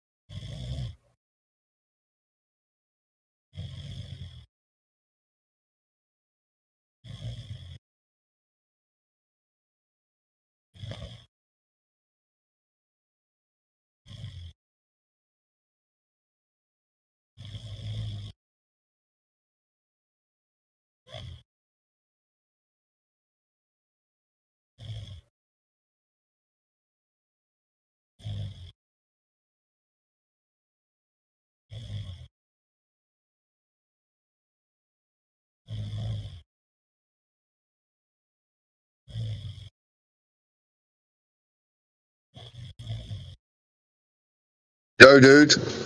Wakey, wakey.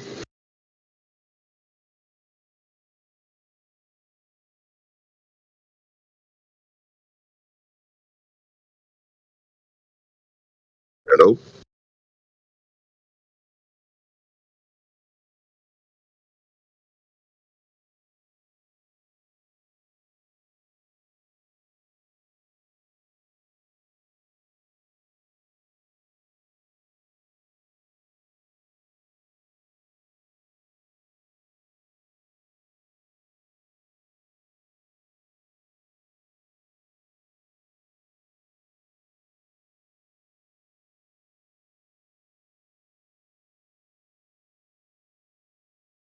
Hey, buddy.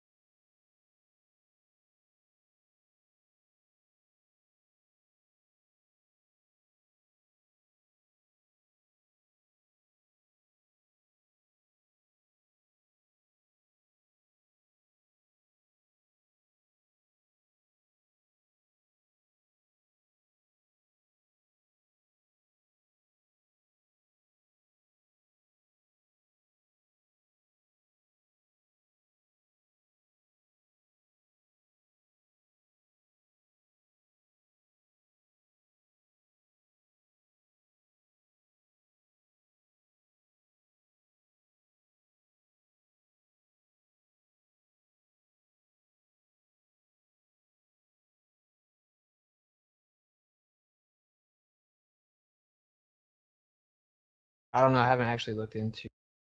Anyway, I knew it was just nonsense. Well, I mean, we don't have to talk about it here. I guess like there was a conversation going on, so I'm not trying to interrupt that. I just like put it in the chat to see if anyone else wanted to talk about it. Sure. Yeah. Yeah, I do.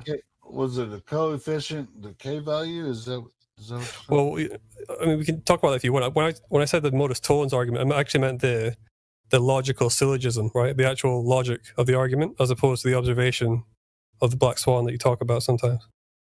Like, does anyone have an interest in the logic that goes on? Yeah, that's actually the modus tollens argument that he's talking about. Yeah, sure. It's pretty. You know, like the I think it's if P then Q, not Q, therefore not P. Like the logic that goes on. That's not modus tollens. What are if P then Q, not Q, therefore not P. No. That's modus tollens. No, it's not. It is. It is, Helio. Oh, okay. Okay, so does anyone want to talk about that? Or if they don't, it's not a big deal. Like, I'm not trying to force it on anyone. Well, are you like are you challenging what the application to the black swan? Yeah. Okay, can you want to specify your point so we can then we'll Sure. So my criticism is basically that I'll just explain it briefly. So like everyone, I'm not expecting everyone to have like, you know, a background in this. Like I don't have a background in either. So I'm not expecting everyone to like automatically understand what I'm saying. So, you know, it's fine to challenge me back. Like I'm totally comfortable with that. But I'm just gonna give like a quick overview, okay, of the argument as he puts it. So it's if P then Q, not Q, therefore not P. Okay. His formulation of the argument, I'll paste it in the chat so you can read it as well, is that if the Earth is a sphere with a radius of 3,959 miles, right, that's the P, then every horizon distance measurement must be no more than 1.225 times the square root of the observer's height in feet. Okay, and that last equation is how you ascertain the distance to the geometric horizon. Okay? Mm-hmm. So that's the first premise. That's a conditional premise. Okay? The Earth is a sphere part is the antecedent. And then the every horizon distance measurement part, that's the consequent. Okay? The consequent is the part I have a problem with, but I'll finish the syllogism first. Okay? Go for it.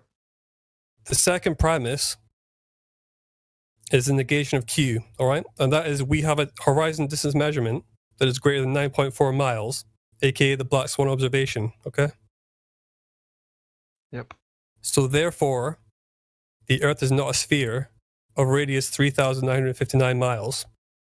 The black swan observation contradicts the Q, which is this position that we apparently take, that all horizon distance measurements must be no more than the geometric horizon. Okay. Now, my criticism. So is your? Oh, go ahead. Can I just finish off? Like, so I'm really close to finishing right now. I'm sorry, brother. No worries. Yeah. So my criticism is that the attribution of the Q to us, which is that we believe all horizon distance measurements must be no more than the geometric horizon is actually a false attribution. It's a straw man. We don't actually take that position. And I can back that up by telling you why. Because let's go. For us to take that position, we would have to assume that there's no atmosphere on the Earth. No. Because that's the only conditions in which there would be no refraction in the atmosphere. You're conflating geometric and apparent, bro. So yeah, his logic is. Hey, wait, hold on. Did you finish? Did you finish your point? Yeah, I'm pretty much done. That's okay. You can give me your responses now. All right, good. Go ahead. My response is that you're conflating geometric and apparent because you just now invoked refraction. The argument is that the physical geometric horizon must fall within those parameters. It's the physicality of the geometric horizon, the land itself. For you to invoke refraction, thus the apparent horizon, you are conflating. Okay, so what I would say is that the importance of my criticism is that for his argument to be valid, we have to hold the positions. Okay, we have to take the position that the Earth is a sphere with a radius of 3959. We do take that position. I don't disagree with that. Okay. But I do disagree with the idea that we take the position that every horizon distance measurement must be no more than the geometric horizon. We do not take that position. That's my whole argument here. Oh, okay. So what you're saying is that the problem is in the every horizon distance part. Yeah. Well, I thought there was another claim here made where you actually contacted this person that observed this. Did you say that? No, I don't think so. So is your claim that the horizon is basically at an optical position? Is that your claim? No, to use the geometric constraints, which are absolute, would be negated by the claim that, well, the horizon is just optical and it's just in an optical position at any given time. Well, I mean, that's an interesting question, right? But it's the only counter. Well, exactly. My position in relation to QE's argument is just this: that the horizon is an optical phenomenon. Hold on. Let's discount QE's argument. How about us? The people that are talking about it now. Let's just us talk about it. Well, that's the thing, because my whole argument is about QE's argument. Like, my whole position is about We're quite familiar with the argument. We're probably going to say the same thing. Yeah, but you're asking me not to talk about the thing I'm trying to talk about. Answer AI's question. Okay. My whole criticism of QE's argument is that he's misattributing a position to us that we don't hold, and therefore his negation of that position is not valid because we don't hold it. Okay, let's stop you right there. Let's stop you right there, though. Your position is irrelevant. It is relevant because he's trying to negate it. No, it's not. Hold it, and he can't negate it. It doesn't matter what position you're holding. He's trying to negate the consequences of the nature of the Earth, not your position. Well, the modus tollens argument is very specific. And, it's not about a position, is it? Well, is it about a position? We're talking about geometry, Ben. Well, the thing is, I'm talking about principles, like your position that you hold versus the nature of reality itself. He's not arguing against your position. He's arguing against the consequences of the sphere if it's a certain size. So your only counter is not, this is not my position. Your appropriate counter would be, there is no geometric horizon. Therefore, the horizon could be anywhere it damn well pleases. Why do y'all have such a problem grasping this? It's so simple. I mean, it's like you're not understanding. I know, it's just, it's math. It's like they claim to be the mathematics experts. It's like, you guys don't understand math. Well, we goddamn definitely do understand math. We understand geometry. We know that the math, the math of Earth, is 24,901. We know where the horizon is supposed to be. It's supposed to be right there. I have a quick comment to say when we see something that is farther than that, then we know it shouldn't be there. But You guys just make up all kinds of shit. Go ahead. So, like, what AI is saying is like, let's put it this way: you have a different position, but another Glover might have a different position. So he's not trying to attribute to any of your guys' position. It's strictly to the geometry of the Earth, of the shape of what you guys claim it is. So you guys can all have different positions. Doesn't mean his position has to be aligned to what you believe, because it's irrelevant. It's what the geometry of the Earth's position is. You know what? In addition to that, Jose, we can actually attribute, whatever the haze or whatever they want to call the freaking atmospheric conditions. We can throw a little more math on it, or if you want to, but no, he's just not understanding. He's saying every horizon distance measurement. Okay, so what it's infallible, bro. Like, you're just not understanding. Do you understand my criticism, just to make sure? Yeah, I understand your criticism. And could you just tell me what it is? I'm not trying to be a dick. The criticism that you obscure from common sense, bro. Whenever he says every horizon distance is an inaccurate postulation from y'all's position. What I'm actually saying is that he's arguing that we hold two positions and that they're contradicted by the Black Swan observation. The first one is that the Earth is a sphere with 3959 miles. I accept that we hold that position. But we do not hold the position that every horizon distance measurement must be no more than the geometric horizon. That part is a straw man. It's what the mainstream media says, bro. Position, because we only need one. We only need one. That's why it's called the Black Swan. No, yeah. That's why we only need one. If we hold that position, could you cite where we say that? There's a category error. He's not arguing. It's where the horizon distance comes from. That figure comes from any nautical manual. But that's only the geometric horizon, right? That's what it's about. Yeah, that's right. Yes, but then we don't claim every horizon is equal to the geometric horizon. How about what it says? That is what it says. It says every horizon distance measurement. Yes, means can be no greater. The physical geometric horizon is. No, but that's not what he means by horizon. That's not what he means by horizon. You know what. Yeah, because he doesn't mean geometric horizon when he says horizon. Or does someone else want to disagree with me on that? That is what he's talking about. Everyone besides you agrees on that, as far as I can say he does mean geometric horizon then. Okay? Then in what sense does an observation of the Black Swan contradict the position that every geometric horizon cannot be greater than the geometric horizon? That's a tautology in any case, but how does a Black Swan observation contradict that? That's why I don't think he's saying geometric horizon. I think he means horizon in the sense that we mean our parent horizon. Tautology. I mean, did you say tautology? It's a tautology if he's just saying the same thing. If he's saying every geometric horizon distance measurement can be no more than the horizon than geometric horizon distance how measurement, many that's a tautology. geometric horizons are you describing here, bro? Yo, let me get this one. What the fuck does that mean? No, maybe let someone else respond to me. Yeah.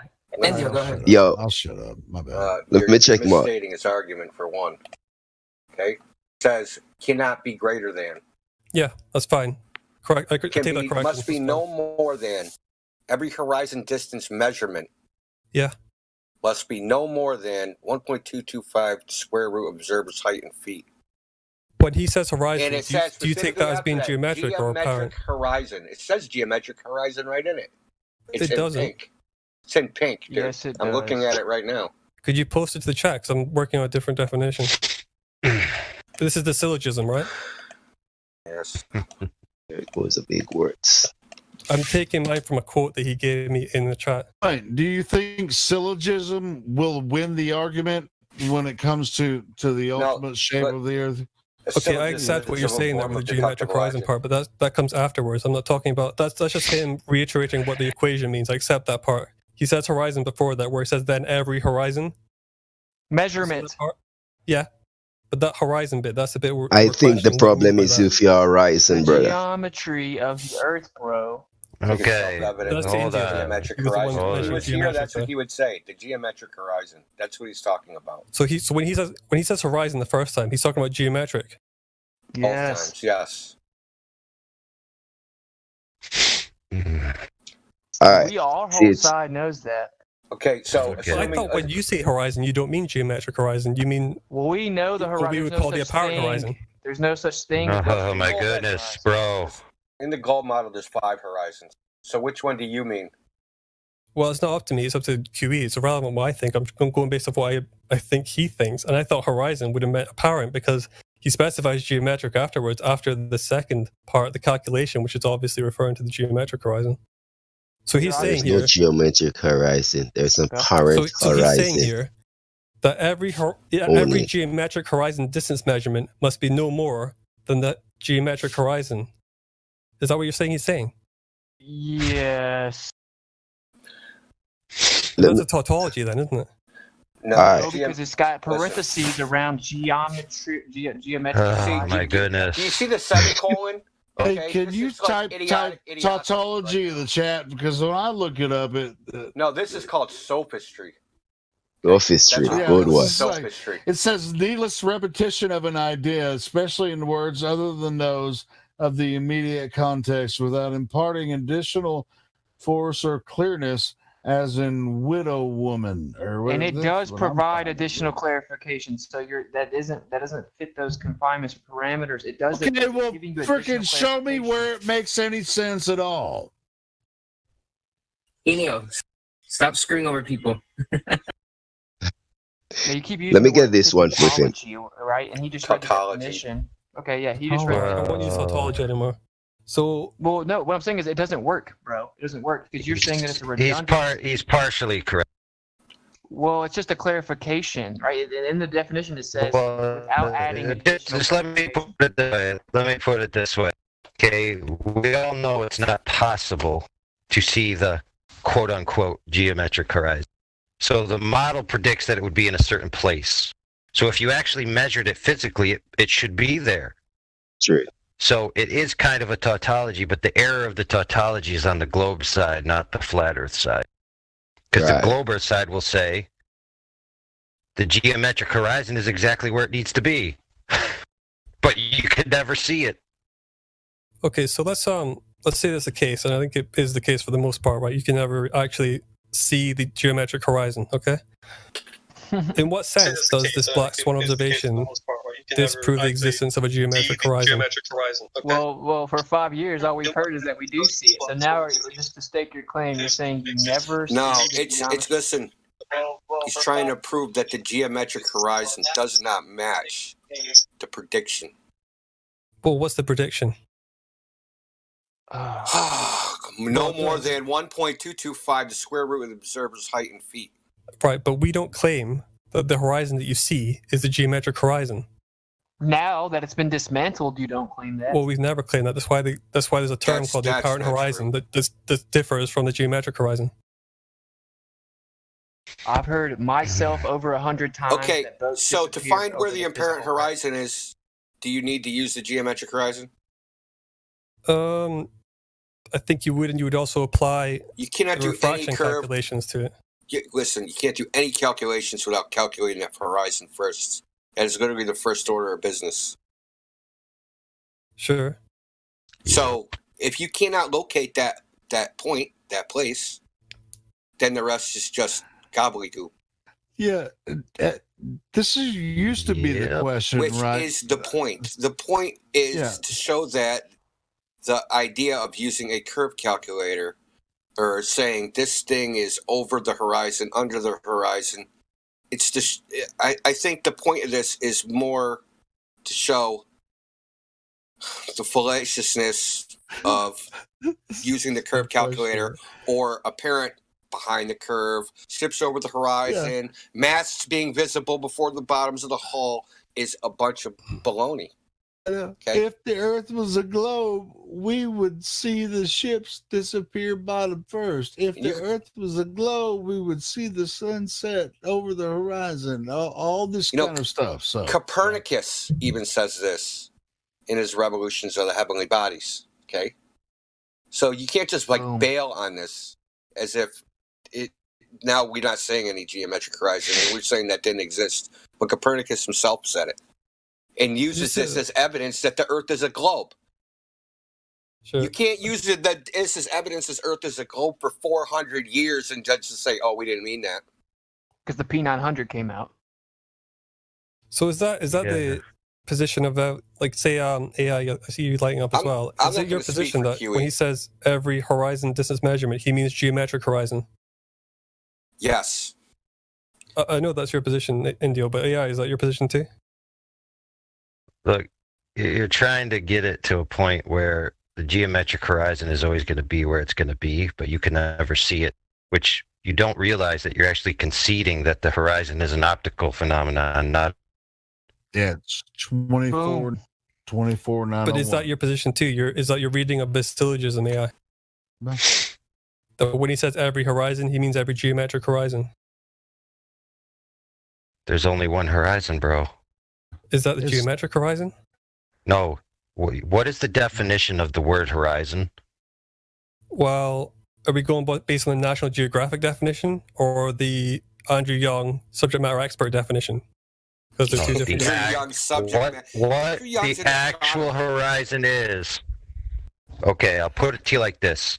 If you're going to point to a horizon in a photograph, in a video, in the real life, what are you going to be pointing at? It would be the line where the sky appears to meet the land. Bingo, we have a winner. Welcome to But then, like many subjects, you find more technical definitions when you go a little deeper. And if you go a little deeper, you'll find that there's 3 definitions. So are we to just reject that? No, bro. If you're going to point to me a horizon, what are you going to be pointing at? Yeah, but there are colloquial definitions for many terms that have a more If you're going to point at a horizon in a photo, in a video, right. Bingo. So you already answered the question. So we are going to ignore the more technical definitions then. Why? Present them, man. We're already accepting that they don't matter, so why bother? I mean, But they're irrelevant to this. Okay, so the astronomical horizon is irrelevant to this. Are you saying the that ships apparent and the geometric aren't? Listen, are you saying that ships go over the astronomical horizon? No, I'm not. Okay, how about the what do they call it? What do they call it in sailing? The artificial horizon. Do ships go over the artificial horizon? I think ships go over the geometric horizon. The ships... Holy shit, dude. Do you think ships go over the geometric horizon?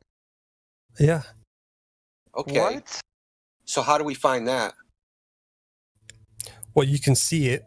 I knew you have one. But how about if I show you a video of a radio-controlled motorboat on a 400-foot lake just being obstructed by nothing? Anyway, for the flat earthers watching, not one video, like 10 of them. Yeah. With weather. Correct. So now you have an anomalous data point. Okay.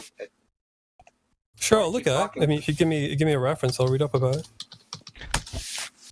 Not a reference, a demonstration.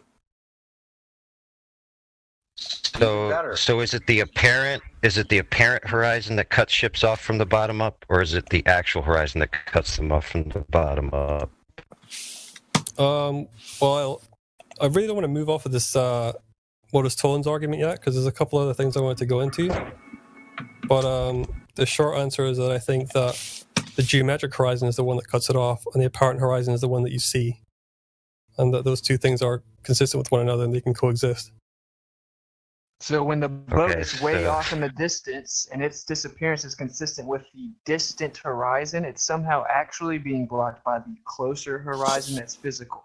So let's take what he said in the context of this image, right? So the geometric horizon in this image is supposed to be a mile away. That is what is supposed to be cutting off. It should be cutting off the oil rigs. But you can see this visual horizon more than 9 miles away. So where did the geometric horizon go? Did it become transparent? I think it's still there, but then... But it's supposed to be blocking the light that is coming off those oil rigs. Yeah, well, do you believe that light can bend through the atmosphere? Do you believe that light can bend as it travels through the atmosphere? Bend. Yeah, I believe it can bend, yeah. Okay. So you said it's blocking it. You said it gets blocked by the geometric horizon. Yeah, but the light can bend over that horizon and meet your eye. Okay, so, but the horizon went from in front of the oil rig to in back of the oil rig. Well, the apparent horizon did, yeah. Well, Geometric one stayed where it was. You show me or tell me or demonstrate it in any way, shape, or form how a horizon that should be obstructing something from the front can leapfrog the object that should be obstructing and appear behind it. Well, this is another part of the... No, so just tell me. I'm about to answer you. Okay. This is another part of the claim that's being made. And I don't know exactly where the horizon is in that image, but I can't really argue that it's definitely behind the oil rigs unless you can substantiate that decisively. There's actually the person that took this image took some more yesterday that are a lot clearer. Well, I mean, to really know for sure, I think you need to take more data measurements than we're taking. Isn't that the case? I mean, can you be certain of where the horizon is? Well, if the horizon is where the sky appears to meet the land, it's a subjective visual impression. Yeah, but that line in both of those images is not exactly clear. Well, I mean, it's a hazy day. It certainly is not in front of the oil rigs. No, I agree. Or at least it doesn't appear to be. So how would it? But then it could be. I mean, it could be the case that there's some strange atmospheric mechanism which could make that happen. Well, I don't know. Bending light doesn't cover it because you have to bend it in such a way, I don't know what, corkscrew it or whatever. You have to bend it in such a way whereas the line, which would normally be obstructing, somehow flipped and got behind the oil rigs. Well, you're not going to like this answer, but if it was up to me, I would say there's so many anomalous refractive artifacts in that image that it's worthwhile just throwing it out. I know you're not going to want to do that, but you have to look at that image and think there's a lot of crap going on in there. Doesn't matter. But it's been repeated. Yeah, but it hasn't been repeated without a lot of artifacts of refraction. That's the thing. So you saw the one that was done yesterday? Yeah. Okay, so why are you like sandbagging, like pretending you didn't see it? Well, I did see it, and I saw refraction in that image too. So, guess what? Turbulence, atmospheric turbulence, is not refraction. Well, there's a lot of waviness in that image, and I think if there was better focus, you could see the cranes were distorted in a similar way as they were in the original. Now, tell us the mechanism where waviness in an image translates to horizons jumping in front of each other, back and in front of objects. Well, I'm not sure that the horizons are doing that because, like I said, it's hard to determine. Listen, if you're on a globe, it has to do that. What you're doing is called FUD. Okay, it's called fear, uncertainty, and doubt. They used to do it in corporate circles, back IBM versus Microsoft, and that's all you're doing. You can't name a mechanism this would happen, not a physical one. You can't even conceive of one in your mind. Okay, you can't even make one up using a fucking exotic material. There's no way it could happen. That a horizon is going to get displaced from in front of an object to another. It's just not going to happen. It can't happen. Well, I mean, can the horizon not appear to move further back due to impacts of refraction? Appear to move further back means it appears higher in the frame of the I think it does, doesn't frame. Doesn't the horizon appear higher? But listen, if the oil rigs are behind the horizon, the oil rigs will appear higher as well. Are we talking about the geometric horizon or the apparent horizon? It doesn't matter with either one. It does not matter. We're talking about an apparent horizon. Wherever it appears to be, if it's in front of the oil rigs, if refraction is lifting everything up, it's lifting everything up. It isn't just lifting just the horizon up and sticking it behind the oil rig. So let's assume that that refraction has lifted everything up, okay? And the horizon is in fact behind the oil rigs. What? How would it get? No. We're not going to assume the second part because the second part is impossible. Well, what prevents that from happening due to refractive effects? Like, why can that occur due to refraction? I mean, I know this has been argued that our model of refraction allows for anything to happen. But if that's the case, then why can't this be happening too? I know you're not going to like that, but because the light comes to the camera, right? Yeah. So if there's a horizon and there's an oil rig behind it, and the light has to come from the oil rig, so the sunlight reflecting off the oil rig comes to the camera. The sunlight reflects off that hump of water that you think exists, that comes to the camera, and those are sequentially behind each other, right? They're in different positions. in distances, one in front of the other. Okay? No amount of lifting or twisting is going to make that horizon, the oil rig, suddenly appear in front of that physical object. Dude, what you're basically telling me is, I can be on another side of a hill, there can be refraction, and it will appear I'm in front of the hill and not behind it. That is ridiculous, dude. That is a ridiculous statement. You cannot conceive of any way to do that.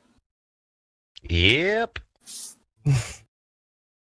Well, like I've talked to people about this before, like in the on the Glober side, and their position seems to be that, and I think I agree with it. Like, that refraction is magic. No, an observation like this, with as many obvious artifacts of refraction as are in it, extreme refraction, shouldn't really be counted as a great exemplar for any position, because except for the effects of refraction, because it's so laced with it.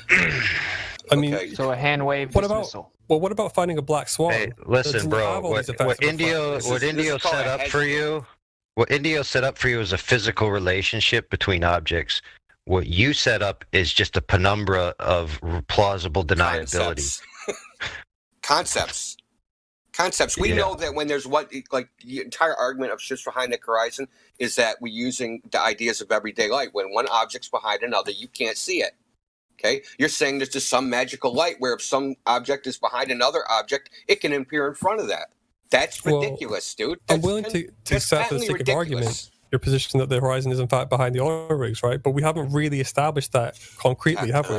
Because we can't.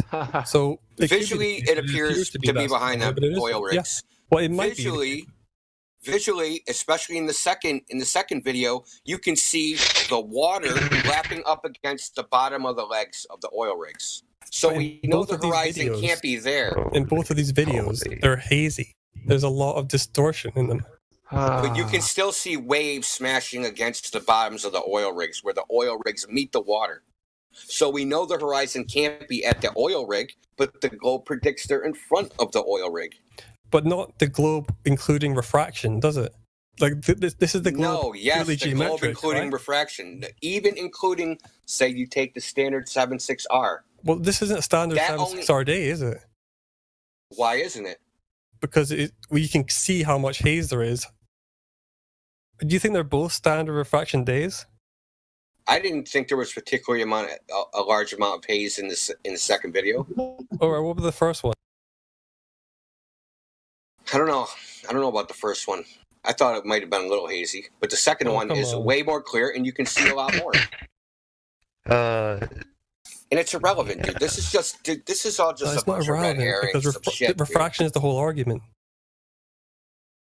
No, refraction is not the argument, because you're not stating an argument of refraction.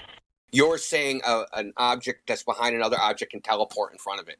Well, we haven't established the horizon is in fact behind the oil rigs yet. I mean, to be Why not? Why not? Well, that's for you to do. How have you done it? It either has to be in front or back or on it, and it's not front, back. It's not in front of it, and it's not on it, so it has to be in back of it. You're just being dishonest. Oh shit! I'm not being dishonest. What have I lied about? You're being intellectually dishonest. Let me put it to you this way. Look, you guys, listen. I said this 3 years ago when the servers first started. Y'all are never kicking, dragging, screaming. You guys are never going to let go of this ships over the horizon thing. No matter what amount of evidence is shown, you're going to fucking deny it. No matter what. Despite the fact that there's 300-mile observations in Antarctica of mountains, which only could happen if a mountain was twice the height of Everest. And that's in the National Geospatial Agency, right? They print it. It's not some flat earther. You can go on YouTube and look up sea captains talking and saying, yeah, I can see 200 miles down here. Okay, so this is all well-known shit. You guys can't accept it because boats go over the horizon, because it's a globe, because it has to. Some silly shit that someone postulated 500 fucking years ago is your best proof. All right, well, since we don't agree with the observation, could we go back to the syllogism? Because I still have a problem with that syllogism. Apparently, because you don't understand. You can't even agree what the fuck a horizon is. Well, it's indeterminate, I think, but in both images. But I think we could probably get to an agreement on syllogism. Listen, if you want to deny your ice, then that's fine. There's no point in going over the syllogism because you're just denying objective reality. So, what All else? So you can take any of these images, right, and just apply a negative, not a negative color filter, but invert the colors, so you get more contrast. It isn't changing anything. It's just changing the color values, and you can clearly see a horizon without any problem. Do you think there'll be a black swan without any kind of refractive issues in it? I mean, do you think that's possible? This isn't. You act like this is the only thing. You act like that this is the only black swan in existence. No, I know that there's... I mean, based on his definition, the majority of observations are going to be black swans, aren't they? Yeah. Any observation that has a non-geometric horizon is by definition a black swan based upon his syllogism, right? Yeah, true. Yeah. So that's most observations. Well, then that's 500 years of stupid arguments, right? Well, it's also 500 years worth of like black swans that we've been calling white swans, but now they're black. Yeah. So what does that tell you? Well, it tells me the analogy is kind of strained. No, it's not the analogy that's strained. It's the fact that these were all black swans and there was a long line of confirmation bias. But wasn't the argument always about black swans? Wasn't the argument always about refraction causing you to see farther than the geometric horizon? That was always the argument. This isn't a new argument, in my opinion.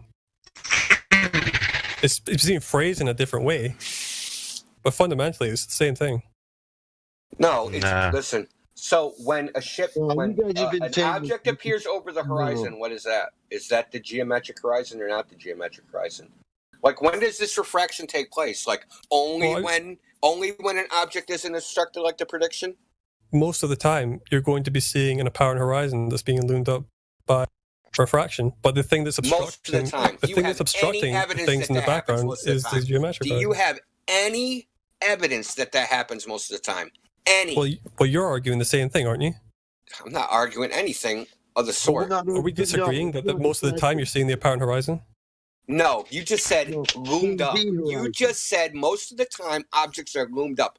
Do you have loomed up in the sense of refracted up. Most of the time you're going to be any evidence of that? Our standard refraction, at least. Do you have any evidence of that? Do you have any evidence that refraction is the general case? Well, are we disagreeing that refraction causes light to bend? We know that refraction. Listen, the fact that an effect can occur does not mean it does occur. Listen, this is typical bullshit sophistry from fucking Globers. The fact that an effect can occur does not mean it is occurring, okay? And you guys proclaim that somehow refraction is the general case. This is the general condition of the fucking air that we look through every day. Well, then how did you figure out it was a fucking globe of 3,959 miles in the first place if all your measurements are optical? How'd you figure that the fuck out?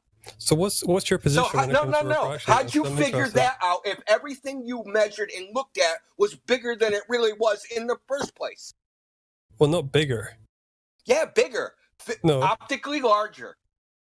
Well, yeah, I mean, that would be towering, right? Everything it doesn't have to be. Up, it's spread out, and everything. It's not larger. Bigger. No, it's not. It's not larger. Bigger. It's modeled as larger. What do you think 76R means? Yeah, you mean the planet, not the actual thing you're looking at? Look. Are you talking about the globe being larger, or are you talking about what you see being larger? The globe would optically appear larger if everything was being... Okay. Then how are you seeing... It's just a way of constructing a rule of thumb. If the globe predicts a horizon at 9 miles and I see it at 10, does the globe look like a larger globe? Earth of a larger radius? But that's the problem, right? Because you're saying that this defies expectations, that this defies the prediction of the globe. But I don't know how it does that, because our prediction has never been that the horizon will always be geometric. You don't actually have a prediction. You don't actually have a prediction. You have a bunch of post hoc bullshit, dude. Well, I'm going off of Huey's argument, and I'm assuming you're a subscriber to that argument. If you're not, then you can tell me. I'm just going based on what his argument is. Look, holy shit. His argument speaks for itself. It doesn't need to be retranslated or reconvened. You know what it is perfectly. Okay? Yeah. And you just got off the fact that, listen, the globe, the measurement, the claimed radius is based on optical measurements, right? Surveying, looking at things.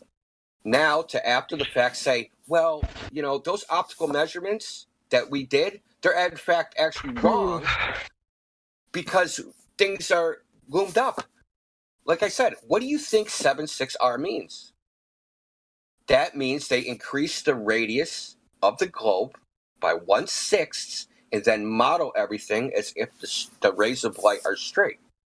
Yeah, but that's just to increase the distance to the object. It's not to But that increase the size increases of the object. the entire size of the Earth. It doesn't increase the size of the object, though, right? You weren't saying that, were you? It will increase the distances. Optically, it does. Optically, it does. It'll increase the distances because all the angles will increase in size. So optically, the Earth would look 1/6 bigger than what they actually measured it as. But what's happened was they came up with 3,959 miles. They started doing measurements, and they're like, holy shit, this doesn't fit. We're going to have to add something to this fucking formula to make it fit our fucking globe. So that's what they started doing. But that didn't work, so then they started with deflection of the plumb line and deflection of the vertical, because now down isn't down, and we got to curve the plumb line and project it on an oblate spheroid. And this is a bunch of shit you don't know that they did in surveying, but this is what they did. You guys think that they're like a globe projection is like some straight lines? No, it's not. They're all curved plumb lines. Okay, do you think that it would matter if no one on the globe side actually subscribed to this position that all horizons must be no more than the geometric horizon? Would that be important or not? I think what should be important is that they stop telling kids that ships over the horizon proves it's a globe. That's what I think. No, they're not lying. The next Bill, time if it's QE true, comes they in, wouldn't have to lie to kids. whenever I try and talk to QE, he just mutes me. The next time he comes in, could you ask him about that horizon part? If he You're talking about QE. Talking about your ridiculous argument here.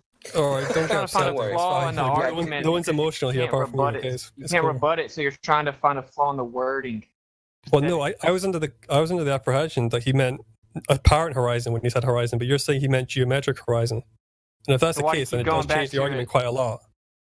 Darkstar, you have to think about it like this. If he's applying it to a globe earther and he's applying it to globe earth, like the geometric horizon, that's what he's talking about. He's not putting in what he believes into the argument because he's trying to test the predictions of the globe, right? With this black swan, right? So why would he use apparent horizon? Does that make any sense to you? Well, yeah, because because he's sorry, I didn't mean to interrupt you, but he's comparing an apparent horizon observation, the black swan, to a geometric horizon position, and that's if he's saying that the horizon, because the word horizon, okay, it's ambiguous in the context that he means to put it in because it means different things to different people, right? It would be better if he said exactly what that word meant in that context because it's not clear to me, and I was confused. I thought he meant apparent horizon when he said every horizon. Like when he said every horizon distance measurement, I thought he meant distance measurement to the apparent horizon. Let me ask you if not the geometric one. Would this statement make sense? Ships being obstructed by the apparent horizon prove the globe. Would that be a sentence that made any fucking sense to you? No. No. So that's why he's using geometric horizon, because we've been hearing for years the geometric horizon of the Earth, the leading edge of the ball, is what is blocking the bottoms of ships, objects, buildings, you name it, whatever the object of the day is. They're saying the geometric horizon does that. Sure. Okay? So if the geometric, this is basically saying the claim that the geometric horizon proves the globe because it blocks the bottom of boats is false, because the horizon is not where the geometric horizon is supposed to be. But which horizon? The apparent horizon or the geometric? The geometric horizon, because but the geometric horizon is exactly this is a corollary of the original claim. The original claim is the geometric horizon. You said it yourself. Is what is blocking the bottom of objects. Sure, but you the never argument... said. Did you ever say that the apparent horizon is blocking the bottom of objects? No. Okay, you said the geometric horizon. Yeah. So that's the horizon he's talking about, the geometric one. The same horizon everybody's been talking about for a long time. But we never made the claim that the geometric horizon can be. You just claimed it greater about 10 minutes ago. No, the geometric horizon is just a function of the radius of the Earth and the observer's height. So And that's not 10 even a minutes question. ago, you claimed that the geometric horizon is what obstructs objects. Yeah, I don't renounce that claim. Yes. This dude's smart, So he's he's just being refuting that intellectually claim. dishonest. He's refuting that claim. He's using geometric horizon. But he's refuting that claim by presenting an observation of an apparent horizon. I don't see how that does that. Okay, well then. But how does that do that? A refutation is that it's apples to oranges because he's showing an apparent horizon and not a geometric horizon. But that's the thing, because it makes a lot more sense from his perspective. How do we differentiate between apparent horizon and a geometric horizon? How do we differentiate which is which, right? So that's the next question. So if it's actually the apparent horizon that's makes objects appear to be obstructed, yeah, so that's where we're at. The apparent horizon, because that's what it is. The images, what you look with your eyes. So that's the apparent horizon that makes things appear that way. So that means whatever's happening is a purely optical phenomenon and has nothing to do with any geometry at all. But don't you think it makes more sense, like in just reading it, that he would say that up to this point, you know, I'll read the syllogism. If the Earth is a sphere with a radius of 3959 miles, then every horizon distance measurement must be no more than 1.225 square miles. 1.225 square root of the observer's height. We have a horizon distance measurement greater than 9.4 miles. Therefore, the Earth is not a sphere of radius 3959. Doesn't it make more sense if he's saying every horizon in the context of every apparent horizon? Yeah, but then it wouldn't be a syllogism because then you're starting to import other logical conclusions into it.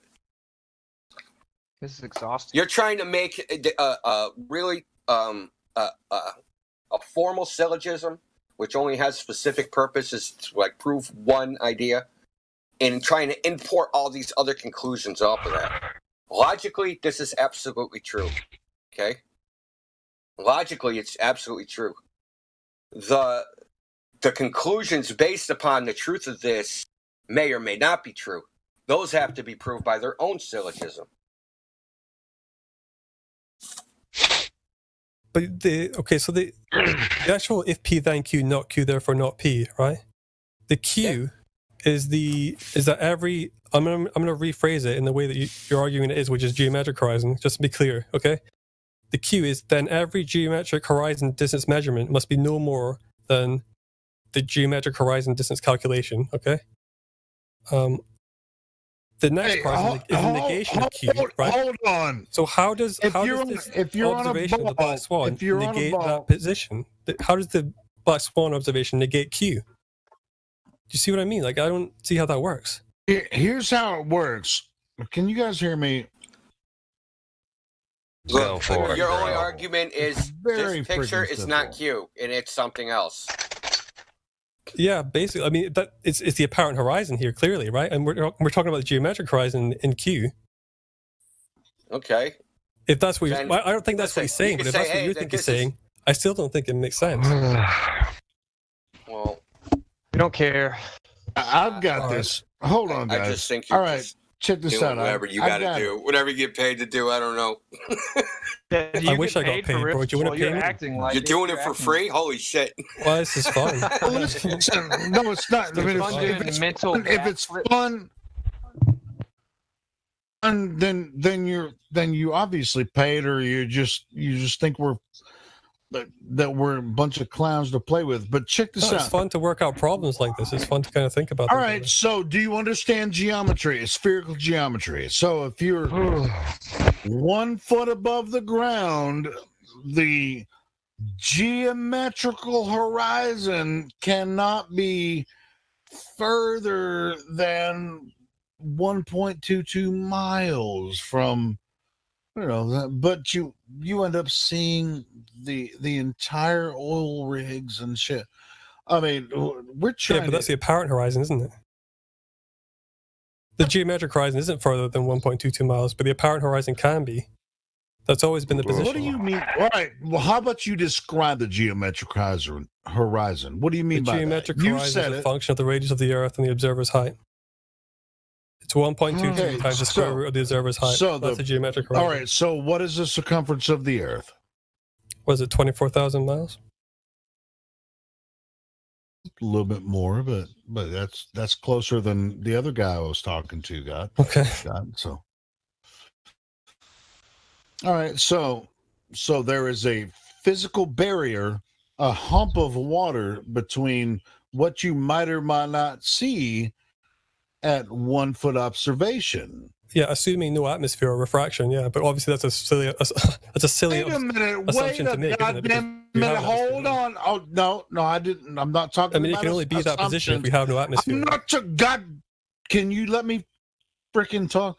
I'm not assuming any type of refraction or anything. I'm talking about physical obstruction here. We're talking about a hump of water between you and the observation point, which is 9 miles away. Say the second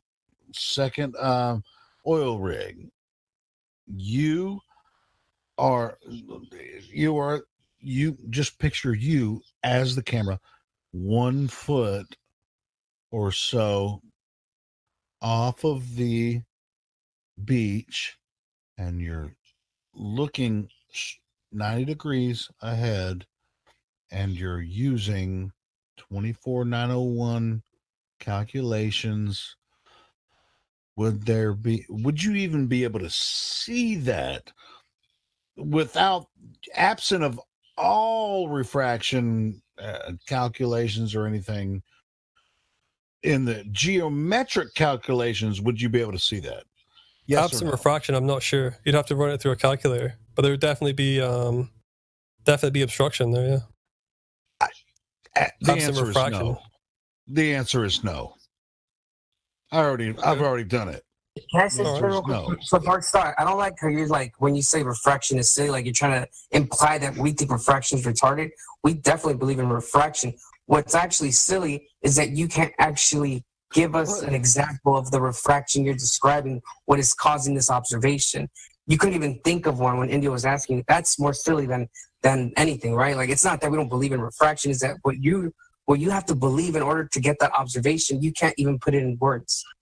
Like, all you can say it's like there was no atmosphere at all in the geometric calculations. If you were on a sphere and you were to look at these oil rigs, you wouldn't be able to see them at all if there were no atmosphere at all. You wouldn't be able to see them at all. Yeah. Okay, but then we all do of a have an sudden, atmosphere, so refraction makes it look like it's flat. Right. What's the cause? What's the cause of refraction, brother?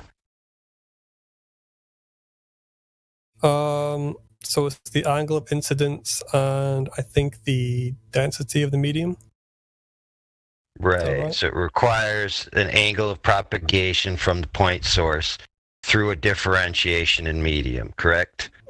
I think it can be, I'm trying to remember the wording, get it right. I think that the density can be, or it can be, I don't want to badly butcher it. It has to be different, correct? If you say it right, it can be might a make uniform it possible. If you say gradient. it right, it might make it possible. It can be a uniform gradient, but the same kind of medium. Listen, if the medium is ubiquitous, then there cannot possibly be refraction. So you're arguing that there isn't refraction then? Okay, pay attention. You already said that the angle and the change in the medium, so that means it's different. Okay, so what India was asking you is to describe a relationship optically where the objects swap places. The objects swap Follow places? that? Yes. So the hump that you're supposed to be blocking things, then all of a sudden gets behind the thing it's supposed to be blocking. Okay, so you weren't able to give any type of plausible explanation. You only just referred to refraction. Refraction exists. What would be necessary for this type of observation to happen is basically heat-seeking, laser-guided eye missiles being shot out of the ocean miles past the hump of water that's supposed to be blocking the very ocean that's shooting you in the eyeballs with its eye lasers. Right, that's assuming the passing through where you believe it is. Passing through. No. There is no where you believe it is. You point your finger at the apparent demarcation line where the sky appears to meet the ground. That's the horizon. It's not clear at all where the actual apparent horizon is in these images.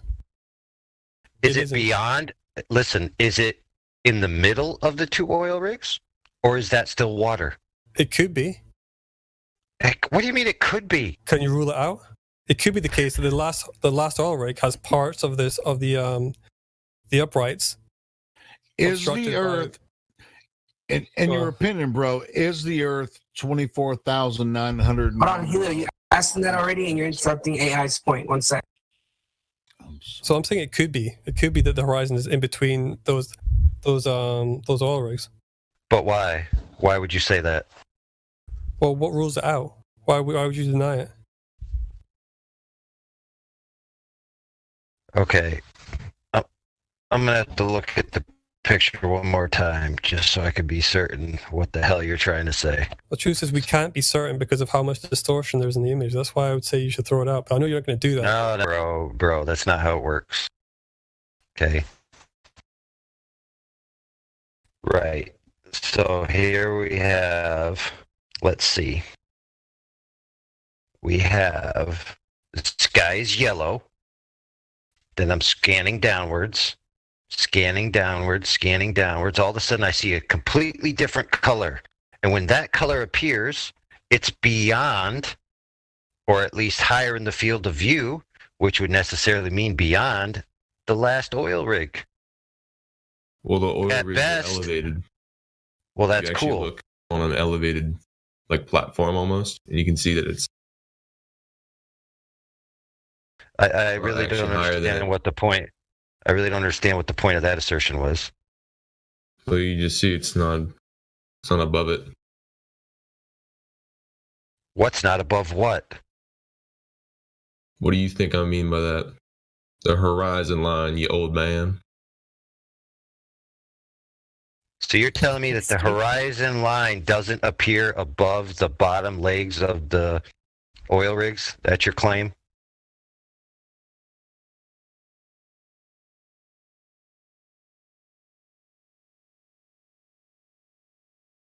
I don't think you guys are comprehending that the horizon, where the horizon's supposed to be, is like 1/6 of the distance to the first oil rig.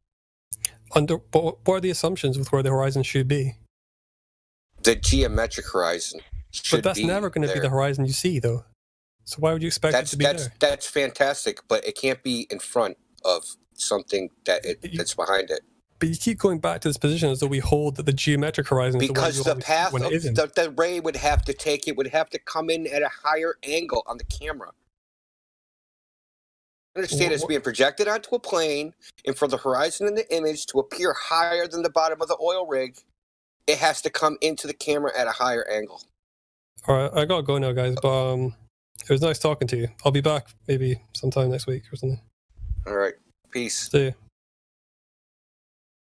Fucking glasses. I'm bored.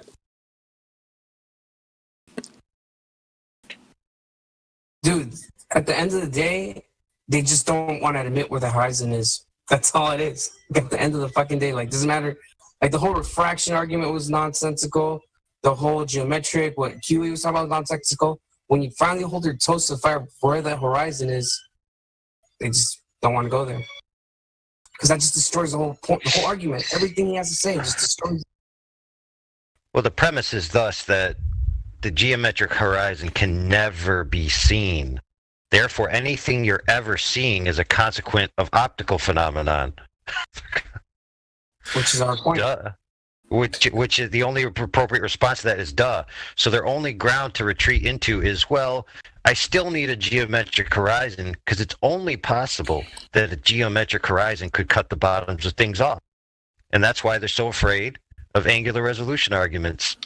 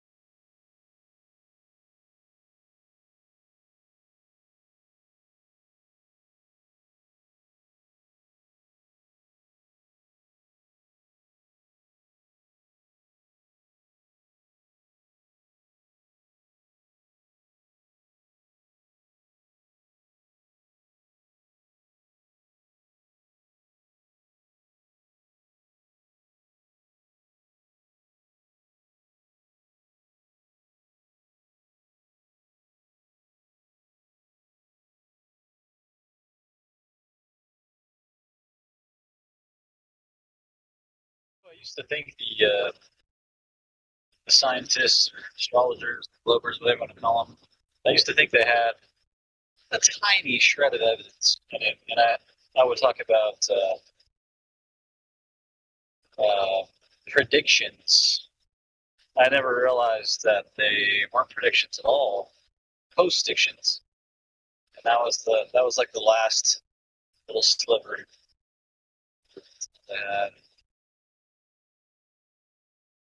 Yeah, their predictions No are a predictions being made. little, what do they call it? The sidereal calendar. That's their predictions. Man. I can't think one thing that works on the globe model myself. Like there, to me, I don't think anything.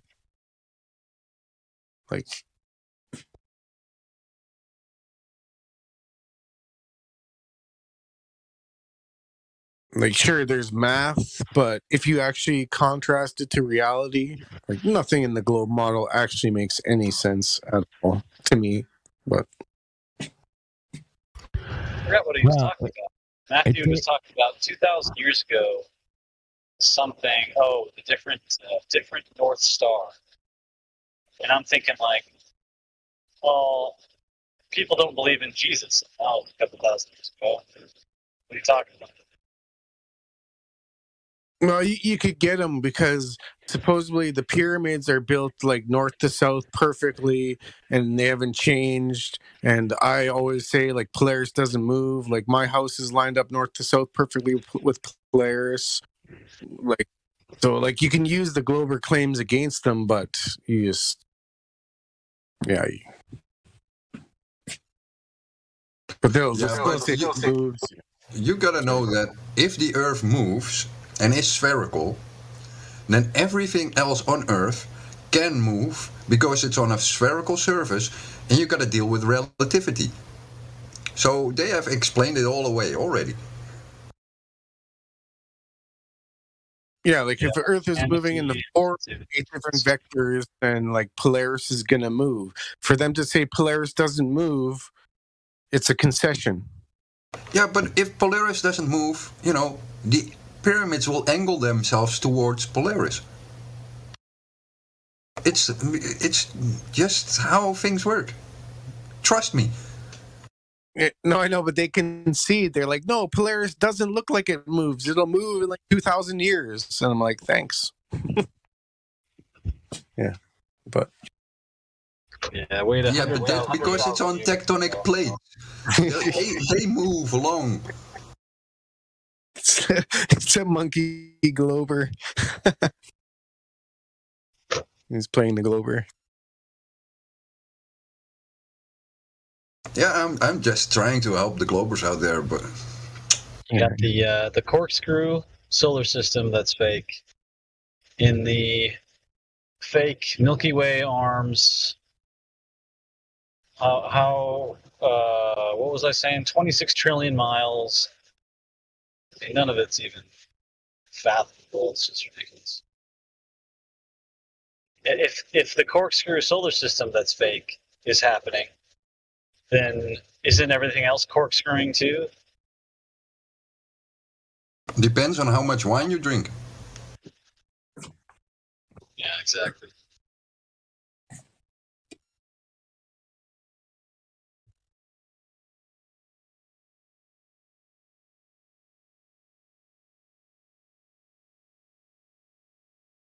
Yeah, the moon's smiling at me pretty big right now, moving ever so slowly, even though we're just ripping through that cosmos.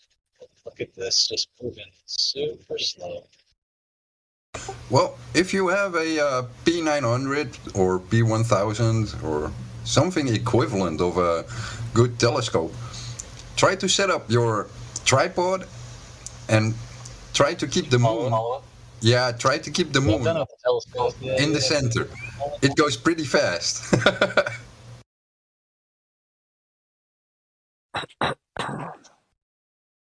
Well, that's exactly what I'm saying. Like that movement it takes, I don't know how many hours, 12 hours or whatever you're going to call it, to cross the sky. So it's not that fast.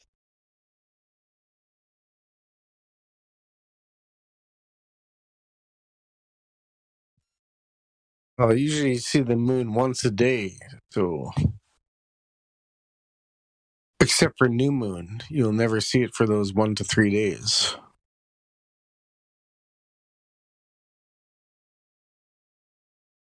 Depending on the clouds and chemtrails.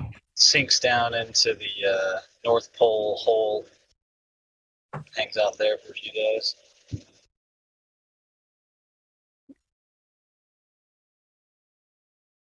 Yeah, there's 0 pictures of a new moon. So whether it's hard to spot with a new moon or for some reason it's never been captured, but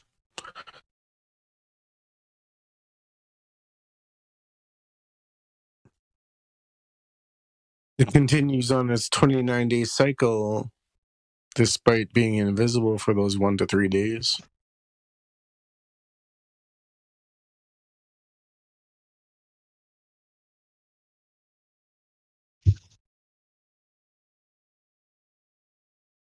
Even the moon has to do groceries, man. Just accept it. He's got taxes to pay. Yeah. I heard multiple people say that they're confused about not being able to see all the stars in the sky. You know, it's like, come on, man. How far do you think you can see? How far do you think the light's going to travel? How long do you think the night would last? Because if you could see all the stars, then the sky would be white.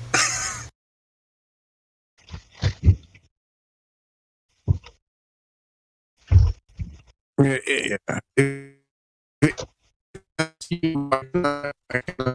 can't see forever. It's you just gotta check their honesty and be like, "What? You think you can see forever? Yeah, really? How? There's no way. Like, so weird. Yeah, there's no way you think it. They'll be like, "Why do you think you can't see forever?" And they'll be like, "I'm asking you." No, well, I'm asking you. Like, they Globers always want to be the ones asking questions, especially like the anti-flag. There's no logic in it. I mean, questions. You drive away from a mountain, and then that large mountain disappears. You get far enough away. It's like, it's just no